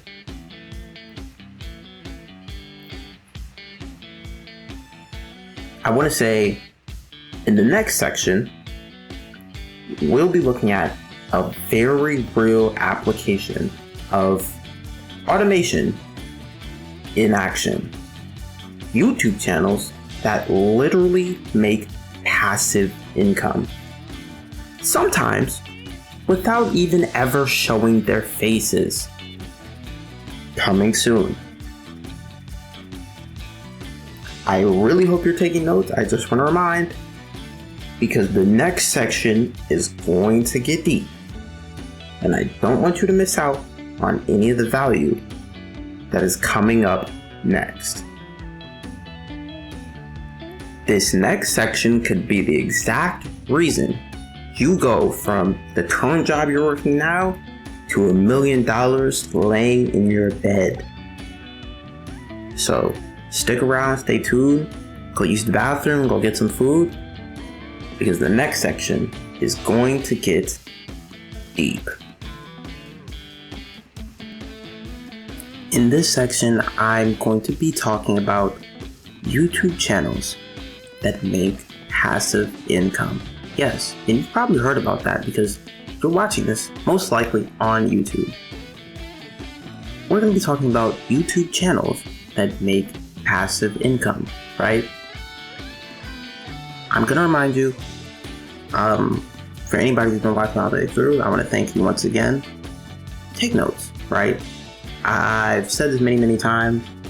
I hope this becomes a staple on my page because I want to build a community or nurture a community or foster a community of people who take notes, right? People who don't just sit back, relax, and disengage.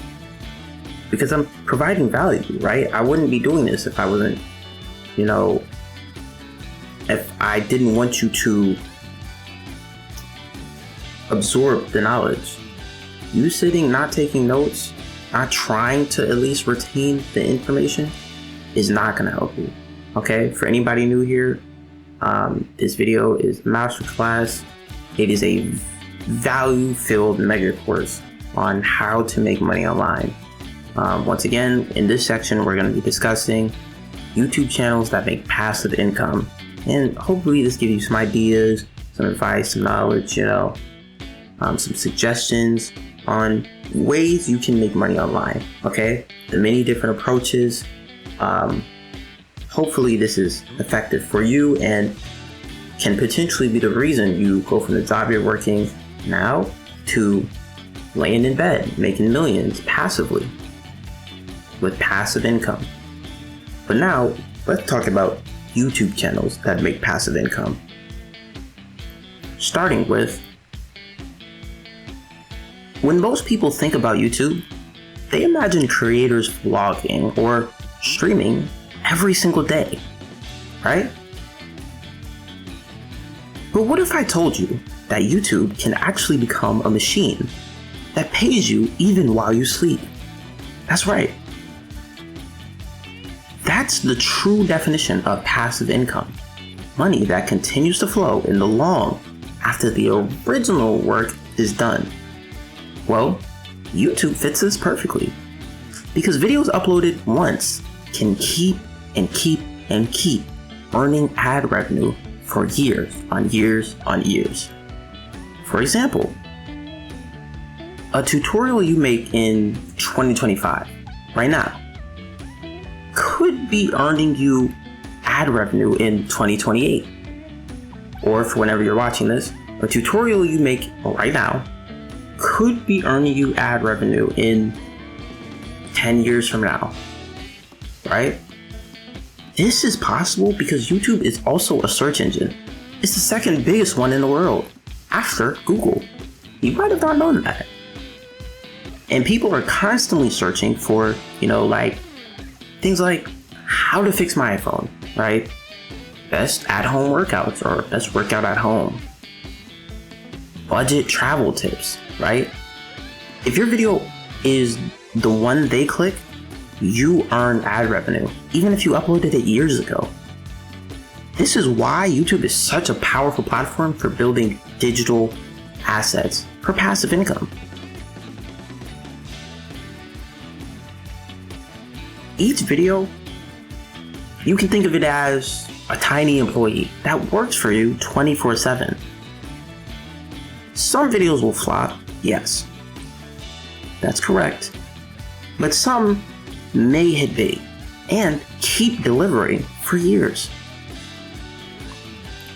Also, when you build a channel with dozens or hundreds of these type of digital employees, your videos, your income potential multiplies.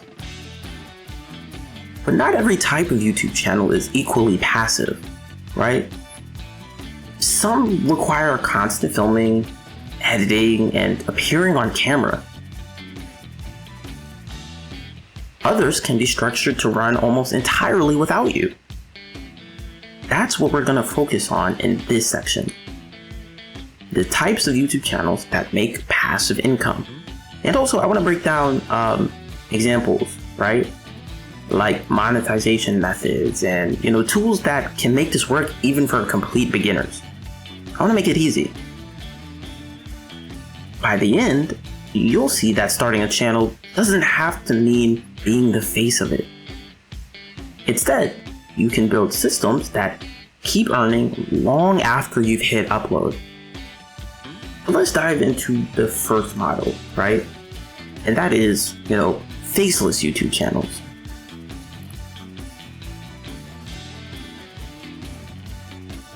So, faceless YouTube channels. A faceless channel is exactly what it sounds like. A YouTube channel where your face never appears on screen, right? Or in most of your content, you're never on screen, at least. This is great for people who are shy, want privacy, or simply don't want to rely on personality-driven content, right? Think of channels like, Top 10 Facts, relaxing music, or, like motivational quotes.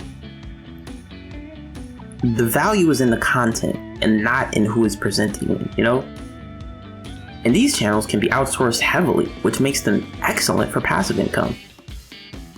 For example, you could hire a voiceover artist for $10 per video on Fiverr, or use AI tools like 11 Labs or Descript to generate realistic narration. Video editing can even be outsourced, or simplified using template software like Canva or Capwing, right? But this just means you don't have to do every single task yourself. Once the system is built, your role becomes more about strategy than daily work. A great example is compilation style channels, right? Like top 10 scary places, or 10 best travel destinations, and so on, right? These videos are evergreen because they answer timeless questions that'll always be searched for and in demand, or provide entertainment that never expires. Faceless channels also tend to scale faster because you can create multiple videos per week without burnout. They can cover niches like technology, finance, history, motivation, or even memes. Also, since they don't rely on your personal brand, you can even sell them later as digital assets. Yes, people buy and sell YouTube channels, just like websites or businesses. This is why faceless channels are a cornerstone of the passive YouTube model. Once you've built a library of videos, the revenue can keep flowing for years with minimal upkeep. Of course, picking the right niche makes or breaks success. But I also want to talk about the most profitable niches on YouTube for passive income. Let's take a look. Let's discuss profitable niches for passive income on YouTube, right? Because the truth is, not all niches are created equal.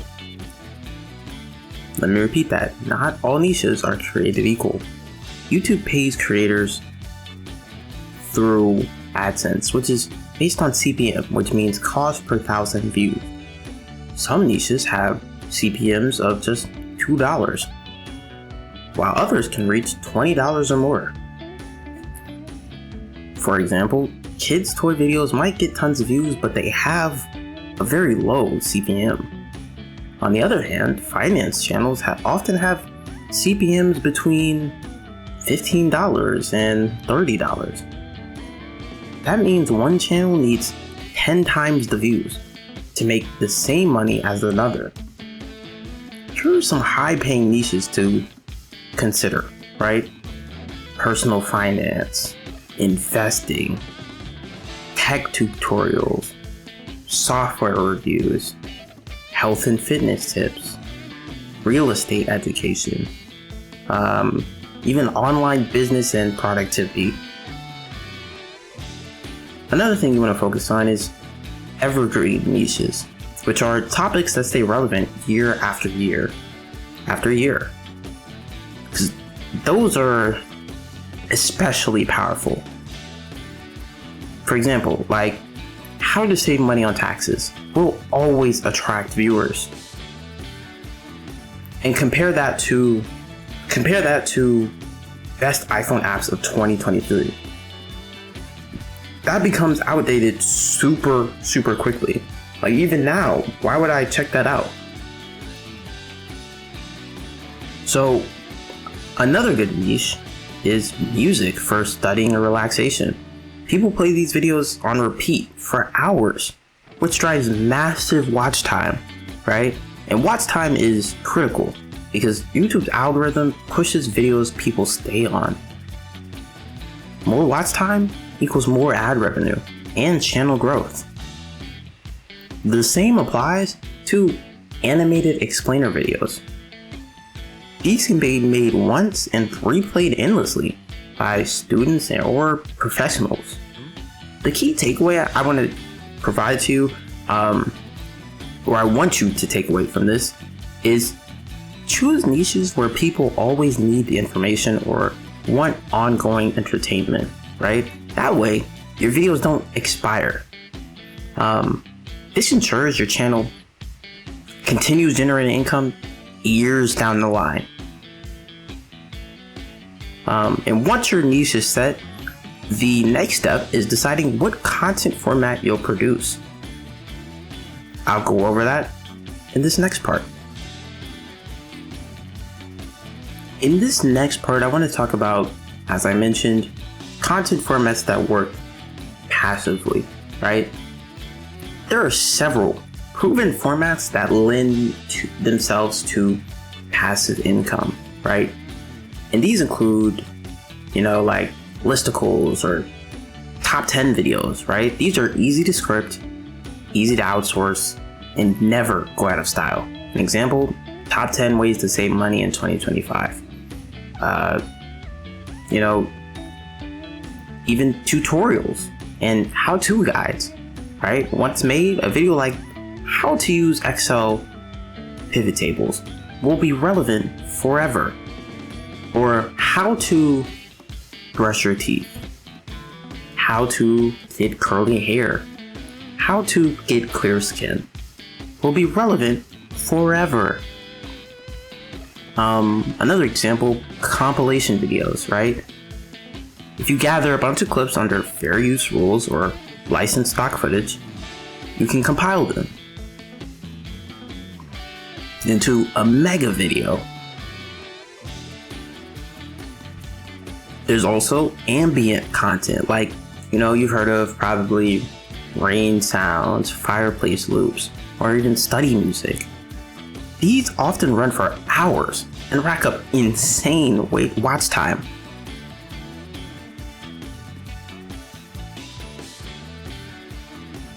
Another example is motivational or just quotes videos, right? It's just simple editing with text, music, and some stock visuals, going over some quotes. Following that, I'd say whiteboard or animated explainer videos, right? Tools like, I think it's called like Vyond or even Doodly can generate these quickly. Each of the formats that I just mentioned don't rely on you showing your face. And once they're uploaded, they can generate views for years. It's like planting seeds. You might not see results overnight, but over time they compound.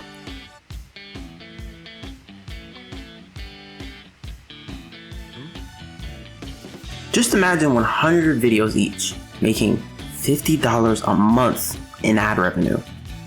That's literally $5,000 per month in passive income. Of course, some videos will make 5, others will make 500, but the math shows why, volume and consistency matter. These formats also allow outsourcing, which makes scaling super easy, right? Or at least possible. And you can literally treat your channel like a small media company. Now, with some of the content formats in place, I want to talk about exploring some monetization strategies beyond just ads, because the real money often lies outside of AdSense. let's talk about now, as I mentioned, monetization strategies for passive YouTube channels or YouTube channels beyond ads, right? So let's get into it. AdSense is great, but it shouldn't be your only income source, right? Successful channels layer multiple monetization streams, even the biggest ones. They might be monetized, they might get ads and get paid from ads, but they might have, a membership subscription. Like, you get members videos, you get exclusive videos that nobody else gets to see unless they pay. They have, courses, etc., right? But an example, right, of another monetization stream that a lot of these successful channels use and layer, amongst others, or on top of the others, is affiliate marketing. An example would be like a finance channel recommending a stock trading app with a link in the description. When viewers sign up using their link, the creator earns a commission. This can be more profitable than ads because commissions might pay $20 to $100 per sign up. Another strategy is digital products. A channel about budgeting could sell a $19 spreadsheet template. Or a language learning channel could sell flashcards or an ebook. There's even sponsorships, right? Brands pay creators directly to feature their products. Sponsorships can pay hundreds, even thousands per video, regardless of AdSense. Fourth, YouTube memberships and Patreon. Fans can pay a small monthly fee just to support your work or get exclusive content. But these aren't completely passive. I want to say, however, I'll say they add stability to your income, at least a bit. And then finally, I want to talk about merchandise, right? Even a faceless channel can sell branded shirts, mugs, or posters tied to the theme, at least. Combining these strategies overall, though, creates multiple income streams from the same videos.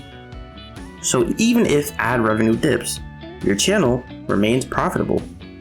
That's how channels truly become passive businesses and not just hobbies. Next up, I want to talk about building systems for true passivity. Let's talk building systems for true passivity, right? To make YouTube income, let me repeat, to make YouTube income truly passive, you need systems, right? What does that mean? That means designing your channel like a small company, not just a passion project. The first system I recommend is content batching. What does that mean? Record or outsource multiple scripts at once to save time, right? The second is templates. Use the same intro, same outro, same editing style across videos. This cuts production time dramatically. Third, automation tools. Tools like TubeBuddy or vidIQ can automate tags, SEO, and publishing. Fourth, outsourcing. Hire freelancers for editing, thumbnails, or voiceovers. This keeps your personal time free while the channel grows. Fifth, and this is most important to me, I'll say analytics, right? Look at the metrics. Use YouTube Studio to track which videos performed best. Also, double down on the content types that bring the most views and revenue.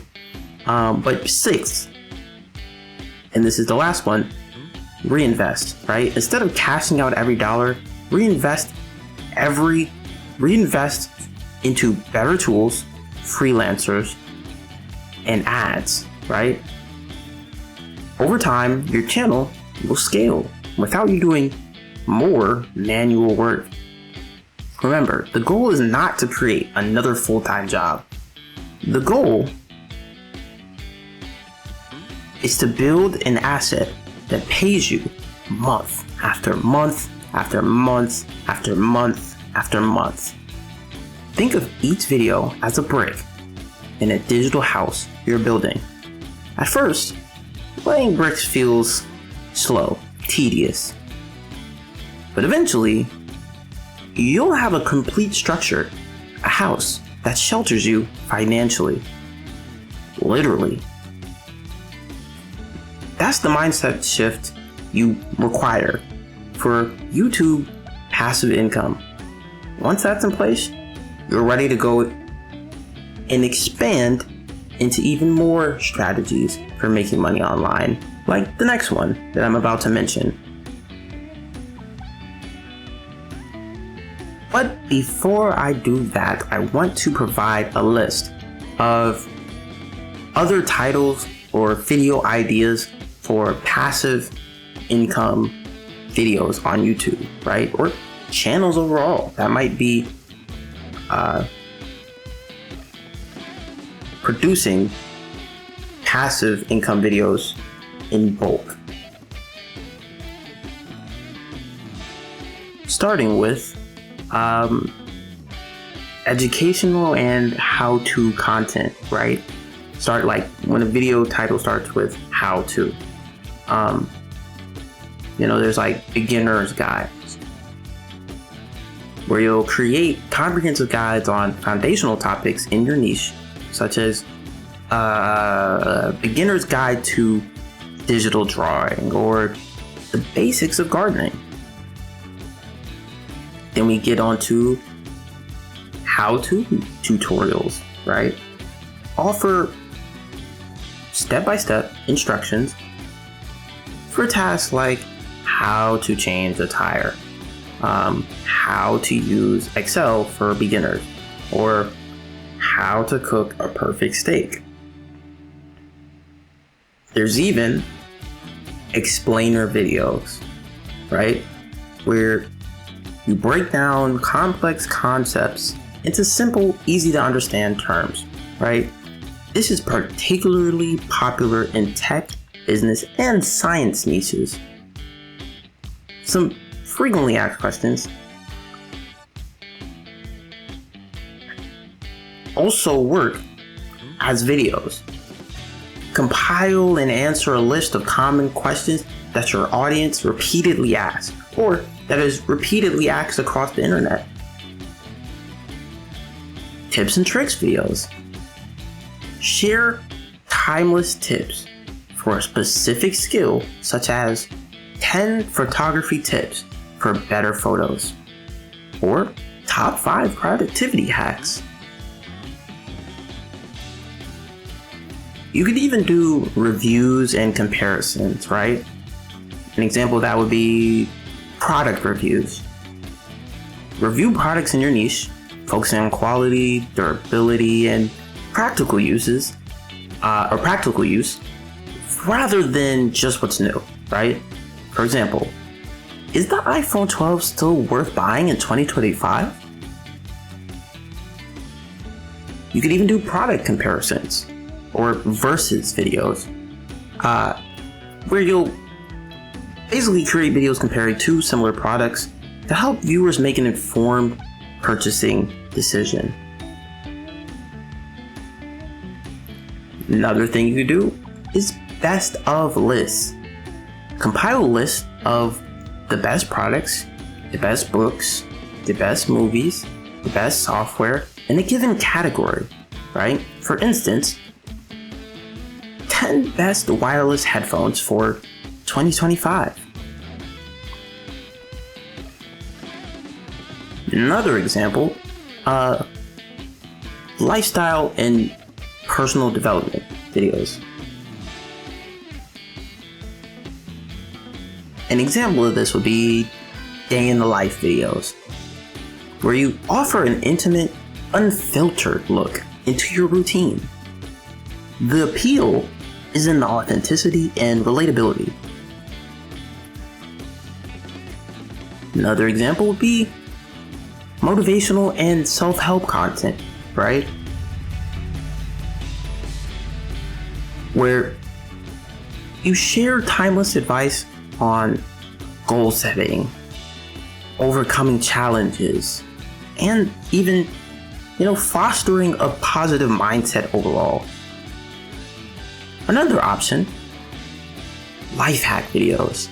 Create videos showcasing clever shortcuts and useful tricks that simplify daily tasks. Another option that falls into, lifestyle and personal development is personal growth journeys. Make content about that. Document and share your journey as you learn a new skill, adopt a new habit, or work towards a personal goal. Another option is deep dive and informative content. What falls under that is industry insight videos and explainers, right? Where you'll analyze consistent long-term trends and share your expert insights on a particular industry. There's also historical deep dives, right? Where you'll explore the history of a topic relevant to your niche. This can be fascinating for intellectually curious viewers. You can even do documentaries, where you create short-form documentaries on evergreen subjects to provide in-depth information using captivating storytelling.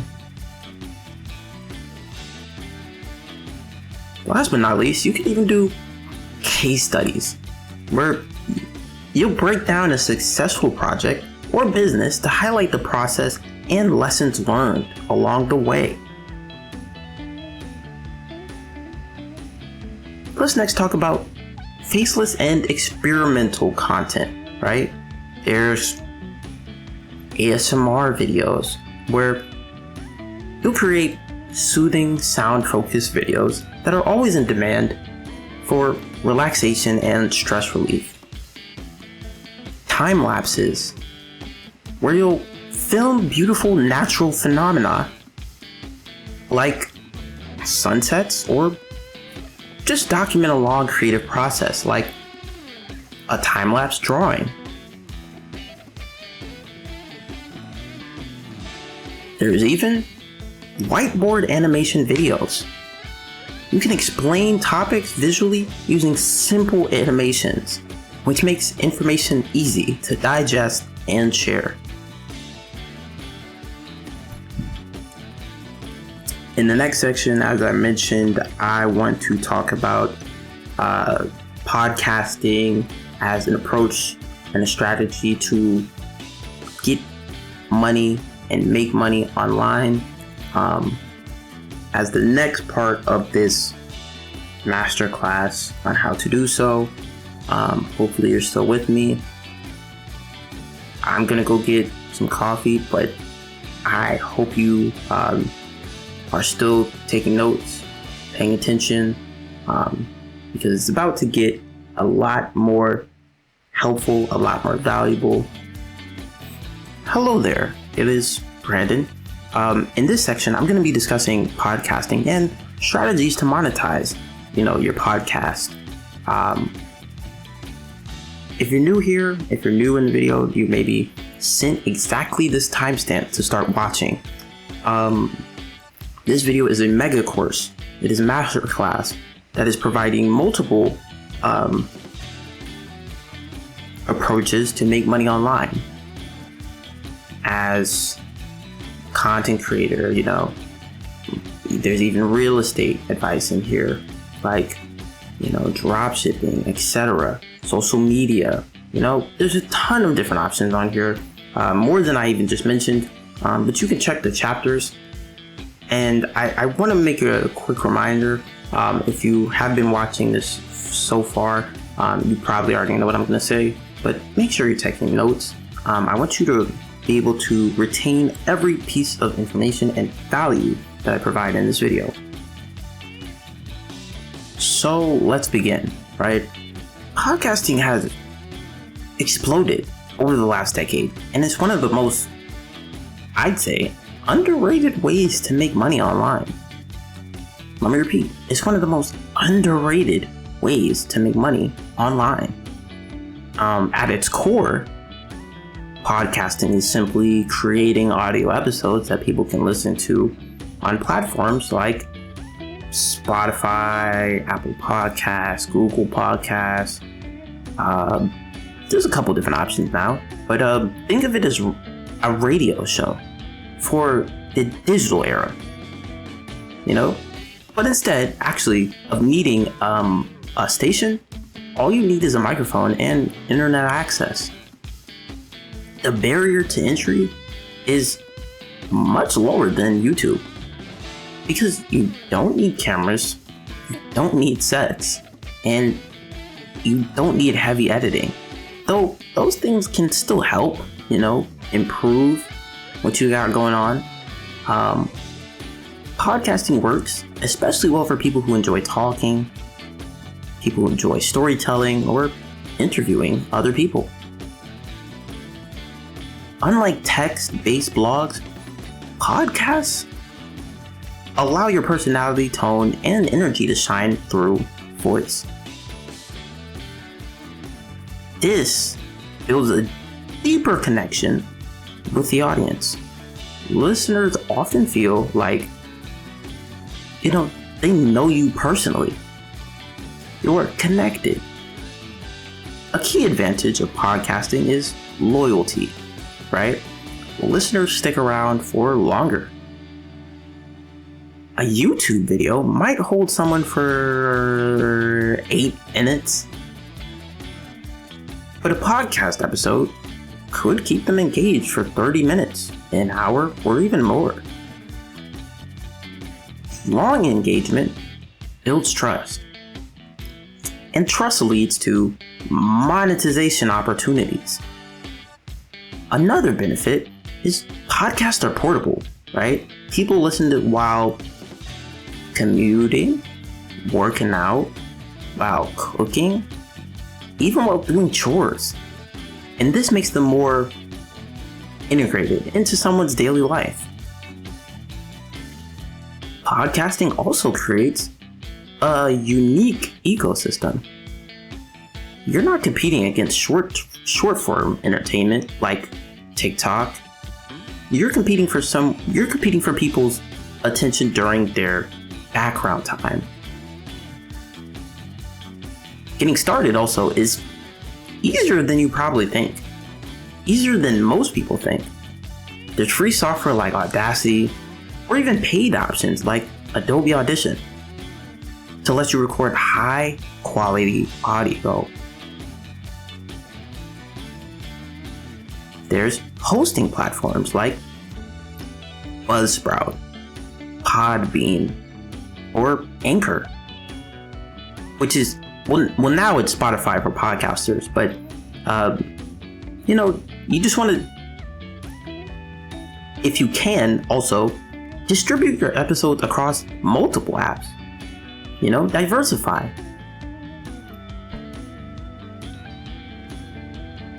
The biggest question is usually, what do I talk about? Especially for multiple episodes. That's where the niche selection comes in. Successful podcasts usually target a specific niche, like finance, health, comedy, true crime, entrepreneurship, self-improvement, or entertainment commentary, right? Niches with passionate audiences tend to perform the best because passion fuels both consistency and engagement.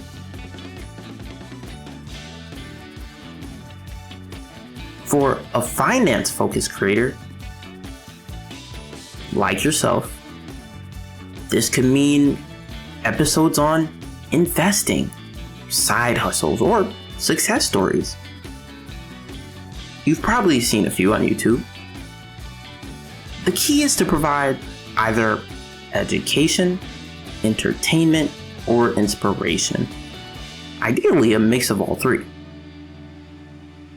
But before you think about monetization, you should focus on creating at least 10 to 20 consistent episodes to establish your voice.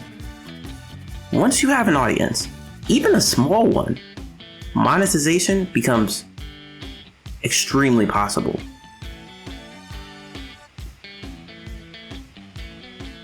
Let's talk about monetization models for podcasts, right? Monetization in podcasting isn't one size fits all. No. In fact, I have some suggestions for several income streams that can stack together while podcasting. The first and probably most obvious is sponsorships, where brands pay you to mention or promote their product during your episode. You've probably seen a few, and we're like, oh, okay, that's a cool product. I wonder if they're sponsored. Oh, okay. Sponsors love podcasts because ads are usually read by the host, making them feel like personal recommendations. Rates often are calculated as CPM, cost per 1,000 downloads, and a sponsor might pay $18 per, or $18 to $50 per 1,000 downloads, depending on the niche, right? For example, a finance podcast could earn on the higher end because advertisers know the audience has buying power, right? Another model is affiliate marketing. Promoting a product or service and earning a commission for each sale through your unique link. Affiliate deals can actually outperform sponsorships, especially if you're promoting tools you personally use and trust. Listener support is another powerful income stream to think about. Platforms like Patreon or Buy Me a Coffee let fans directly support you with monthly contributions. Many podcasters earn thousands per month just from their loyal supporters. Crowdfunding as well works especially well when you give perks like bonus episodes, behind the scenes access, early releases, exclusivity, exclusive access, right? Merchandising is another route. Selling t-shirts, mugs, or digital products tied to your brand. Remember, your voice builds trust, so if your audience enjoys your personality, they'll buy into your brand. You can also monetize through premium content. This means putting some episodes behind a paywall. Services like Apple Podcast subscriptions or Spotify paid subscriptions allow you to charge a small monthly fee. Another indirect monetization method is using your podcast to funnel listeners to other businesses like coaching, consulting, or online courses, all of which we've talked about in this course. Or in this mega video. For example, you could run a free finance podcast and at the end of each episode, promote your paid course on investing basics. Many entrepreneurs treat their podcast as the top of the funnel or a free entry point into their paid ecosystem. Speaking opportunities are another indirect income stream. A successful podcast builds authority, right? Which can lead to paid speaking gigs. The important mindset here is don't rely on only one income stream. Stack multiple methods to build resilience. Diversify. Because a podcast can easily grow into a six-figure business when multiple monetization strategies are layered together.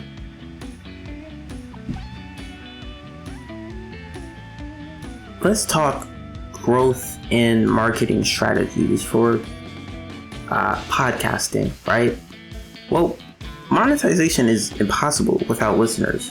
So growth is just as important as monetization. The first step is optimizing your podcast title and description with searchable keywords. Think of your podcast like a YouTube video, because discoverability matters.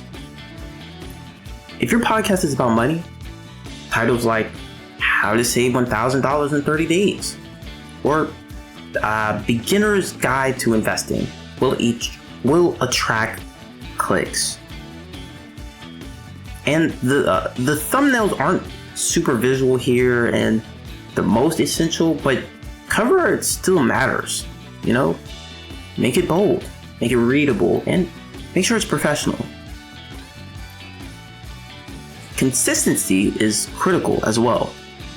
Releasing on the same day each week helps build listener habits because they expect you to release it on, let's say Monday, let's say Sunday, Saturday. Some people are known for releasing on specific days. They claim it. It's associated with their brand. Guest appearances are also one of the fastest ways to grow.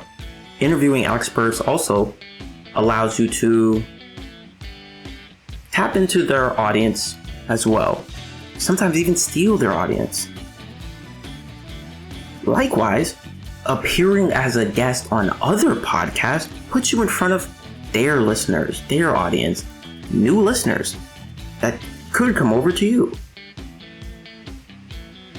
Social media is, a growth engine. You could clip highlights from your podcast into short form content for TikTok, Instagram Reels, and YouTube Shorts. This is how podcasts like Diary of a CEO or My First Million went viral. Short clips drive people to the full episode. Another thing I want to mention is email lists. Email lists are an underrated tool. They're one of many underrated tools that I've mentioned in this video. And while podcasting, you can ask listeners to join your newsletter for bonus resources and bonus access. An email list gives you direct access to your audience without depending on platforms. Another thing that's important, very significant, SEO. SEO for podcast websites also helps. A simple blog with episode transcripts can rank on Google and bring in organic listeners. Like if you in your script or what you talk about during the video, if it's not during the podcast, is not scripted and it is just very keyword heavy. Like you're talking about business, or you're talking about making money online, and you're talking about, and you say a lot of keywords that fall under, money, passive income, careers, jobs, resumes, how to get a job online, how to, it falls under that web. It'll rank because you have that transcript available on your blog. especially when they're searching for those keywords, right? And things related to that topic. I also want to say you should encourage during videos like, hey, can you guys make sure to leave ratings and reviews on Apple Podcasts for your podcast, because these will boost your visibility on Apple Podcasts and a couple other podcasts, but most importantly, Apple Podcasts.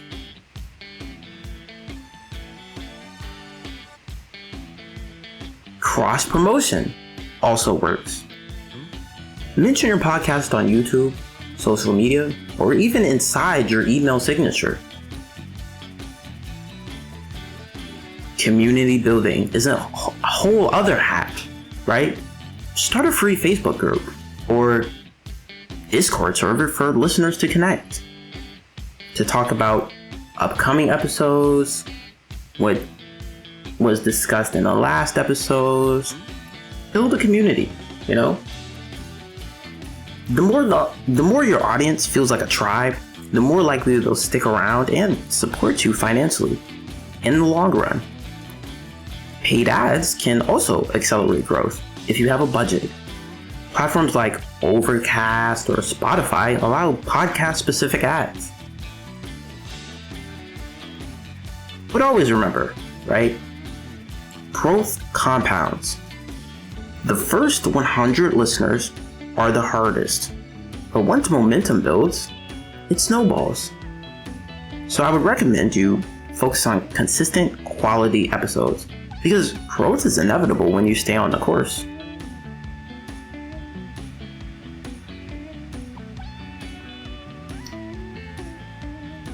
Next, I want to talk about, in this next part, long-term strategies and sustainability, right?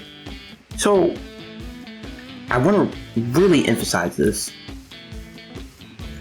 Hear me out when I say this.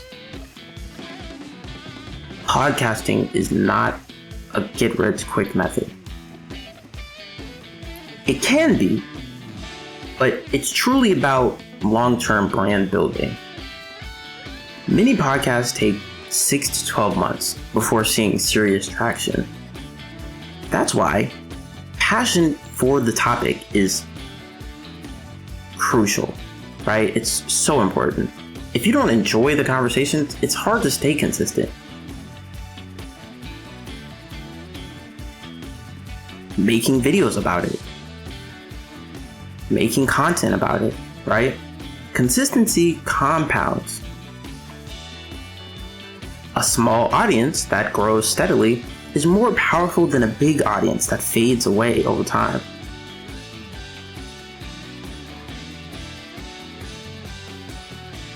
Think about sustainability from day one, right? Batch recording episodes saves time and reduces burnout. Outsourcing editing, graphics, or notes for your show, right, frees you to focus on the content and strategy. I want to emphasize this again. Look at the metrics. Utilize your analytics to understand your audience. Platforms like Spotify or Spotify for podcasters show demographics, listening times, and drop-off points. This helps you create content that resonates and cut what doesn't. Another thing I'd like to mention is don't chase trends blindly. Instead, blend evergreen topics with timely ones. Evergreen episodes like 5 Ways to Budget Smarter will attract listeners for years. Meanwhile, timely episodes like How Inflation Affects Your Savings capitalize on current interest. Over time, your library of evergreen episodes becomes an asset that works like passive income. Always keep monetization in mind, but never let it overshadow content quality. Okay? A great podcast that genuinely helps people will naturally lead to monetization opportunities.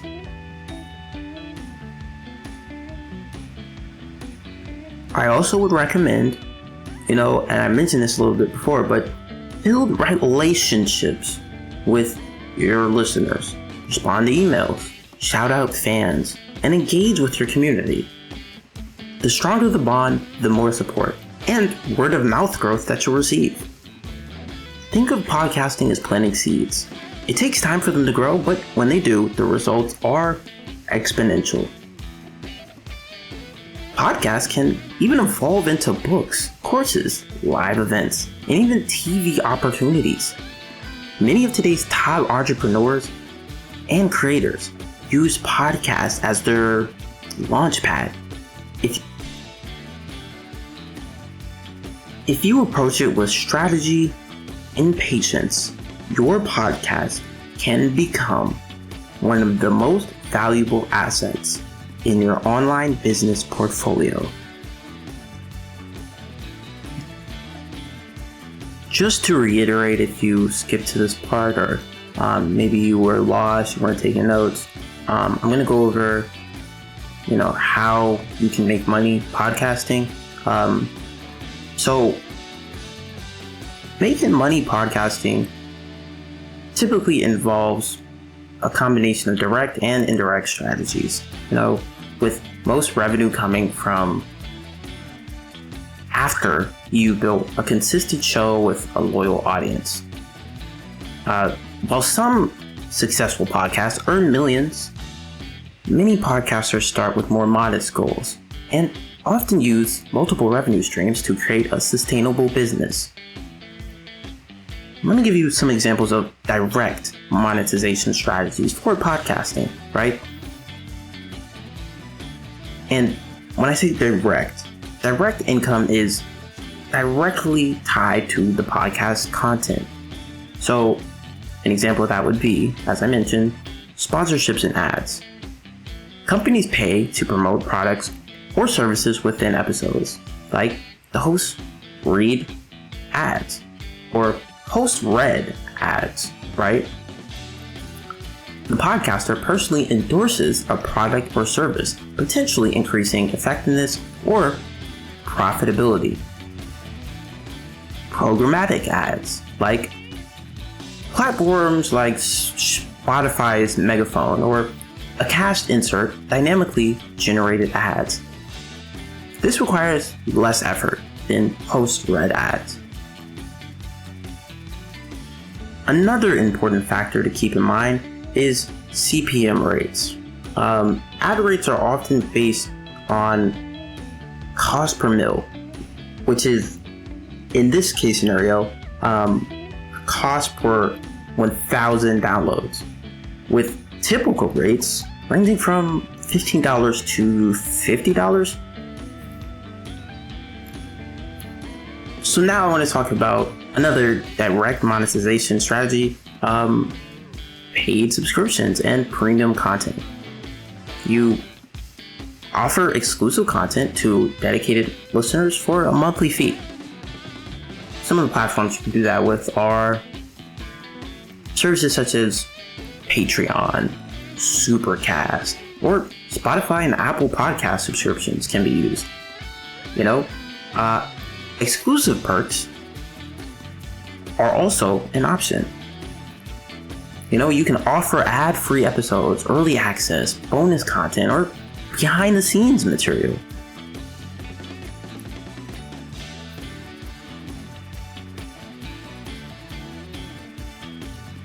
Another form of direct monetization strategies is listener donations, value for value, right? You can literally allow your audience to voluntarily contribute using services or platforms like PayPal, Buy Me a Coffee, as I mentioned, or Ko-fi to set up donation links. The benefits of this model allows editorial independence from advertisers.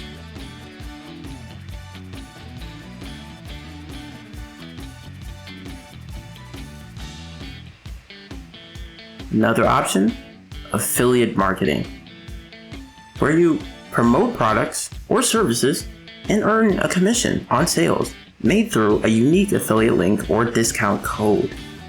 The strategy here, include the link in your show notes or mention the code in the episode.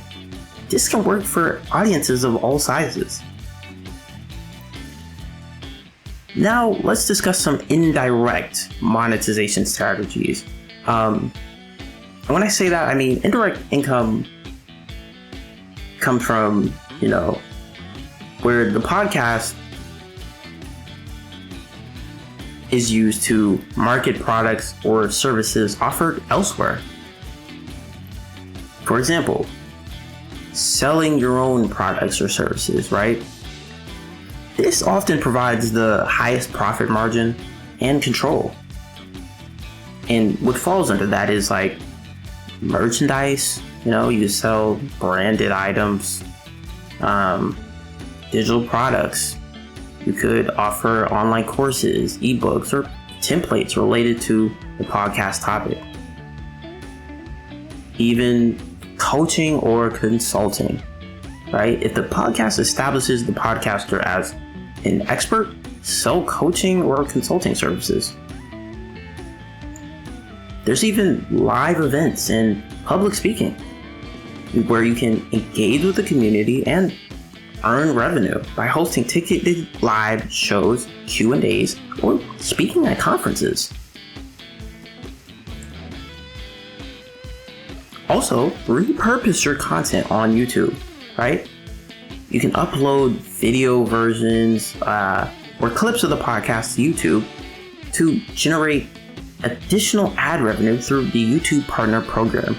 It also increases your chances of discoverability.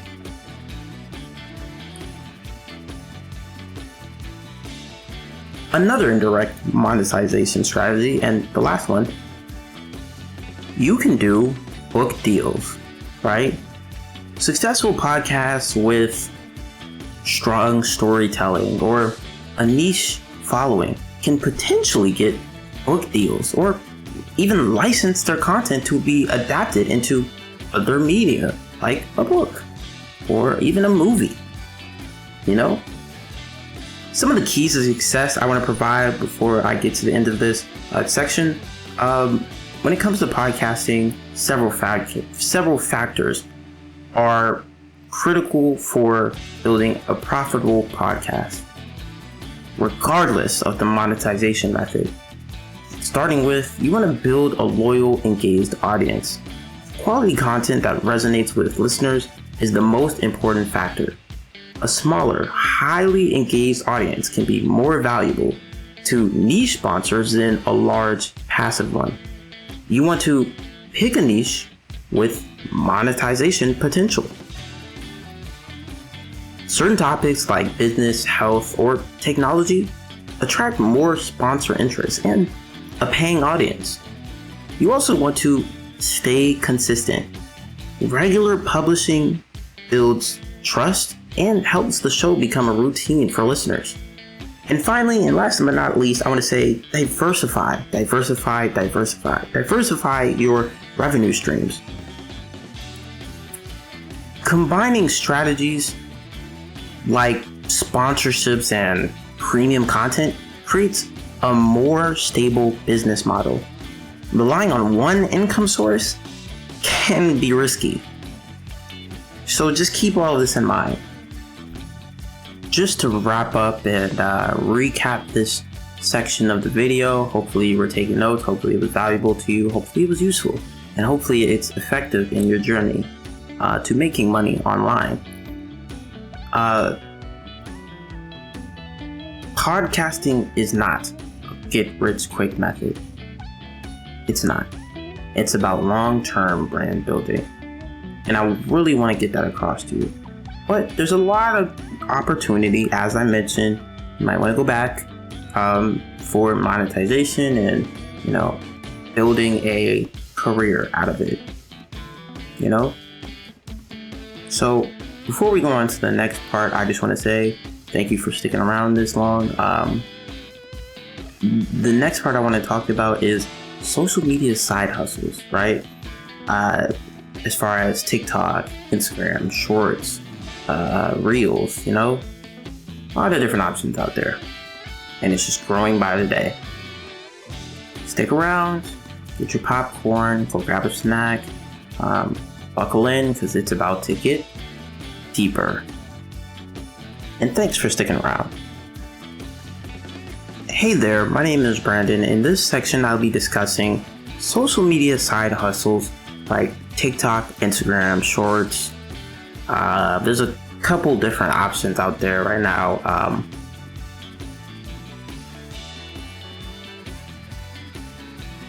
But if you are new here, this is a masterclass on how to make money online. Bunch of different approaches, action-packed or jam-packed, top to bottom, start to finish. And you can look through the chapters for whatever section or niche or approach is more to your liking, more to your style, literally what you may have been looking for weeks. But I just want to remind everybody, make sure you're taking notes, make sure you're being friendly in the comments, not necessarily to me, I don't really care about that, but to each other. And yeah, this next section, again, is going to be about social media side hustles like TikTok, Instagram Reels, and, Shorts, actually TikTok, Instagram, and just platforms, right? On social media.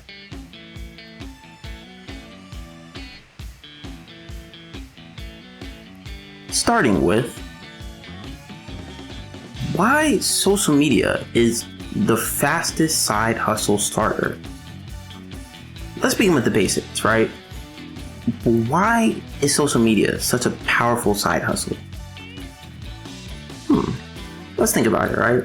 Unlike traditional businesses, you don't need thousands of dollars in startup capital. Okay, well, what do you need? All you need is a phone, internet access, and some creativity. Platforms like TikTok, Instagram Reels, YouTube Shorts are, algorithm driven, right? And what this means is the algorithm decides who sees your content, not your follower count. This is why you'll often see creators with only a handful of followers go viral overnight. A single video could generate 100,000 to 1 million to even 10 million views. And unlike older platforms, short-form video rewards experimentation. You don't need perfect cameras. You don't need perfect lighting. You don't need perfect editing. You just need to start. In fact, raw and authentic often outperforms polished production. The opportunity window is still wide open, especially for niches people underestimate. Social media today is like real estate. The best time to start was yesterday. The second best time is now. And unlike real estate, you don't need a mortgage to claim your spot. You just post. If you can hook attention in the first 3 seconds, you're already ahead of most creators. Beginners often think you need to dance or be funny. That's not true. Educational, entertaining, and relatable content works across every niche. Finance, fitness, food, gaming, comedy, there's room for all of it. Think of each video as a lottery ticket, right? But one where the odds improve with skill. The more you post, the more chances you have at striking virality. And the best part, you can monetize in multiple ways, not just through platform payouts.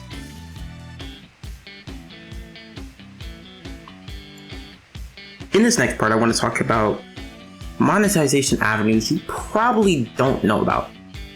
A lot of beginners think monetization means waiting until TikTok pays you. No.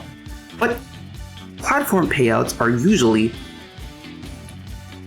the smallest slice of the pie. Okay.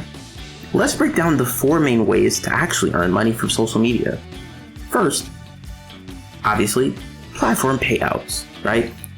Like the TikTok Creator Fund, YouTube Shorts Fund, Instagram Reels, Play bonuses, right? These reward you for views, but usually aren't life-changing unless you're at millions of views monthly. Second up, there's affiliate marketing.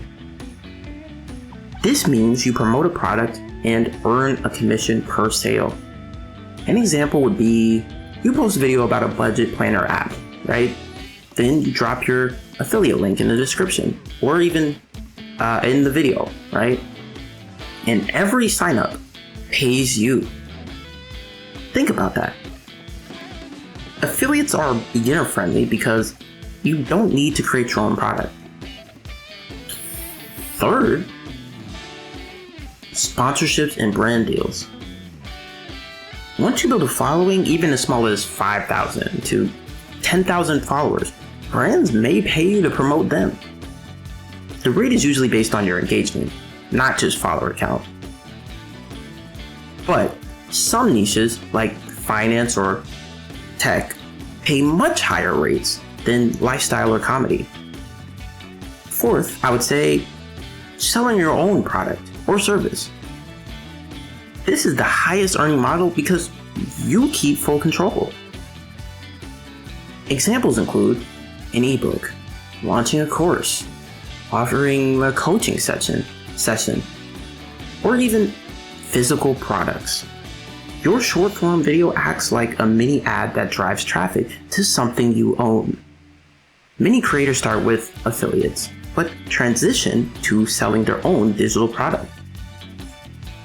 This is how you shift from making pocket change to a full-time income. The best creators don't rely on just one stream, they stack all 4 that I just mentioned. This way, even if one dries up, your income doesn't disappear. I want to go over the key differences between, TikTok, Instagram, and YouTube Shorts, right? Or we'll just call them Shorts for now. There's a lot of big differences between these 3 platforms for short form side hustles, right? TikTok is the most discoverability driven platform, and I cannot emphasize that enough. Because even new accounts can reach massive audiences. The culture there is fast-paced, meme-driven, and trend-oriented. Instagram Reels works a bit differently. It prioritizes people who already follow you. But it's a great way to monetize if you already have a small community. Instagram Reels also integrates seamlessly with Instagram Stories and static posts. That gives you more tools to build a brand feel around your content. YouTube Shorts is the dark horse, I'd say, with massive long-term potential. Why? Because YouTube is a search-based platform, right? And shorts can go viral, but they also live in search results for months or years.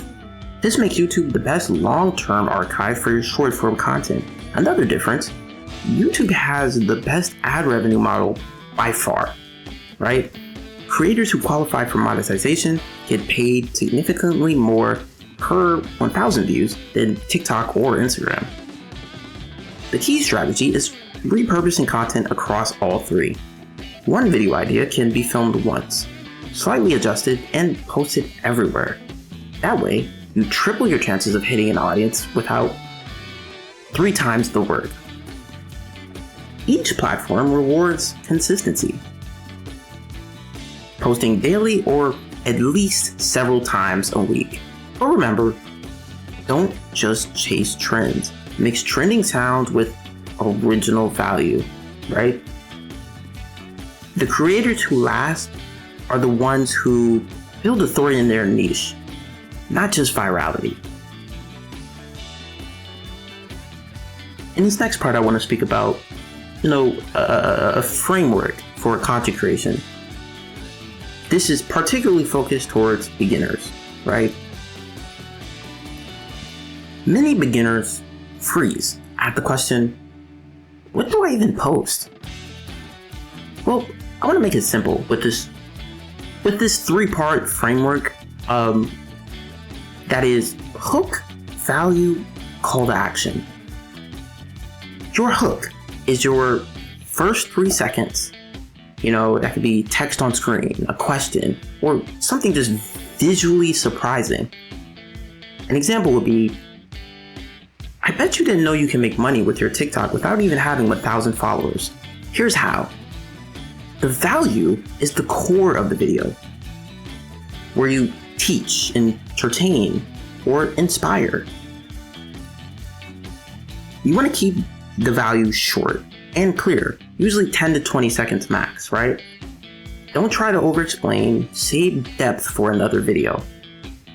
Think of each video as a puzzle piece in your overall content strategy. The call to action is what you want viewers to do next. This can be as simple as follow for more side hustle tips, or it can direct them to a link in your bio. Without a call to action, even viral videos won't lead to income. I hope you know. Beginners should focus on quantity over perfection, right? Because I would say, let's say you post 30 to 50 videos. Doing so, you can learn what works and then double down.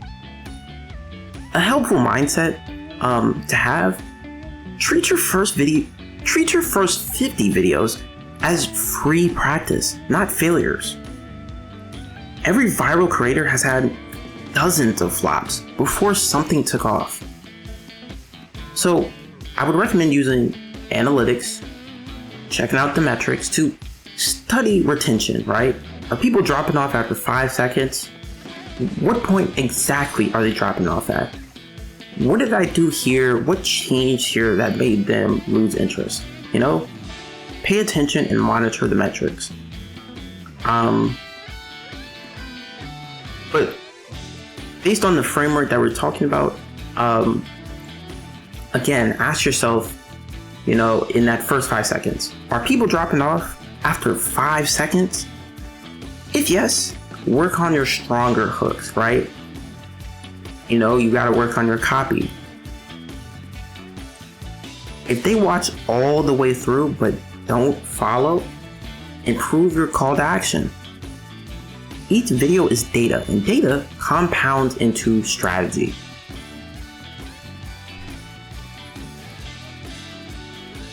Next up, I want to talk about scaling social media into a real business, right?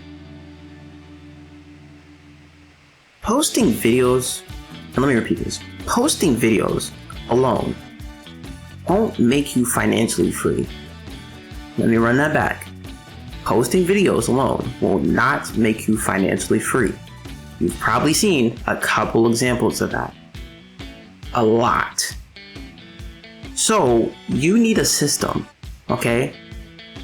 Step 1 is capture your audience, right? Platforms own your followers, but you don't. If TikTok bans your account tomorrow, you'll lose everything. That's why smart creators funnel viewers into an email list or community. You can do this with free tools like Linktree, ConvertKit, or MailChimp. Step 2 is to offer a product. That could be something as simple as a $10 digital guide, because that could transform your income. Think about it. If 1,000 people buy a $10 product, that's $10,000. and a viral video can easily drive that many people. Step 3 is automation. You schedule posts, outsource editing, and batch film to save time. Many creators spend one day recording and schedule content for a whole week. Step 4 is to network with other creators, right? Collaborations bring you into new audiences overnight. Step 5, I would say reinvent and adapt. Social media changes fast. Let me repeat that. Social media changes fast. So do not rely on one style forever. Always test new hooks, new formats, and even new platforms as they emerge.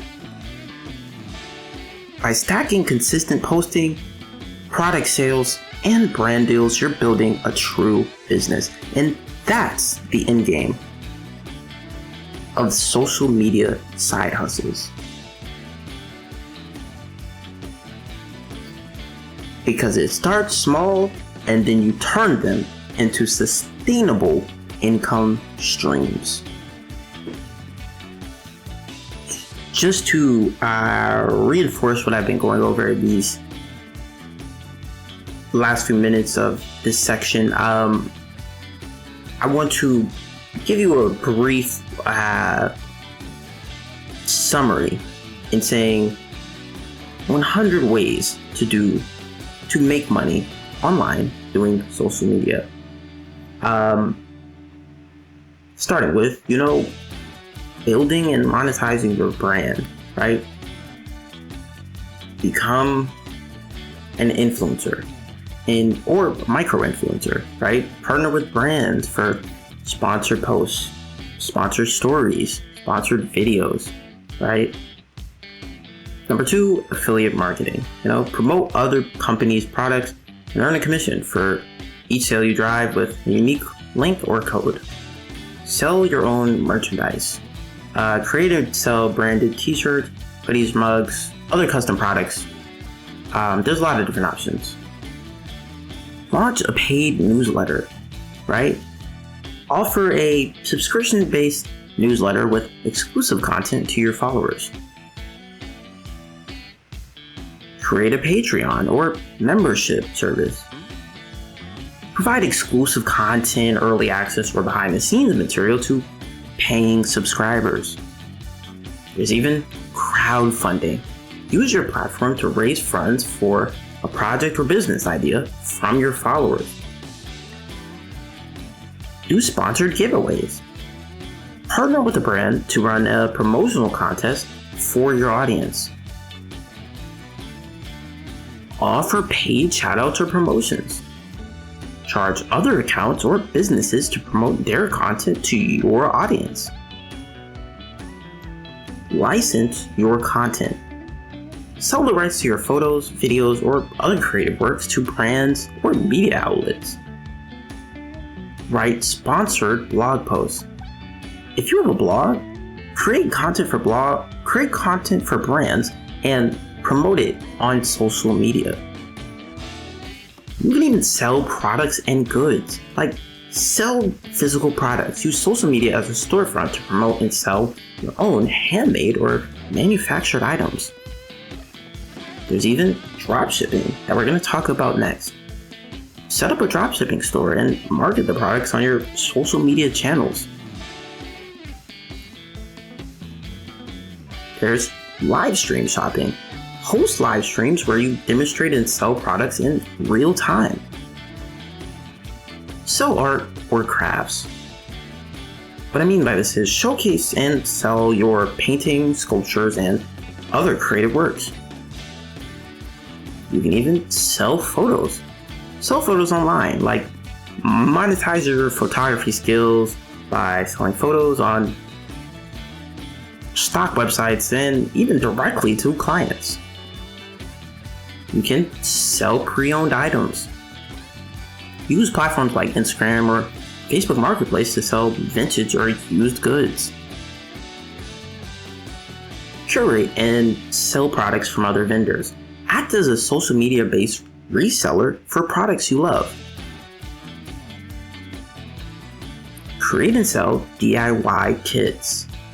You could offer kits with all the materials and instructions for a crafts project. You could sell print-on-demand products. Use a service like Printful or Printify to sell custom-designed apparel or accessories. You could even run your own social media pop-up shop, where you announce exclusive limited-time products that are available for sale to create buzz. Another option, offer digital goods, right? So online courses, workshops.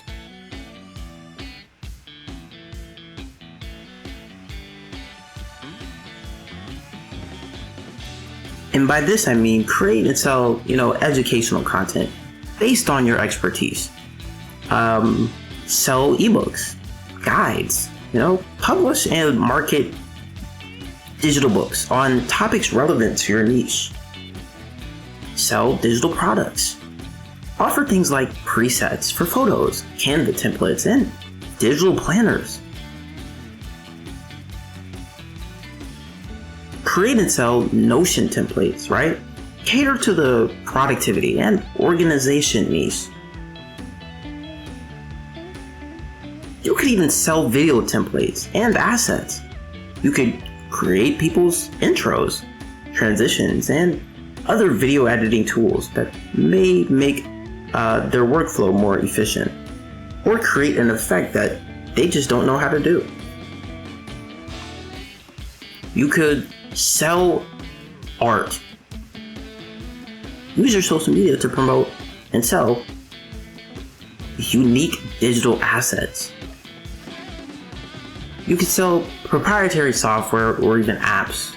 Like, you can market a unique tool or application that you have developed. You could create and sell custom wallpapers or graphics, offering, downloadable visual assets to your followers. You could sell access to a membership community, right? Where you basically just build a premium paid community for your most loyal followers. Offer premium exclusive content, like where you're providing in-depth or behind-the-scenes content that requires a one-time purchase to access.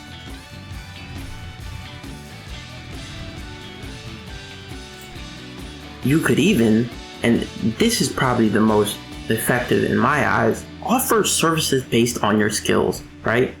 Offer social media management services where you manage the social media accounts for other brands and businesses. Provide consulting services where you advise creators, businesses on their social media strategies. Work as a virtual assistant. Use your social media to offer administrative or creative support to businesses. Provide coaching or mentorship, right? You want to offer personalized guidance in your area of expertise. Sell ghostwriting services. Offer to write content for others under their name. Provide graphic design services. Create logos, social media graphics, and other visual assets for clients. Offer video or photo editing services. Capitalize on your technical skills for other creators. Sell website or landing page development. Use your platform to attract clients who need an online presence. Run webinars or online events. Like, host paid events to teach or share knowledge with your audience. Sell SEO services. Use your authority to attract clients looking to improve their search ranking. You could become a social media advertiser. You could offer to run paid ad campaigns for other companies. You could provide copywriting services. Attract clients who need compelling content for their websites, and social media. You could sell lead generation services, where you use your network and expertise to find potential clients for other businesses.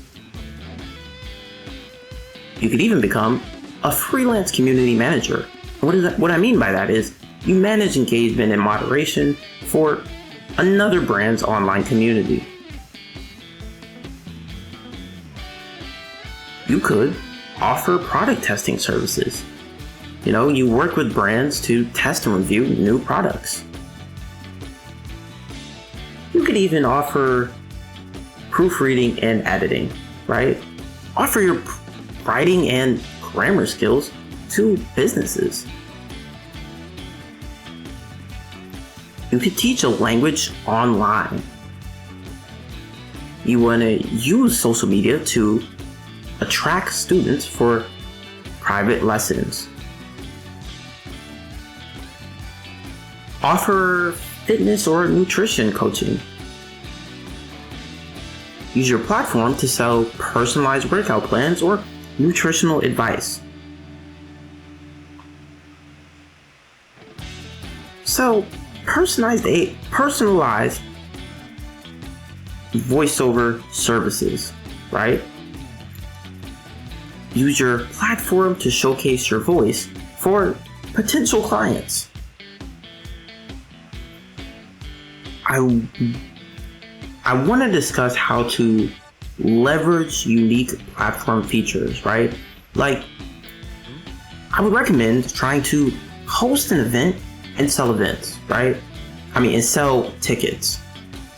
Use your social media to promote and sell tickets to online or in-person events.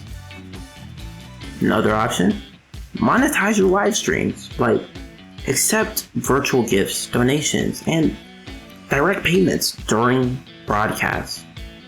Use Facebook stars. Allow viewers to send stars as a tip during your Facebook Live videos. Sell ad space on your website. Drive traffic from social media to your ad monetized blog or website. Create and sell stickers. Design custom stickers and sell them on your social channels. Host sponsored live events. Have a brand sponsor your live stream or Q&A session. Offer a close friends list on Instagram. Give your most loyal fans exclusive content for a fee. Get paid for referrals. Some platforms have referral programs that can be promoted on social media.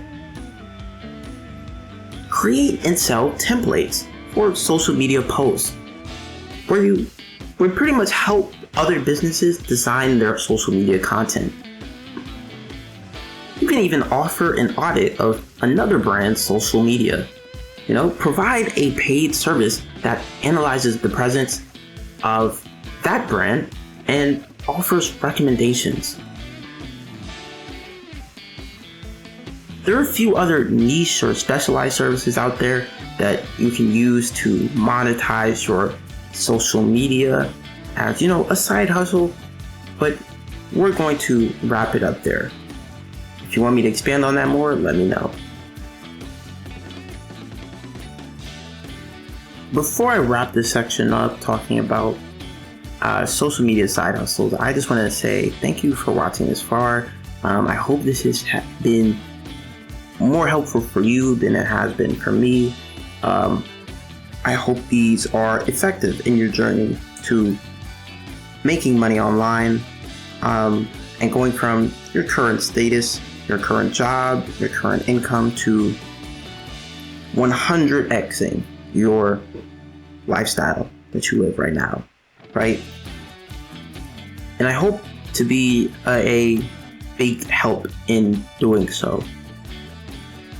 In the next section, I will be discussing dropshipping and print on demand as a whole. Hopefully, if that is interesting to you, you will stick around. If not, there's many other approaches and strategies that I talked about within this video, and value provided about how to make money online, different ways. So if you want to, look down at the chapters to see what you may have missed, which you maybe want to go back to, which you maybe want some more information on. I highlighted as much as possible in this video. It's supposed to be a mega course and a masterclass, so be sure to check those out. Hello there. In this section, I'm going to be discussing dropshipping and print on demand, right? If you're new here, maybe a timestamp was sent to you for a very significant part of the video that might be catered to something you're interested in. This video is a mega masterclass touching on many different topics, and strategies, approaches to make money online. So if you find value in even this section or want to explore some of the other sections, there's chapters below in the video, even in the description, to easily navigate between all the different sections. Hopefully this next section about dropshipping and print on demand is helpful for you, and hopefully you take notes, because I don't want any of this value to go to waste. Let's do it. Let's start with the basics. I want to do an introduction to dropshipping, right? How do we do that? Let's ask a few questions first, like, what is dropshipping?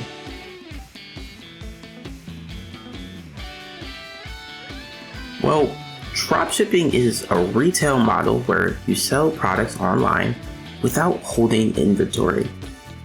Okay, so instead of buying bulk stock up front, you only pay your supplier after a customer makes a purchase.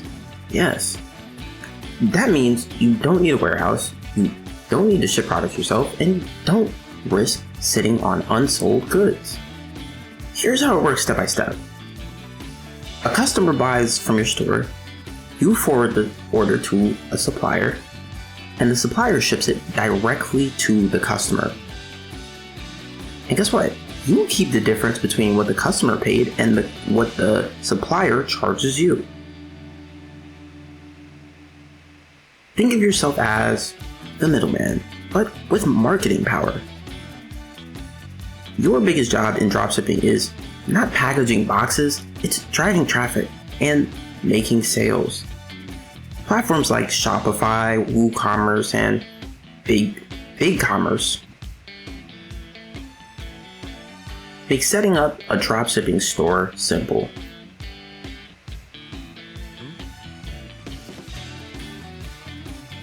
You can connect suppliers through apps like Oberlo or Dropshippers or DSers or Spocket. The model is appealing because of its low upfront cost. You can literally start with a few $100s, but the trade-off is competition. Many dropshippers sell the same products.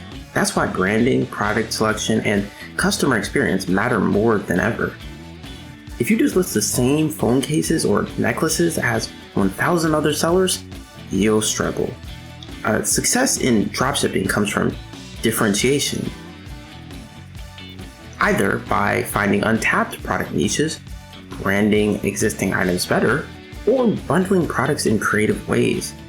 Dropshipping is often called a beginner's gateway into e-commerce.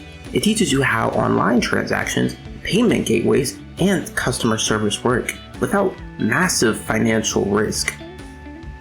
But dropshipping is not a get-rich-quick scheme. Like any business, it requires persistence, testing, and constant marketing. The next part I want to talk about is the dropshipping supply chain, right? Let's break down the supply chain in dropshipping. At the top, you have manufacturers. These are companies physically making the products. Beneath them are wholesalers and suppliers who distribute those products. As a dropshipper, you don't talk to the factories directly most of the time. Instead, you work with suppliers. Suppliers may be overseas. Commonly, you may find them in China via AliExpress or Alibaba, or local, which can offer fast shipping. When the customer places an order on your store, the supplier receives the information. They then pick, pack, and ship the item to your customer. This saves you time, but also means you rely on their reliability. Shipping speed, product quality, and packaging all depend on the supplier. If they mess up, your customer will blame you, not them. That's why supplier vetting is critical. You must order samples before you start selling. Always test product quality, delivery time, and even how the packaging looks. Many beginners skip this step, and that's why I wanted to mention it, because you want to avoid facing angry customers later, right? Just avoid as many problems as you can. Another factor is returns, right? Dropshipping businesses must set up clear policies. Since suppliers are often overseas, returns can be very costly or impractical. Some dropshippers offer refunds without requiring returns, eating the loss but keeping customer satisfaction high. This is why margins in dropshipping must be healthy. If you're only making $2 profit per sale, you won't survive long. Many experienced sellers aim for at least a 20% margin after ads. Remember, you're not just selling a product, you're selling trust and convenience. Now, let's talk about print on demand, or POD for short. POD is similar to dropshipping in that you don't hold inventory, but instead of selling generic products, you sell customized items. For example, a blank t-shirt becomes a unique product when your design is printed on it. POD platforms, or POD platforms like Printful, Printify, or Gelato allow you to upload your design and mock it up on products and list it on your store. When someone buys, the POD provider or POD provider prints your design and ships it directly to the customer. You can sell t-shirts, hoodies, mugs, posters, phone cases, even jewelry. This means your inventory is virtually unlimited. You don't need to guess how many red shirts in size medium you'll sell. Everything is made to order. That's powerful because it allows you to test designs quickly with little financial risk. PODs, or print on demand, is especially strong if you're creative or have access to graphic design talent. Unlike regular dropshipping, your product is unique to you. Even if another seller uses the same POD supplier, your designs make your store original. Branding plays a big role too. A strong logo, packaging, and niche focus makes your store memorable. Think about niches like funny cat memes, or fitness motivation, or even gaming quotes. Instead of selling to everyone, POD businesses thrive by targeting specific communities. For example, shirts for dog owners that say, "Life is better with a golden retriever," sell well to exactly one group, golden retriever fans. Well, PODs allow micro-targeting that traditional stores can't do profitably. You don't even need a warehouse full of dog shirts. You only print when an order comes in. This keeps overhead low and scalability high. Next up, I want to talk about marketing strategies for both models. Whether dropshipping or a POD, marketing is where you win. If nobody visits your store, nobody buys. Paid ads are the most common strategy for beginners. Facebook and Instagram ads allow you to target interest, demographics, and lookalike audiences. TikTok ads are increasingly popular for viral products and designs. YouTube ads and Google Shopping ads are also available options. But ads cost money, so your conversion rate and profit margins matter. A poorly designed store will waste your ad spend. That's why professional product pages with reviews, clear photos, and good copywriting are essential. Organic marketing also works. This means content creation on TikTok, content creation on Instagram Reels, content creation on YouTube Shorts. Viral videos showing your product in use can drive thousands of free viewers. Influencer marketing is another proven strategy. Instead of paying for ads, you send products to small influencers in your niche. They create content, show the product to their followers, and drive sales for you. Email marketing and retargeting ads are where profit comes in long term. Most customers won't buy on the first visit. Retargeting reminds them until they convert. Print on demand especially benefits from building a brand community. Customers who buy one shirt with your design may come back for mugs, hoodies, or stickers. Also, social proof, reviews, user-generated content, testimonials, boost your credibility. Remember, your store is not just selling products, it's selling a lifestyle, an identity, or a community connection. Let's talk about the pros, cons, and long-term outlook, right? Dropshipping and print on demand both have huge upsides, but also downsides that you need to know about. The pros: low upfront costs, no inventory, and quick startup. You can test ideas without risking thousands in unsold stock. It's also location independent. You can run your store from anywhere. But the cons are just as real. Shipping delays, thin margins, and competition are common. In dropshipping, product quality control is a challenge since you don't see items before they ship. In print on demand, printing quality and fulfillment speed vary by provider. Another con is platform dependence, right?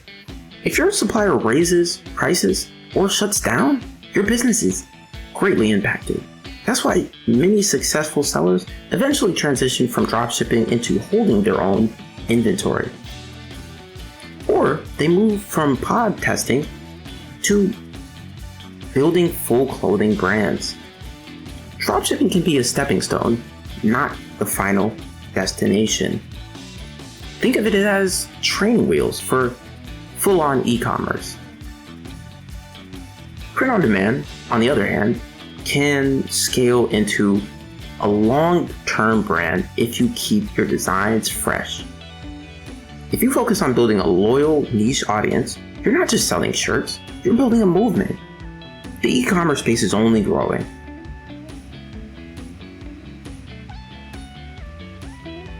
That means more opportunity for those who adapt.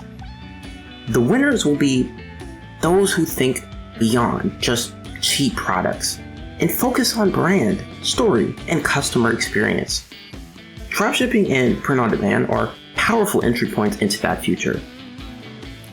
And, that sets us up perfectly for our final section, future-proofing, and where online income is headed from 2025 and beyond. Hopefully you enjoyed this section. Hopefully you took notes, and I would recommend you go use the bathroom now because the next section is going to be the last section. Thank you if you've gotten this far.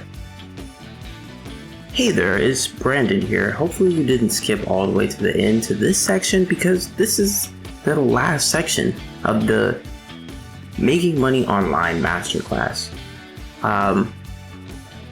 What I want to talk about in this section is, future-proofing, where online income is headed from 2025 and beyond.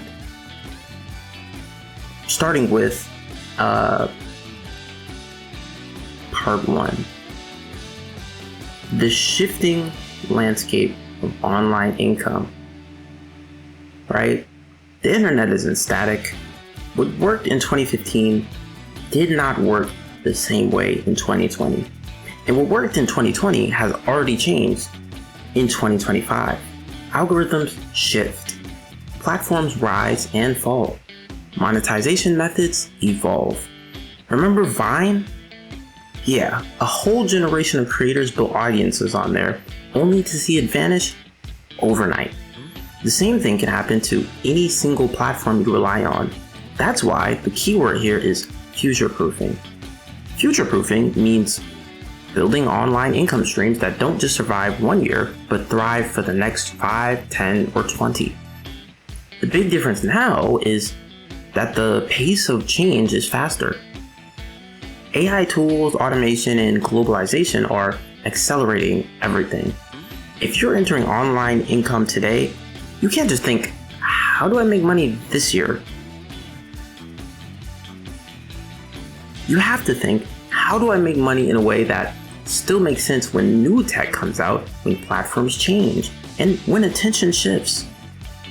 And that's what we're going to break down here. The trends, the tools, and the mindsets that will help you keep on winning. Think of this as your blueprint, not just for survival, but for long-term dominance. Let's talk about where attention is going, right? Online income always follows attention. So wherever people look, money flows. Well, in the early internet, attention was on blogs. Then it shifted to social media posts. Then to YouTube videos. Now it's onto short form video, right? That's what's dominating right now. But what's coming next? One big trend I would say is like immersive content. Think like AR glasses, VR environments, even interactive content, that just goes beyond scrolling on a phone. If you're only thinking about today's platforms, you'll miss the migration. Another trend, personalized feeds driven by AI. Instead of going viral in the traditional sense, content will increasingly be hyper-targeted. That means opportunities for smaller creators who know their niche. The attention game will favor people who know how to combine relatable human storytelling with tech-powered distribution. Instead of competing for one giant audience, you'll be competing to own micro communities, right? And future-proofing means don't just chase the big trend, learn how to adapt to where the next billion eyeballs will go. Let's talk about the rise of AI-powered income, right? Artificial intelligence isn't coming. It's here, okay? And it's already reshaping how people make money online with, copywriting, design, coding, even voiceovers. All can be assisted or even automated with AI. For some, this might sound like a threat, right? Like, will AI replace me? The better question is, how do I use AI so I can't be replaced? Future-proof entrepreneurs will be those who leverage AI as leverage, using it to scale what they do faster and better than their competitors. An example would be, instead of manually writing 50 product descriptions, AI can write them in 10 minutes.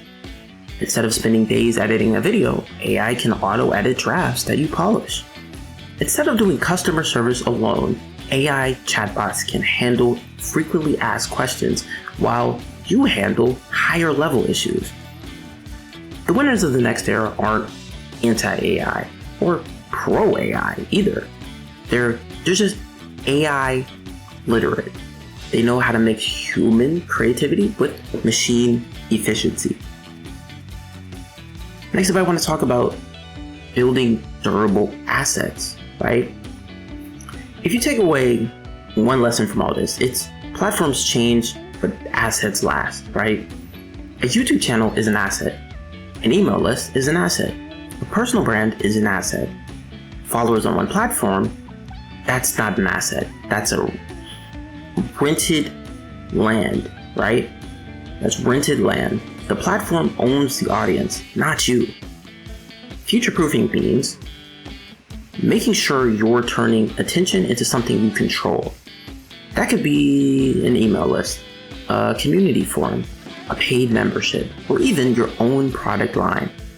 Assets are things that don't vanish when an algorithm changes. The goal is to use trending platforms as gateways, but also funnel people back to own spaces. Think of it like farming. Social media is where you plant seeds, but your own website, newsletter, or app is the land you own. The entrepreneurs who thrive in 2025 and beyond are the ones who know how to build assets first and chase algorithms second. Because the only guaranteed future-proof income is the one tied to assets you actually own. Next up, I want to talk about the new income models that are emerging. Beyond ads and affiliate links, whole new income models are opening up, like decentralized finance, DeFi is one example.